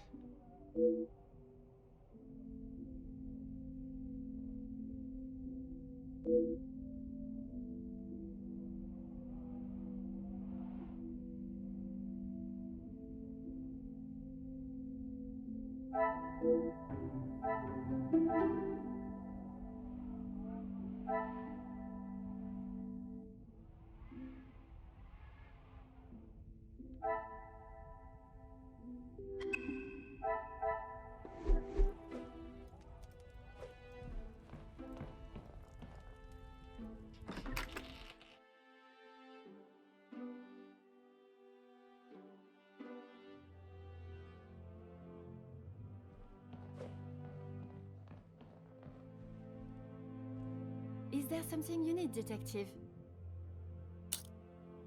She helped me at the shelter, and with this job.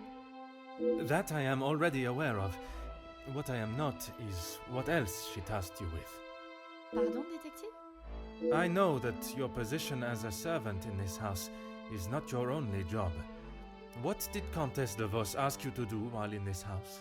She said I had to do what she asked, or I would be back on the street. I didn't want to do it. If anyone found out, I would be the prime suspect.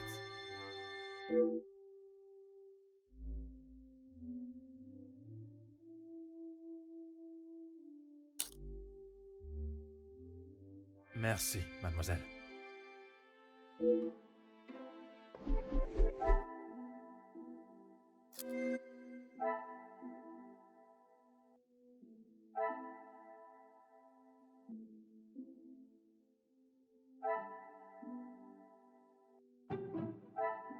I must act on thought and fact, not on impulse.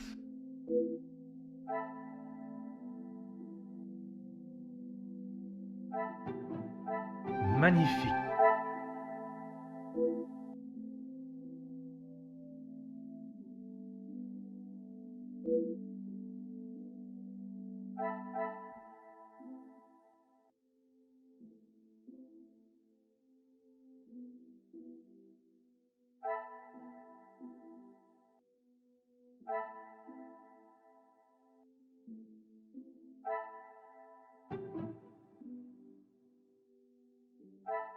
Order and method. That is another success. I never doubted myself.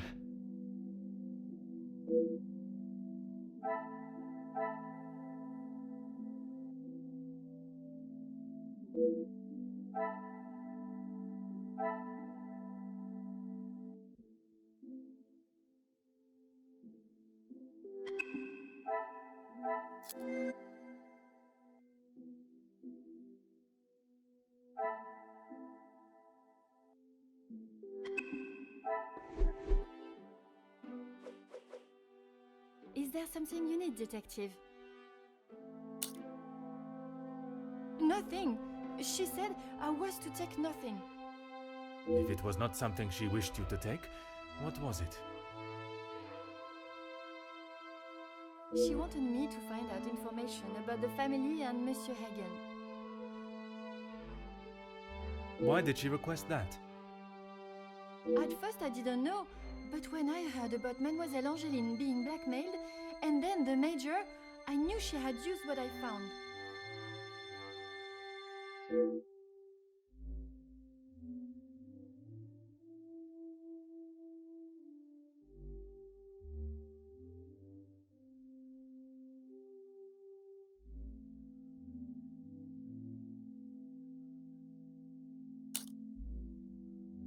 I knew Monsieur Archie had a key, and it would be easy to get it from him.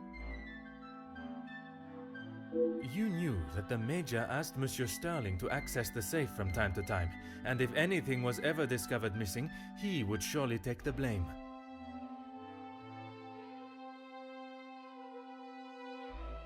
I never took anything. I only told the Countess what I had found.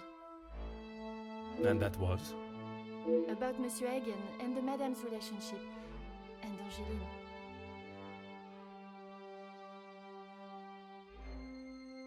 I'm sure the Countess was pleased to hear such valuable information. She said I had done a good job, but I needed proof. That's why I went back and got the letters last night.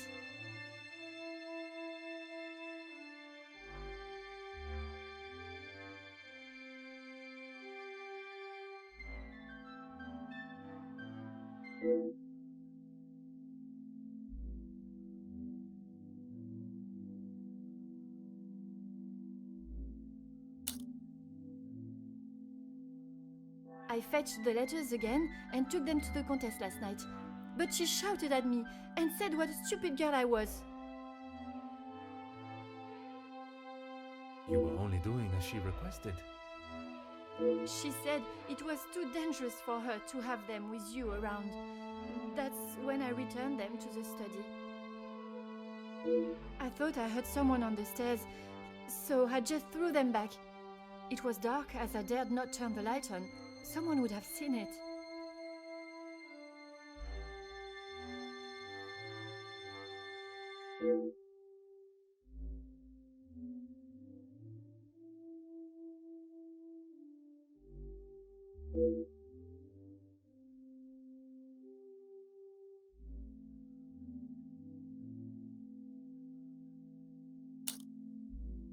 Merci, mademoiselle.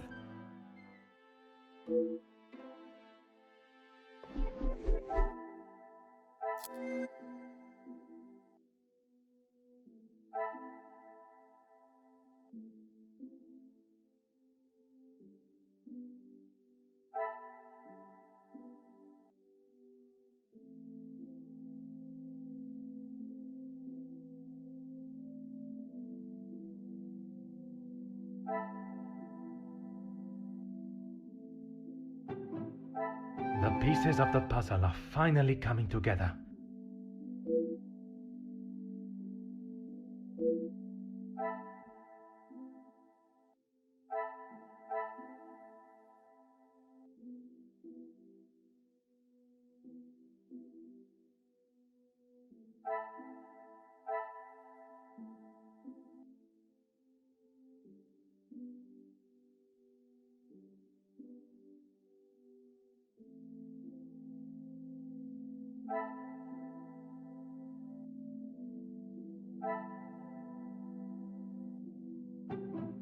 Things are beginning to become clearer.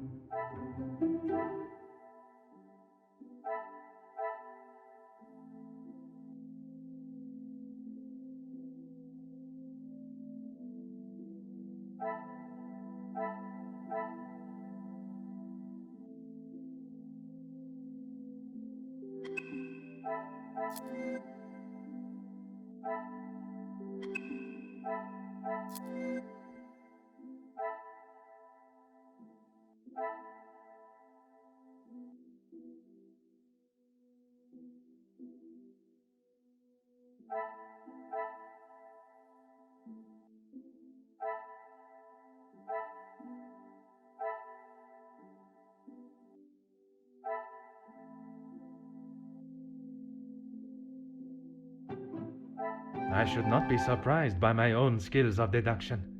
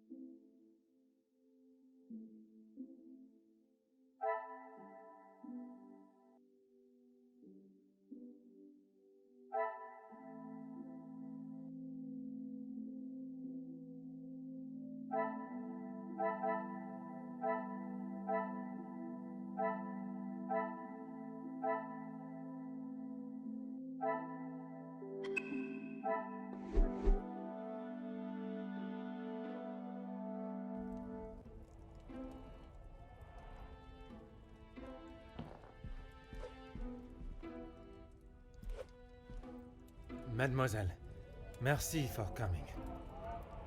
Have you had a breakthrough, Detective? I have. Finally, I have the news you have awaited.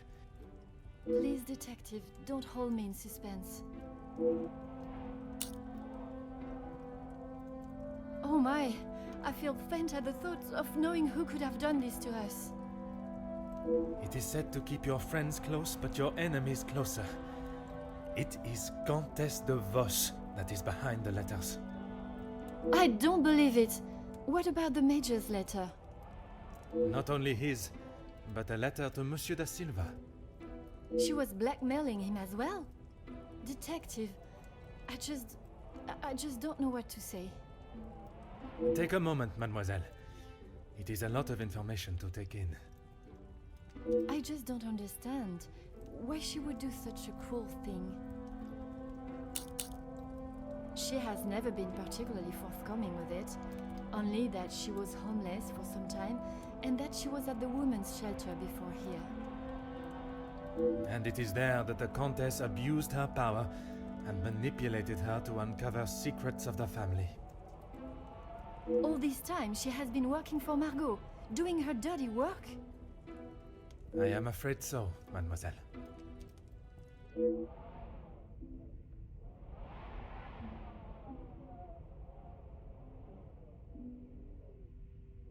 Is Maman aware?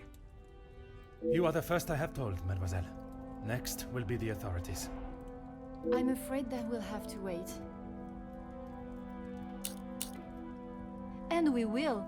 I want to see her punished to the fullest extent of the law.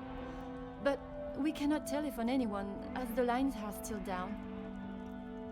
Monsieur Archibald informed me earlier. I had hoped they would be working again. Last night's snow must have caused more damage than expected. Last night? They have been done all weekend, Detective. Detective? Are you okay?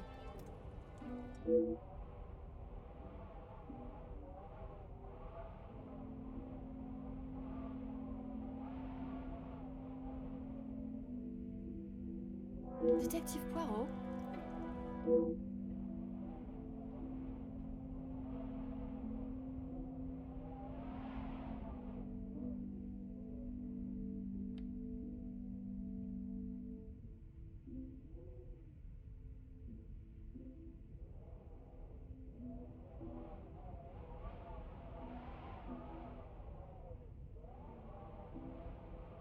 Would you like me to fetch you a glass of water, Detective?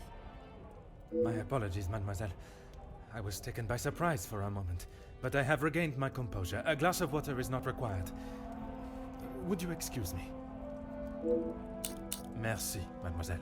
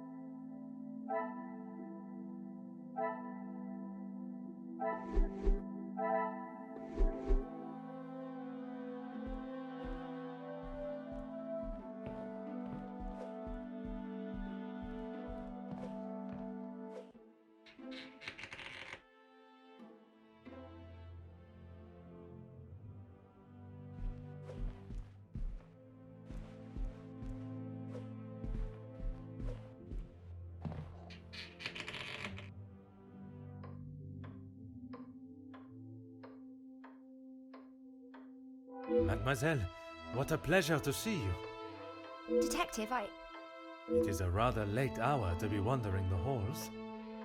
Oh, yes, of course. I do not feel myself, Detective. If that is the case, you should be resting. Allow me to help. No, that's quite all right. I will see to my duties and return to bed.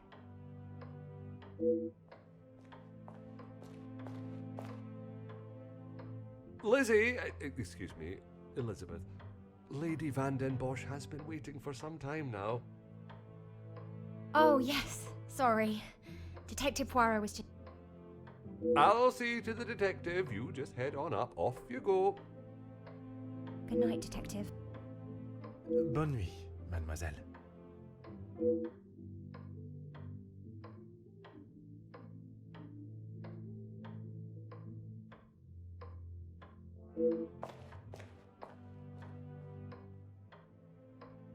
I'm sorry about her, Detective. As you can see, she is still not back to her usual bubbly self. This weekend seems to have taken quite a toll on her. She'll be right as rain in a couple of days. Now, what can I help you with?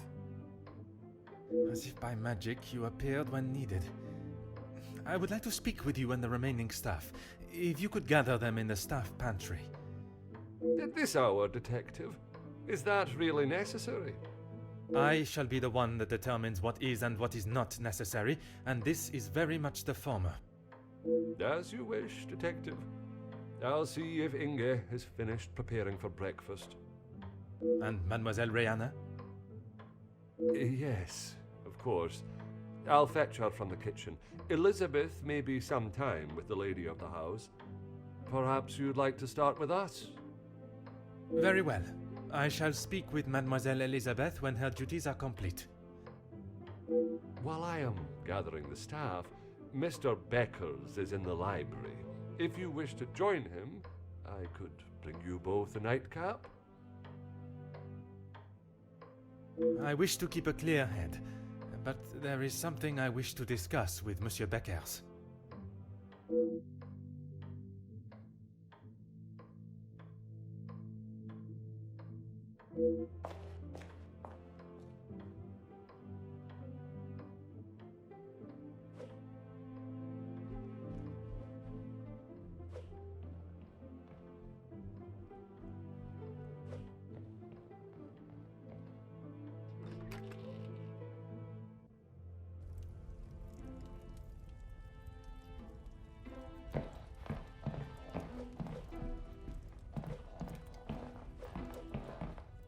Monsieur Beckers, it is rather late.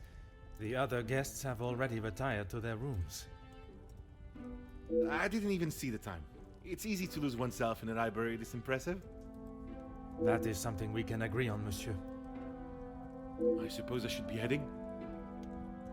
A moment, monsieur. There are some matters that we must discuss. Oh, what is it, detective?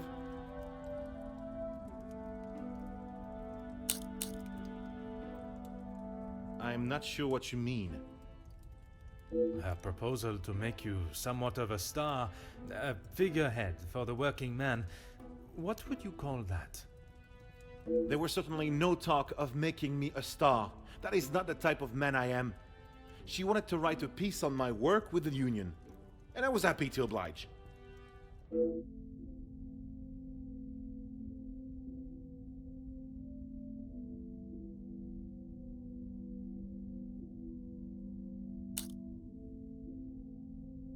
My speech? I'm not sure what speech. You may save your false ramblings for your next audience. I am aware you spoke with the Major yesterday. Whoever told you that has it wrong, detective. Please, monsieur. The truth. Okay, fine. Yes, the Major and I spoke, but it was not for long.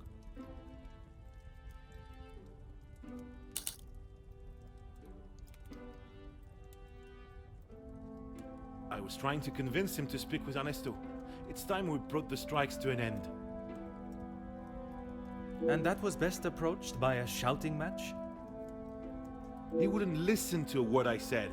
I spent so long preparing how I was going to convince him, but men like him are only swayed by one thing: money.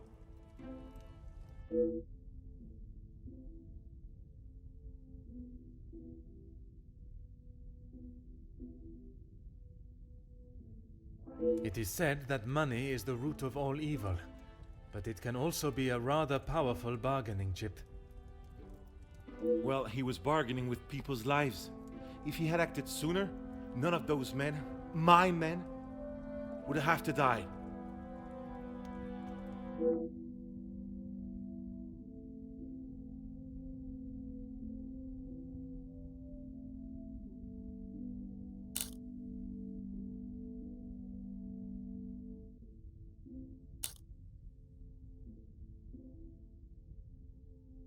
A deal?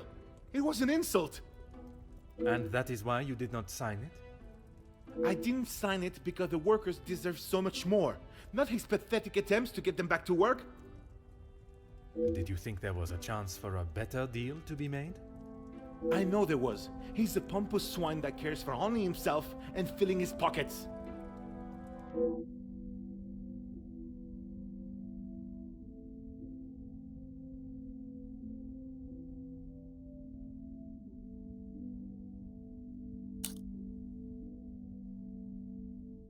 Mademoiselle Conrad can be quite convincing, can she not?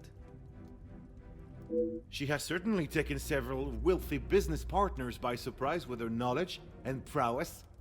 She knows how to use her womanly powers to get what she wants. But she did not surprise or use you? Me? Used me? Don't be ridiculous, detective. There were no games played at my expense.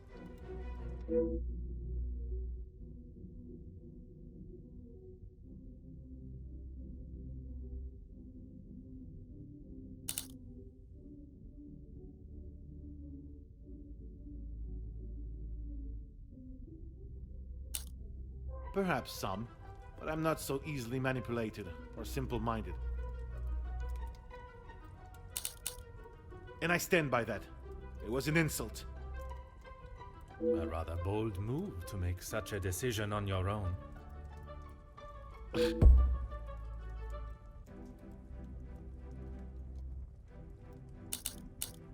I may not be perfect, but I've done everything I can. Your efforts fell short in every respect. You claim to be the voice of the people, but you care about no one's voice or benefits but your own. It's not as easy as just signing a piece of paper, detective.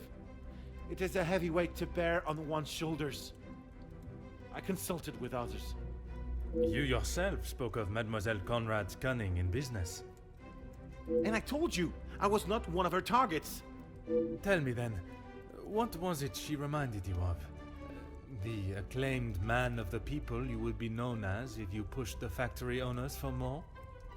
It wasn't like that at all.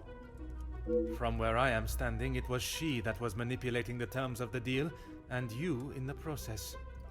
You were merely her pawn. Okay, yes, I know.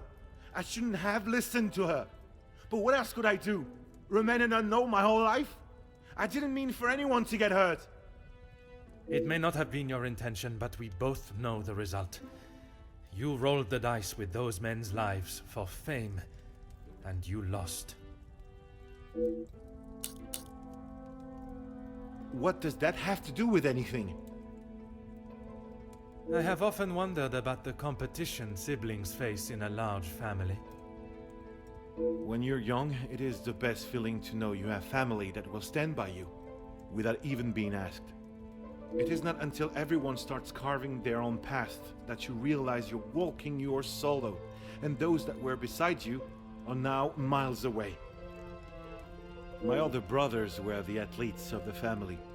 They both played soccer, and were the infatuation of every teenage girl. I'm sure you have seen the type. Oui, monsieur, but I can assure you that was not I.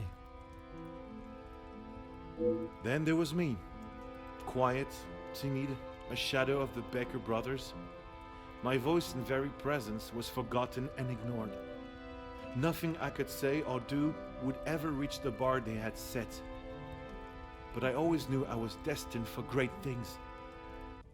Years passed, and now that I no longer stood in the colossal ombre of my brothers, I could become my own man. When the position of union leader was posted, it was my chance to finally be heard. You hear politicians speak of the little or the common man? Well, that was me. And I knew what we wanted and what we needed. When I spoke, others listened. I held their gaze with a sense of pride, a sense that what I was doing was for the greater good. It was supposed to be my crowning achievement, lead the men to victory over the money-grabbing oppressors. But instead, all I did was lead them to their deaths. Monsieur, it was not at your hands that these men died. The blame cannot lie solely on your shoulders. Those responsible will be punished for their crimes. That you must trust.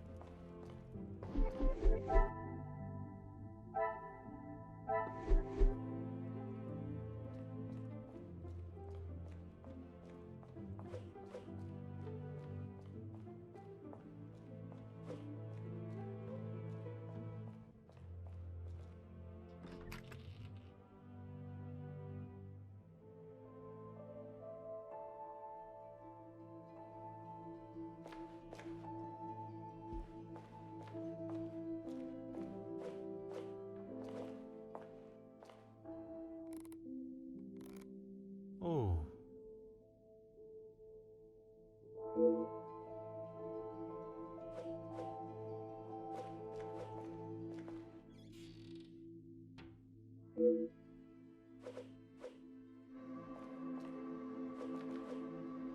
Ah.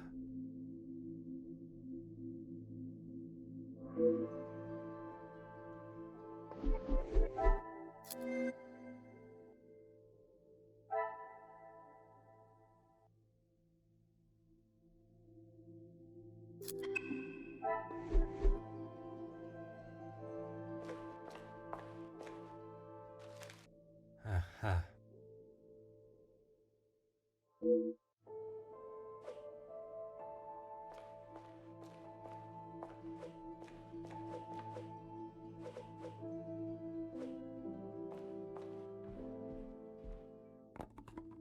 Huh.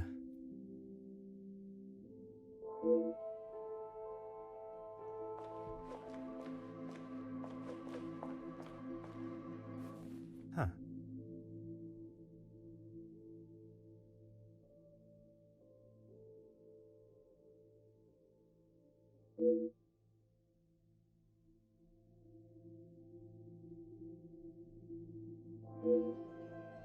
Detective, what can we do for you? You can help me by telling the truth, and in the process, help yourselves. Sorry, Detective. It's a bit late in the night for riddles. It is no riddle, monsieur. If I do not receive the truth, you shall all be charged as accessories to murder. Detective, I think maybe you have been locked in this house for too long. We have already... You have told me a version, and now I require honesty.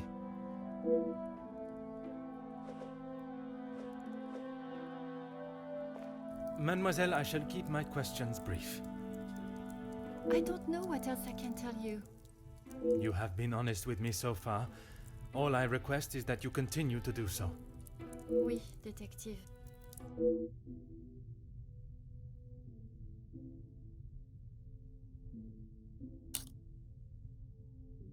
It was frantic in the pantry. We were working hard to make sure everything was up to scratch. Go on. Then Liz burst in, asking for Mamore's help. Her help with what, exactly? I don't know. She took Liz to one side, and I was needed in the salon. We spoke just after that in the pantry. You did not question what she needed help with? I was too busy. I love Liz, but she sheds a tear at almost everything these days.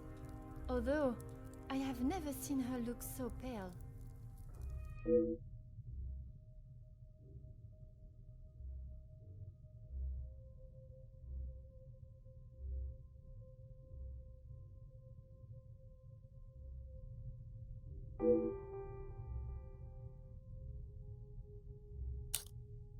Merci. I shall return if I have any further questions.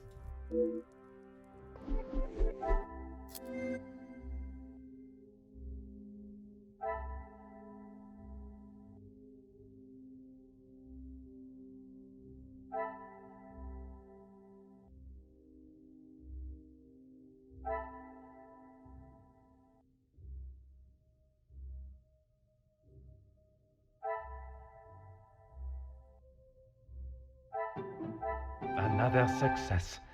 I never doubted myself.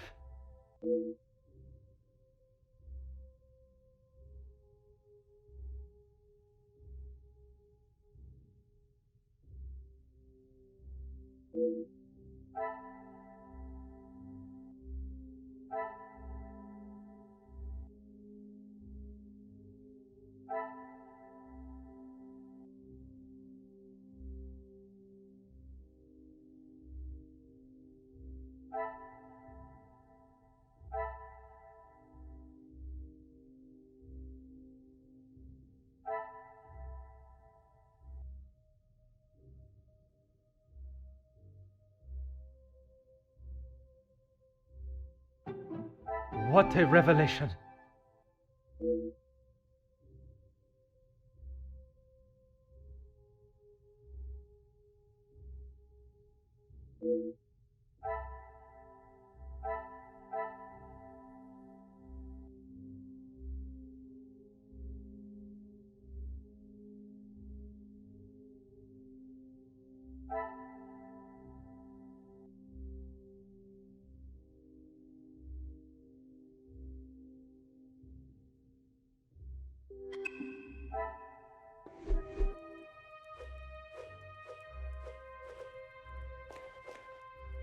Monsieur Sterling, is there anything you would like to add to your story? I'm not sure what you think I have done, Detective. Let us not string out this charade any longer. From his associate. I've already told you, Detective. I don't know who it was. Do not worry yourself on such details now. I suppose they were lucky to have called when they did. Otherwise, they may not have gotten through at all, with the telephone lines being down as of yesterday. Aye, Detective. Lucky, I guess.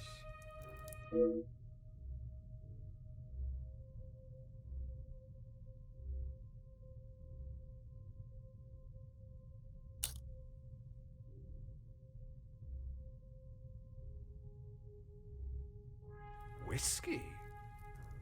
You took a bottle of whiskey to the Major. You spoke with Monsieur Demire en route.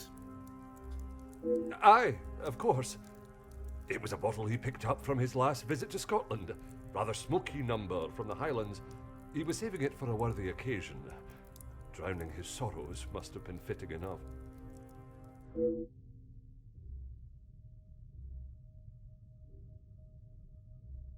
Or was it the one from the West Coast? You'll have to excuse my memory, Detective. It's not what it used to be.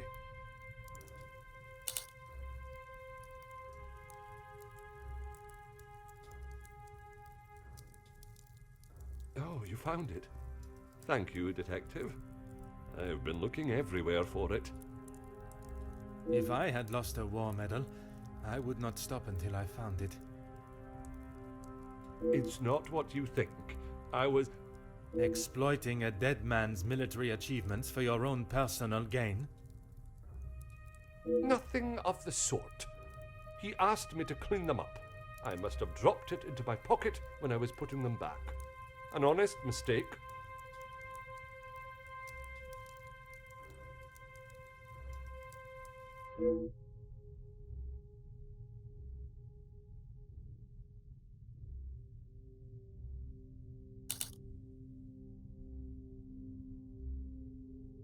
I wouldn't know. Probably. Your father was in the military for many years. That is what you told me. He was. And your family still keep his medals? They were sold. And why was that, monsieur? Is my family on trial now, Detective? Only you, monsieur. And I repeat my question. Because we needed money. Voila.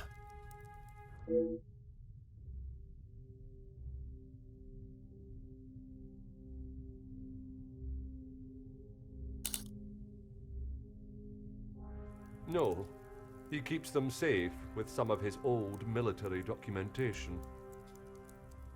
Is that a typical job for the head butler? He trusts me to do a good job. I told him I used to clean my father's. so he asked me to do the same. And where does he keep these items? In the storage room. I know where everything is, so it's just easier if I fetch them for him as and when he needs them.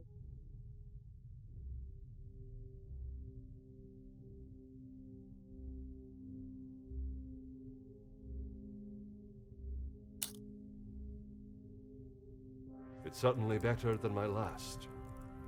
You are paid a fitting wage for the work that is asked of you? I'm sure the lady of the house would not want me discussing it, but I should not complain. That is not the most convincing answer, monsieur. Between you and I, we all work very hard here, and it would be nice if we were rewarded for it.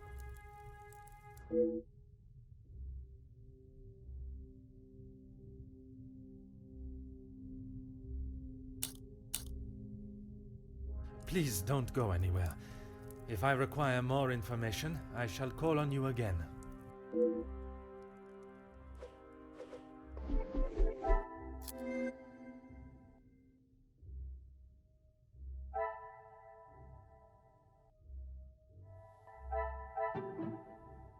I should not be surprised by my own skills of deduction.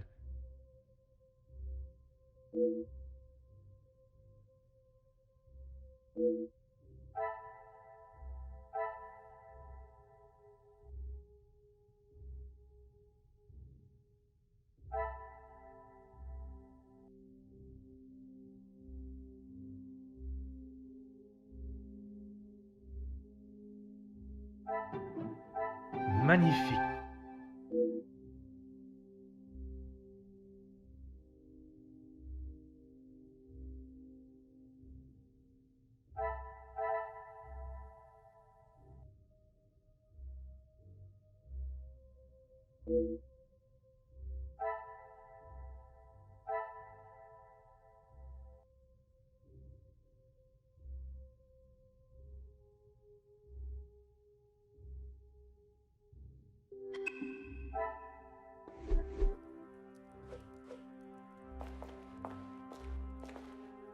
Mademoiselle, I shall be as quick and precise with my questioning as possible. Okay. What do you need? Merci. He was a good man. Taken too early. Forgive me, mademoiselle, for not extending them earlier, but I was not aware of your relationship. He was my only brother. And he died doing what he believed was right. If I ever get my hands on who took him from me.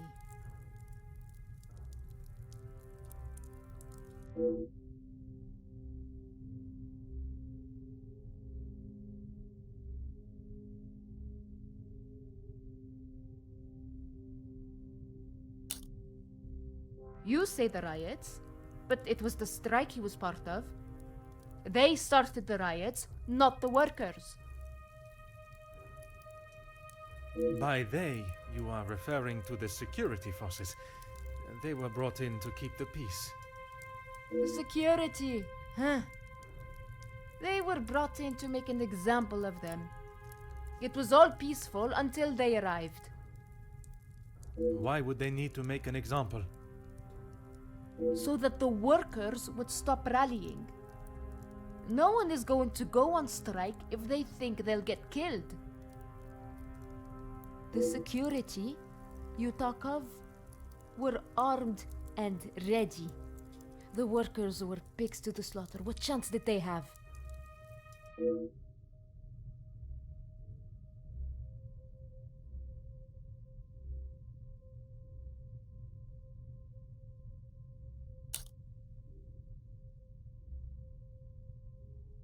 Yes. This was before or after Archibald took him a bottle of whiskey? Before. You are sure? It may have been after. The whiskey is kept in the cellar with all the alcohol. It is. Then you must have noticed him going into the cellar and returning with a bottle through the pantry, no? Yes, I suppose I did. It must have been before then.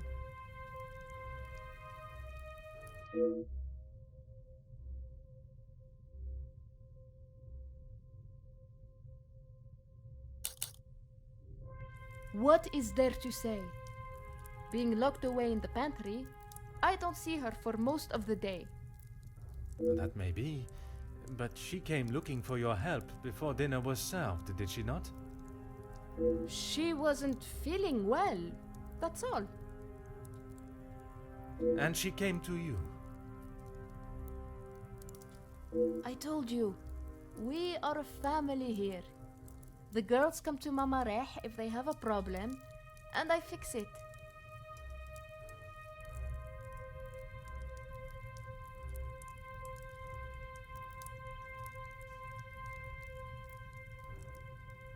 When I saw her earlier, I must admit she was not looking herself. Perhaps I should check on her. No! Just leave the poor girl. She'll be fine after another bowl of my homemade soup. She just needs her rest.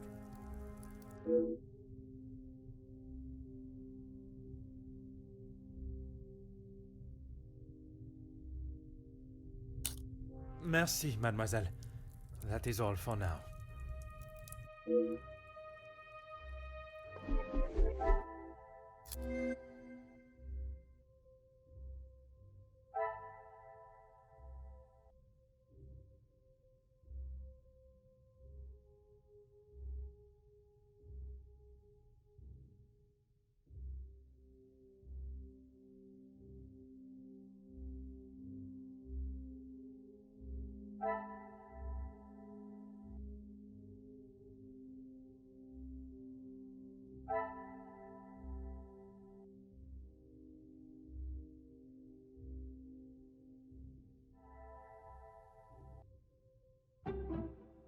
Things are beginning to become clearer.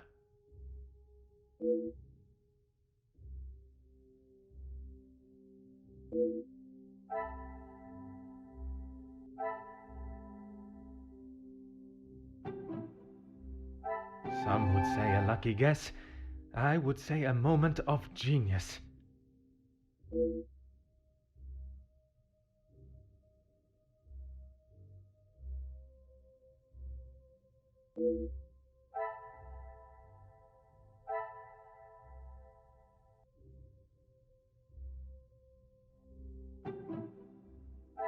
The pieces of the puzzle are finally coming together.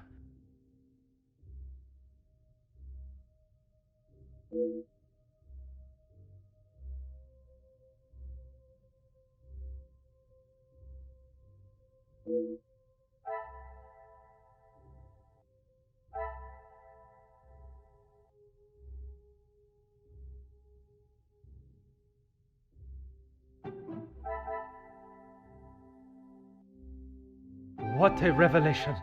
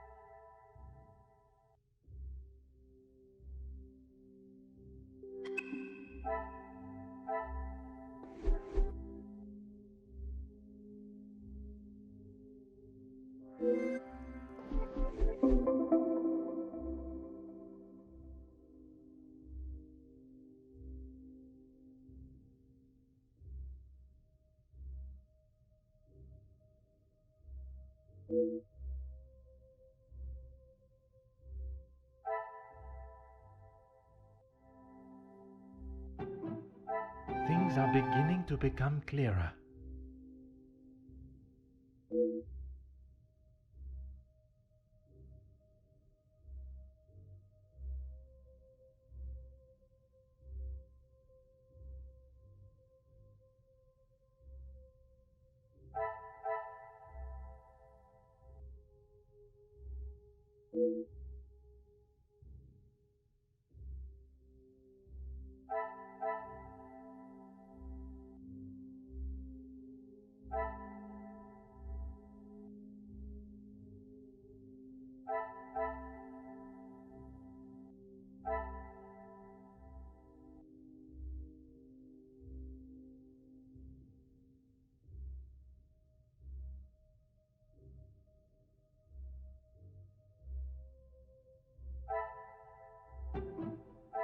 I should not be surprised by my own skills of deduction.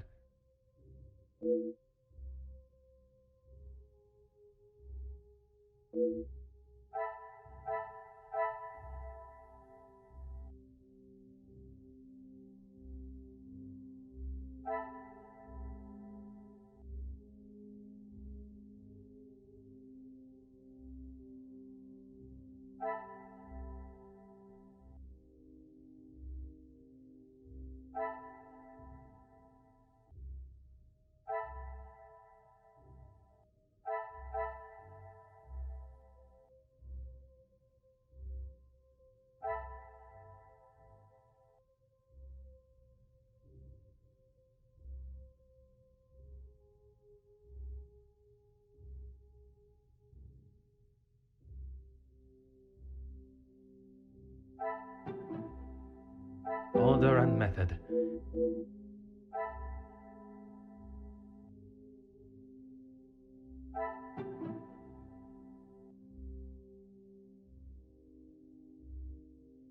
Some would say a lucky guess. I would say a moment of genius.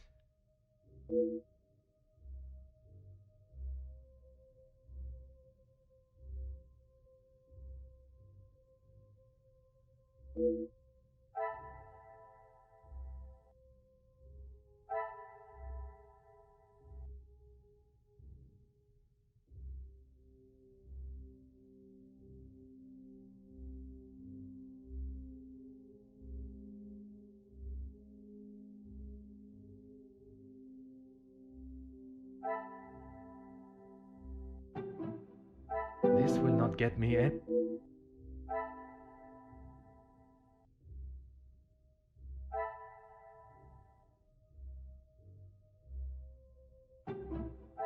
Magnifique.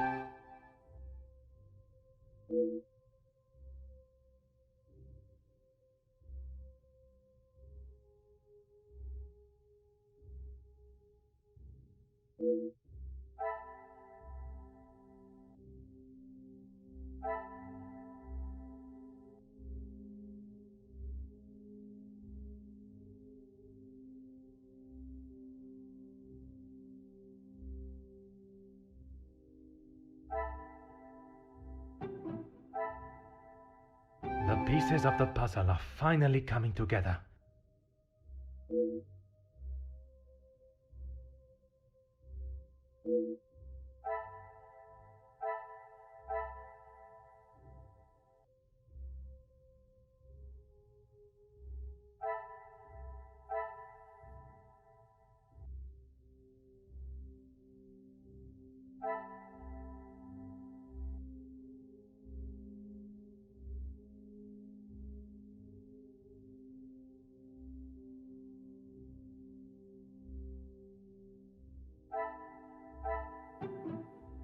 This will not get me any closer to my goal.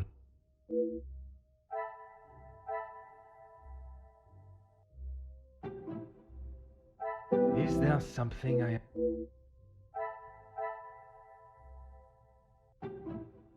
Another success. I never doubted myself.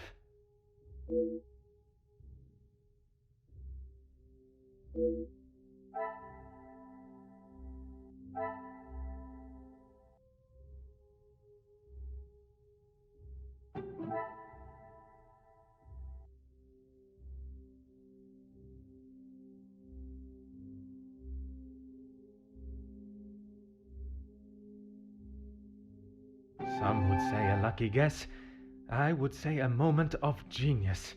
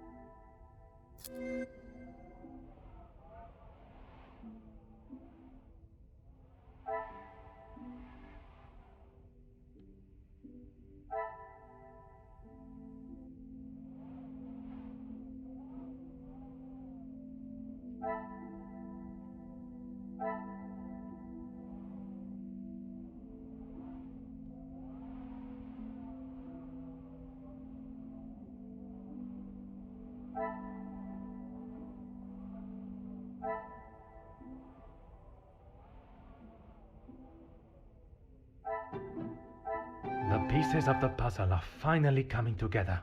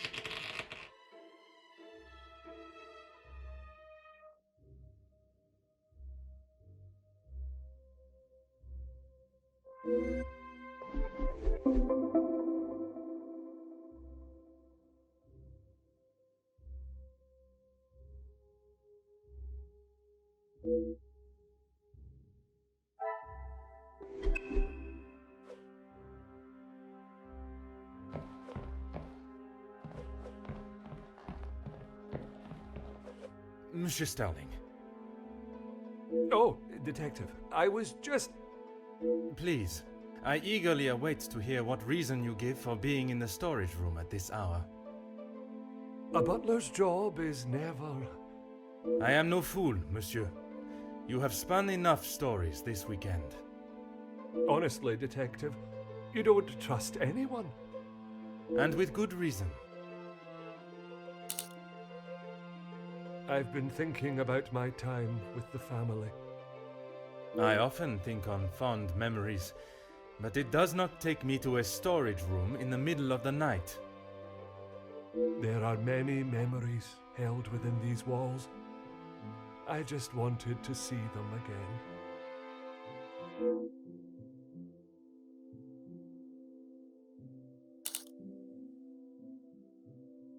I didn't realize the noise I was making. Obviously. Were you preoccupied looking for another of the Major's medals? Of course not. I already explained. No, monsieur. You attempted to dupe me again into believing one of your stories. Please, detective. I know you know how it ended up in my possession. I was just trying to get some extra money together to send home. I can't lose this job. If Lady Van den Bosch found out...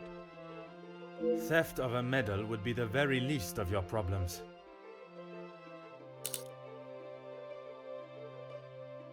Deceive? I'm sorry that I lied to you about the medal.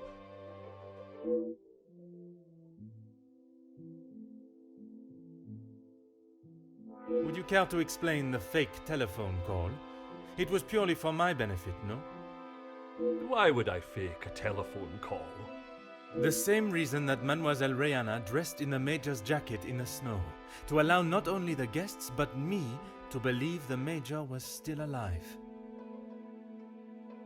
I didn't kill him, detective. I know, monsieur, but I also know that you helped the one that did to cover their tracks. It wasn't like that. We were just trying to help. She had no part in it.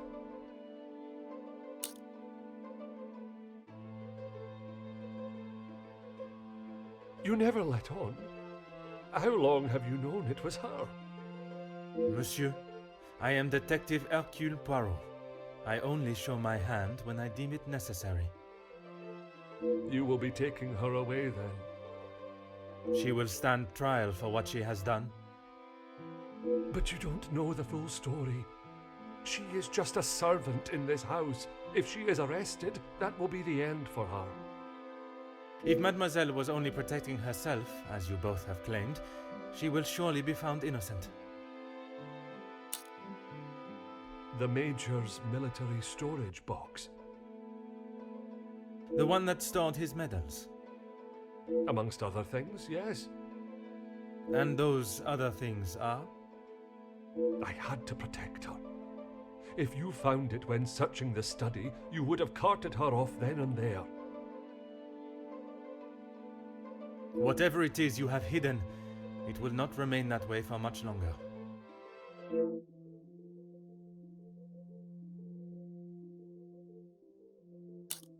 I need a moment.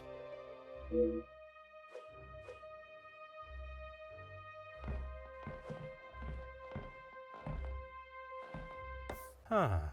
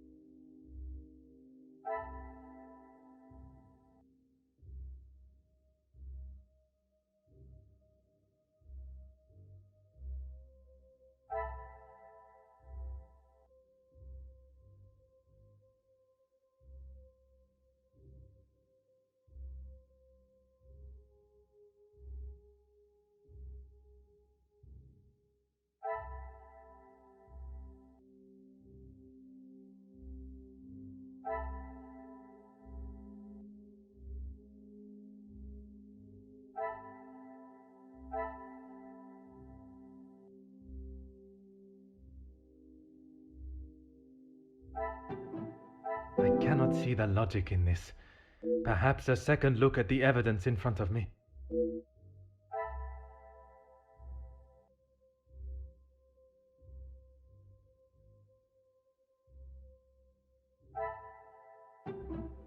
Another success. I never doubted myself.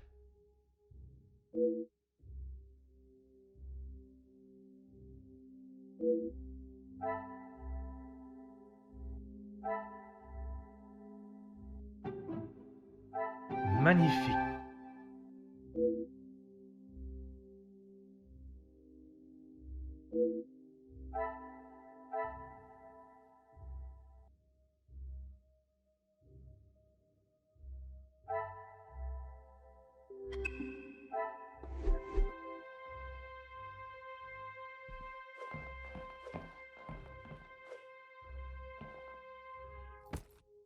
Hmm.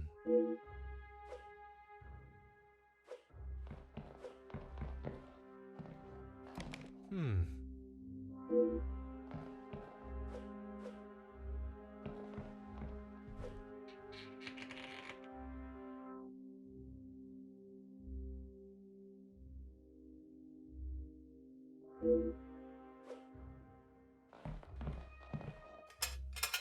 Hmm.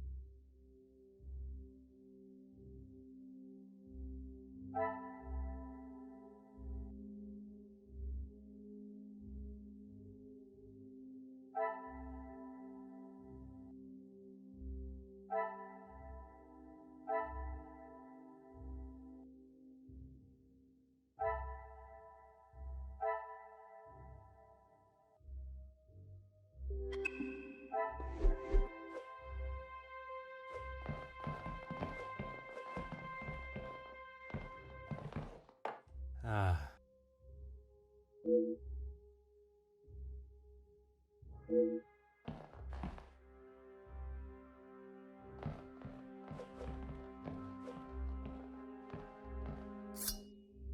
Aha.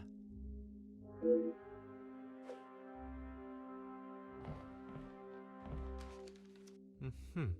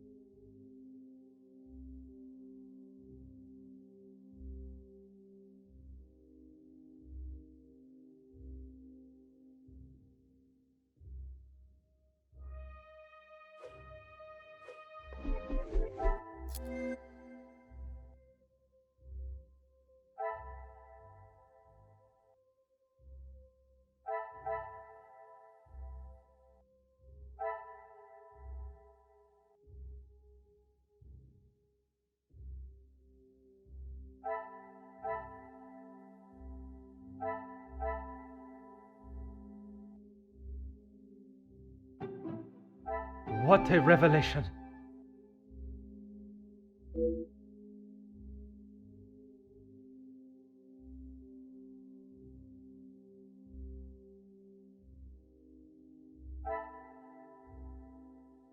Things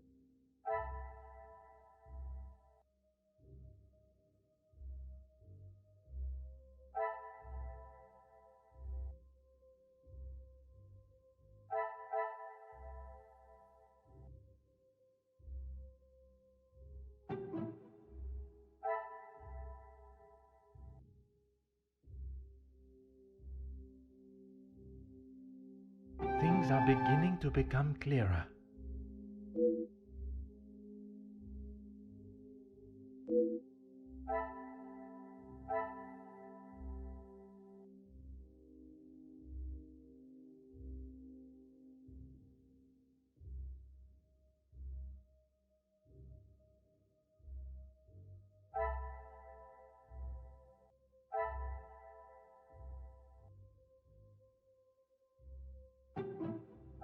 I should not be surprised by my own skills of deduction.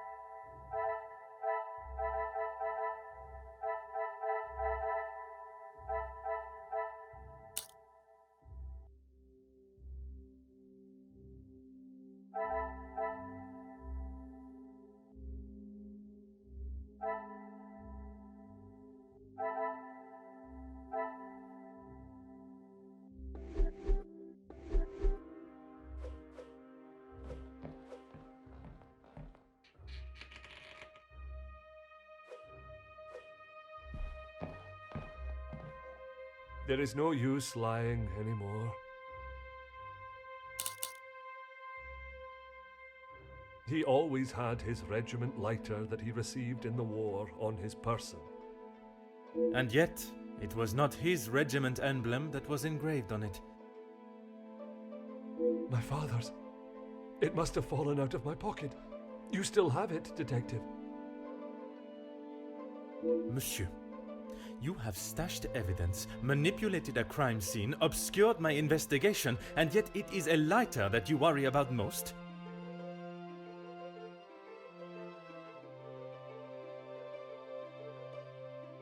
If it is my path to end up behind bars for what I have done, so be it. It is Elizabeth that you cannot allow to be locked up without the truth being told. I have heard how you fought for that young maid before. Florette, is it? I only ask that you do the same for Elizabeth.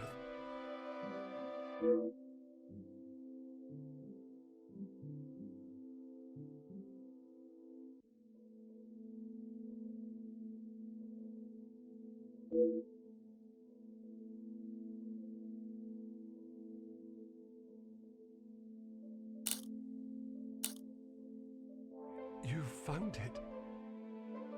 Even the secret area that has been created here is not concealed enough to stop Detective Hercule Poirot. I couldn't just leave it at the scene for you to find. The Major was killed by his own knife. The knife that protected his life during the war would eventually be the one that ended it. It was in his holster when he attacked her. He had hold of her arm. What else was she meant to use to get him off of her?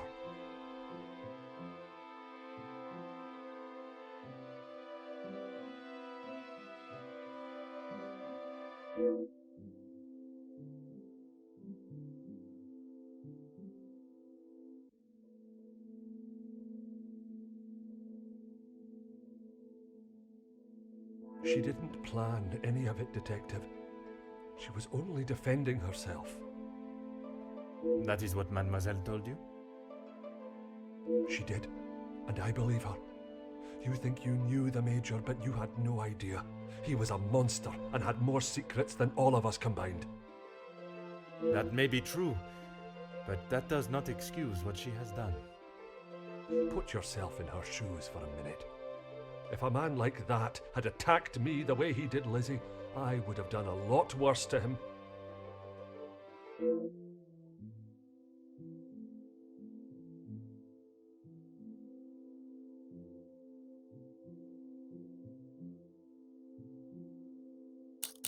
I need a moment.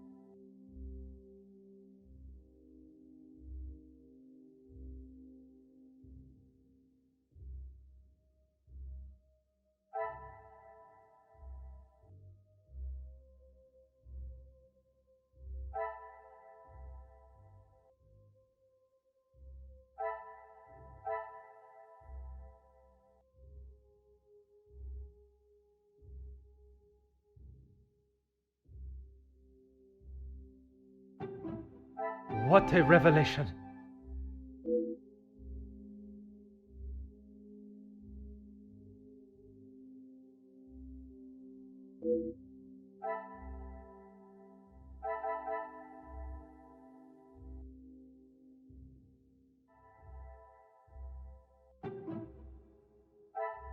Things are beginning to become clearer.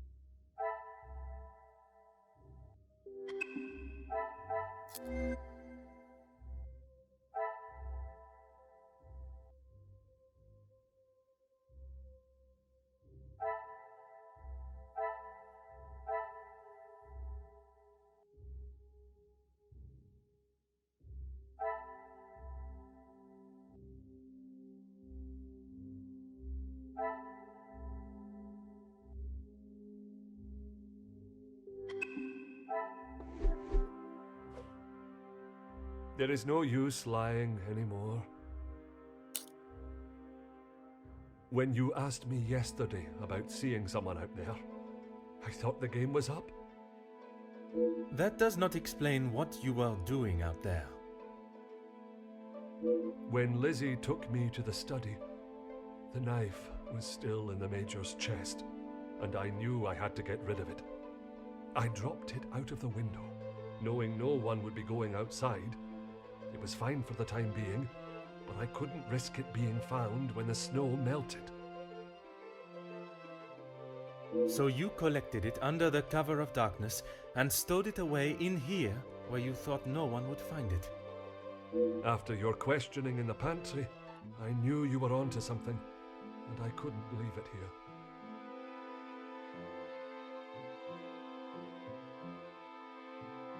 And where did you plan on moving it to?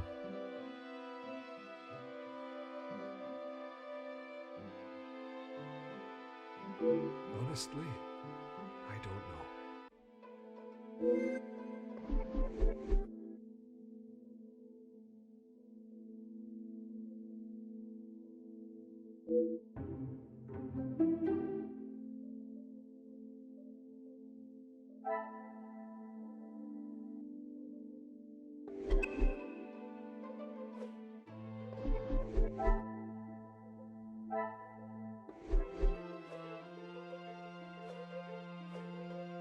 There is no use Why what? Why I would risk everything to help Lizzie? Exactement. Because she is family. If you were in that position, you would do the same. I can assure you, monsieur, that I would not. Then perhaps that says something about you, Detective. I would do anything for her. For any of my staff. Even if it means crossing the boundaries of the law? Without question.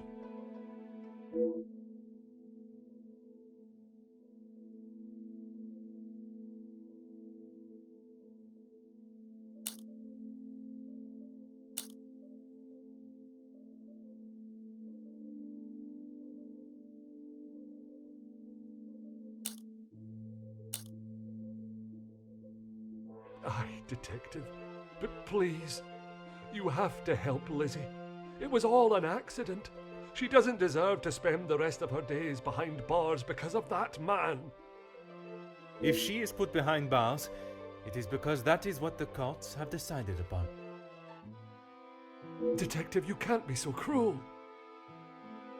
It is not cruelty, monsieur. It is the law.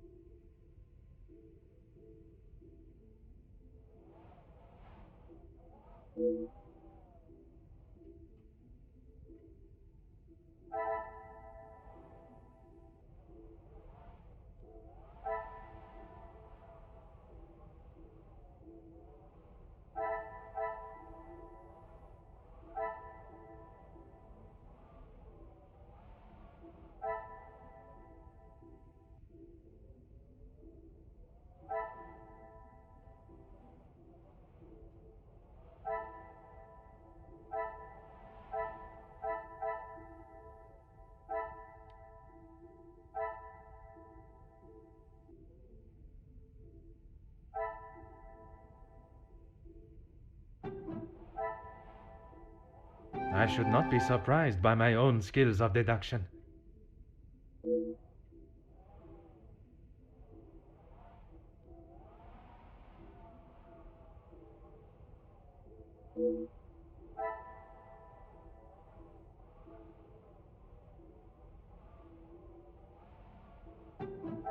Is there something I am not seeing?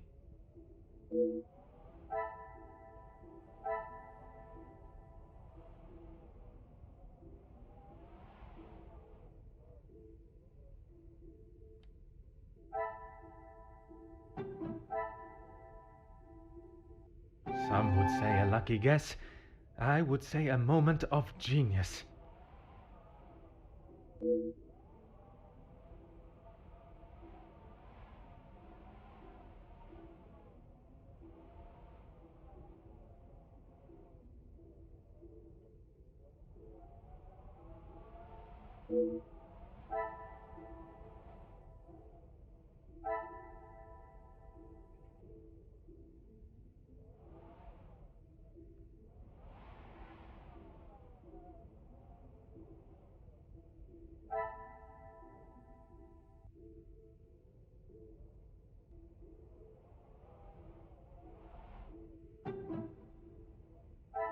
Magnifique.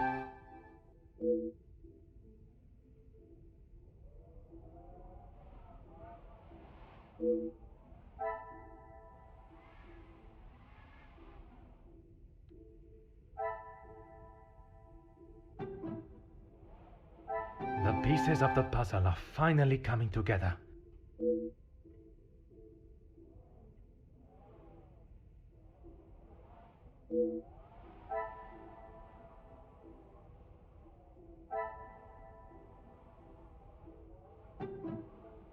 Another success.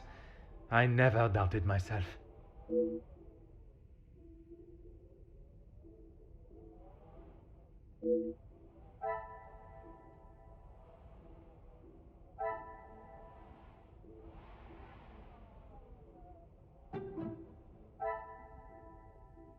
Things are beginning to become clearer.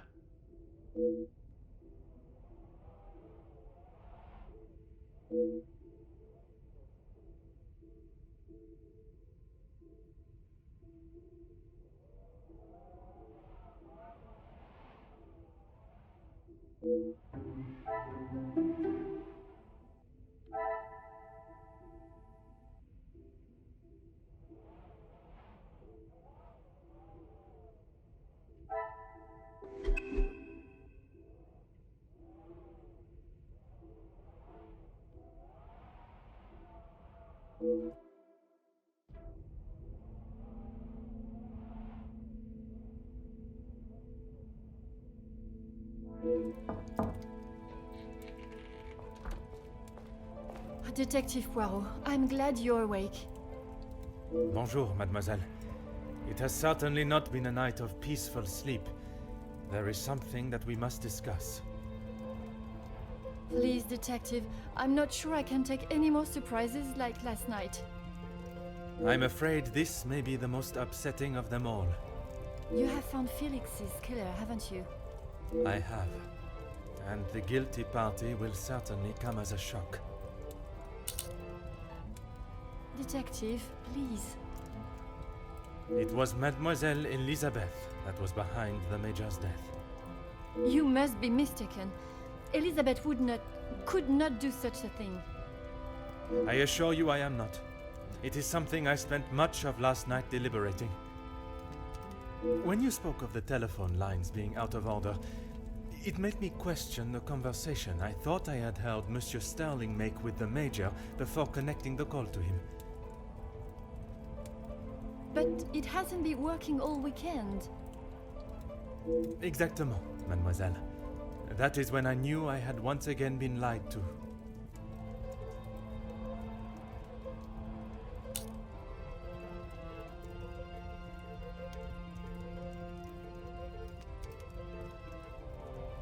She was meant to be resting in the staff quarters. She has not been well.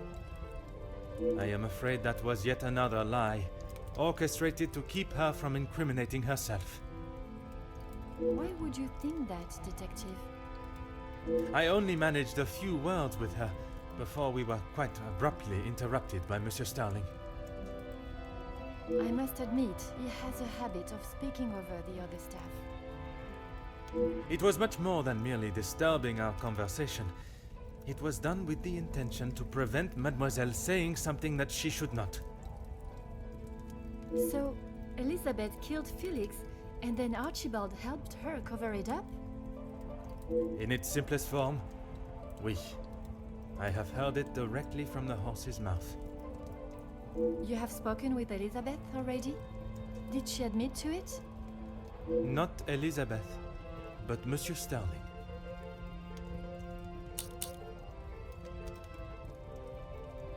I wasn't. What were you doing in there, Detective? It was Monsieur Sterling that I found in there. I was taken by some surprise to hear anyone awake at that hour. What on earth was he doing? He claimed he was merely reminiscing of his time with the family. You don't believe him? It did not take long for me to uncover the truth of why he was there, and the location of the Major's murder weapon. Hidden area? A room that held all of the Major's secrets. I had no idea. Did you discover the reason for his blackmail? I did. Were you aware he was dishonorably discharged from the army? Dishonorably? What does that mean?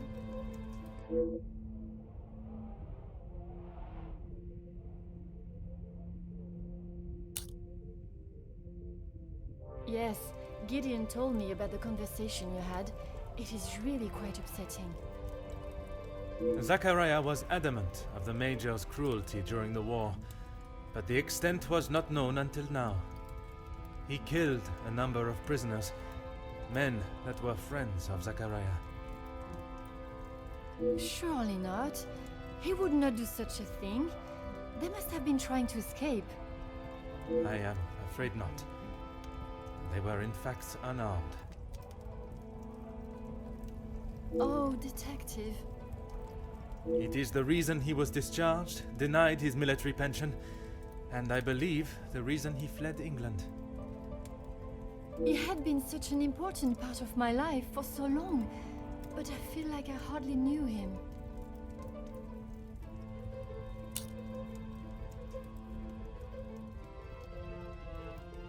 innocence. You said it was she that killed him.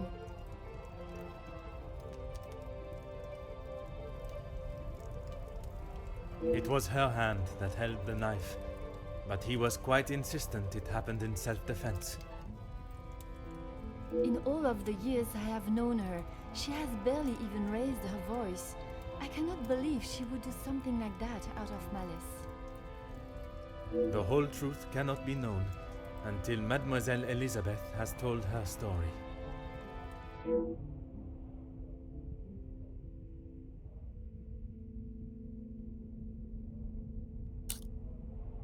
Will you allow me to be present? I think that is an excellent idea. I hope your presence will calm her and will perhaps allow her to speak more freely. Please, detective. I know she has done a terrible thing, but I beg of you to give her the time to explain herself. I will offer Mademoiselle Elizabeth the fair trial that she deserves, as I would with any suspect. Thank you, Detective Poirot. Would you bring Mademoiselle Elizabeth to the study, where we will not be disturbed? Of course, I'll find her immediately.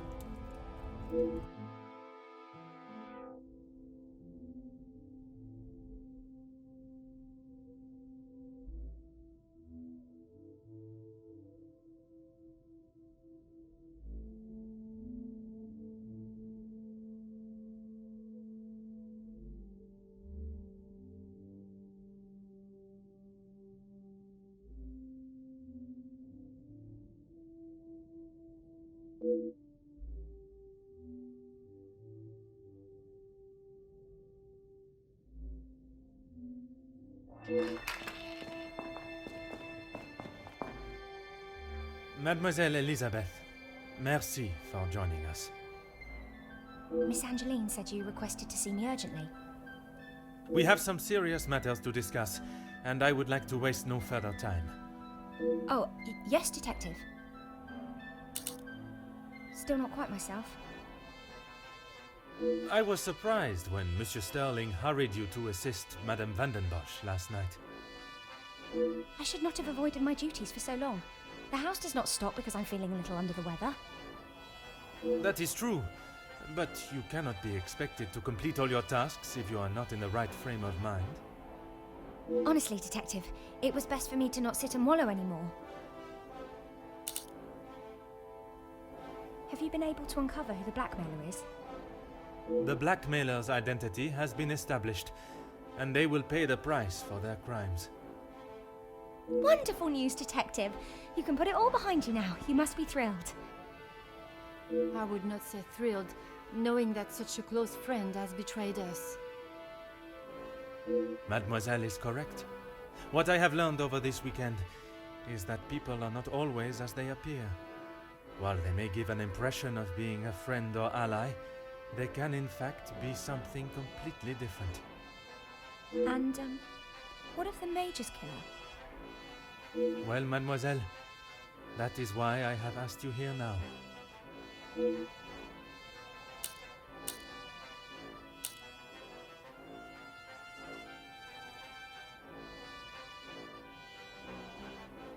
I'm not quite sure what you want me to say, Detective. Your honest opinion is all I ask, and, s'il te plaît, do not hold back. No one else felt it necessary. We only spoke when there was something in the house to be done. We did not speak of interests or pastimes. You knew of his work with Monsieur de Silva? I only know what is required of me to know, and that is very little. But you were aware of his work as security at Monsieur de Silva's factory. I was. The factory your beloved Luke worked at, before he was cruelly taken from this world. Yes, Detective.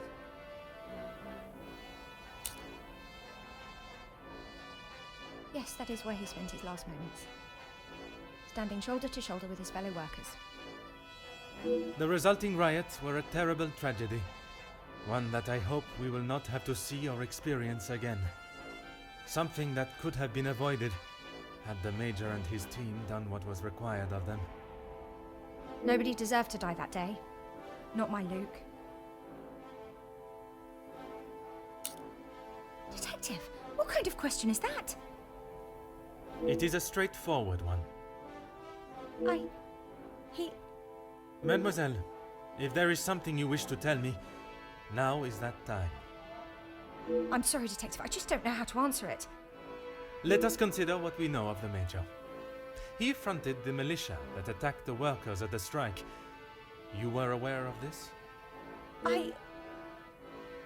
You finally had someone to blame for Luke's death. Someone conveniently located in the same house, alone in his study. No, Detective. It wasn't like that. Tell me what happened with the Major on the evening of his death. I was only in here trying to prove what I heard Mr. Beckers say. I was going to report him, I swear. Miss Angeline, you believe me, don't you? I want to. I am still trying to understand it all myself. Why don't you start from the beginning? I was delivering Miss Angeline's dress to her room when I heard Mr. Beckers arguing with the Major in his study. They were ever so loud. I thought the whole house would have been listening to what they were saying.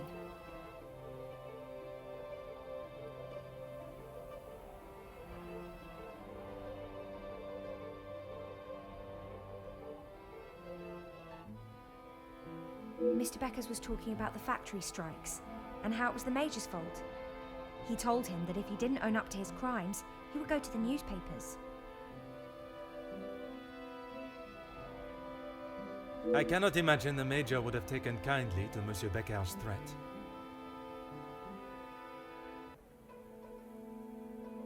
He didn't. He called him some rather uncouth names before Mr. Beckers left and went downstairs. I made sure to keep out of sight.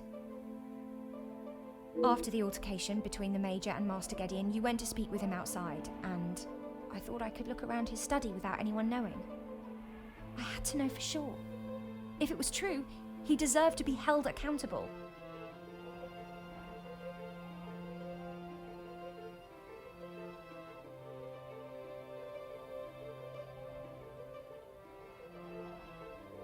And did you find the proof you are looking for? I found a payment from Mr. De Silva, but there was nothing incriminating about that. I was so nervous. I felt like my heart was beating out of my chest. And then you saw the blackmail note. I recognized the writing on the envelope. I couldn't believe it. How could he do such a thing to Angeline? To the family that had taken him in? Common sense would determine the Major was another victim of the blackmailer.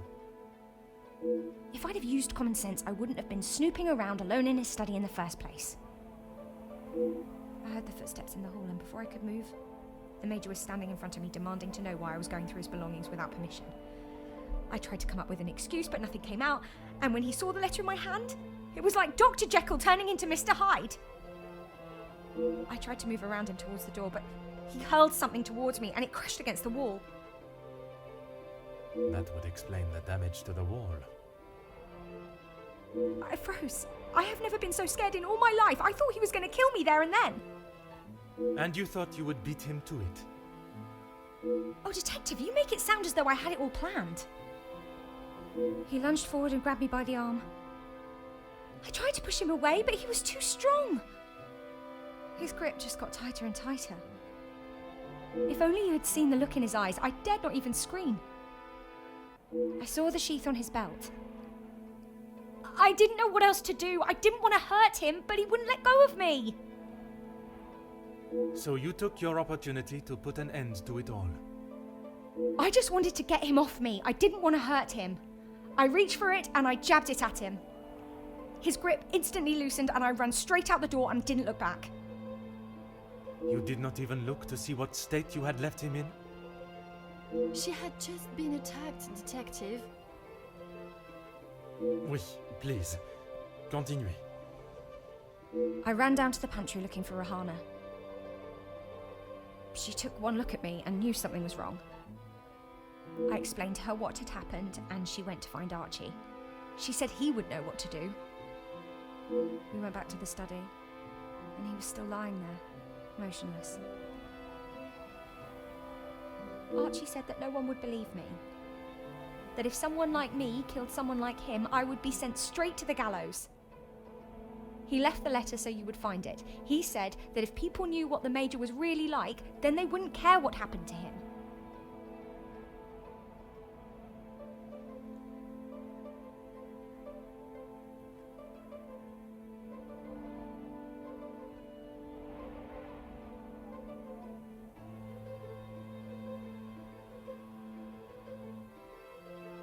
So I am to believe that it was Monsieur Sterling and Mademoiselle Rihanna that cleaned the scene and orchestrated a plan that included a fake telephone call and dressing as the Major so that he may be seen. You had nothing to do with that. I swear I had no idea that is what they had done. Archie just told me to stay out of sight. I am no master criminal.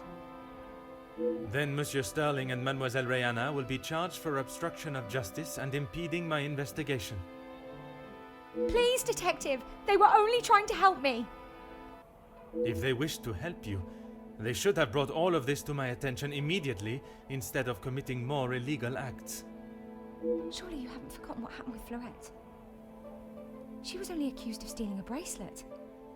I killed a man. It is a day I have not forgotten, mademoiselle, even for a moment. Without your help, I don't stand a chance. Please, Detective Poirot, you are the only one that can help me. Oh, Elizabeth, why didn't you come to me? I didn't think you would believe me. I felt so guilty. And when it was announced yesterday that he was a victim of the blackmailer, I wanted to tell you everything. I came to find you last night, Detective, but Archie stopped me. I'm sorry.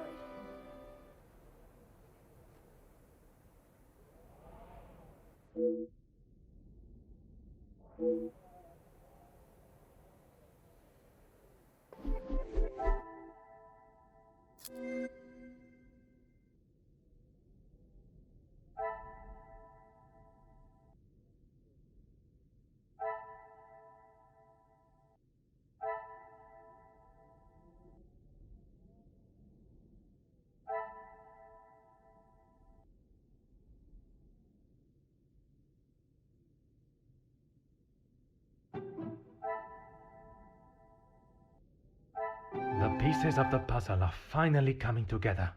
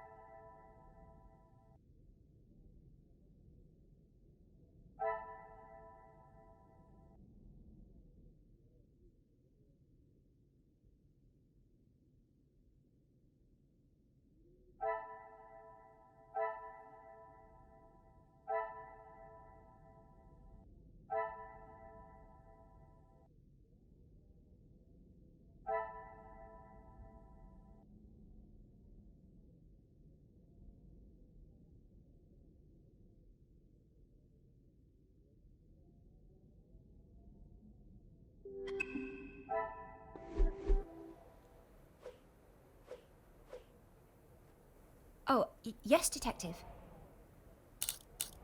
I don't know where it is. If you have been honest with me until now, I ask that you continue. I'm sorry, I really don't know. Archie dropped it out of the study window and he said he would deal with it. I couldn't bear to touch the thing.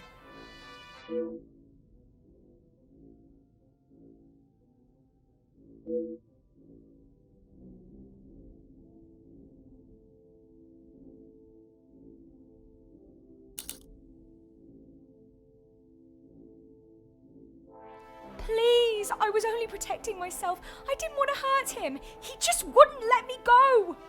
Oui, mademoiselle. I know.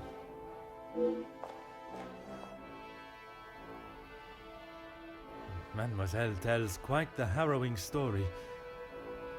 I cannot imagine the Major acting in such a way, but Elizabeth could not make up such a story.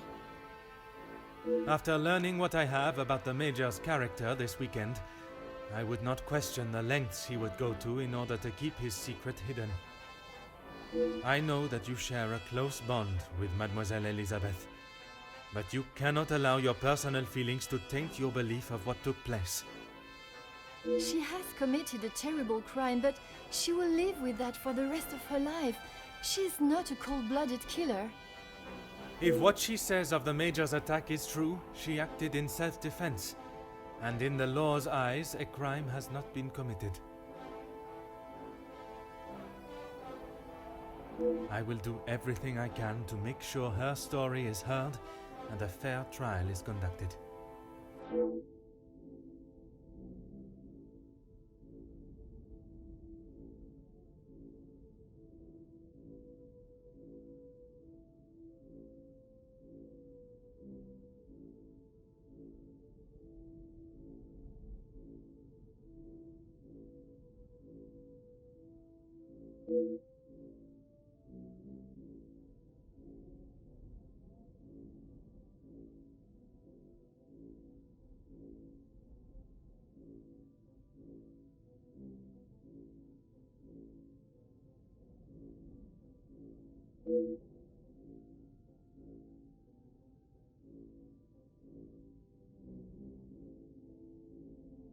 Mademoiselle, it is time I addressed the house.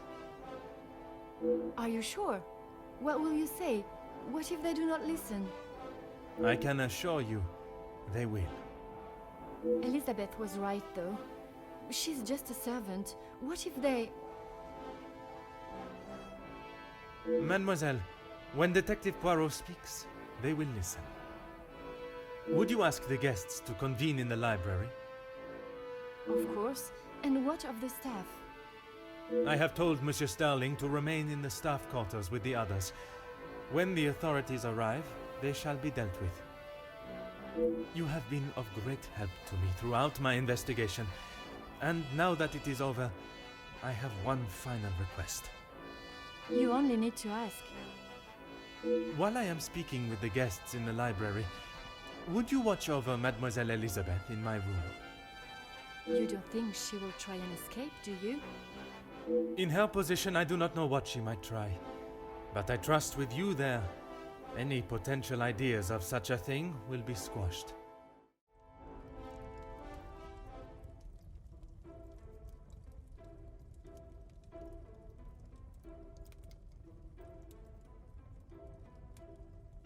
Detective, you have spent more time making us sit and wait for you than anything else. Madame Van den Bosch, if you think I have spent my time focused on anything besides uncovering the Major's killer, you are sorely mistaken. I'm sure you will be eager to share your findings with us then. All in good time, Madame. Firstly, to understand the truth of what has occurred this weekend, one must know the timeline of events that not only preceded the Major's death, but succeeded. We are all well aware of what happened before, Detective. You can save your breath. You are only aware of what the guilty parties wanted you to believe. But now I shall apprise you to the true events. The reason for us all being here, you know. The altercation between Monsieur Demire and the Major, you know. The body of Monsieur Hagen was found while we were all sat enjoying a most delicious meal. That you also know. But what was kept from us all was that his body lay on the study floor for far longer than was thought. It was that servant. She found him. S'il te plaît, monsieur. It was indeed young Inga that found the Major's body lying lifeless in the study. So it was her. Monsieur, I will not allow for any further interruptions. I return to the Major's body. If we are to believe the scene that we were presented with, the Major must have been killed during the first course of our meal, a meal that none of you left, even for a moment. Speaking in the evening, you all confirmed one another's alibis, and although there was doubt in the validity of some, I confirmed that they were indeed all true. What I could not understand was how a man came to be found dead, and every guest accounted for at the time of death. That is until I questioned the latter. Monsieur Beckers, I shall now allow you to speak. You saw the Major smoking a cigar in the snow. Is that true? It is. False. You saw what you were meant to see. Someone in the Major's coat standing outside, giving the illusion that the Major was still very much alive. Monsieur da Silva, on the afternoon of the Major's death, do you recall hearing a telephone ring? Now that you mention it, I have not heard a single ring all weekend. Correct. The telephone lines have been down for the duration of our stay, meaning the telephone call that was received and promptly directed to the Major's study was yet another act of trickery and deceit. But it did not end there. When I entered the study for the first time, it was obvious someone had already been there and falsified the scene to stage a burglary and clear away important evidence, including the murder weapon. What followed was an investigation that had already been hindered. But even those lengths were not enough to derail me for long. I think we have all had enough of your self-praise, Detective. Perhaps you would like to tell us who killed him now? Madame, as I'm sure you would expect, it is not as simple as that. What many of you do not know is the discussion that was had between the Major and Monsieur Beckers earlier that day. What has that got to do with anything? I told you I didn't kill him. That I know to be true. What you do not know is that it was not only his ears that heard your spoken words. I hope you are not implying I had something to do with it. No, madame. There was another. Mademoiselle Elizabeth. You are all aware that the Major was hired by Monsieur de Silva to front the security during the workers' strikes. What very few of you know is that it was the Major's order that instigated the vicious attacks on those unarmed men and resulted in numerous deaths, including Mademoiselle Elizabeth's fiancé, Luc. Monsieur Beckers confronted the Major, declaring that he was to hand himself in. That is what Mademoiselle Elizabeth overheard. Now, knowing the truth, she waited until the Major was away from his study. After he stepped outside following the confrontation with Monsieur Demir's fist, it looked to be the perfect opportunity, or so she thought. The Major returned and found her looking for the proof she required to hand him over to the authorities. If the maid bumped him off, why hasn't she been arrested? The events that followed in the study are not those of a cold-blooded murder, but one of a young girl that had no other option but to protect her own life. Sounds to me, Detective, like you have taken a shine to this young girl and would rather protest her innocence than arrest her for murder, the crime she has committed. Jeez, this is gonna make for a juicy story. Mademoiselle, I ask you this. You have seen the Major's anger before, oui? What if I have? How do you think he would have reacted if someone was to find proof that he had committed a terrible act, and that if made public, would surely result in his incarceration? Exactement. It is quite the story you have told, Detective, but all I have heard is that Elizabeth overheard a conversation blaming the Major for her fiancé's death, and she murdered him in revenge. A servant killing a man that is as revered as he was. She will face the noose.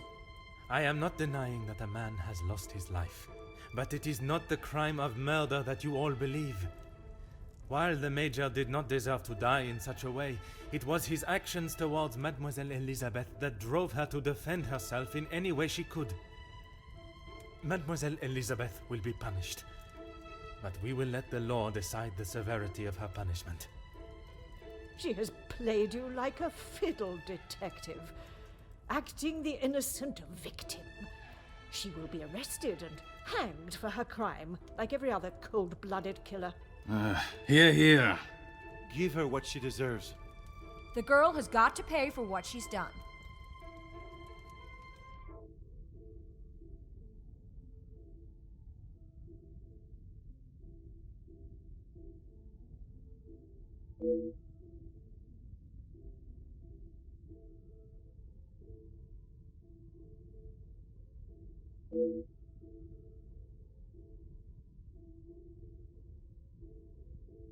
Those of you that are calling for the hanging of Mademoiselle Elizabeth, have you forgotten the roles you played? Your actions have been far from innocent. Look, Detective, I see where you are going with this, but it's not going to work. So maybe the strikes were down to De Silva and Beckers. But don't try and drag me into their mistakes. Mademoiselle Conrad, if you are so confident of your innocence, perhaps we should begin with you.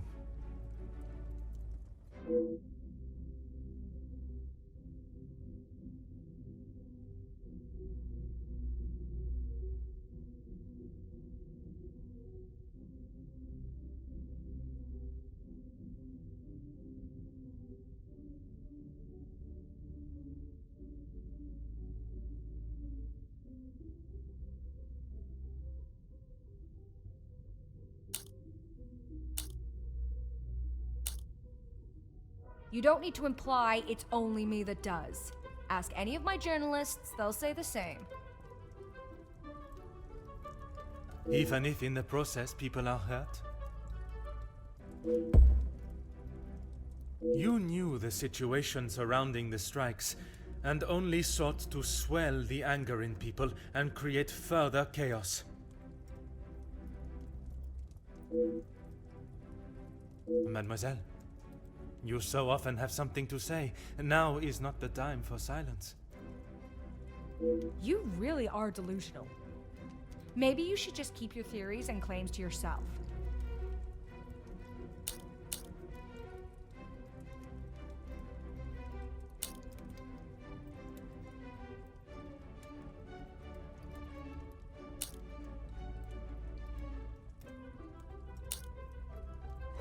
You obviously have no idea what goes on in my world.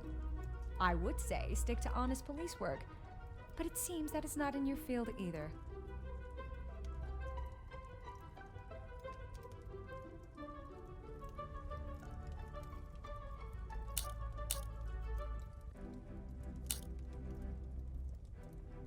Look, it's... Mademoiselle, I do not have time for your excuses. Do you wish to state your direct involvement, or should I? It's not... Okay, fine. Yes, the story was going nowhere. There was a deal on the table, and it was going to be done and dusted. Everything you said is true. I wanted the story. The scoop that would have blown the others out of the water. I never wanted anyone to get hurt. But I can see what I did wasn't right. I didn't think you had this side in you. I can see now why Angeline asked for you personally. You're not like other cops. It's clear it's the law and doing the right thing through and through with you. If you say it was self-defense, I believe you. We can't just forget what that girl has done. It's not Jackie's fault, or any of ours, that she decided to do what she did. Monsieur Beckers, you are the last person I expected to defend Mademoiselle Conrad. We talked only last night, and correct me if I am wrong, but you have already declared the role you played. To me, at least. Yes, we talked. It's just not fair of you to attack Jackie like that, putting words in her mouth until she succumbs to your plan.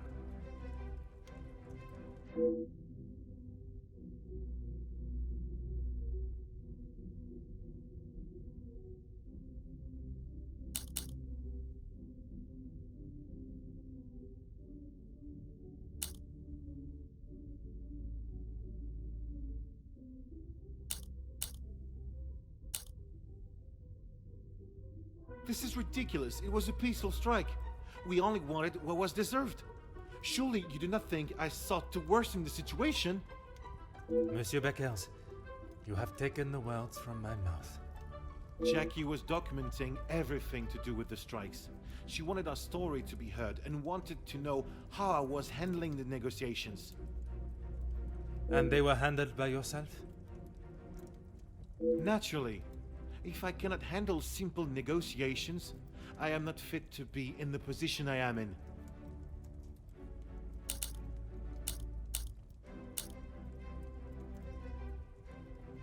I was only pushing for what my men deserved, what they needed. Hindsight is a wonderful thing, Detective. Surely you must know that. Nothing is ever simple, Detective. I'm sure you understand that better than anyone.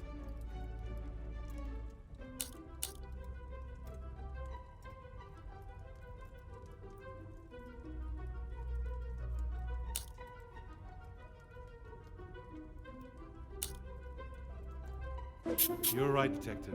I have tried so hard to deny my part, but I know only too well that my decisions led to the death of those men. I know I cannot excuse what I've done. I just want you all to know that I am not a hateful or malicious man. I only wanted to prove that I was the right man. I have lived in other shadows for so long. I thought I would be able to finally step into the light and be the one that everyone remembered, not forgot. Monsieur da Silva offered me a deal and I turned it down. I thought I was doing right by the workers, but it was only myself I was thinking about.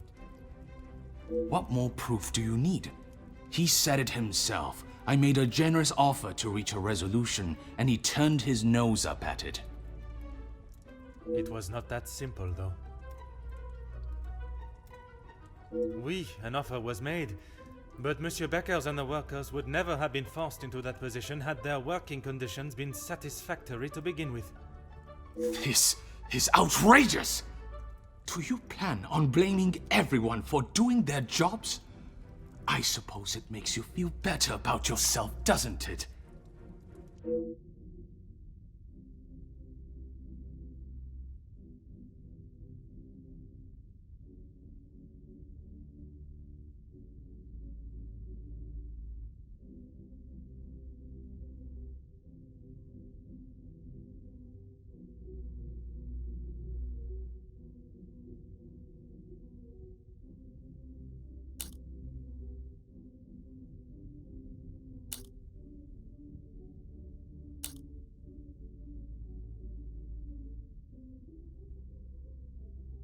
It may be a big deal to you, but I am used to workers not being happy with something. And most of the time, that unhappiness is directed at me. When you're in charge of your own factory, you'll understand. I handled the situation the best I could. If you think otherwise, maybe you have proved us all right, that you aren't the great detective you claim to be.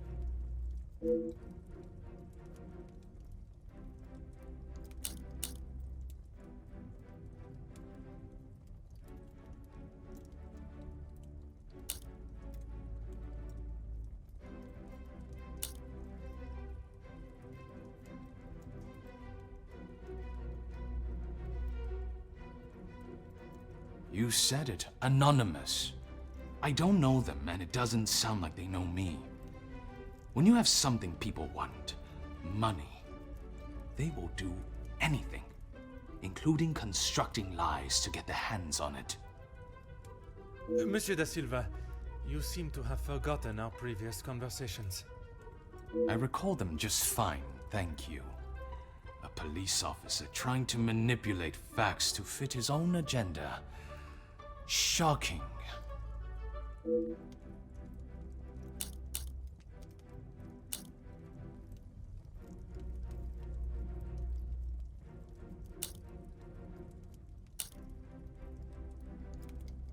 Is that what you plan to do?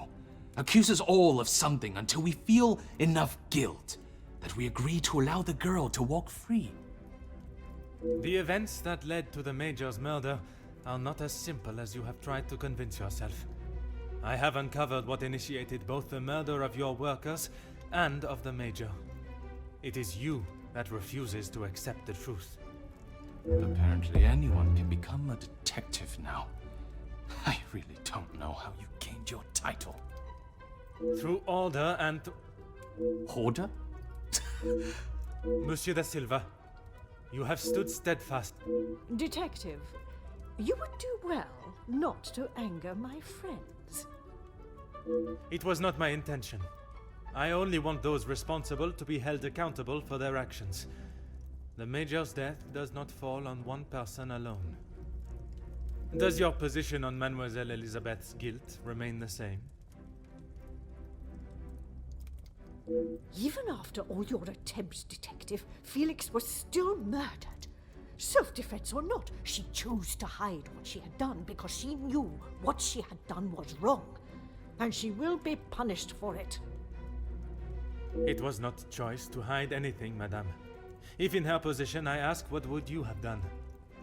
The Major has already furiously thrown an object at you, barely missing your head, and now has hold of your arm. I wouldn't have driven a knife into him, that I can tell you for sure. She is no fool. She intended to kill, not to defend.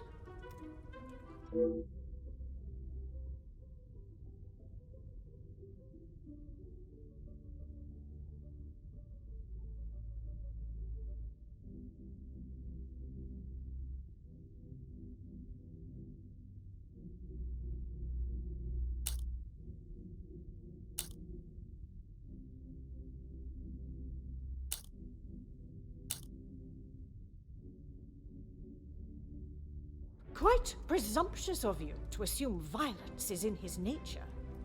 Putting my own feelings towards the Major aside, he was not an honorable man, at least at some time in his life. He must have been for you to allow him in your house for so many years. So, even you confirm he had a history of aggression.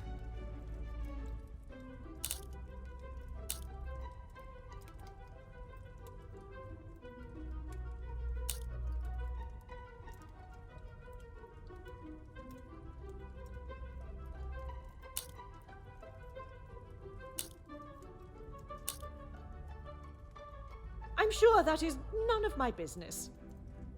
Likewise, it is none of yours. The Major shot and killed a number of unarmed prisoners as they were bound and terrified, posing no threat. His actions are unforgivable and should not be defended by anyone. You judge him so harshly, but I return the question. What would you have done in his position? He had made mistakes. I will not deny that. In those moments when a decision had to be made, it fell to him, and he did what he saw fit.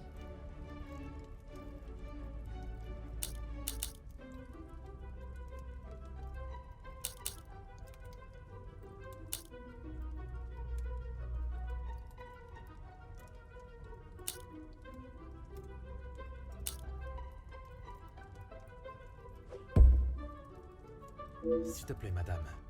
I ask that you consider everything you know of the Major carefully. He was not always like that. The man that I called a friend would never have done what he has.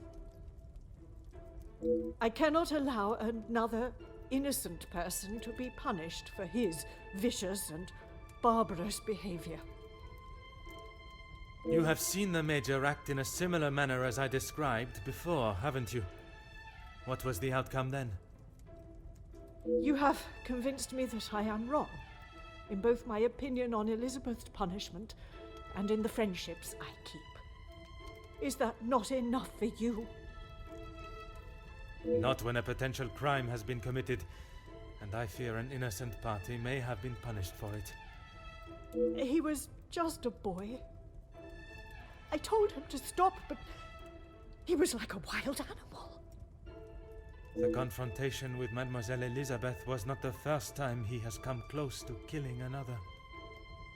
It was following the officers' ball. A young man, no older than 16, stopped us on the street, begging for some change. Felix pushed him away, but he was persistent. He only wanted a few coins. Like a flash, Felix snapped and wouldn't let go of him. He would not stop punching him. I have never seen anything so brutal. But he was never charged for the attack. Felix called the captain at the station and said that the boy had tried to rob him, and he was merely defending himself.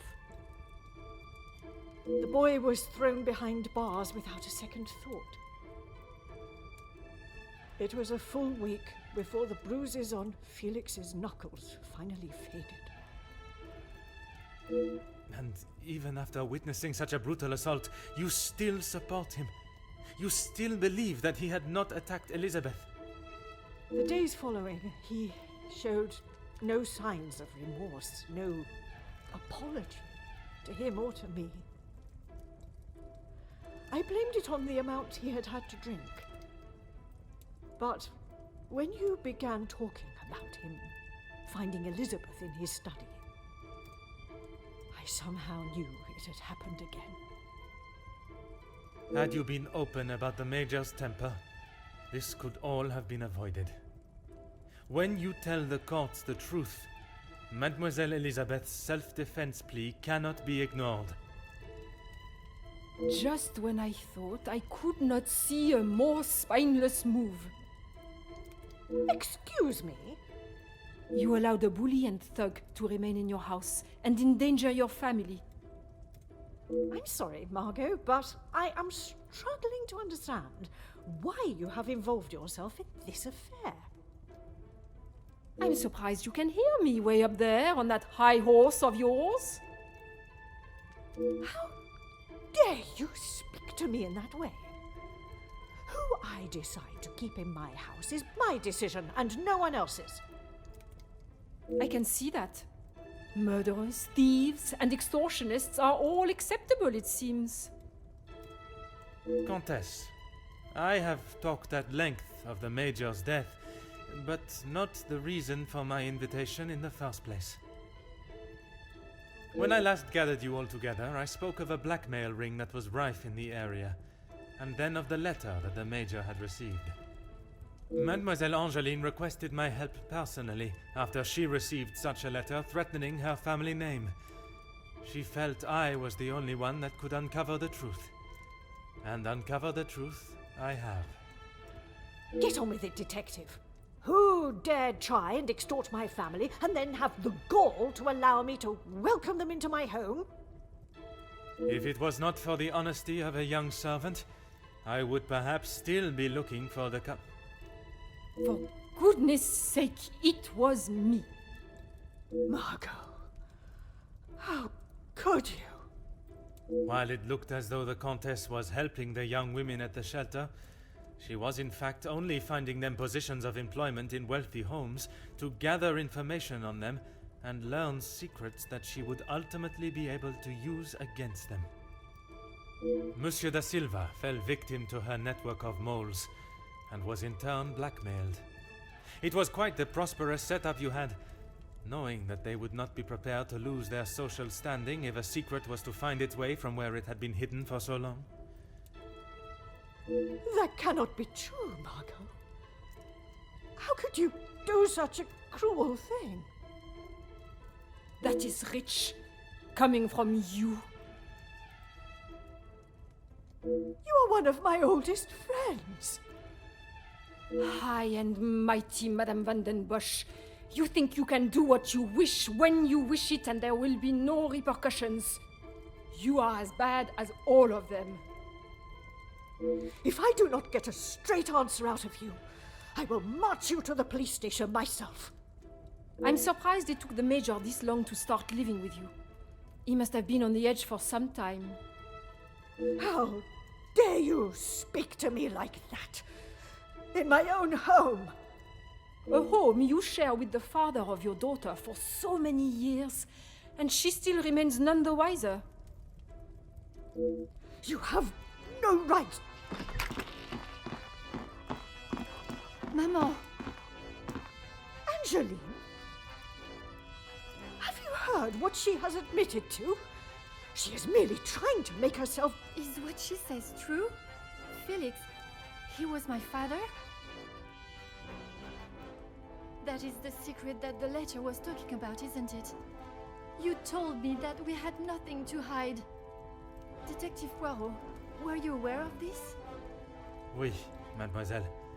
But it was not my place to repeat. I don't understand. What about father? Your maman betrayed the love of a good, honest man and played away behind his back and then kept it hidden for all these years like a lady of the night with her client list. You will say no more. Angeline, Did Felix know? This is not an appropriate conversation. He knew, dear girl. He knew the whole time. It is only dear Edwin that was blind to their deceit. You will not talk of him like that. You will not talk of him at all. If I don't, who will? You never deserved him. You don't even deserve the memory of him. Countess, there is something that you still have not explained. What more is there for her to say? How long were you in love with the Viscount for? Margot? Is that true? We were destined to be together. And then you turned up. And I was all but forgotten about. But you were nothing more than friends. And you made sure of that, didn't you? From the day you arrived, it was all about what you wanted and what you had to do to get it. You didn't consider Edwin at all. He was just a purse to you. I loved my husband, and I miss him every day. Loved him enough to stray? Both of you, no more. Please, Angeline, let me explain. Maman, I do not wish to hear anything else from you. Not even your own daughter wants to hear your lies anymore. Cassandra Van den Bosch, all alone. How dare you!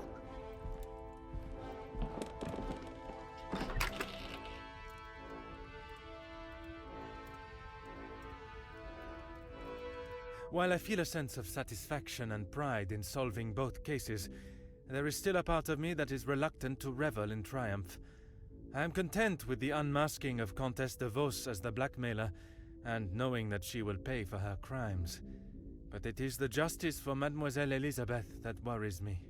She will stand in a court of law, and I can only hope that they can see she acted in self-defense. I must trust that our legal system and justice will prevail, and a fair sentencing will be given. In protecting her own life, she took the life of another. Perhaps the guilt she must live with is a greater punishment than any sentence she can receive.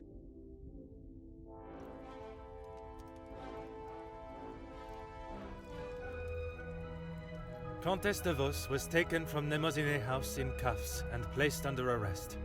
Although she initially tried to plead her innocence, Inga, along with a number of other girls that the Comtesse had found employment for, came forward and made full statements. She was charged with 5 counts of blackmail and extortion and sent to a house of corrections, where she will have a new life to become accustomed to.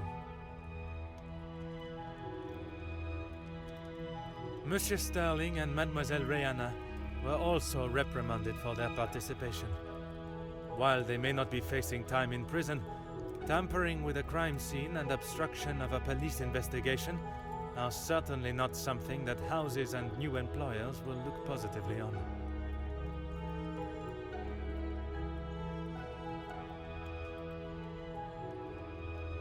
Mademoiselle Angeline finally became Madame Demire, and together they took up residence in England, where Monsieur Demire continues to support and fight for fairness and equality in London. I am happy to say that we have remained in contact, and Madame Demire has become a regular correspondent of mine, and the latest joyous news is that they are expecting a child of their own. Madame Van den Bosch showed compassion that I had not seen in her before. She stood in court and gave a truthful and genuine character reference of Elizabeth, as well as describing the major and the atrocious crimes he had committed. After Madame Van den Bosch's secret was revealed to the world, her position in the social hierarchy was no more, disappearing in a moment. While she still resides in Belgium, I believe she has had to adapt to a far more modest way of life. A humbling experience for her, I am sure. Following her actions in the courtroom, Angeline believed that her maman still had a place in her life. Although they are on different sides of La Manche, they remain in contact. Mademoiselle Conrad left Nemozinet House the same way she entered, confident in herself and audacious in her opinions. Her report of the Major's murder at the house and the surrounding blackmails became one of the most talked about stories of the year. While there were certain details of her own involvement that did not make it to print, she was really quite complimentary about the detective at the heart of the case. Monsieur de Silva tried to continue in his position as factory owner and business entrepreneur, but after his accounts and business dealings were investigated following the details of his blackmail being made public in Mademoiselle Conrad's article, his illustrious business empire began to crumble and is now facing an international corporate investigation. Monsieur Beckers stepped down from his position as union leader, accepting that he was no longer fit to represent the workforce that, in his words, he had let down on a scale of unmeasurable proportion. Although he is no longer the voice of the workers, he continues to support them from behind the scenes. Monsieur Zachariah and his brother made amends, and returning to his family home, and after sobering up, he was able to find the help that he required. I understand that he is now helping fellow soldiers with similar conditions. And Mademoiselle Elizabeth, she stood before a court, and while the proceedings were deemed controversial, the charges against her were dropped, and the reasoning of self-defense was accepted by the presiding judge. Madame van den Bosch's testimony, along with Mademoiselle Angeline's declaration of her good character, was enough to show that it was not in Elizabeth's nature to act in such a violent way. The abundance of evidence against the Major, and his violent and cruel nature, including his appalling acts during the strikes and the war, was more than enough to prove that Mademoiselle Elizabeth had no other option in that situation but to defend herself in any way that she could. With the new arrival of Madame and Monsieur Demire's child next year, they have agreed to give Elizabeth the opportunity to return home to England and take up a position in their home as nanny.